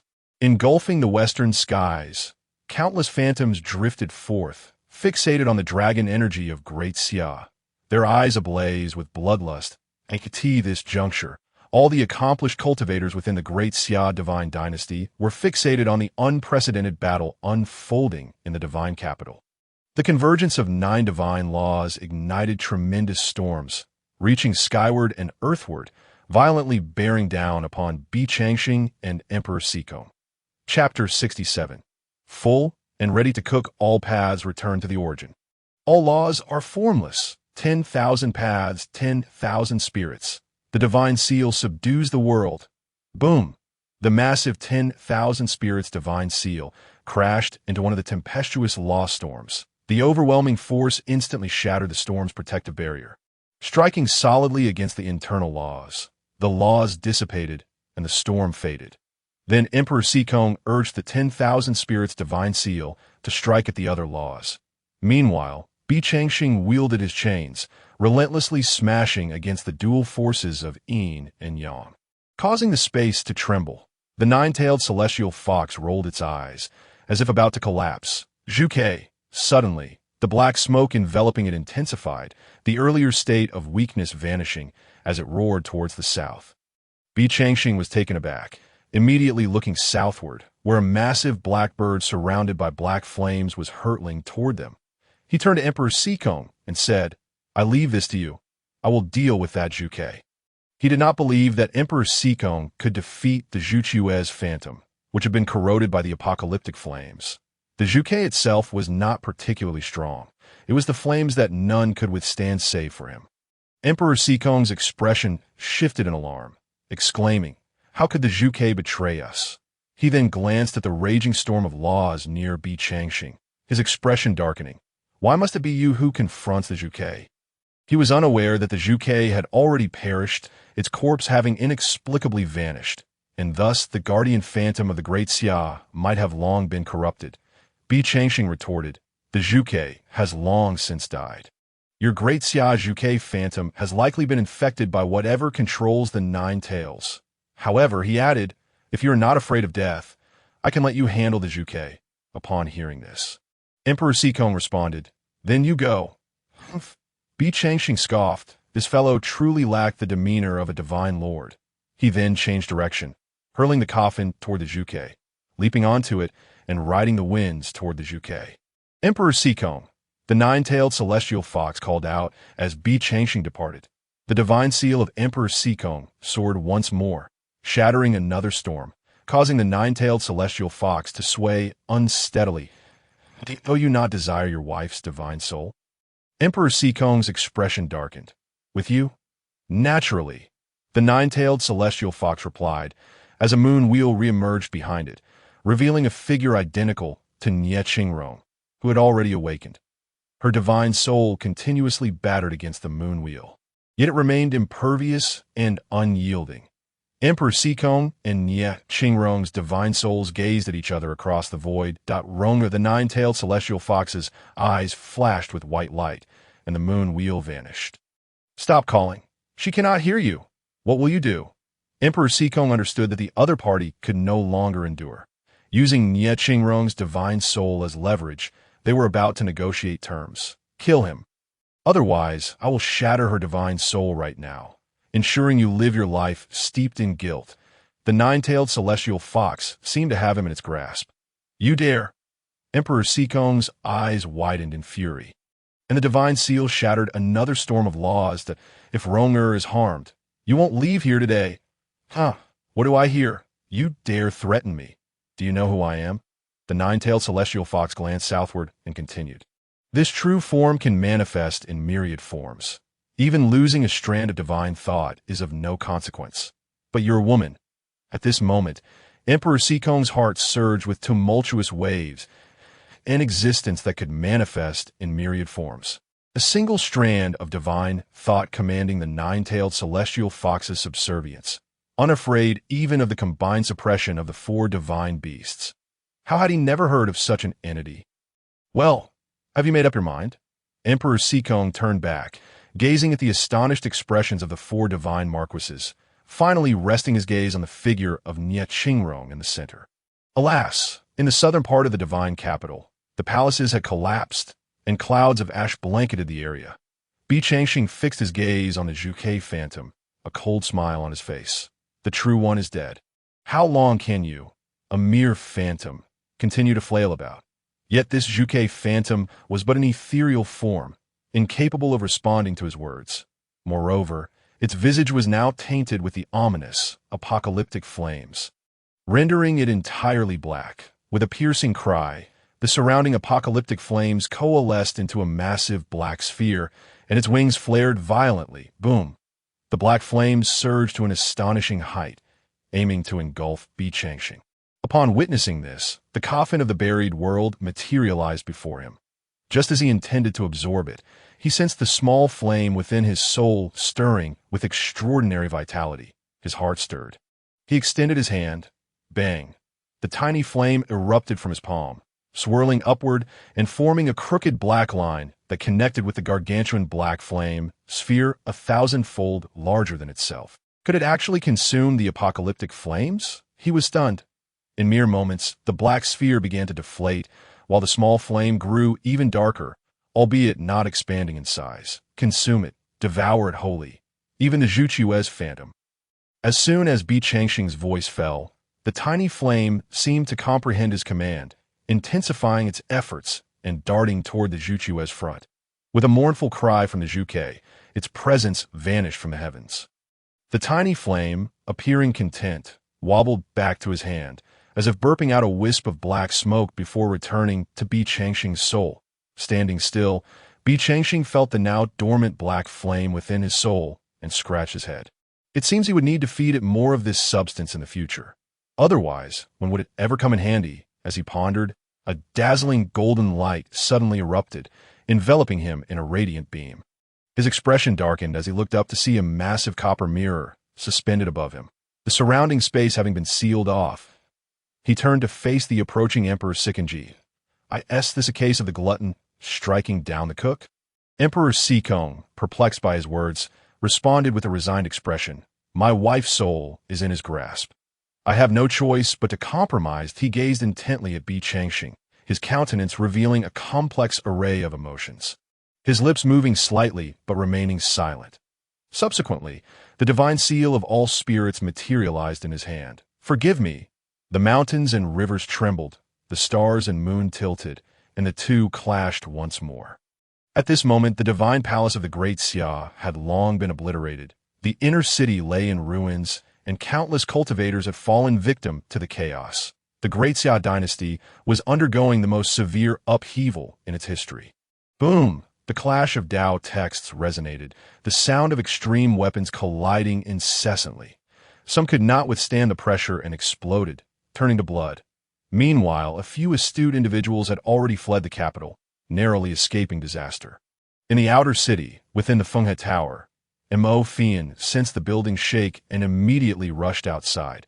She stood in stunned silence, gazing at the crumbling city walls and the endless Tao principles. Her heart fervently praying for her master's safety. Master, you must return safely. Chapter 68. So, you've been cuckolded. The nine-tailed celestial fox observed the two combatants with a triumphant smile, summoning the lunar wheel from behind. He gazed at Nie Qingrong's soul within, remarking, "Can human emotions truly reach such depths?" His voice seemed to contain boundless power, pressing Nie Qingrong down to the ground, her soul flickering as if on the brink of disintegration. Struggling, Nie Qingrong lay on the ground, looking up at the two shadowy figures fighting outside, a flash of self-reproach crossing her eyes as she turned to the being within the nine tails, saying, "You will never understand, for you can never truly experience it." She was unaware of the true nature of this being before her, but from the thoughts that had flowed through the nine-tailed celestial fox's soul over the millennia. It was likely a being above the saintly realm, perhaps even equal to or surpassing the legendary immortals in the Nine Tails conjecture. Indeed, I cannot comprehend. But do you think I would let you go? Nie Qingrong's expression soured. I didn't expect you to be so despicable. No, this is not despicable. It's merely a small stratagem. Observe, the weakness of beings lies in their numerous attachments, such as you being an attachment to Emperor Sikong. Nie Qingrong fell silent, realizing that in her current soul state within the lunar wheel, self-detonation was impossible, and her soul had grown frail over the millennia. She could only hope that Emperor Sikong and the formidable being would cease their conflict and unite to eliminate the threat. Boom! A terrifying energy surged, and the two figures reappeared in the heart of the capital, amidst the ruins. Nie Qingrong continued to strike at the lunar wheel, but to no avail. Stop trying. They cannot see you now. Exhausted, Nie Qingrong slumped to the ground, murmuring, "I never imagined I would become a burden." Just as despair enveloped her, she noticed an encroaching darkness outside, obscuring her vision. Then, two voices erupted in maniacal laughter. "Ha!" Following that was the furious voice of the nine-tailed celestial fox. "You scoundrels, you're playing me." In the outside world, Bi Changxing closed the coffin lid and exchanged a glance with Emperor Sikong before turning to the enraged nine-tailed celestial fox. "Are you convinced now?" Before either could respond, they struck. The coffin of the buried celestials reappeared, its palace-like form looming beside the nine-tailed fox. The divine seal of all spirits manifested at her other side, and under their combined onslaught, everything crumbled to dust. The young man controlling the nine-tailed fox spoke again. "Convinced. A mere ant dares to demand my submission." "Ha!" Suddenly, the nine-tailed fox's energy surged violently, reaching a peak in an instant. Boom! With that roar, the entire inner city of the capital was utterly obliterated, a force of destruction sweeping through the skies, rending the earth asunder for miles. Flames erupted into the heavens, and the once thriving Great Xia capital was reduced to a hellish wasteland. In the sky, dust swirled as two figures darted through it, a faintly glowing shadow fleeing before them. The imprints of their attacks continued to bombard, but that shadow always managed to evade capture. Even when Bi Changxing utilized the coffin of the buried celestials to pull it back, it merely staggered while maintaining its astonishing speed. This fellow possesses remarkable escape skills. Bi Changxing quipped, conjuring a flame in his palm. Emperor Sikong gazed at the flame in astonishment, stepping back slightly. "This flame is identical to that black flame. It makes my soul tremble." Bi Changxing smiled. "Indeed, this is the world-annihilating desolation flame. The coffin absorbed too much before, and now it is being returned." As he unleashed the black flame he had tamed, it enveloped the shadowy consciousness. A piercing scream echoed through the sky. "Impossible! How could you wield such flames? How is this possible?" With the scream gradually fading, it was extinguished with a final pop, Bi Changxing and the others looked at the place of its disappearance, exhaling in relief. They had finally vanquished it. Roar! A beastly roar from below rekindled their alertness. We forgot about one. The two immediately appeared amidst the ruins. They gazed at the nine-tailed fox's soul standing between heaven and earth, momentarily speechless. Yet the nine-tailed fox's soul was on the brink of collapse, destined to dissipate soon. After howling in anger, the nine-tailed fox turned her gaze to the two below. Having reached this point today is solely my own doing. Her melodious voice rang out like heavenly music, but everyone knew she was at her limit. Her physical form had long self-destructed, and her soul had suffered fatal injuries. It was a miracle she persisted at all. She looked at the divine monarch, Emperor Sikong, and gently asked, "After all these years by your side, do you truly feel nothing at all?" Emperor Sikong fell silent. The nine-tailed fox sighed, "I see." Then she turned her gaze to Bi Changxing. "You have slain Zhuke Kongke and disrupted that person's plans. He will not spare you." Bi Changxing smiled faintly. "Let him come. Let us see who will have a last laugh." Emperor Sikong's expression was a mixture of melancholy, relief, and disappointment. A tumult of conflicting emotions etched upon his face. The nine-tailed fox's gaze lingered on Emperor Sikong before dissolving into a cascade of light, vanishing from sight. However, a streak of light shot straight towards the northern sky. A legacy? Bi Changxing observed the departing light without pursuing it. Since it chose to fly away, it implied that it could find a fitting host on its own. Moreover, he had no interest in shouldering extra burdens. The legacy of Zhuke still resided within him. But where would he find another Zhuke? Shaking his head, his attention was drawn to a pink object nearby. The spot where the nine-tailed fox had vanished. A pink flesh ball emitted rhythmic, thumping sounds. "What is this? An egg?" Emperor Sikong furrowed his brow. "This should be the egg of the nine-tailed fox. But wait, aren't they viviparous? It is well known that most terrestrial mammals are indeed viviparous. Perhaps the nine-tailed lineage is unique." As Bi Changxing approached, he felt a rich aura of life emanating from it. He turned to Emperor Sikong, saying, "Hey, this seems to be your offspring." "Nonsense." Emperor Sikong stepped back, clearly unwilling to accept this revelation. "However, by all accounts, you merely engaged in a mental exchange, so there is no reason for this to occur. Besides, as I understand it, there are records stating that when a nine-tailed fox faces extinction, it channels the vitality from its nine tails into a vessel to nurture the next generation. In other words, this truly isn't your offspring. You've been cuckolded by the nine-tailed celestial fox." Chapter 69. The stench of this wretched love. Emperor Sikong's forehead twitched with veins bulging, his face dark as a pot bottom. Were it not for the fact that he couldn't defeat this man, he would have made Bi Changxing taste the punishment for defaming the reigning divine monarch, subjecting him to thousands of torturous penalties. However, leaving this creature here was not a solution either. Bi Changxing stroked his chin, looking at Emperor Sikong. "Are you going to raise it?" Emperor Sikong glared at him, his gaze brimming with the desire to devour him whole. "Fine, I understand now." He waved his hand, bending down to pick it up. The texture was soft and somewhat peculiar. He then tossed it into his own space. Although it was a living being, his space was not an ordinary storage area. Having been enhanced by the system, it could not be treated as mere common items. Emperor Sikong stared in astonishment as he casually tossed it in, opening his mouth but failing to utter a word. "What of your wife's corporeal form?" Bei Changshang glanced at the surrounding, now solidified magma and the fissures on the ground, pondering that things might end disastrously. Emperor Sikong's expression shifted as he scanned his surroundings. Divine Sovereign, high above, 4 divine marquises descended from the heavens, one of whom dragged a figure with their supreme weapon. It was none other than Ye Qingrong's body. Seeing this, Emperor Sikong felt a wave of relief wash over him as he turned to his 4 dirt-streaked, weakened subordinates. "You have worked hard. I shall reward you later.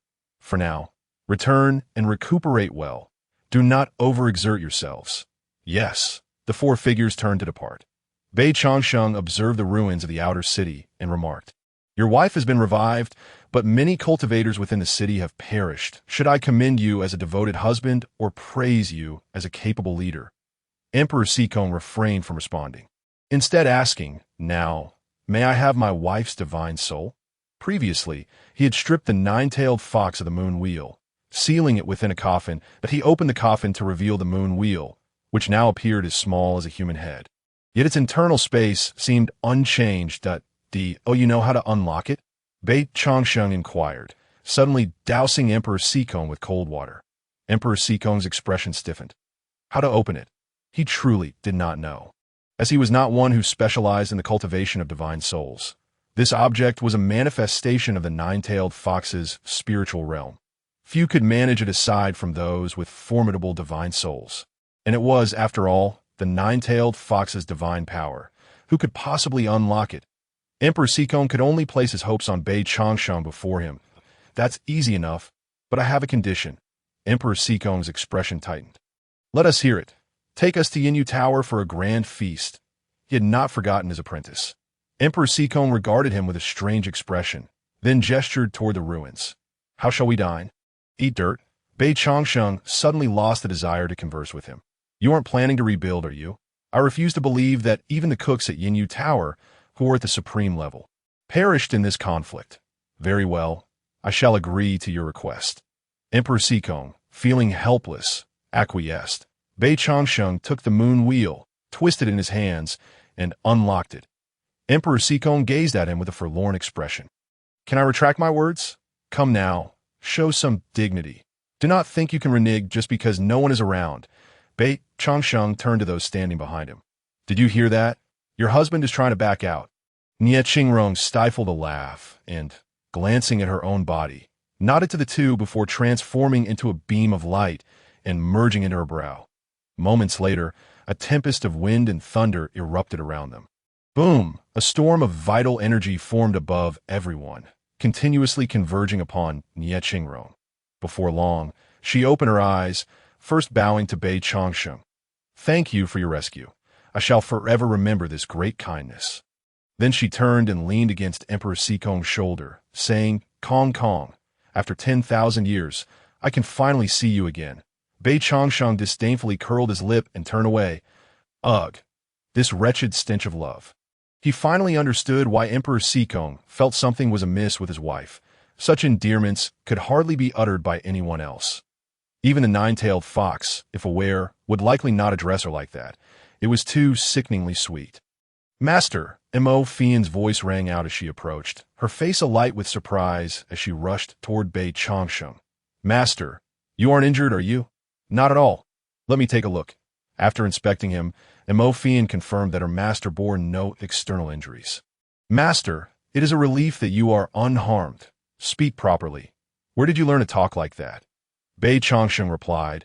Exasperated, he turned to the still-coupled Emperor Sikong and said, You two continue.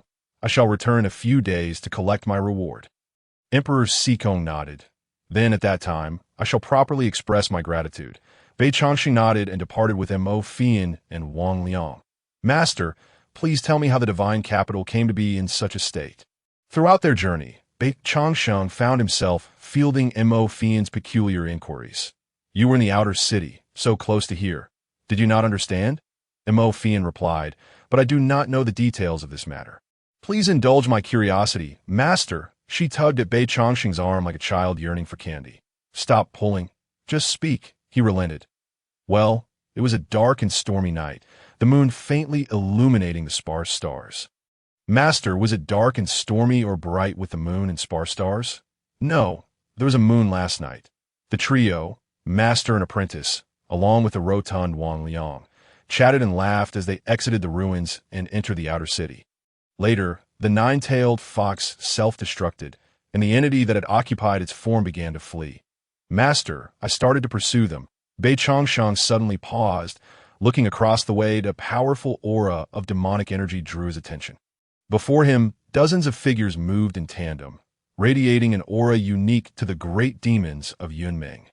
Good heavens, the divine capital has just fallen, and already demonic beings swagger in as if Emperor Sikong were a soft persimmon. Mo Fian noticed her master's unusual demeanor and asked, Master, what is wrong? She scrutinized the group of great demons passing by, failing to discern any anomalies. It is nothing. Let us proceed. Bei Changsheng shook his head. Walking toward Fenghe Tavern, His transaction with Emperor Sikong had concluded. The affairs of these demons were no concern of his. However, as he intended to leave, the demons had other plans as they passed Bei Changsheng. They detected the aura of the nine-tailed fox emanating from him. Point 3. Please halt. One individual turned back, blocking Bei Changsheng's path. What is it? Bei Changsheng sighed inwardly, fearing another confrontation. He had just finished a battle and wished only to find a quiet place to clear his mind. Although the combat had not been exhausting, the mental strain was considerable. He hoped these individuals would not seek to provoke him. Might I inquire if you have seen a nine-tailed fox? The speaker, a tall man clad in silver floating clouds, wielded a fan, his white hair and brows framing blue eyes that sparkled with an otherworldly light. His demeanor was notably gentler than the others. Bei Changsheng rubbed his temples and replied, Indeed, I have seen one. It is dead.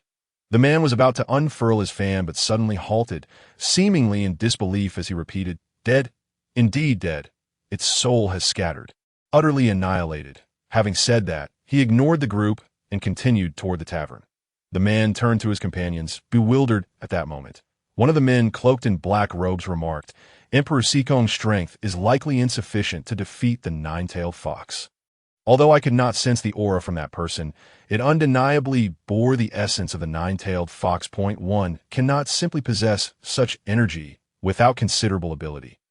Are you suggesting? The white-haired man gazed at the black-robed figure as several of them shared a knowing look, entering Fenghe Tavern together. Inside Fenghe Tavern, Bei Changsheng sought tranquility and requested a private room free from distractions. Master, those individuals earlier bore a unique aura, but I cannot quite place it, Mo Fian said. Despite having never encountered true great demons, her keen perception allowed her to sense the distinct energy emanating from them. Indeed, they are not of the human race. Not human.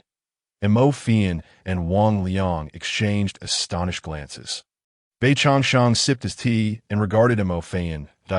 In this realm, countless races coexist. It is not solely the human race. There are also races born of the earth, such as the demon clan.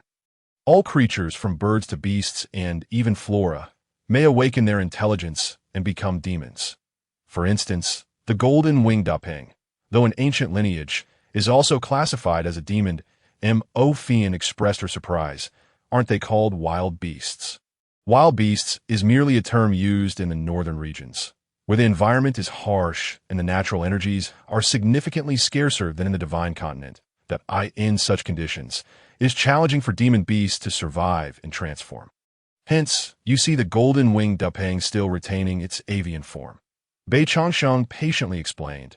Over time, the more robust bloodlines of demon races have managed to endure in the north and have passed on their lineage, while others have long since gone extinct. So, if the golden winged Dapeng were to be born in the divine continent, it would have fully transformed by now. Mo Fian realized precisely that moment. Wang Liang, who had remained silent, pondered for a while before speaking. I have heard that the demon clan is forbidden from entering the realm of the great Xia divine dynasty. Yet, why do they dare to come now? Bei Changsheng chuckled. For wealth, humans will perish. For sustenance, birds will perish. The demon clan is no exception. They wish to seize the gathering place of dragon energy for their own cultivation. Wang Liang furrowed his brow slightly. Are you implying that their arrival is merely an opportunistic act amidst chaos? That would be an accurate assessment. Suddenly, a cacophony of clattering chairs and heavy thuds echoed through the room. Bei Changsheng frowned, extending his consciousness to envelop the entire Fenghe Tower. Under his scrutiny, aside from their group, all others had collapsed to the ground, unconscious. The previously present dozen or so saint-level great demons were now making their way directly towards his chamber. Truly, they were a persistent lot. Since they were so unappreciative of his patience, he had no qualms about sending them all to the Wangxiang platform. Just as the thought crossed his mind, the door swung open. The man in white stepped over the threshold, preparing to speak. However, the person in the black robe behind him wore an air of arrogance, proclaiming, "We meet again, do not be alarmed. We bear no ill will. We are merely here to inquire about certain matters." Ophian opened her mouth, casting a glance at her visibly displeased master, but ultimately remained silent. "Is it you?" Wang Liang discerned the tension in the air and recognized that these individuals had provoked their master's ire. He spoke firmly.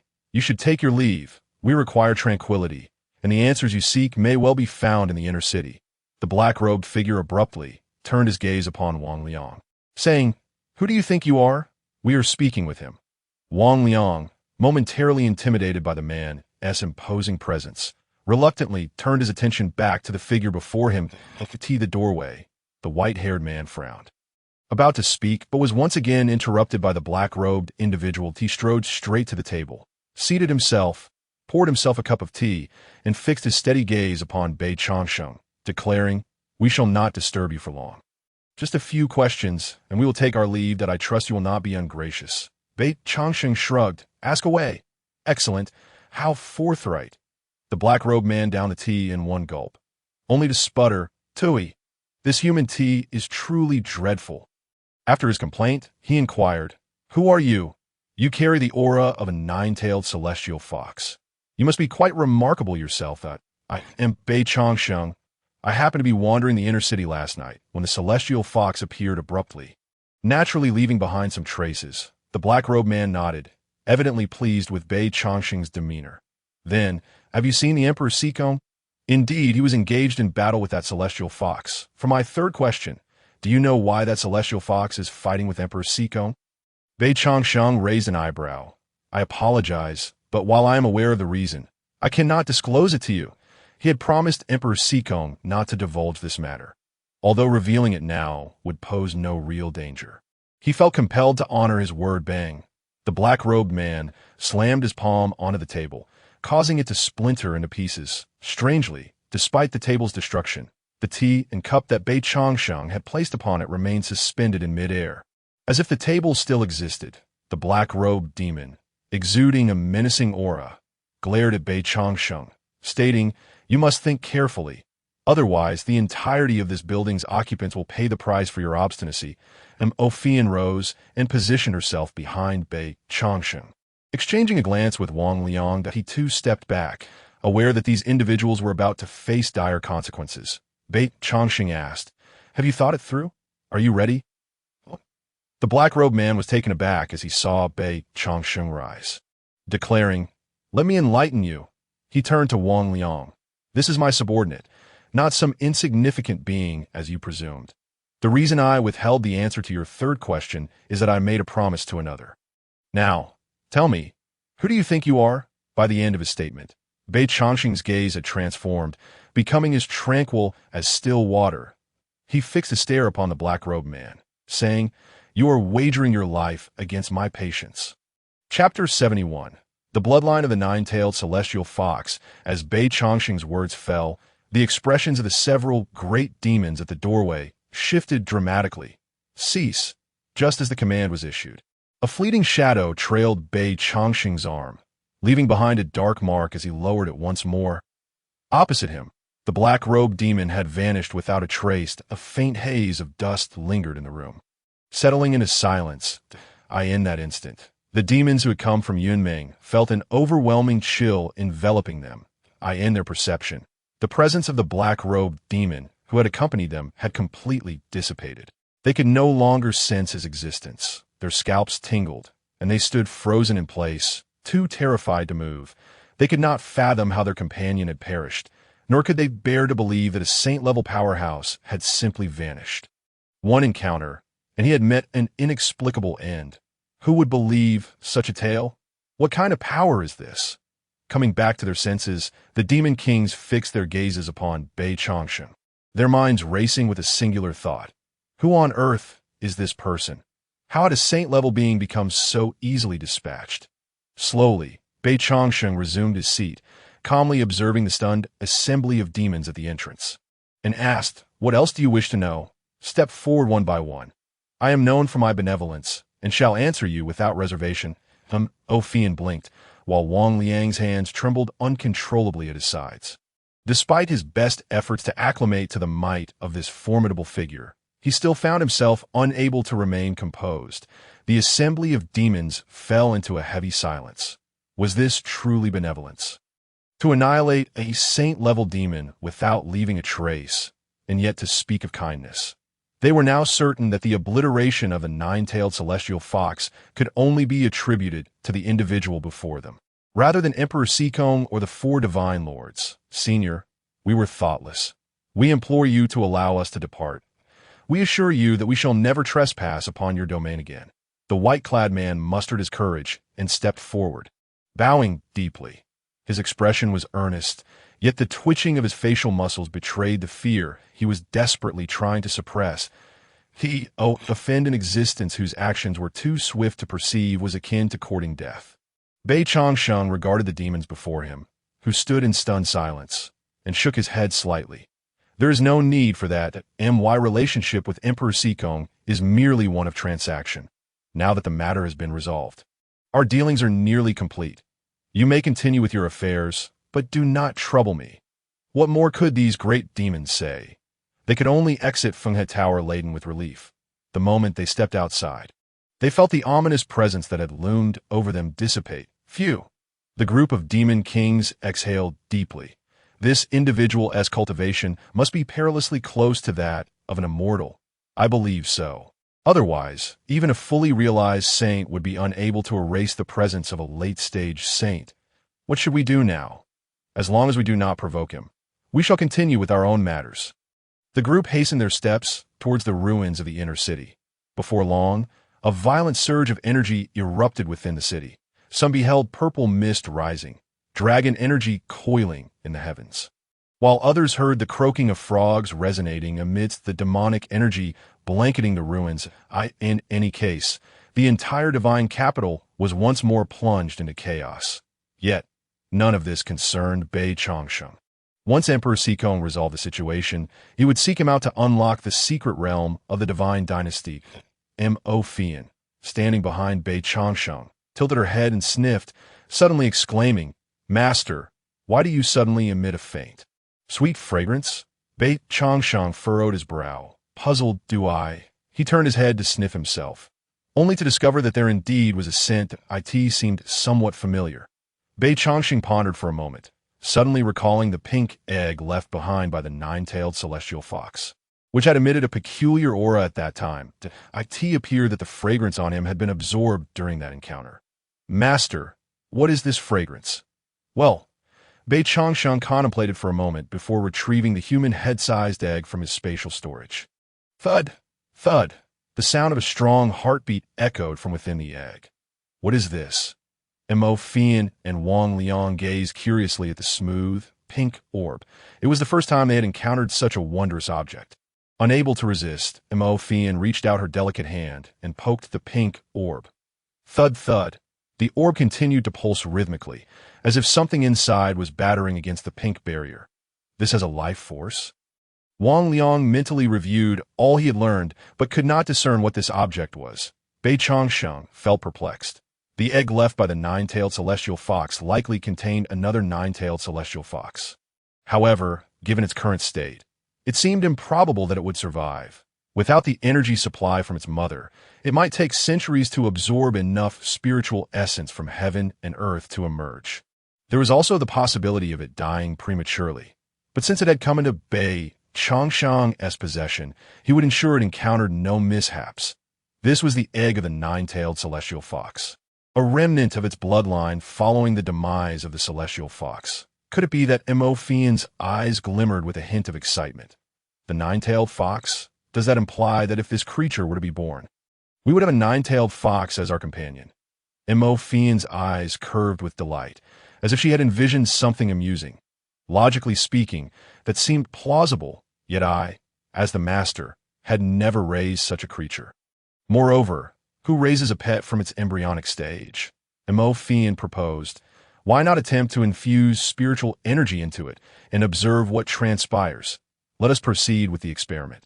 Bei Changsheng cradled the egg in his arms, a soft glow emanating from his palms as a gentle wave of elemental energy rippled throughout the room. His astonishment, he discovered that the being within the egg was indeed absorbing his vital energy. It was feasible. Subsequently, he intensified the flow of energy, a steady stream of life force pouring into the Mo Fian. Her gaze fixated on the nine-tailed fox egg, noticed a brilliant light emanating from it. Buzz! The soft glow gradually intensified to an overwhelming brightness, and under the watchful eyes of the three, the egg noticeably expanded. It appeared that the nine-tailed fox had already prepared this egg long ago. Observing the glowing egg before him, Bei Changsheng deduced the intentions of the nine-tailed fox. The gestation of a mythical beast typically spans thousands, if not tens of thousands, of years, and this egg had already taken shape. With only a small margin remaining before birth, otherwise it would not exhibit such vigorous life force, already possessing a semblance of consciousness. Chapter 72. I am not your mother, Buzz. Suddenly, the suspended pink orb began to tremble violently, its oscillations so rapid that they created afterimages. Was it about to emerge? Bei Changsheng ceased infusing energy, his attention fixed on the quivering egg of the celestial Fox. Fian and Wang Liang watched with bated breath, fearing they might miss the moment. This was their first encounter with the birth of a nine-tailed fox. The pink egg before them began to turn transparent, allowing them a direct view of the scene within. Inside, a tiny nine-tailed fox was adorably refining the residual energy, and upon noticing the three pairs of eager eyes fixated upon it, it emitted a faint sound, squeak, bang. The now transparent energy sphere weakened and suddenly burst apart. The little white fox inside was flung into the air, tumbling several times before landing on the ground. It then gazed at the unresponsive Bei Changsheng and the others, letting out a wail that resembled that of a newborn. Leaving Bei Changsheng and his companions momentarily dumbfounded, Bei Changsheng approached, scooping it up and placing it on his shoulder, soothingly saying, "Do not cry, little fox." After a moment's thought, he retrieved a pearl for his spatial pouch and tossed it to the creature. Although this little being had just been born, its intelligence was remarkably high. It immediately ceased its crying, taking the pearl into its mouth and playfully chewing on it, much like a human infant with a pacifier. Such a delightful little creature. Fian reached out, wishing to hold it, but the little fox eyed her warily, adopting a fierce demeanor in an attempt to intimidate her. Fian's expression stiffened, regretfully withdrawing her hand. Muttering, "If you won't let me hold you, then so be it. Why be so fierce?" Bei Changsheng remarked, "It likely recognizes me because it absorbed my energy. Once it grows a bit, it will be fine." He did not mind having an additional little follower, albeit one that might grow quite large in the future. Fian nodded, her face still etched with reluctance, yearning to reach out and touch it. Unsurprisingly, the little fox, clutching the pearl, leaped from Bei Changsheng's right shoulder to his left, entirely denying her any opportunity, which left her fuming. "You little fox, you are infuriating me." Fian ground her teeth in frustration. Expressing her discontent that moment, the little white fox nestled the pearl against Bei Changsheng's cheek, licking it, and then exclaimed, "Mama!" Bei Changsheng froze, taken aback. This little creature could talk? But what was with the term mama? Fian and Wang Liang could hardly contain their laughter, their eyes wide with disbelief at the talking celestial fox just moments after its birth. "Master, it's calling you mama." Fian's gaze burned with intensity, as if she wished to melt the little creature with her stare, yet the little one completely ignored her. The little fox called out again, "Mama." It extended its tongue to lick Bei Changsheng's face once more, looking up at him with anticipation, as if awaiting his response. Bei Changsheng took a deep breath, gazing at the tiny creature with its adorable voice, and couldn't he help but chuckle inwardly. "Call me brother." It tilted its head. "Brother? Yes, that's better. How could he possibly be a mother to a fox?" Bei Changsheng pointed a finger at its pink nose and said, "You stay on my shoulder. Without my permission, you are not allowed to come down." The little fox nodded vigorously, then resumed playing with the pearl-like demon core. Fian stood by, observing Bei Changsheng's exasperated expression, stifling her laughter. Boom! Suddenly, a violent tremor reverberated, accompanied by intense shaking of the ground. Then, several authoritative voices thundered. "This is the Great Xia Divine Dynasty. Do you intend to tear up the contract and ignite a war between the demon and human races?" Bei Changsheng was taken aback. Hadn't Emperor Sikong dealt with these individuals? That shouldn't be the case. Although the four great guardian beasts had diminished in power, they still held some utility. Why hadn't he made use of them? Opening the window, Bei Changsheng, with the little white fox perched on his shoulder, looked outside. He beheld Emperor Sikong, filled with rage, unleashing deadly strikes upon the demon kings from 1,000 meters away. The 4 divine marquises also re-engaged, each detaining 2 demon sovereigns. 4 symbols exorcising evil. Sure enough, not long after Bei Changsheng's thoughts arose, the 4 towers in the divine city, with the exception of the southern vermilion bird, manifested the phantom forms of the guardian beasts once more. This time, the 3 figures did not weave the net of laws, but charged directly towards the demon kings within the inner city. Damn it, the guardian beasts of the nation can still be utilized. The white-haired demon king's expression darkened as he glared at Emperor Sikong. I didn't expect the guardian beast to still be capable of action. Humph. He had assumed that the energy of the divine beast phantoms had been entirely depleted in the battle against the celestial fox. Emperor Sikong scoffed. If not, how could I lure you in?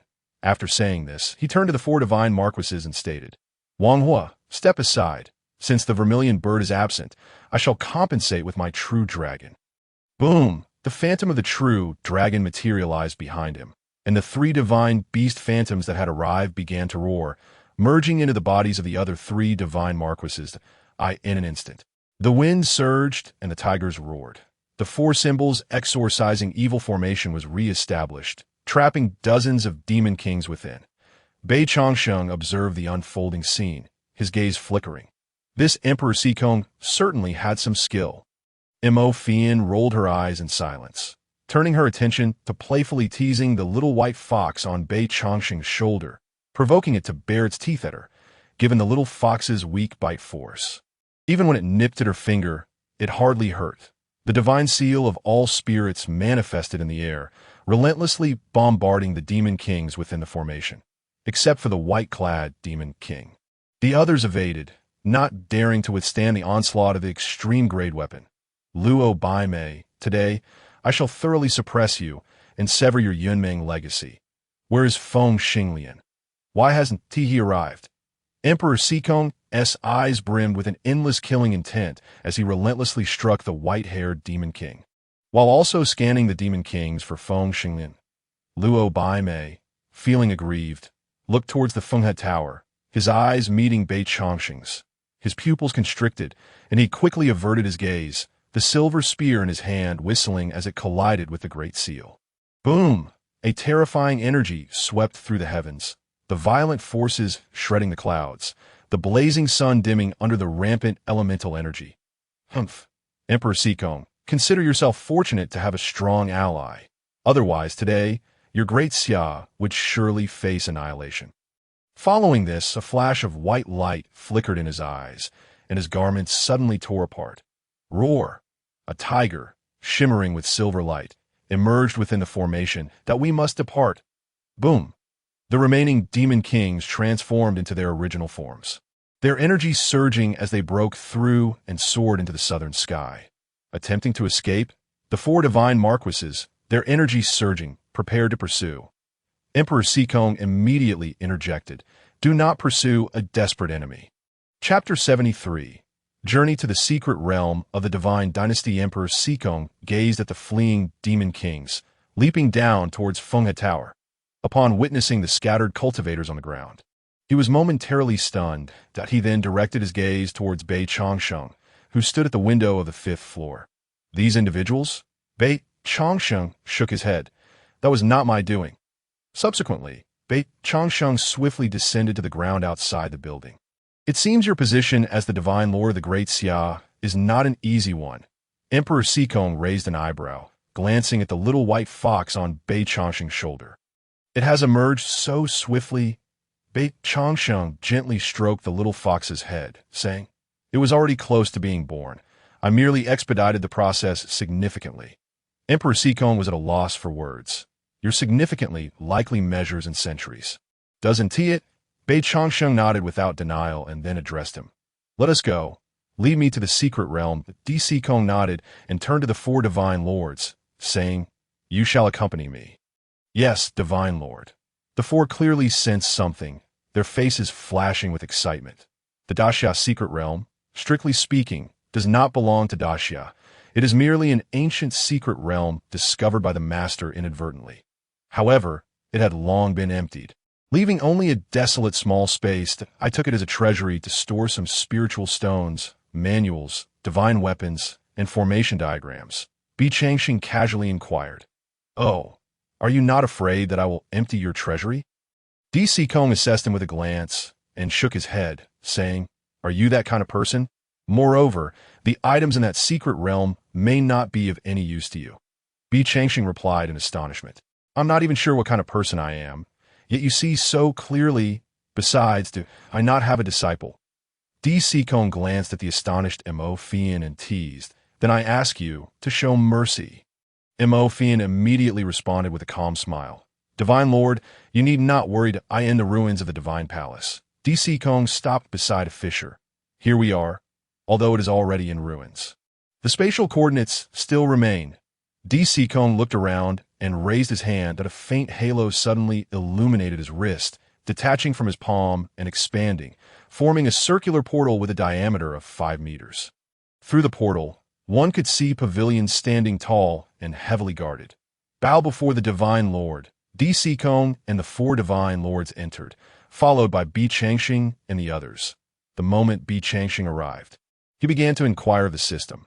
"System, have you sensed the remnants of the Daluo immortal cannon? Scanning in progress." "Well, since that is the case, I shall take a look around first. What do you require?" DC Kong asked. Bi Changxing gazed upon the rows of pavilions. "Let go to the scripture pavilion and see if your millennia-old divine dynasty holds anything of interest to me." Since DC Kong had brought him here, he need not worry about being led astray. Besides, would he dare? In any case, Bi Changxing was not the slightest bit concerned. That DC Kong nodded and instructed the guards to open the doors of the scripture pavilion. Saying to Bi Changxing, "Please," he then turned to the 4 Divine Lord behind him, saying, "You go to the Danding Pavilion and collect 4 jars of the Supreme Revitalizing Elixir."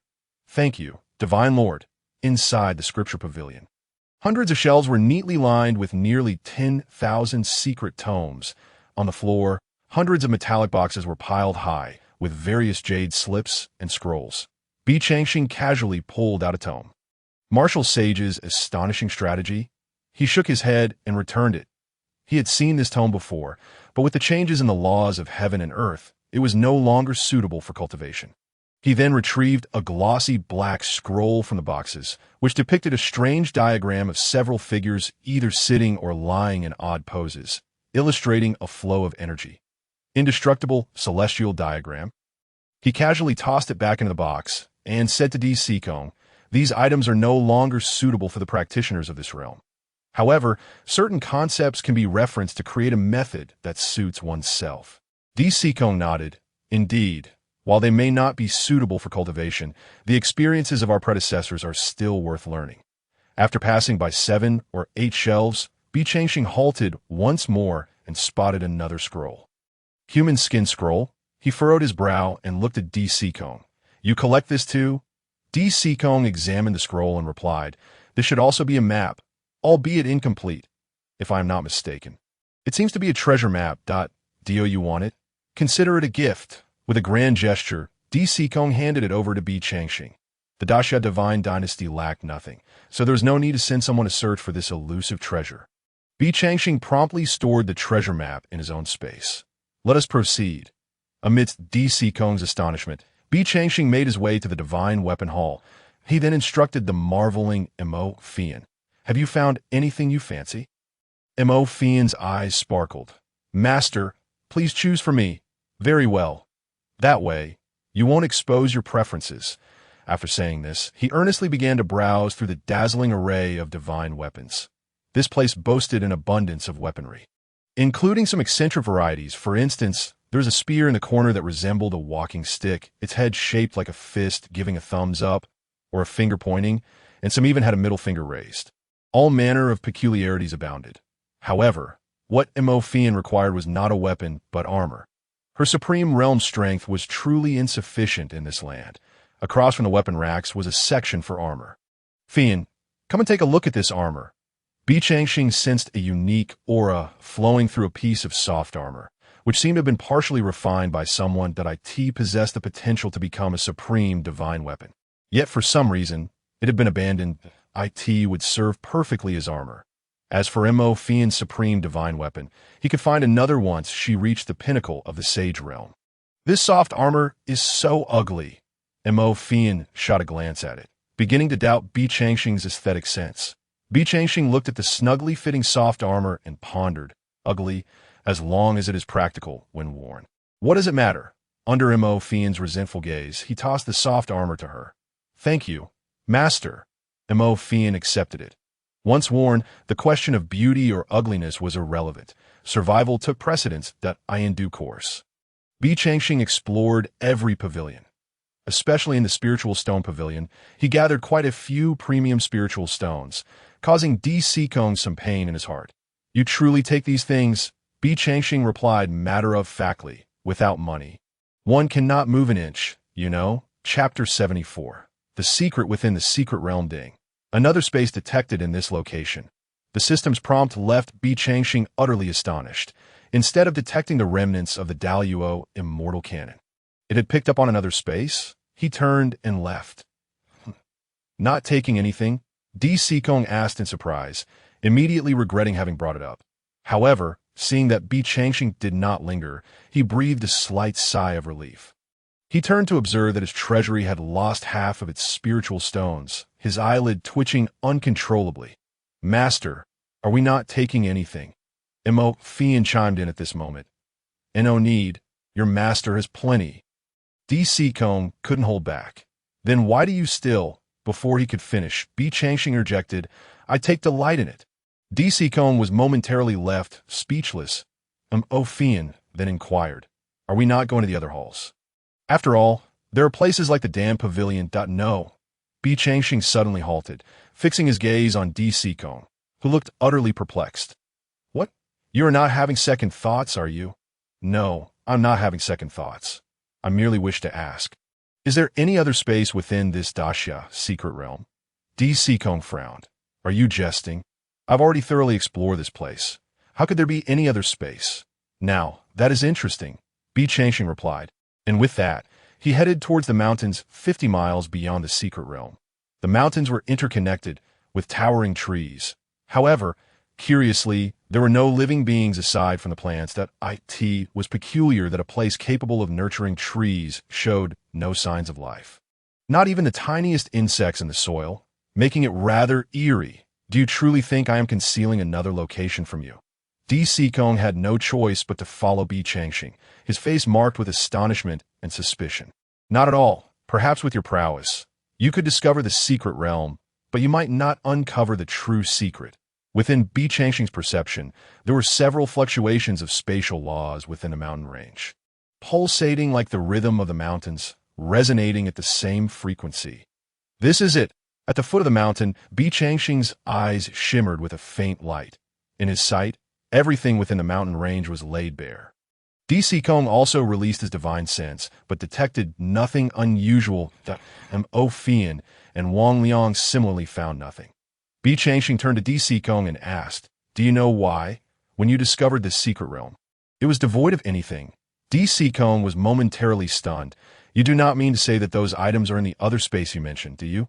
Bi Changxing smiled and tilted his head to Mo Fian. You two step back. Boom. The power of the stars converged, and boundless energy surged forth, coalescing in his hand into a massive celestial sword. He wielded the gigantic sword and leapt into the air, striking down fiercely towards the mountain range.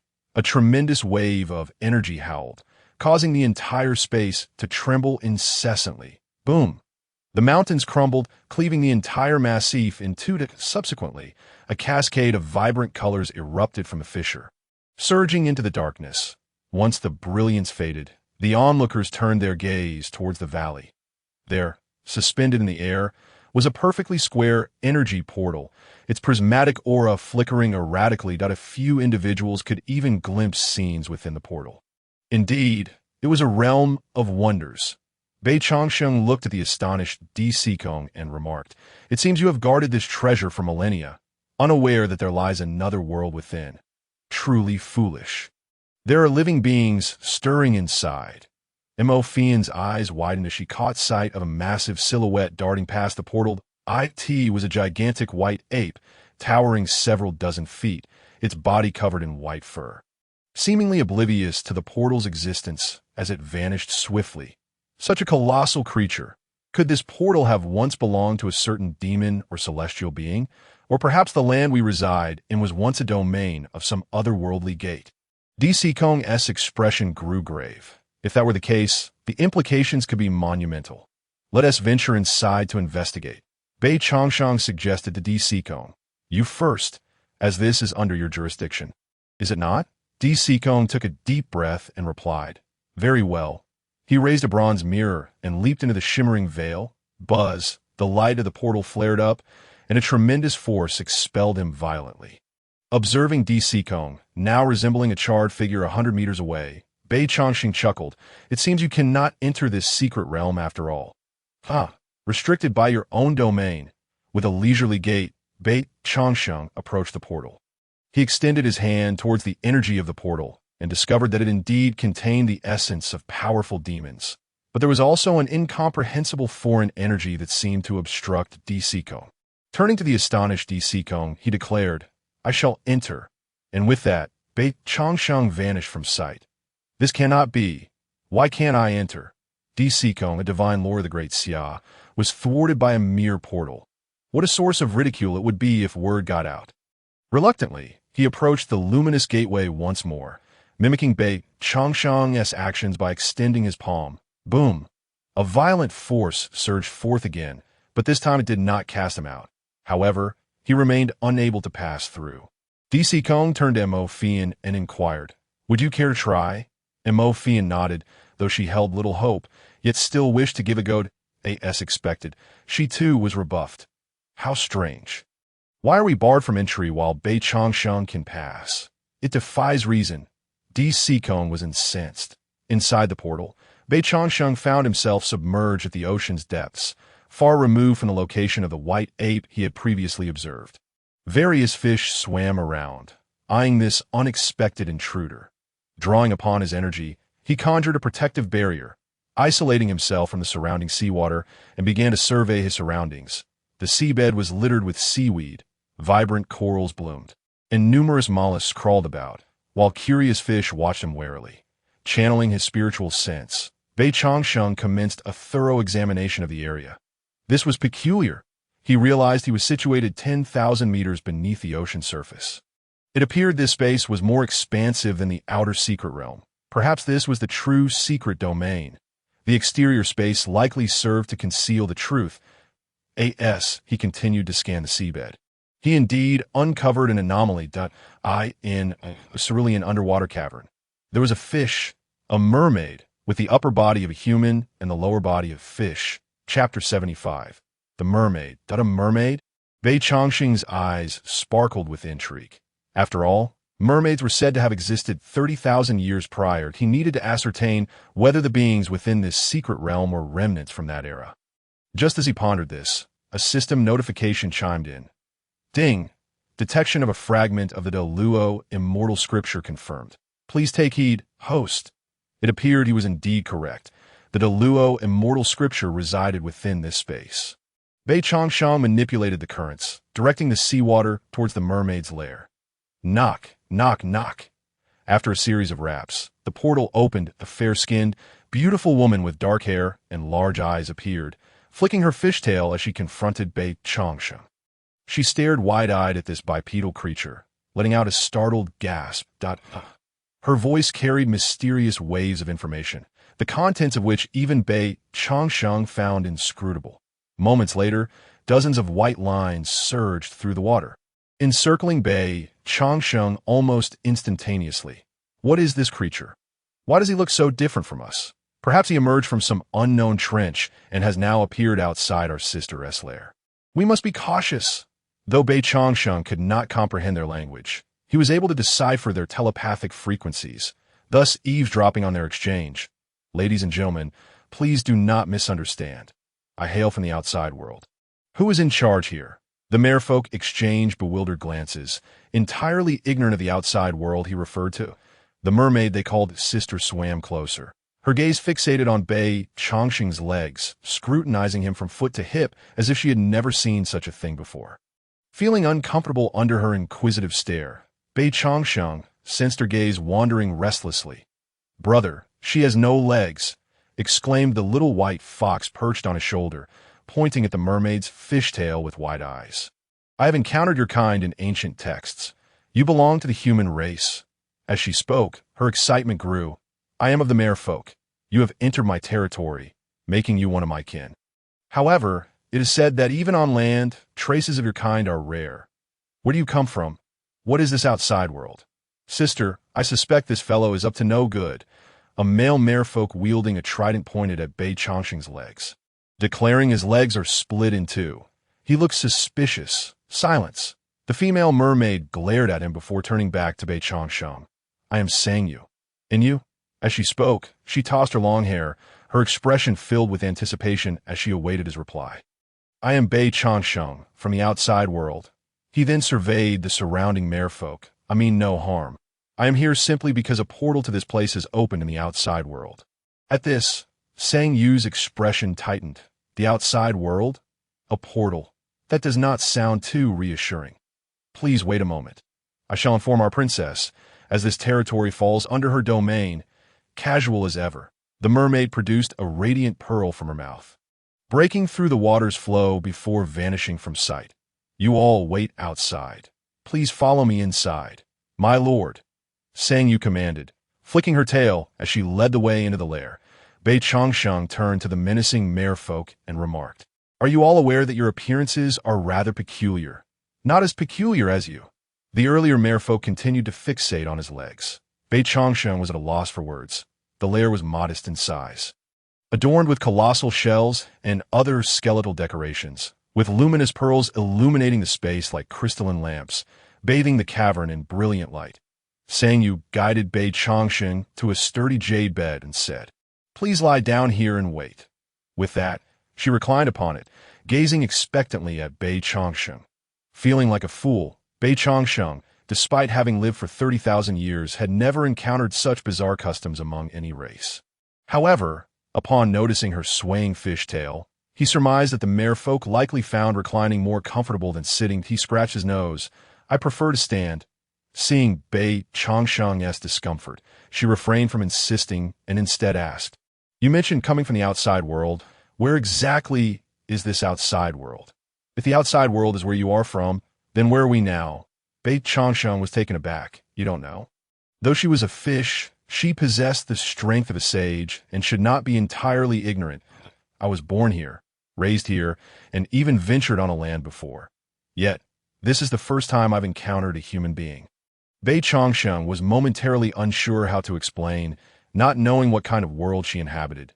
Yet he knew of the human race. Was it possible that the history of the merfolk had gaps? "I pay my respects to the Grand Princess." At that moment, several sounds echoed from outside. The merman named Sang Yu immediately stood upright and made his way towards the entrance. Before long, a voluptuous merman appeared before Bei Chongqing, her body adorned with only 2 shells shimmering in a myriad of colors, covering her most essential areas, while the rest of her form was cloaked in her own scales. The magnificent crown atop her head signified her distinguished status. "Sang Yu, I hear you have a new species here." The woman's voice was languid. Despite already standing before Bei Chongqing, she felt compelled to ask, much to his chagrin, "What do you mean by new species?" "He is a human." "A human? Your Highness, this human is from the outside world." "Human?" The Grand Princess narrowed her eyes, scanning him from head to toe. "Humans have been extinct for millennia. How could one possibly appear in the sea?" She regarded Bei Chongqing and remarked, "He is indeed handsome, but it's a pity he has 2 peculiar appendages that by the way." "What do you mean by outside world?" Bei Chongqing sighed. It seemed the merman had truly encountered some unforeseen anomaly. The outside world refers to the Songling realm. Regardless of whether it was Shenzhou, the Northern Territories, or other regions, all existed within the Songling realm, which was so vast that even Bei Chongqing could not claim to have traversed every corner. Upon hearing Bei Chongqing's words, the Grand Princess's pupils constricted, her ample bosom quivering slightly as she exclaimed, "Nonsense! If your world is the Songling realm, then what is this place we inhabit?" Bi Changxing discerned an underlying implication in her words. Could it be that you believe your world is also the Songling realm? Precisely. The Grand Princess nodded, seemingly realizing her earlier harshness, and continued, Is there a significant population in this outside world? Indeed, numerous, surpassing trillions. Not only humans, but also countless beings from the demon and other races. This revelation unsettled the Grand Princess. She grasped the gravity of the situation and inquired, Is that portal still intact? It should be, though I cannot sense it now. We likely need some method to activate it. The Grand Princess's silver pupils darted. Then she spoke, Might I ask if you could accompany me to meet my father? Of course, he replied. He had already surveyed the vicinity and found no sign of the Deluo Immortal Sutra, so it was plausible it resided with her father. Moreover, it was likely that this aquatic realm housed more than just the merman. Sangyu, bring this human along with me. Upon exiting the cave, 2 floating carriages appeared before Bi Changxing. Devoid of wheels, drawn by dozens of golden seahorses, each as tall as a person, which was indeed peculiar. Please, Sangyu shared a carriage with him, while the Grand Princess took another carriage that was several times more luxurious. Let us depart. With a resounding boom, a series of bubbles erupted in the water. Bi Changxing sat in the carriage. He reminisced about his visit to the East China Sea's depths millennia ago.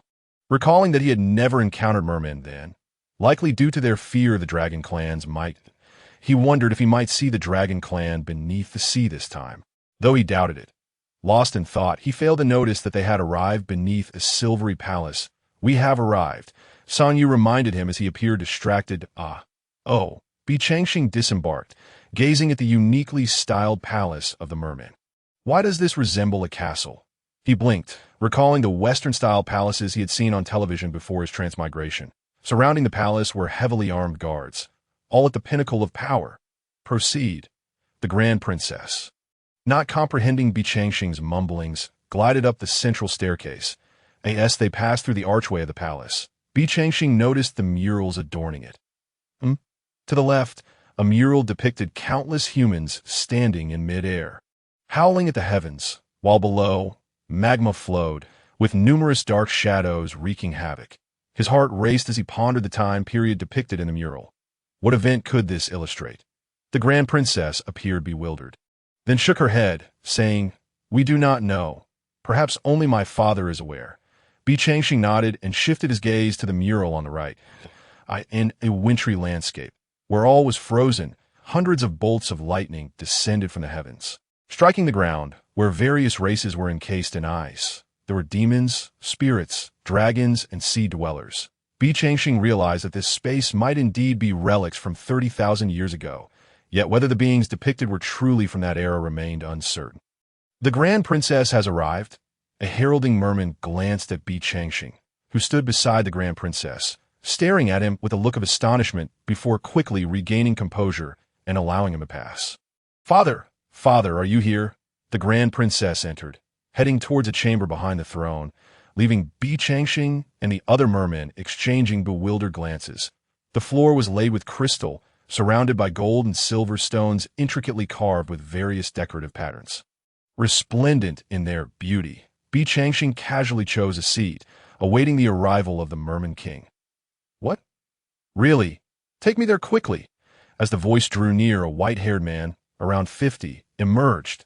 The moment he appeared, he fixed his gaze on Bi Changxing, who sat quietly, as well as the little white fox perched on his shoulder. The Grand Princess followed the man, saying, This is the human I mentioned, Bi Changxing. The man stroked his beard, scrutinizing Bi Changxing's features, and remarked, Indeed a human, and a rather formidable one at that. May I inquire if you are betrothed? Bi Changxing stood, exasperated, and replied, Since when do the mermen start inquiring about marriage? My apologies for my impudence. I am the chieftain of the mermen and the king of this 800,000 miles of ocean. Realizing his faux pas, the merman chieftain glanced at his blushing daughter and added, However, my daughter is still unwed. Perhaps you might consider her. Father, do not jest. I have never thought to entrust my life to a human. The merman chieftain chuckled. All right, enough of the jesting. Dear human friend, what brings you here? Or rather, from where do you hail? Bi Changxing looked at the Grand Princess. Did you not inform your father? He was quite weary of repeating himself. The Grand Princess wore an apologetic expression and recounted how they had discovered Bi Changxing and the details of their exchange. After listening, the merman chieftain's eyes glimmered with intrigue, so the ancient dragon sage did not err after all. Bi Changxing suddenly looked up, asking Dragon, what did he see? A nostalgic expression crossed the merman chieftain's face. Many years ago, a sea domain overlord sensed a celestial anomaly and a feeling of Earth's descent, so he ventured out to investigate. However, he later reported that a colossal human face appeared in the skies, and thereafter, there was no further news. Yet, since then, we have found ourselves unable to commune with the laws of heaven and earth during our cultivation. Nor could we break through to the immortal realm.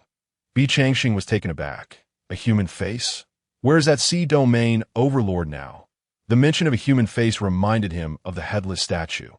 Perhaps there was a connection that he perished, unable to attain immortality, ultimately succumbing to madness and dying in flames. The merman chieftain expressed his regret. He then inquired, are there many celestial sects in the outside world? Bi Changxing shook his head solemnly. The celestial sect have long since withered. Even outside, one cannot attain immortality.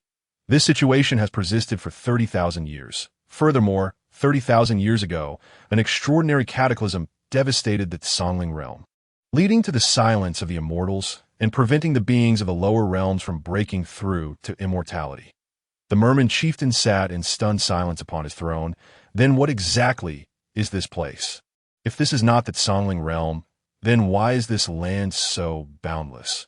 If it is the Songling realm, then what is the world you spoke of? At that moment, he was engulfed in confusion, his aura fluctuating erratically, clearly agitated.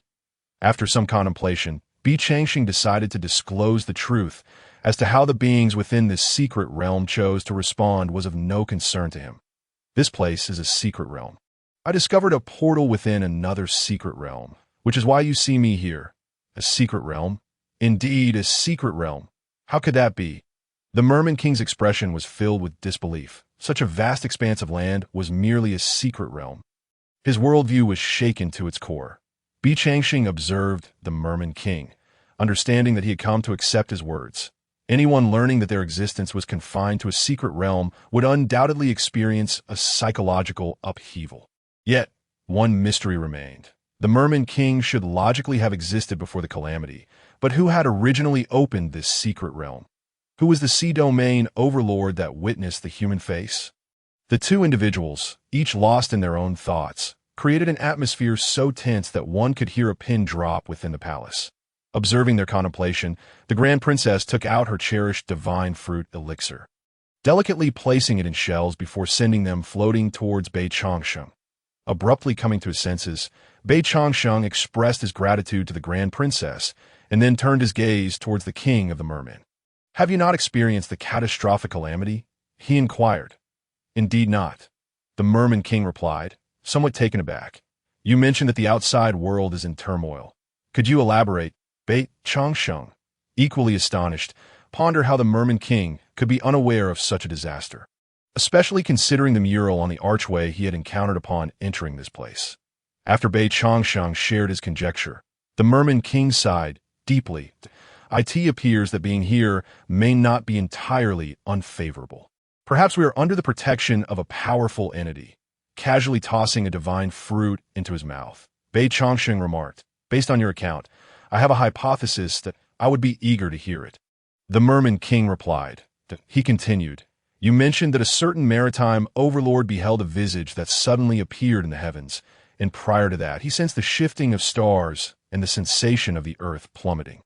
Bei Changsheng's eyes sparkled with brilliance as he fixed his gaze upon the Merman King, that I suspect that your realm may have been ensnared by a formidable existence, who has extracted a portion of a landmass from the celestial spirit realm and incorporated it into his secret domain.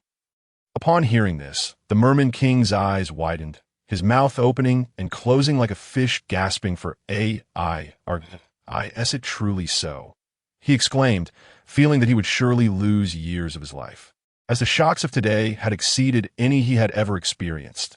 This revelation was more explosive than the unification of the Merman race over the seas. Father, if that is the case, Should we not make preparations?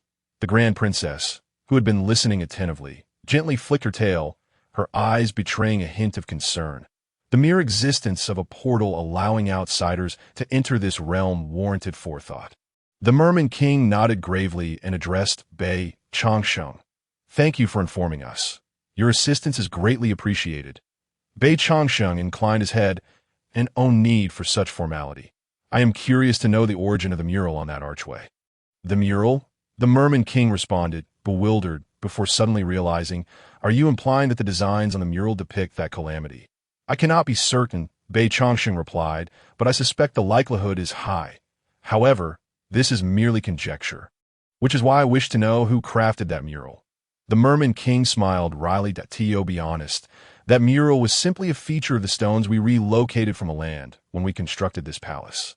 Moreover, to maintain symmetry, we sought out another stone with a similar design to place on the opposite side. Bei Changsheng was taken aback. Is that so? How fortuitous, he inquired. Might the clan leader lead me to the location where those stones are kept? Perhaps there lie the answers we seek. The Merman King nodded. That is feasible, but I cannot guarantee that the site remains after all these years. The Grand Princess added thoughtfully. The land has since been occupied by demon clans and other races. Exploring such locations may require considerable time. Shall you provide me with a map, or will you send someone to escort me? Bei Changsheng asked. The Merman King glanced at the Grand Princess and suggested, let my eldest daughter accompany you.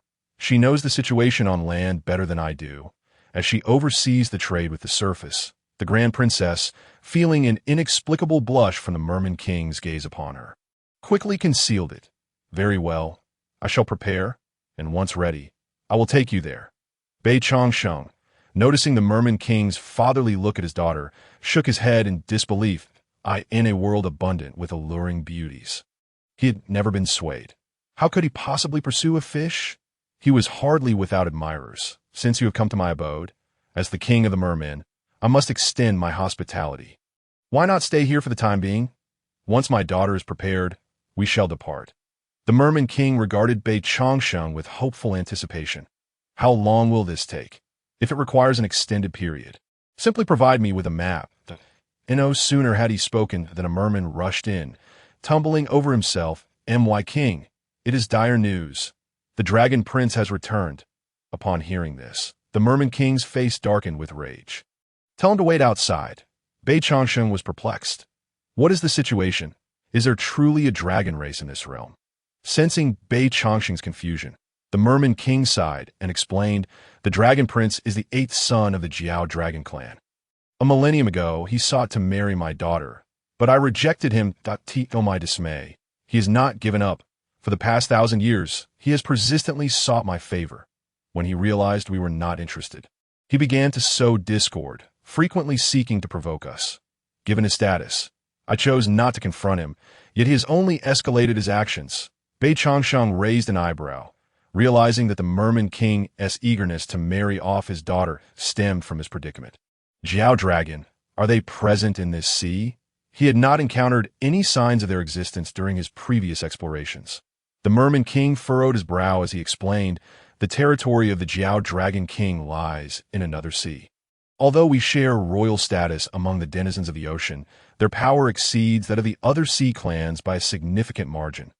Over the years, signs of his subjugation of surrounding sea races have emerged. While we old-timers have refrained from becoming entangled in his affairs, thus, he resorts to marriage as a means to indirectly conquer us. Chapter 78. Young man, your ambition is remarkable. Now it all made sense. Bei Changsheng's eyes glimmered with intrigue, as the idea of a Jiao Dragon piqued his appetite. A Jiao Dragon. That man had yet to leap over the dragon gate and transform into a true dragon. Speaking of which, it had been quite a while since he had savored dragon meat. Although it was merely Jiao Dragon flesh, it would suffice to satiate his cravings that he smacked his lips and asked, are you truly planning to prolong this situation indefinitely? The Merman King wore a look of despair. What other choice do I have? The Jiao Dragon King is formidable. Should I attempt to drive him away? It would not be long before the merman race finds itself enslaved. Indeed, where is the territory of the Jiao Dragon King? The Merman King paused, momentarily bewildered by the question. Why do you ask? Rising to his feet, Bei Changsheng gazed outside with a grin. Since you old fish are being somewhat courteous, I am in a fine mood today, suitable for a little feast and perhaps resolving your predicament in the process. Do not act rashly, otherwise we shall all be doomed. The Merman King grew frantic, bewildered by how the youth, who had previously seemed composed, now appeared impulsive. Humph, those are your words. Bei Changsheng sat back down, though he could feel his throat moving as he discreetly swallowed the saliva accumulating in his mouth. Prince 8, you cannot enter. The clan leader is in a meeting with esteemed guests and cannot be disturbed. Voices echoed from outside. Esteemed guests? Am I not an esteemed guest? Get out of my way. With a crash, a young man clad in red scales stormed into the grand hall, his two dragon horns glinting like needles. His cheeks bore small red scales, and his dragon teeth protruded from beneath his lower jaw. Creating an appearance that was far from flattering, he casually acknowledged the Merman King with a nod, saying, I have heard that my esteemed father-in-law is meeting guests, though not see my future son-in-law, is truly disheartening. The Merman King's face shifted through shades of blue and white as he struggled to contain his anger. Prince 8, you jest. When did I ever agree to your marriage with my daughter? I implore you to refrain from such baseless claims to avoid embarrassing the Dragon King.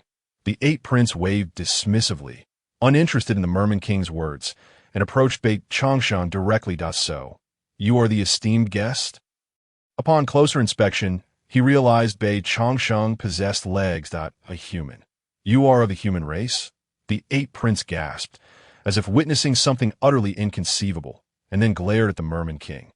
Merman King, how dare you conceal the existence of a human and keep it to yourself? I shall report this to my father and ensure you face the consequences. The Merman King, no longer courteous, retorted, Why should I report my actions to your Jiao Dragon clan? What utter nonsense! This place does not welcome you. Leave at once. The 8 Princes' expression darkened, fixating on Bei Changsheng. You, young man, where do you hail from? Bei Changsheng was utterly perplexed by the reaction of the prince of the Jiao Long clan upon seeing him. Could it be that the human race held some other significance in this realm? He lifted his gaze to the fangs of the 8th Prince and remarked, Young man, your overbite is quite impressive. Where did you acquire such a feature? Upon hearing Bei Changsheng's words, the king of the Merman's expression shifted, sensing the gravity of the situation. Indeed, a furious voice echoed through the hall. This prince detests it when others make a mockery of my appearance. You are courting death. Cease this at once. The king of the Mermans swiftly positioned himself between Bei Changsheng and the 8th Prince. He turned to the latter and declared, This is my domain, not your Jiao Long palace. If you wish to avoid being thrown out by me, I suggest you leave immediately. Although the king of the Merman had already offended the 8th Prince, he did not wish to escalate the conflict further. He could always apologize to the Jiao Long king later. However, if he did not intervene, the 8th Prince would likely lose his life, and when the Jiao Long king sought retribution, the entire Merman clan could face annihilation. Very well, king of the Merman, since you choose to side with this human, I shall inform my father. The 8th Prince spat, showering the king of the Merman with saliva, then turned a fierce glare towards Bei Changsheng, saying, You shall pay for this. With that, he transformed into his true form, a massive creature that shattered a column in the hall as he soared into the sky. The king of the Merman watched the retreating figure, sighed deeply, and said to Bei Changsheng, I sincerely apologize for this. Bei Changsheng waved his hand dismissively and approached the palace entrance, inquiring, No harm done. I trust you won't mind if I make a fire in your palace? What? The king of the Merman queried, only to witness a gigantic whirlpool forming 100 meters ahead. While Bei Changsheng had already vanished from sight point 5,000 meters above the sea, the 8th Prince, transformed into a Jiaolong, swiftly swam, covering 1,000 meters in the blink of an eye. The king of the Merman was astonished to discover that the humans were not reporting. His eyes burned with indignation. Just then, he felt an inexplicable force pulling him downwards that he looked down to see a massive whirlpool forming below, in which a young man clad in azure was baring his teeth at him. The 8th Prince's expression shifted. You dare to attack me?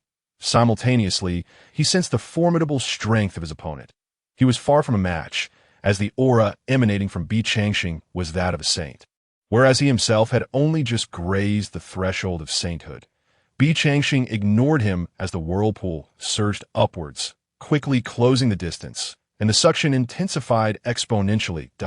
In an instant, the hundreds of meters of the Jiaolong was drawn into the whirlpool. The eighth prince's face was soon clouded with despair. "Spare my life. My father is the Jiaolong king. Killing me will yield you no benefit, and you will only attract vengeance." Bi Changxing remained silent, pondering who had said he would gain nothing. Was it not also a means to satiate his cravings? He reached towards the whirlpool, and a colossal blue hand materialized in the water, grasping the hundreds of meters of the eighth prince. "Do you possess a communication token from your father?" "Yes, yes. As soon as my father senses my peril, he will come to my rescue to not put yourself in danger." Though the eighth prince was unsure of the intentions of this fearsome human, he endeavored to persuade him with all his might. Bi Changxing smiled warmly and said, "That is good to hear. Now, contact your father and have him come to save you." The eighth prince thought he had misheard and momentarily stood dumbfounded. "Shall I repeat myself?" The eighth prince felt the enormous hand tightening around him. Not act rashly. "I will contact him at once." "Ah, that is the right attitude." The eighth prince's dragon horns glimmered, and with a crackle, a bolt of lightning shot from the ocean, disappearing into the clouds as it sped toward a certain direction. After completing his task, he gazed at the human, momentarily at a loss for words. Unsure of the man's ulterior motives, he had never encountered such an outrageous demand. Could it be that he sought to use him as leverage to acquire treasures from the Jiaolong clan? Chapter 79. The eighth prince in the pot. With a resounding thud, a dragon pearl materialized in Bi Changxing's palm. He glanced at the little fox perched on his shoulder and tossed the Jiaolong pearl to it, saying, "You have a new toy?" "Thank you, brother." The little white fox carelessly discarded the previous pearl and began to lick the dragon pearl fervently. The dragon energy within the earlier pearl had been entirely absorbed by the little fox. Leaving no energy behind, he grasped the tail of the Jiaolong, skinned it, and stripped its flesh before placing it into a large pot. He then hoisted the hefty black pot and returned to the palace of the Merman clan. The king of the Merman regarded Bi Changxing with confusion, having sensed the eighth prince's aura dissipate moments ago. "Are you unharmed? Did that scoundrel leave?" Bi Changxing shook his head, holding up the pot. "I am fine. But you shall no longer see that eighth prince." The king of the Merman's heart sank. "Could it be?" he hastily inquired. "You haven't killed him, have you? Yet, even in the event of a battle, it shouldn't have concluded so swiftly. There was no logic to it. Indeed, I have dispatched him. He has been thoroughly prepared." Bi Changxing nodded. The king of the Merman was speechless, dismissing it as a jest, for no matter how weak a Jiaolong might be, it was unlikely to be dealt with so quickly. His gaze fell upon the large black pot Bi Changxing was holding. "What is this?" With a resounding thud, Bi Changxing placed the pot on the ground, kindled a fire, and began to cook. Noticing the king of the Merman still awaited his response, he stated, "Dragon meat." The Jiaolong king felt a chill run down his spine. This jest is no laughing matter. "Do not toy with me. Indeed, fish is not suitable for boiling." He added various spices and ingredients, covered the pot, and remarked, "Once it's ready, I shall offer you a taste." The king of the Merman's legs buckled, and he collapsed to the ground. The moment the lid of the pot was lifted, he beheld the crimson flesh, skinned and deboned, simmering within. It was well known that the eighth prince was a creature of vibrant red hue. Furthermore, perched upon Bi Changxing's shoulder, the little fox was licking a pearl that emitted a faint aura, unmistakably the energy signature of the eighth prince. It was over. These two words echoed in the king of the Merman's mind like a death knell, rendering his face ashen. "Father, what is wrong? Why are you sitting on the ground?" At that moment, the eldest princess, having prepared her belongings and changed into less revealing attire, entered, only to be met with confusion upon seeing the large black pot and her father seated as if drained of strength. She vigorously shook the king of the Merman's shoulder, prompting him to slowly regain his composure. The king of the Merman gazed at the eldest princess and said, "It is finished. You must flee and never return." The eldest princess's expression shifted as she grasped the seriousness of the situation. She turned to Bi Changxing, asking, "What has transpired? I was only gone for a moment. What happened here?" Bi Changxing shrugged and replied, "It is nothing of great consequence. Your father likely grew weary of standing and opted to sit by the pot while waiting for food." The eldest princess was speechless. Without a second thought, she knew Bi Changxing was spinning tales. She shot him a glare before assisting the king of the mermen to his feet. "Father, sit down. Tell me what has happened." She understood her father's nature. He would never utter such words unless absolutely necessary. The king of the mermen looked at the large black pot before Bi Changxing and said, "The eighth prince, that scoundrel." The eldest princess's brow furrowed. "That rascal has returned." Bi Changxing replied, "The eighth prince is in the pot." The eldest princess. She looked at her father once more. The king of the mermen numbly nodded. The eldest princess could no longer maintain her composure. She approached the black pot and reached out to lift the lid. Smack! She was stopped by Bi Changxing's hand pressing down on the lid. "Not yet cooked. You must wait to eat." The eldest princess's expression was frozen in disbelief. "You mean it truly is him in the pot?" Bi Changxing slowly nodded. "Indeed." Crack! The eldest princess's legs buckled, and she sat on the ground. "The Jiao Long king will annihilate my kin." "How could you have killed him? How could you have killed him?" The pot began to bubble, and soon a rich aroma wafted through the air. Bi Changxing glanced at the two and said, "It's ready. Would you care to try a bite?" Ugh!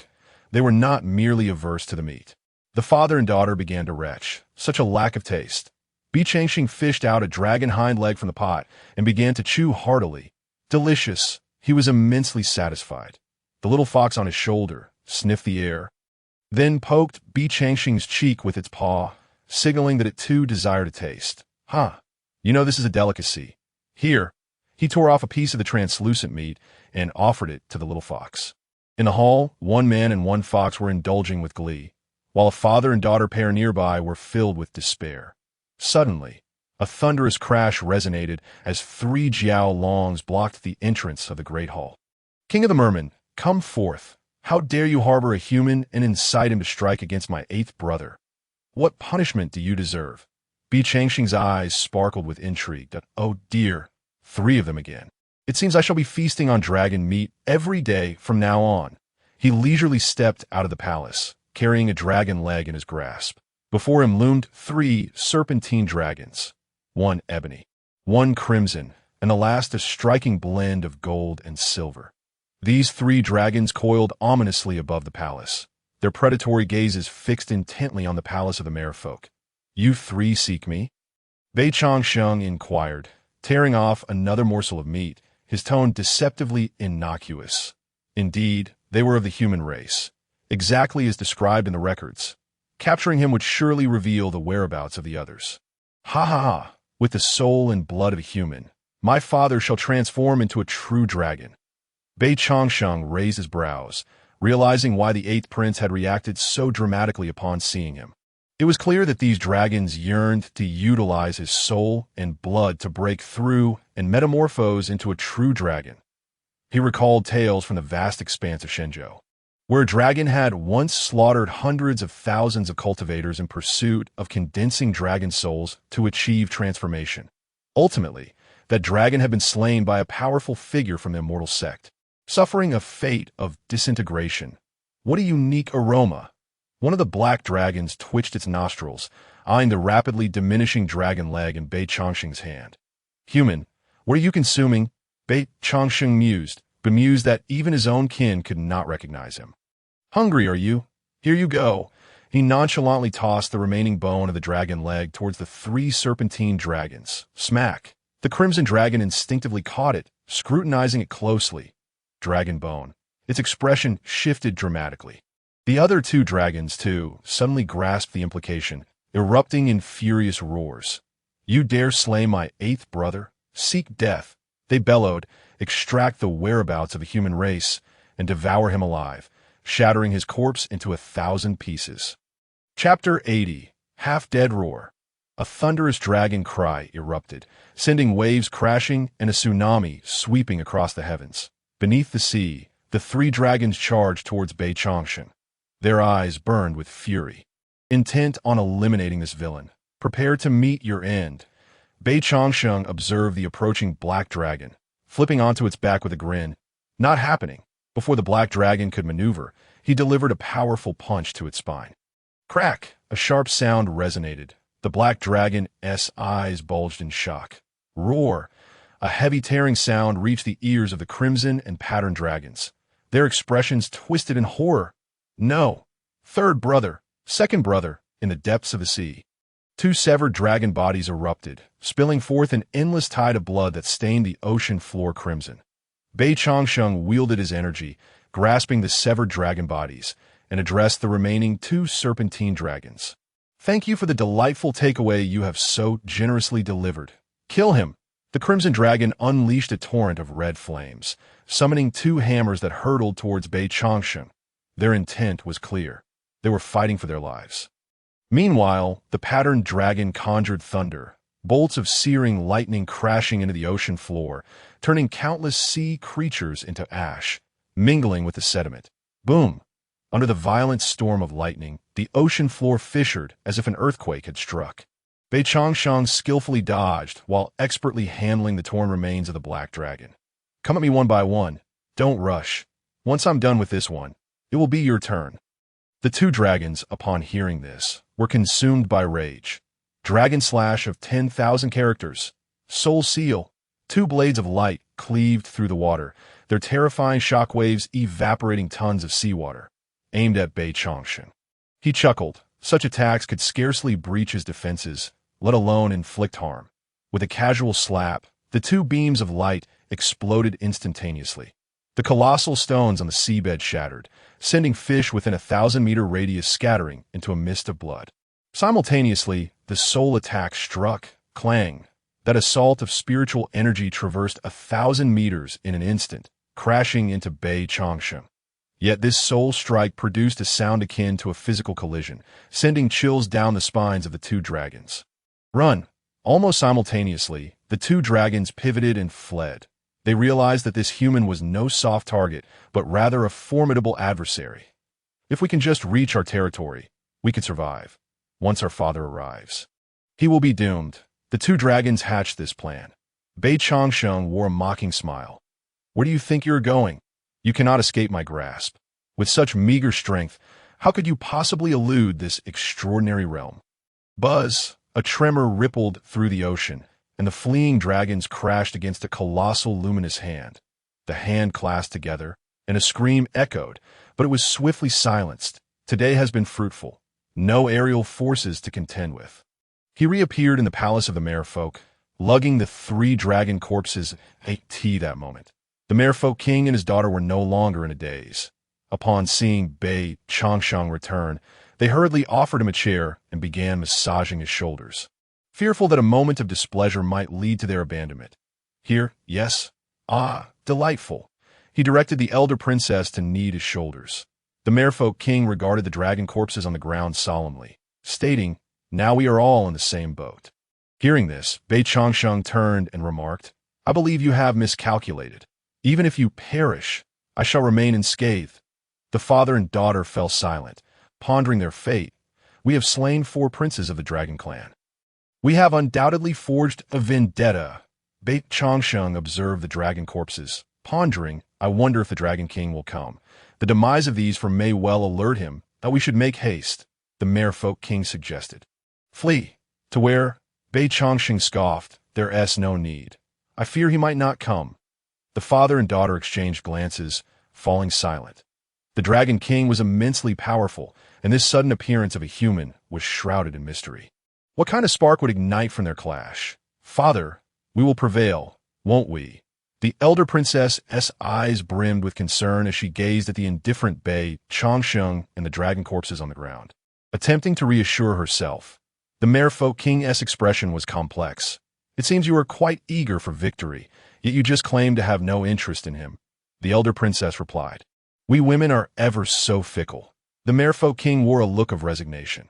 "Let us focus on survival for now. I believe the Dragon King will arrive shortly." Upon hearing the Dragon King, the elder princess fell silent. They could only place their hopes on Bei Changsheng in the southern bay. The Dragon King experienced a pang of anguish, followed by an uncontrollable fury. He sensed the instantaneous loss of 4 of his sons, meaning half of his 8 sons had perished in an instant. My sons. Boom! The palace crumbled in an instant. Summon the 8 kings of the sea. We shall wage war against the merfolk, by royal decree. Boom, boom. The sound of war drums reverberated across the skies of the merfolk's domain. The clear sky was suddenly shrouded in dark clouds, and torrential rain fell, battering the ocean. Dragon King, are we being overly dramatic? Even if the merfolk king has committed a grave error, he cannot withstand the onslaught of my 8 royal clans. A giant lizard with a fleshy crown spoke nonchalantly. The Dragon King's gaze, sharp as a blade, swept over, coldly retorting, "Have you ever lost a son?" "No, I have no sons. Only daughters." "Have you ever lost a son?" The water lizard king, sensing the murderous intent, fell silent. The other 7 royal clans understood that the merfolk were in dire straits. "Seal off this sea area. Serpent King, unleash the corpse poison." The Dragon King issued his command. The Water Serpent King hesitated, but upon meeting the Dragon King's murderous gaze, refrained from further comment. He transformed into a 100-foot snake, his eyes flashing green, and began to exude a dark green poison. In an instant, the entire ocean surface was tainted green. Mere moments later, the sea was littered with corpses, the remains of countless sea creatures bobbing to the surface. Yet, to their astonishment, not a single corpse belonged to the merfolk. "Huh, are you holding back?" The Dragon King glared at the Water Serpent King, lightning crackling in his hand.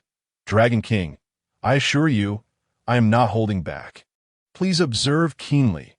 He pointed to the surface of the water, stating, "If I were to hold back, how could these beings perish? Release your poison pearl into the water. I refuse to believe they can hide like turtles." The Serpent King complied, opening his mouth to reveal a green inner pearl that plummeted into the water with a splash. The corpses on the ocean surface dissolved instantly, and the once lifeless sea was now completely engulfed in a tide of death. Chapter 81. A lonely existence beneath the sea. Bei Changsheng observed the slowly descending green liquid. His brow furrowing, he glanced at the 3 dragon pearls in his hand and remarked, "It seems the Dragon King has finally arrived. But he appears to lack courage." The Merfolk King's expression shifted upon seeing the green liquid sink. "The Serpent King's poison pearl is extremely toxic. You must be cautious."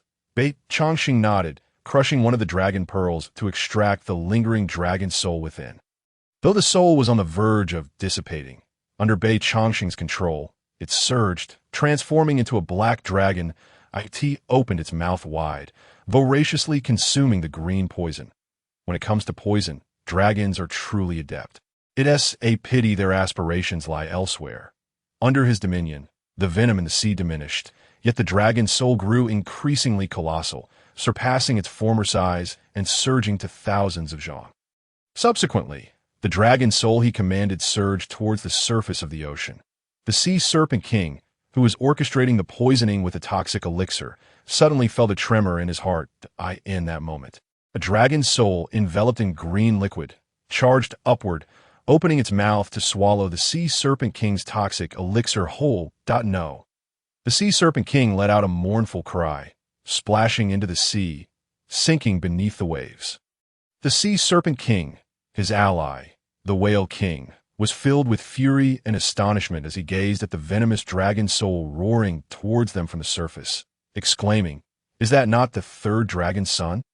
The crowd turned their gaze towards the Jiao Dragon King, as if demanding an explanation. The Jiao Dragon King trembled, his scales bristling, on the verge of losing his composure in rage. Damn it! Damn it! Not only did that man slay my 4 sons, he even crushed one of the dragon orbs. More infuriatingly, he can control the dragon souls. Such wickedness makes me yearn to devour his flesh. You are the Jiao Dragon King. The venomous dragon soul hovered in the air, speaking with an eerie gaze fixed upon the Jiao Dragon King, devoid of any semblance of respect. "Who are you?" "I am your foe.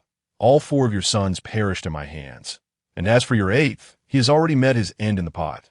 The flesh is quite tender and flavorful. Would you like to have a taste?"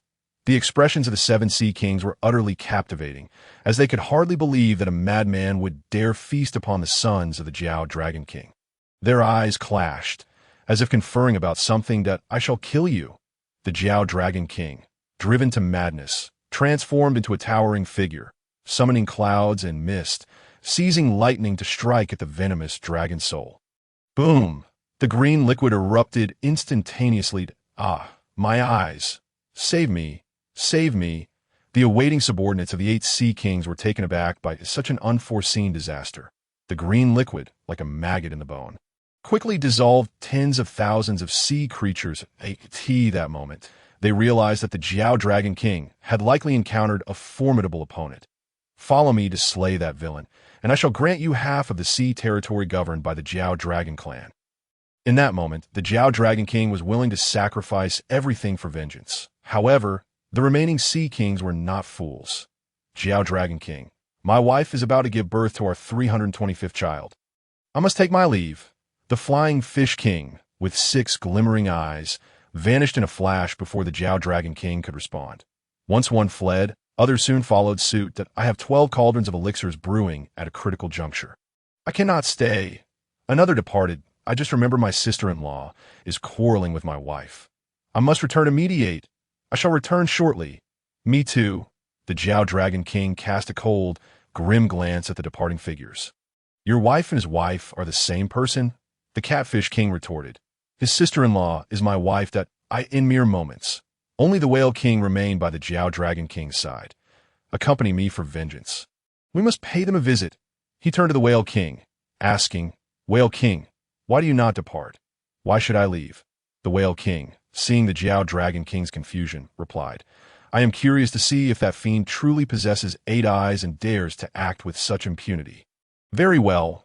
Once vengeance is exacted, half of the sea territory belonging to my Jiao Dragon clan shall be yours. The Whale King remained silent, yet discreetly swallowed hard. His keen sense detected a foul aroma wafting from beneath the sea's surface.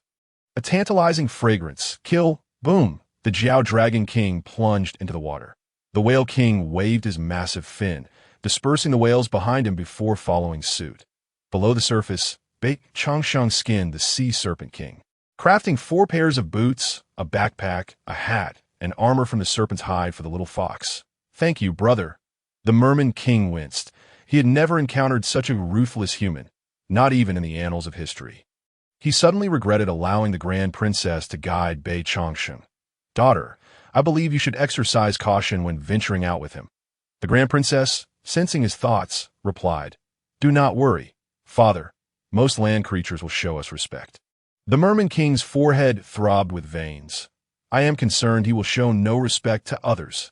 Oh, boom! Return my son's life. With a deafening roar, the entire sea parted. Bei Changsheng and the Merman Palace were exposed to the air. Oh, is that the chasm parting the sea?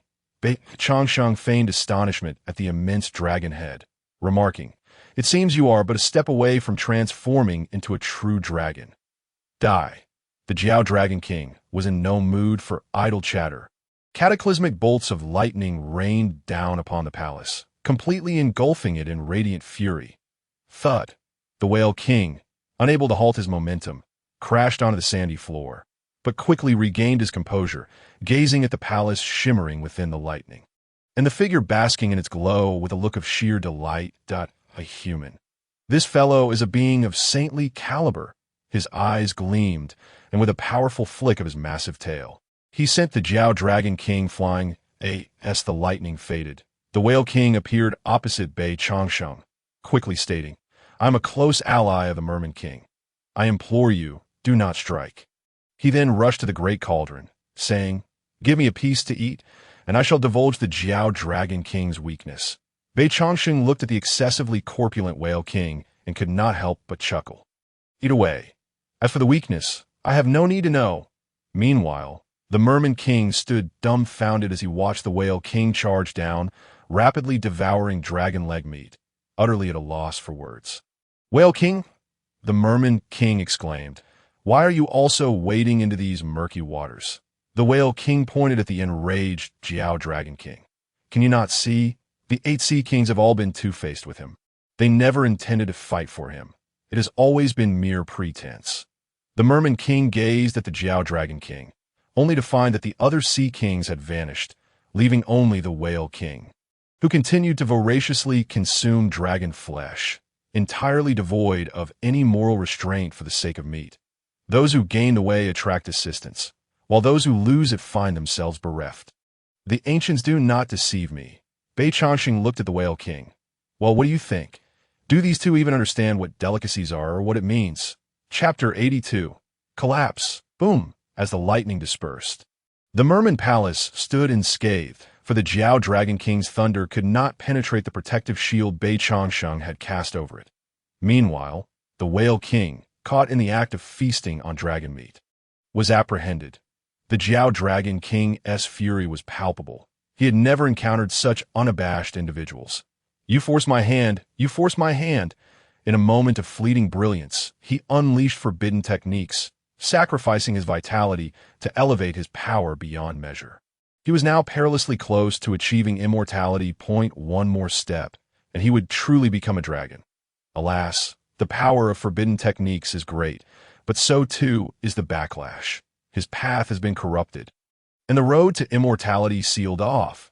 Not only would he make no further progress in cultivation, but his power would also regress after this encounter. Finally, things had taken a serious turn. Bei Chongqing discarded the bone, striding outside, heading toward the Jiao Dragon King. Boom! With each step, he grew taller by a meter, and by the end, he stood 20 meters high. That moment, he could tear apart tigers, leopards, or even a true dragon. Not even a genuine immortal could withstand the impact of his physical form. He fixed his gaze upon the power-enhanced Jiao Dragon King.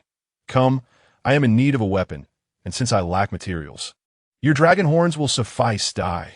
The enormous dragon tail sliced through the air, creating ripples in space itself. Bei Chongqing reached out, grasping the dragon tail, tucking it under his arm, and began to peel off the scales. These scales were quite suitable. They would make for decent armor. As soon as he finished speaking, the Jiao Dragon King abruptly turned, unleashing beams of white light that burned holes into space, crashing into Bei Chongqing. Hiss! Bei Chongqing, unfazed, continued his relentless task of peeling off the scales, as if he felt nothing. Crack! Roar! With each handful he pulled, the Jiao Dragon King let out a furious roar. That moment, the scales were colossal, each one the size of a door, sufficient not only for armor but even to fashion shields. Such a formidable physique. The Whale King watched in awe, shivering at the sight of the towering figure, before turning to the Merman King, inquiring, "How do you know this powerful individual?" The Merman King sighed. "He came of his own accord. Furthermore, he hails from the outside world."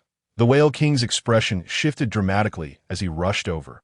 "Quickly, tell me more. How is it that you remain unharmed?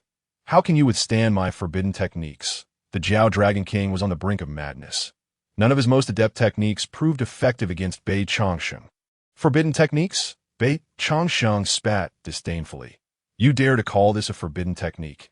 It is an insult to the very concept of forbidden techniques. Today, I shall unveil to you the essence of forbidden arts." Deprivation. As his words fell, an inexplicable principle materialized from thin air, and in that instant, the scales enveloping the Dragon King vanished without a trace. He was left with nothing but smooth, black skin, as if he had never possessed scales. The Dragon King was rendered speechless, unable to comprehend the sudden loss of his protective armor, which had disappeared in an instant, leaving no remnant behind. "This is impossible. Surely, I must be dreaming." The Dragon King had succumbed to madness. His mind, having traversed the realms of fury and terror, had completely unraveled. He alternated between weeping and laughter, a true portrait of insanity. The watching Grand Princess bore a similar expression, though she had not lost her sanity. How could this be? So many scales, gone in an instant. It was utterly shocking, preposterous. The Grand Princess rubbed her eyes repeatedly, yet the scene before her remained unchanged. Following his frenzy, the Dragon King ceased to struggle. Resembling a puddle of mud, as Bei Chongqing effortlessly dragged him to the ocean floor. Bang! Standing upon the back of the Dragon King, Bei Chongqing remarked, "In truth, there's often nothing wrong with an individual. The education of the next generation is of paramount importance. How many fathers have met their demise at the hands of their sons?" The Dragon King's pupils were vacant, although his physical form remained largely unharmed.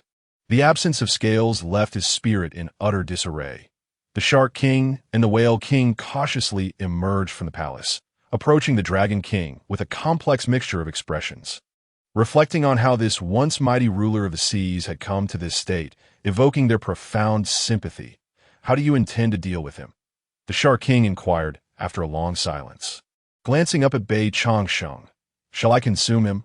Upon hearing this, Bei Changsheng shook his head. I have grown weary of such fare.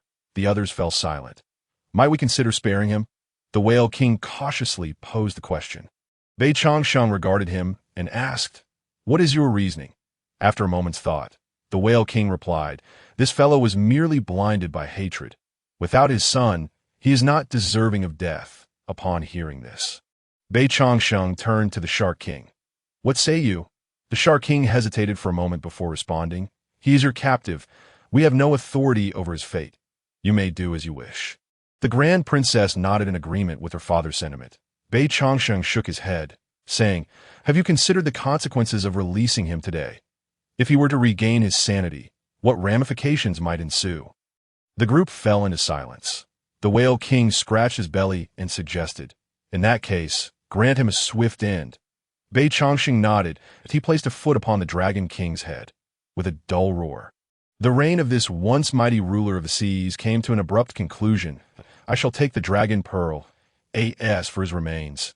You may deal with them as you see fit. Should you have no use for them, I shall take them elsewhere. The group shook their heads. Only the Whale King gazed at Bei Changsheng with hopeful eyes, saying, Our clan has tens of thousands still in evolution. If we could obtain him, it would undoubtedly activate the bloodline of the Kuin clan. Oh, then he shall be yours. Bei Changsheng turned to the Grand Princess. Have you made all necessary preparations? The Grand Princess nodded and replied, I am ready, though I hope you will refrain from causing unnecessary bloodshed on land, for those beings are truly quite endearing. Bei Changsheng touched his nose, pondering whether he had inadvertently left such an impression on them. A harbinger of death, perhaps? Surely not. As long as others posed no threat to him, he could be quite amicable. I can indeed promise you that, but only on the condition that others do not trouble me. Bei Changsheng fixed his gaze upon the Grand Princess, stating, However, if anyone dares to provoke me, I shall eradicate them without hesitation. The Grand Princess's expression turned solemn as she nodded in understanding. After bidding farewell to the Shark King, the two traversed the ocean waves for 2 hours before swiftly arriving upon an expansive expanse of land. This land was primarily inhabited by the demon tribe, who for millennia had largely refrained from conflict with the sea tribes. Even in instances of disagreement, they had managed to resolve matters amicably, making interactions with them considerably easier compared to the sea tribes. Chapter 83. The Floating Islands, is this the land you speak of? Bei Changsheng stood in the scorching desert, feeling the heat of the sand beneath his feet. Have you ever witnessed a desert spanning 50 meters, bordered by azure waters that stretch endlessly, lapping against this protruding oasis? Before him lay islands suspended above the desert, both large and small, forming what the Grand Princess referred to as land. Towering islands floated above the sands, connected by a series of iron bridges. At the highest point, clouds obscured the view, revealing only a massive shadow, rendering its true form unrecognizable. That on one of the floating islands, the thunderous roar of a waterfall reverberated as crystalline waters cascaded through dozens of islands, plunging into the sea below. Overall, the islands resembled a precarious stack of toys, with the lowest islands being the most numerous and smallest in area. As one ascended, the islands grew larger, their heights separated by thousands of meters. With fewer in number, Bei Changsheng gazed into the distance, spotting moving creatures upon the islands. Each island was governed by a lord, with varying environments and inhabitants. Noticing Bei Changsheng's wide-eyed wonder, the Grand Princess patiently explained the composition of these islands. Could it be that the sea domain where the Dragon King resided is located there? Bei Changsheng inquired, pointing towards the southern cluster of islands. How did you know? The Grand Princess stared at him in astonishment, her lips agape in surprise. Bei Changsheng replied curtly, It is obvious. The emotions of the creatures in that sea domain were dismal, as if they had lost their parents, starkly contrasting with other sea domains. He then looked at the Grand Princess's exposed fishtail and asked, Are you truly planning to ascend with that tail? Aren't you afraid of drying out in the sun? What difficulty is there? The Grand Princess flicked her tail, revealing her long, pristine white legs. She gazed at the islands and explained, "In truth, this place was not always like this. It was once a complete land. However, after countless battles among the 100 tribes, the remaining land was shattered, resulting in the current state.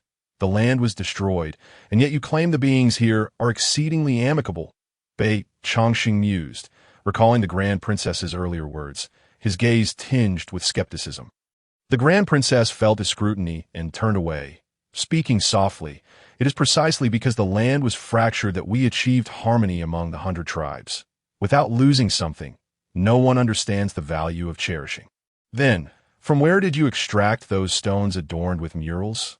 The Grand Princess shook her head, a hint of confusion appearing in her silver eyes. In the past, this was indeed land, but now, to find those remnants, I fear we must inquire one by one, hundreds of islands, to search each one. How long will that take? Is there no other way?" Bei Chongqing questioned. "There is." The Grand Princess blushed further as Bei Chongqing's intense gaze lingered on her. "If we inquire the lords of these islands, we shall soon know." Bei Chongqing, bemused by her flustered state, thought, "What is there to be embarrassed about?" Nevertheless, as she had mentioned, each island possessed a lord, meaning they would indeed need to ask them one by one. "Have they lost their minds? We should ascend." With that, the Grand Princess transformed into a streak of light, vanishing from sight. Bei Chongqing, in his confusion, could only follow, pondering why this woman seemed so unreliable. Were his masters still hidden? Mo Fian and Wang Liang sat upon the rocky hillside, their gazes fixed anxiously upon the radiant portal, their eyes filled with concern. Emperor Sikong and the 4 divine generals were also observing the portal, exchanging glances as they awaited Bei Chongqing's emergence. Hearing Mo Fian's murmurs, Emperor Sikong glanced at her and said, "Your master possesses formidable strength. It is nearly impossible for any being to harm him.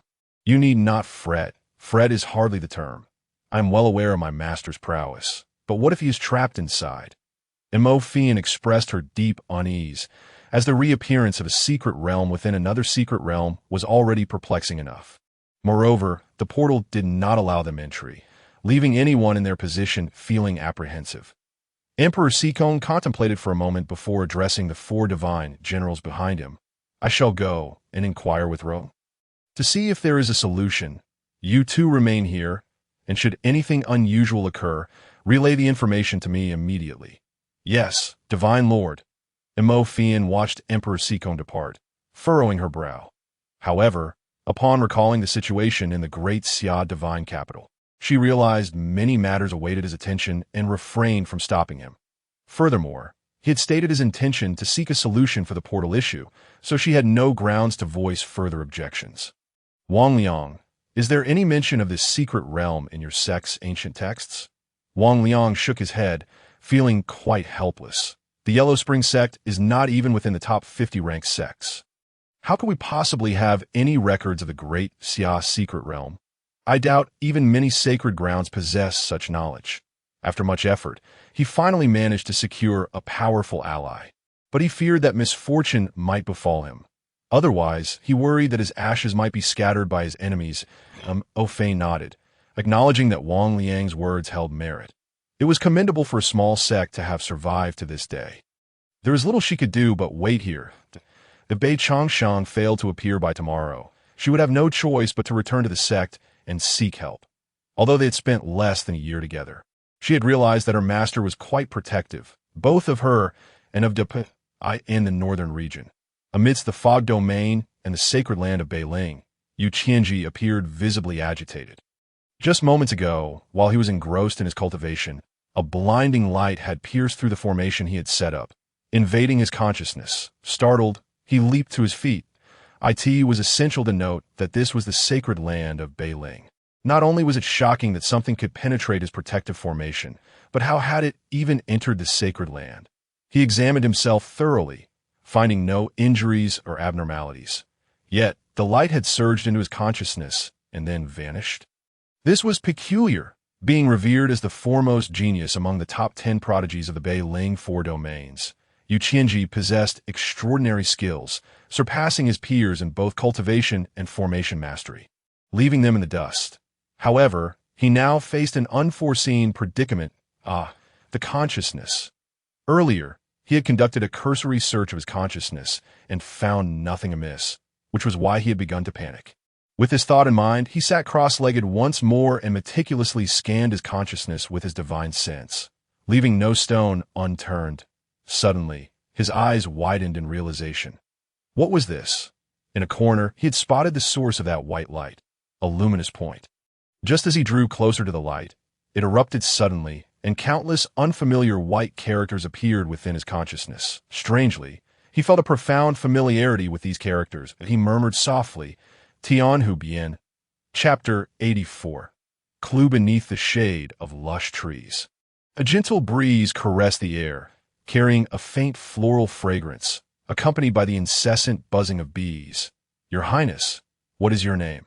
Throughout their journey, Bei Chongsheng remained unaware of the fish's name.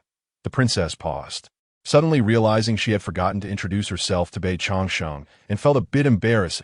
In all this time, I actually forgot to tell you my name. I'm Nangong Yao. Nangong Yao, duly noted. This island was relatively small, spanning about 50 miles, inhabited by various low-level creatures. Newly transformed butterfly demons, wandering rabbit maidens, and yet-to-be-transformed cat demons populated the area. Just ahead, behind a row of trees, a pair of curious eyes observed them. She had not yet noticed that the antennae on her head had betrayed her position. The spiritual energy here was too sparse. This demon had already transformed, but had yet to condense her core, explaining why her demonic form had not fully faded. After speaking, Bei Chongsheng turned his gaze towards the large tree. You may come out. I've already seen you.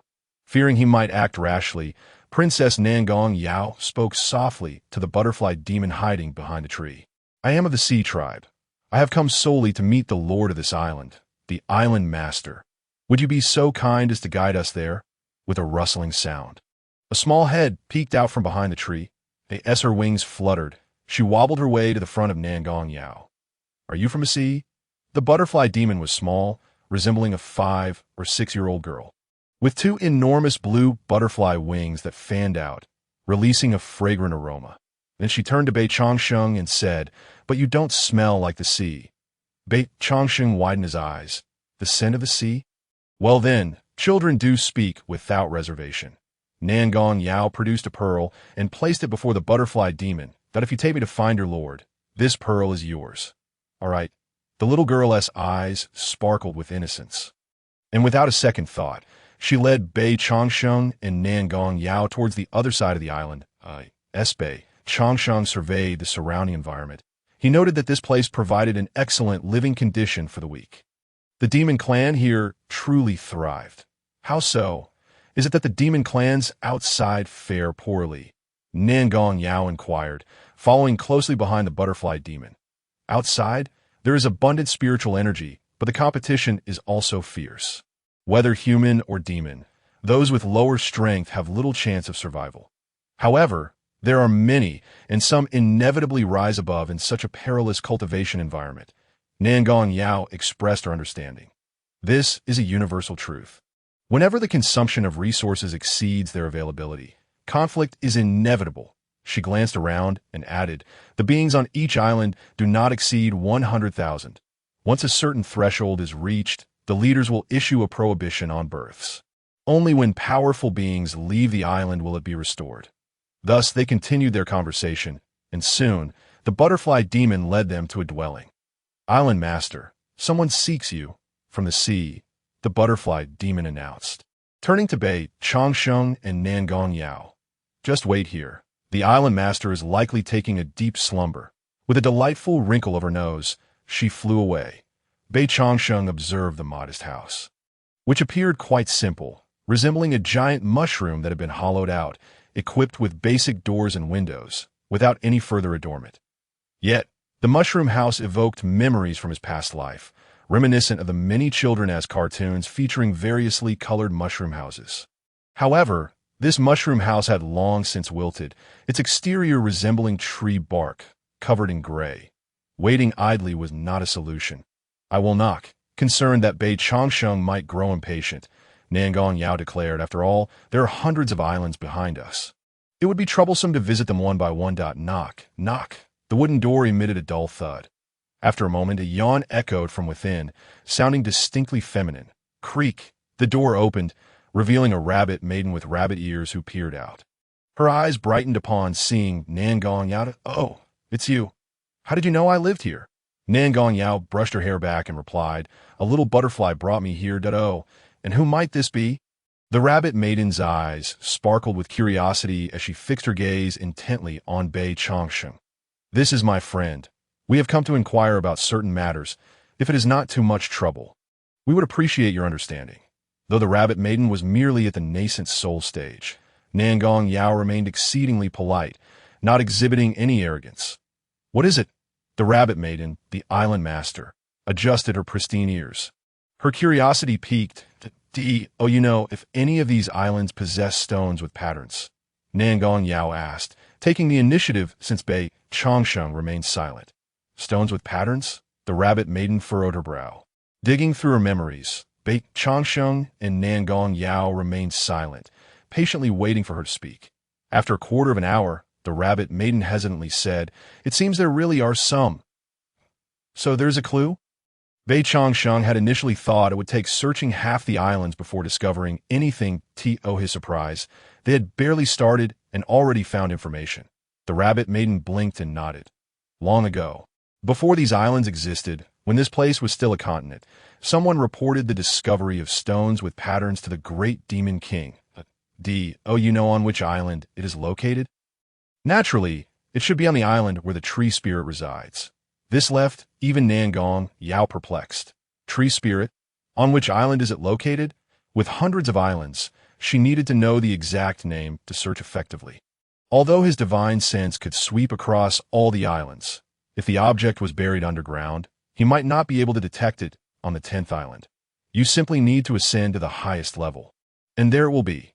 "Thank you for the information." Bei Changsheng produced a demon core of the celestial realm and presented it to the rabbit maiden.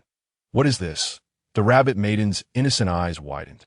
She had not expected that merely answering a question would earn her such a valuable demon core. "I should be the one thanking you." The rabbit maiden, the island master, was exceedingly polite. "How about I treat you to a demon feast?" Bei Changsheng glanced at the lush vegetables surrounding them and quickly replied, "Thank you for your kind offer, but we have urgent matters to attend to. Farewell." Goodness, a carnivore and an herbivore truly cannot dine from the same pot. "Are you not going to stay for a meal?" "Everything is prepared," she exclaimed, pulling out a vegetable resembling a large cabbage. Yet, she watched as the two quickly retreated. Chapter 85. Patterns. It turned out that simply ascending to the highest point would suffice. Two individuals traversed the billowing clouds, standing at the precipice of an island amidst this sea of clouds. To the heart of this isle stood a magnificent tree, soaring over 100 meters in height. Its trunk robust enough to nearly occupy half the island's expanse. The spiritual energy here surged with a potency several dozen times greater than that found below, almost matching the concentration of the outside world. Unlike the grotesque creatures observed below, which resided in tree hollows and tents made of animal hides, the beings in this realm dwelled within grand halls and palatial structures. The entire island was a veritable haven for cultivators. Nangong Yao raised her arms, continuously absorbing the ethereal energy of the place. "I suggest you venture into the outside world," she remarked. Bei Changsheng was not attempting to dissuade her. After all, prolonged exposure to a singular environment could undoubtedly influence one's perspective and judgment. Moreover, these beings had likely inhabited this secret realm for at least 30 to 40,000 years. The outside world? Nangong Yao's eyes reflected a hint of hesitation, her mind adrift in contemplation. As they approached, the colossal tree seemed to awaken, emitting a rustling sound. This must be the tree spirit the rabbit spoke of, Bei Changsheng mused, sensing a faint trace of consciousness probing towards him. Indeed, it likely is, although I have never been here before and am unaware of the island's master. The duo proceeded along the pathway ahead. Here, nearly all residences appeared haphazard, with no fixed orientation for their entrances, resulting in a rather chaotic arrangement. "Wait, allow me." Bi Changxing interjected as Nangong Yao raised her hand to knock. This place is inhabited by formidable entities. They may not be easily swayed. Let me handle it. The great demons here are typically quite amiable, Nangong Yao countered, shaking her head in refusal to Bi Changxing's proposal. Very well. However, before she could even touch the door to the abode known as the Scale Cliff Cave, it suddenly swung open with a thunderous boom. "Ha! A friend from the sea has arrived. Please come in." A hearty laughter emanated from within, and a strikingly handsome man stepped forth from the cave, exuding an aura devoid of any demonic energy, akin to a celestial being gracing the mortal realm. Instilling a profound sense of familiarity, Bi Changxing nudged the still-dazed Nangong Yao. "Do you know him?" Shaking her head, she expressed her curiosity. "I do not, yet he gives me the impression that I have encountered him before." She then extended a courteous greeting. "Greetings. I am a member of the Jaren tribe, here merely to inquire about a matter. Entering is unnecessary." The man regarded them with a hint of confusion before responding. "Ah, I am Feng Wuchang, the master of Scale Cliff Cave. What is it that you wish to know, esteemed guests? Could you direct us to the location of the stone bearing the mural?" Bi Changxing inquired. "A mural?" Feng Wuchang's pupils contracted, his brow furrowing as he questioned, "What interest do you have in it?" Nangong Yao replied with a smile. "To be candid, I am the princess of the Jaren tribe. When our royal palace was established, it was constructed from stones adorned with patterns. Now, as the palace requires renovation, I seek to discover if I can find similar patterned stones." "Oh, I see," Feng Wuchang responded. "Please, follow me." Bi Changxing observed that Feng Wuchang was making a concerted effort to mask his emotional fluctuations, though no malice was apparent. Could it be that this great demon harbored some unspoken secret? Yet, since the other party did not volunteer any information, he chose not to pry. Under Feng Wuchang's guidance, they arrived beneath the colossal tree. He noted, originally, the items were here, but since the tree spirit has taken root, we must consult it to ascertain their existence. Bi Changxing nodded. The immense tree was indeed a powerful entity, a being of saint level. However, he pondered why it had not assumed a more refined form and remained in such an unwieldy state. Feng Wuchang approached the great tree and rapped on its trunk. "Thud, thud! Tree spirit, awaken! Our friend from the sea have come to ask you something to take tea." That moment, the spiritual energy coalesced around the tree, and a human visage emerged from its trunk. It gazed at Bi Changxing and Nangong Yao, ultimately fixing its gaze upon Bei Changsheng. "My apologies. I inadvertently learned that you seek the engraved stone." Bi Changxing nodded, glancing at the ground, which was bare and devoid of any items. "Indeed? Might the tree spirit know where those stones can be found?" The tree spirit smacked its lips and replied, They have long entangled with me and have already been refined." Upon hearing this, Nangong Yao turned to Bi Changxing, a mixture of disbelief and humor crossing her features. "So, they came all this way only to waste their time? Well, if that's the case, I shall not insist further." The two nodded towards the two great demons present and prepared to depart. "Stay." The tree spirit contemplated for a moment before calling out to their departing figures, "Within that waterfall lies what you seek." He had not anticipated that the duo would leave so abruptly, appearing not to be troublemakers. Moreover, the aura emanating from the person beside the sea princess was distinctly unusual, not characteristic of the oceanic tribes. "Thank you for the information, tree spirit." Nangong Yao sincerely expressed her gratitude. Then, alongside Bi Changxing, leaped into the waterfall. Feng Wuchang stood beside the tree spirit and remarked, "That male is not of the sea tribe." "I'm aware of that." "Then do you recognize him as a member of the human race?" "What?" "I meant that his aura is so remarkably unique. The human race has long been extinct in this realm. Yet suddenly, one appears. It is quite peculiar." The great tree swayed gently. "If that is the case, should we not capture him and inquire about his origins?" Feng Wuchang's face bore a trace of inquiry. The tree spirit pondered before responding. "It would be wise not to. He gives me a sense of danger." "Danger?" Feng Wuchang gazed at the waterfall, his eyes flickering with uncertainty. Within the waterfall, a deafening roar reverberated. Nangong Yao was taken aback to discover a small chamber hidden behind the cascade. The ground was strewn with broken bricks and shattered stones, more fragments than intact pieces. Upon them were ancient murals. Their colors faded and deteriorated, the artwork appearing exceedingly archaic, with significant portions missing. The murals here are in far worse condition than those in your royal palace, Bi Changxing remarked, casually picking up a piece and scrutinizing its design, unable to discern its content. Naturally, the items in the Jiaran Palace are safeguarded by special measures, ensuring their preservation, Nangong Yao replied, picking up a dull tile, only to suddenly exclaim, "Look at this! What is it?" Bi Changxing inquired, turning his gaze to the design on the tile she held. Only to be rendered speechless on the tile, there was a colossal human face, suspended in the air, gazing down upon the vast expanse of the earth below.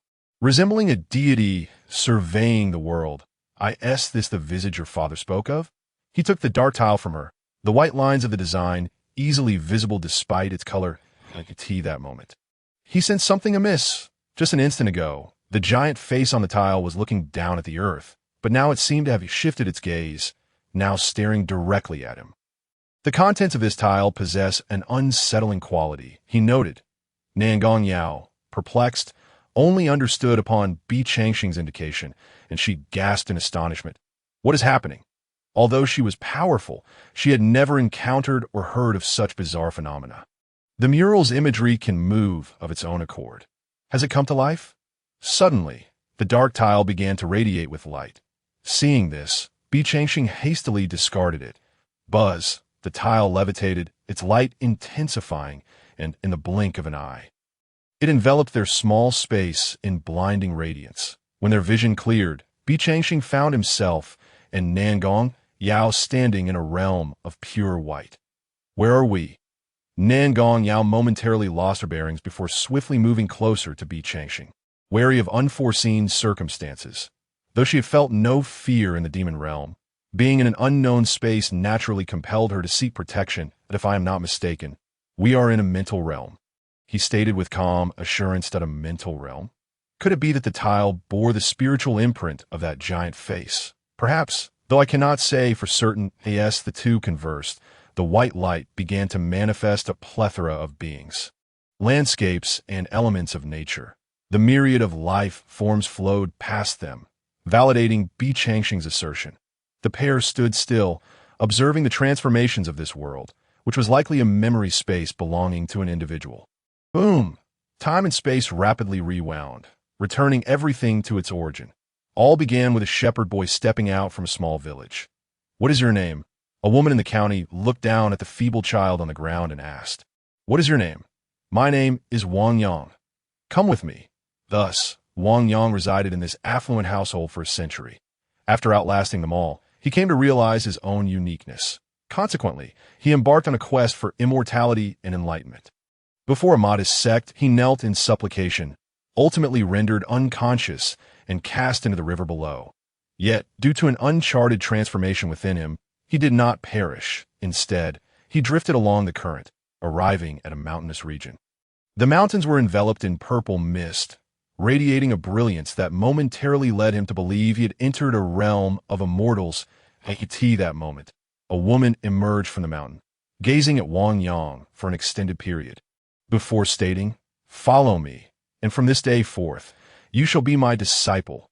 Upon witnessing this, Bi Changxing's eyes widened in surprise as he stared at the monument standing below, exclaiming, "Wang Yang, a disciple of the immortal sect?" Nangong Yao inquired, puzzled. "Do you recognize the characters inscribed here?" She scrutinized for quite some time, but failed to discern their meaning. Of course. Back when you could have immersed yourself in literature, you chose to tend to pigs instead. In response to Bi Changxing's retort, Nangong Yao protested. "You were the one tending to pigs. I was at sea. How could I tend to pigs? Is it the crux of the matter?" Bi Changxing sighed. Wang Yang is a disciple of the Wuxia immortal sect, likely possessing considerable prowess, for otherwise he would not have opened up such a world. Nangong Yao, still in confusion, asked, "Is the Wuxia immortal sect particularly renowned?"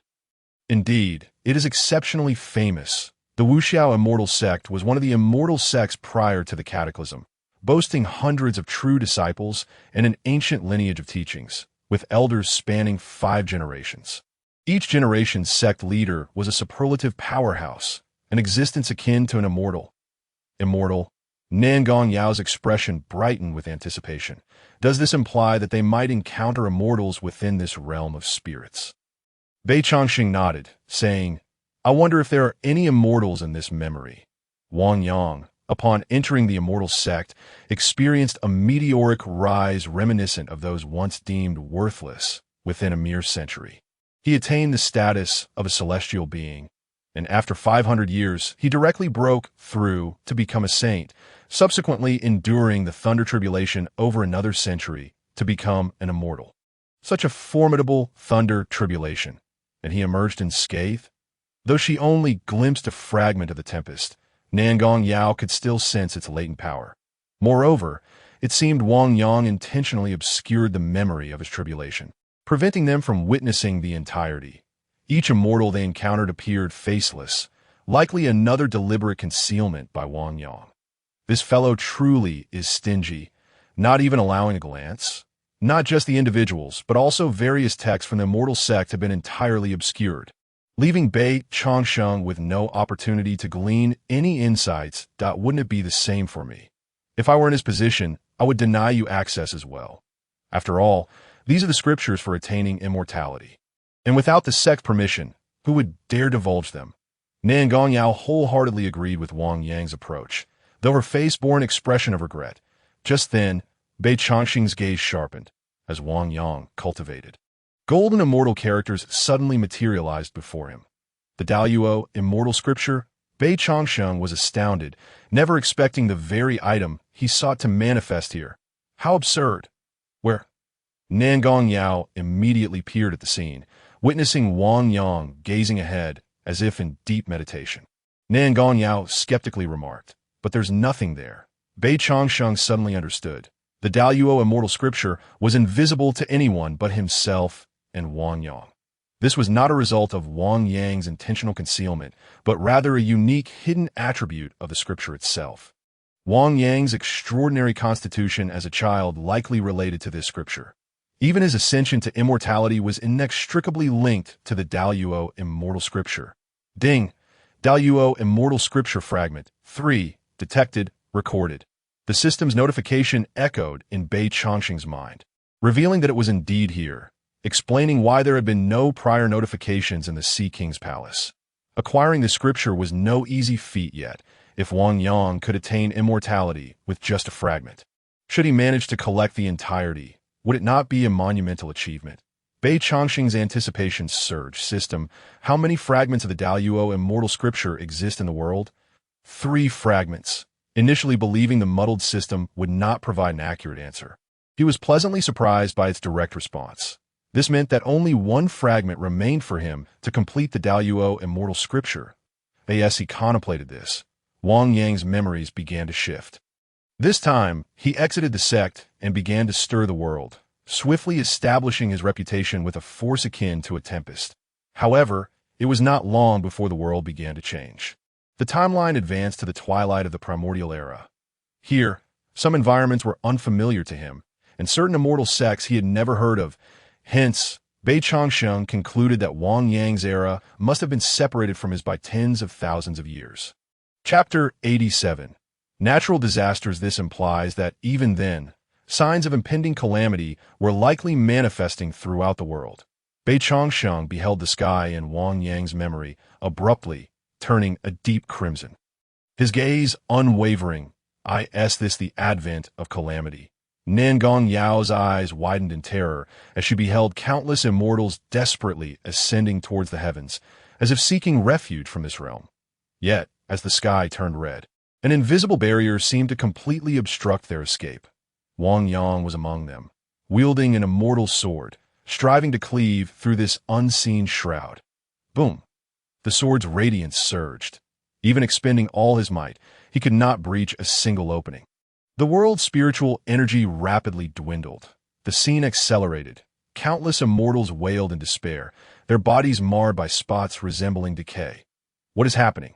Although Nangong Yao had not experienced this herself, witnessing the immortals transform from radiant beings into decrepit husks left her astounded. Bei Chongqing explained.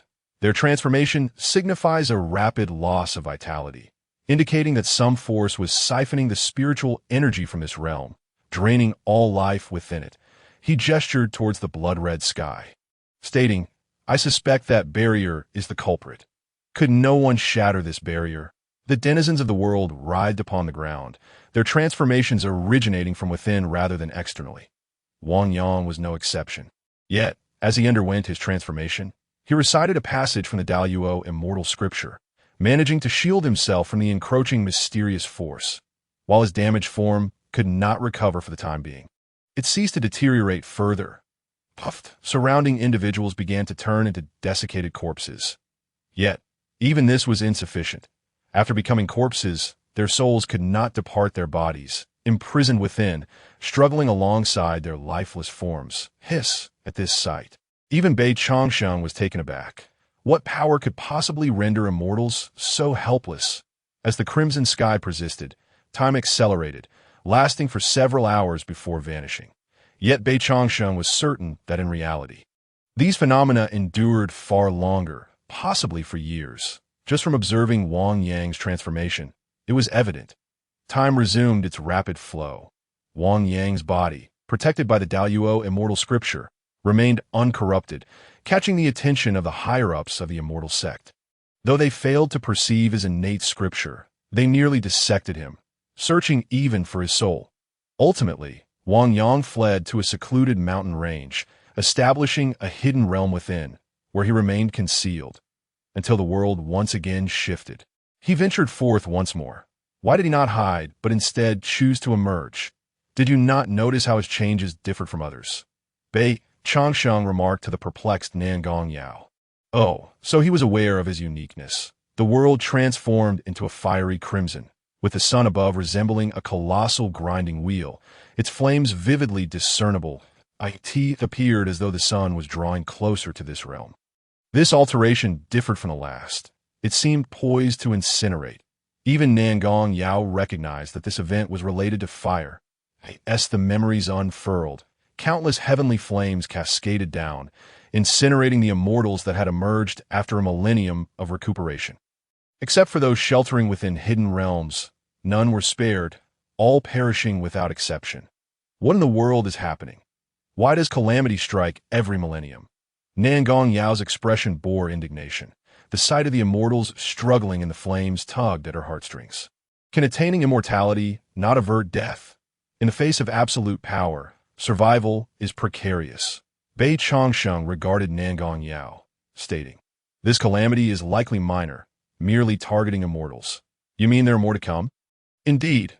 However, Wang Yang's memories did not continue. He extracted a portion of the divine land, transferring the struggling beings to his own realm, after which he vanished without a trace. I asked that all. What about the subsequent calamities? Nangong Yao blinked and said, "Did you not mention that after that cataclysm, cultivators could no longer ascend to immortality? Is it truly impossible to achieve immortality? What are you implying?"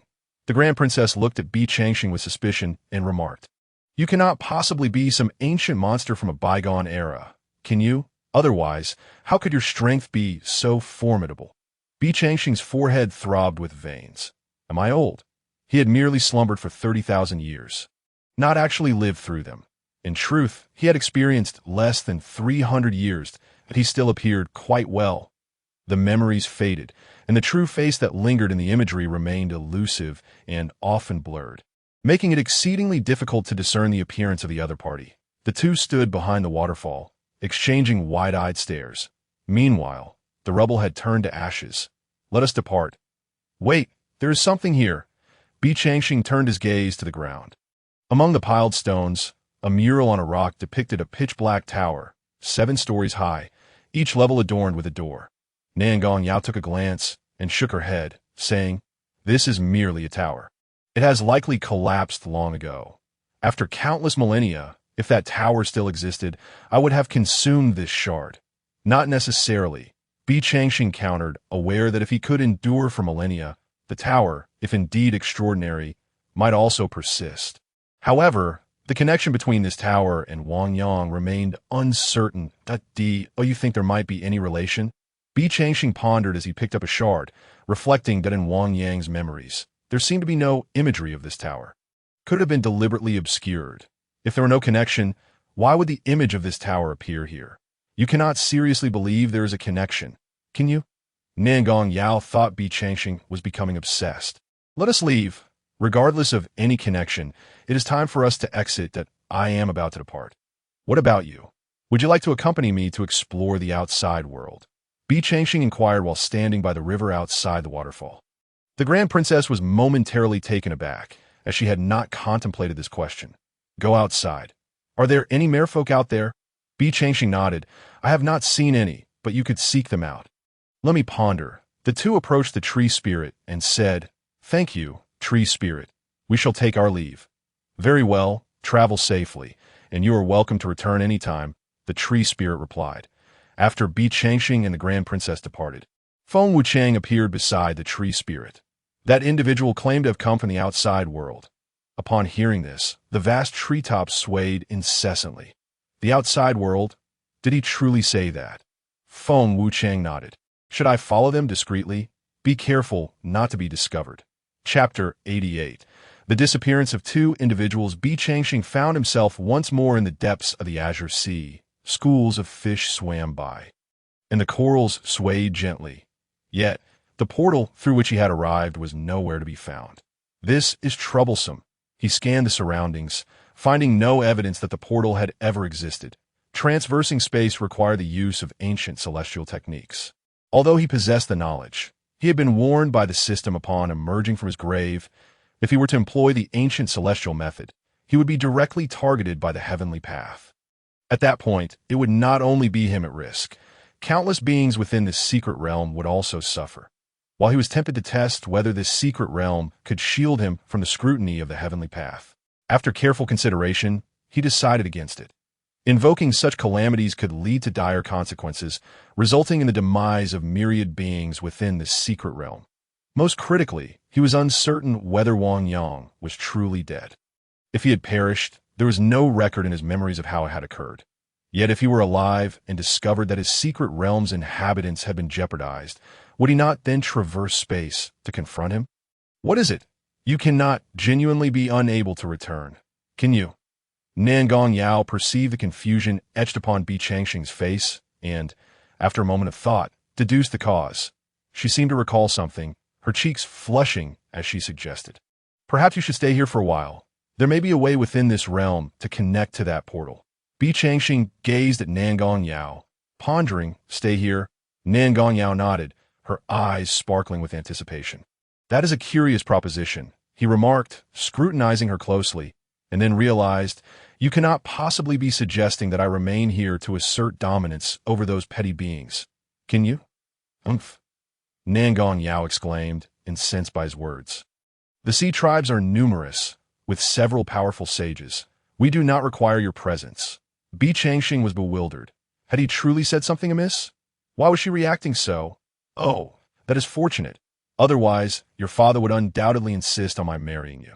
You. Nangong Yao inhaled deeply, attempting to regain her composure. She sensed that continuing this conversation might lead her to a state of exasperation. Bi Changxing paid her no heed, as at that moment, an unusual occurrence transpired within his space. The shard he had carelessly discarded earlier began to emit a faint glow. The source of the light was the black tower etched upon the shard. He promptly retrieved it. With a swish, the black tower shone brilliantly, radiating beams of multicolored light, and soon, a portal manifested within the luminescence. Bi Changxing blinked, glancing at the shard in his hand, then at the portal. Is this truly possible? Such an unrelated connection. Or could it be that the black shard bore some significance to the black tower? Or perhaps there was a relationship between the black tower and Wang Yang. He could not ascertain. But that was of little importance now. What mattered was that the door had opened this moment. Nangong Yao wore a perplexed expression, gazing at the shimmering portal. How did it suddenly appear? It must be due to this shard. Otherwise, I genuinely would not know how to return. Bi Changxing shook the shard in his hand and tucked it back into his space. Then he turned to Nangong Yao, who was still staring at him, and asked, Are you certain you do not wish to step outside? The cultivation speed in the outside world far surpasses that here, with a wealth of heavenly essence. No, as you mentioned, One cannot ascend to immortality outside. Nangong Yao fixed her gaze on Bi Changxing and asked, "Will you return?" Bi Changxing shook his head. "Perhaps I will, or perhaps I will not. And moreover, I suspect you all will not remain inside for long." He lifted his gaze toward the surface of the water. Beneath the faint glow of the pearls, the sea glimmered like satin, reminiscent of a blue sky. Suddenly, a flash of white light surged rapidly from the water toward the multicolored portal. Vanishing within an instant, Bi Changxing's brow furrowed, yet he refrained from taking action. The Grand Princess's expression darkened. She had not anticipated that they were being tracked without her knowledge. Demonic aura. The other party is of the demon race.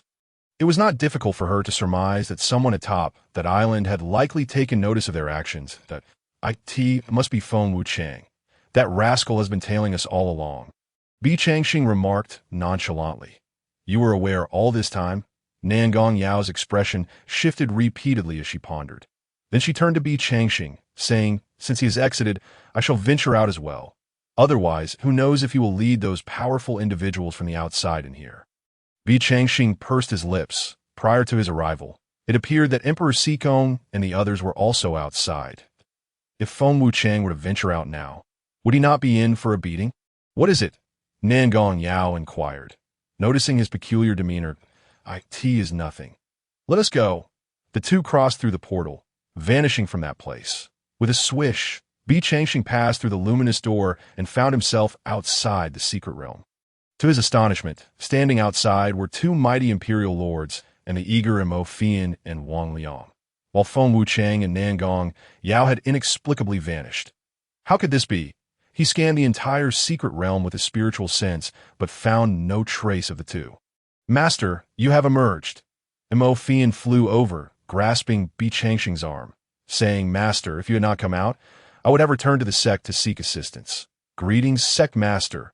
Wang Liang's anxious heart finally found solace, relieved that he had not lost such a valuable ally. "Since you have emerged, I shall return to report." The two imperial lords clasped their fists in respect toward Bi Changxing. "Wait a moment. Did either of you see a man and a woman emerge from the portal?" Bi Changxing felt it prudent to inquire. Though he knew the chances were slim, yet one could hope for a clue. "Master, what are you saying? There is no one here except us." Bi Changxing turned to the two imperial lords, who wore equally bewildered expressions, shaking their heads. "We did not see anyone else. This is absurd." Nangong Yao and Feng Wuchang had clearly emerged from this portal. How could it be that they were both said to be unseen? "Very well, let us depart." Along the way, Bi Changxing remained preoccupied with thoughts of where the two had gone, that he speculated that this portal was not the sole exit, given the vastness of the secret realm. It must connect to other places, but where exactly had they ended up? As for Feng Wuchang's fate, he cared little.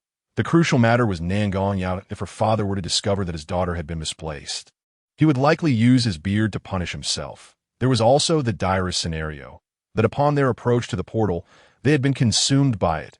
But this explanation seemed even more ludicrous, utterly nonsensical. Why then had he been able to enter safely and exit without incident? "Master, you are unaware that you have been inside for 2.5 hours. If you do not emerge soon, we shall truly have to seek alternative measures." Mo Fian clung to his arm, her words flowing incessantly. Bi Changxing halted his steps and inquired, "If I understand correctly, does this imply that you are unable to enter?"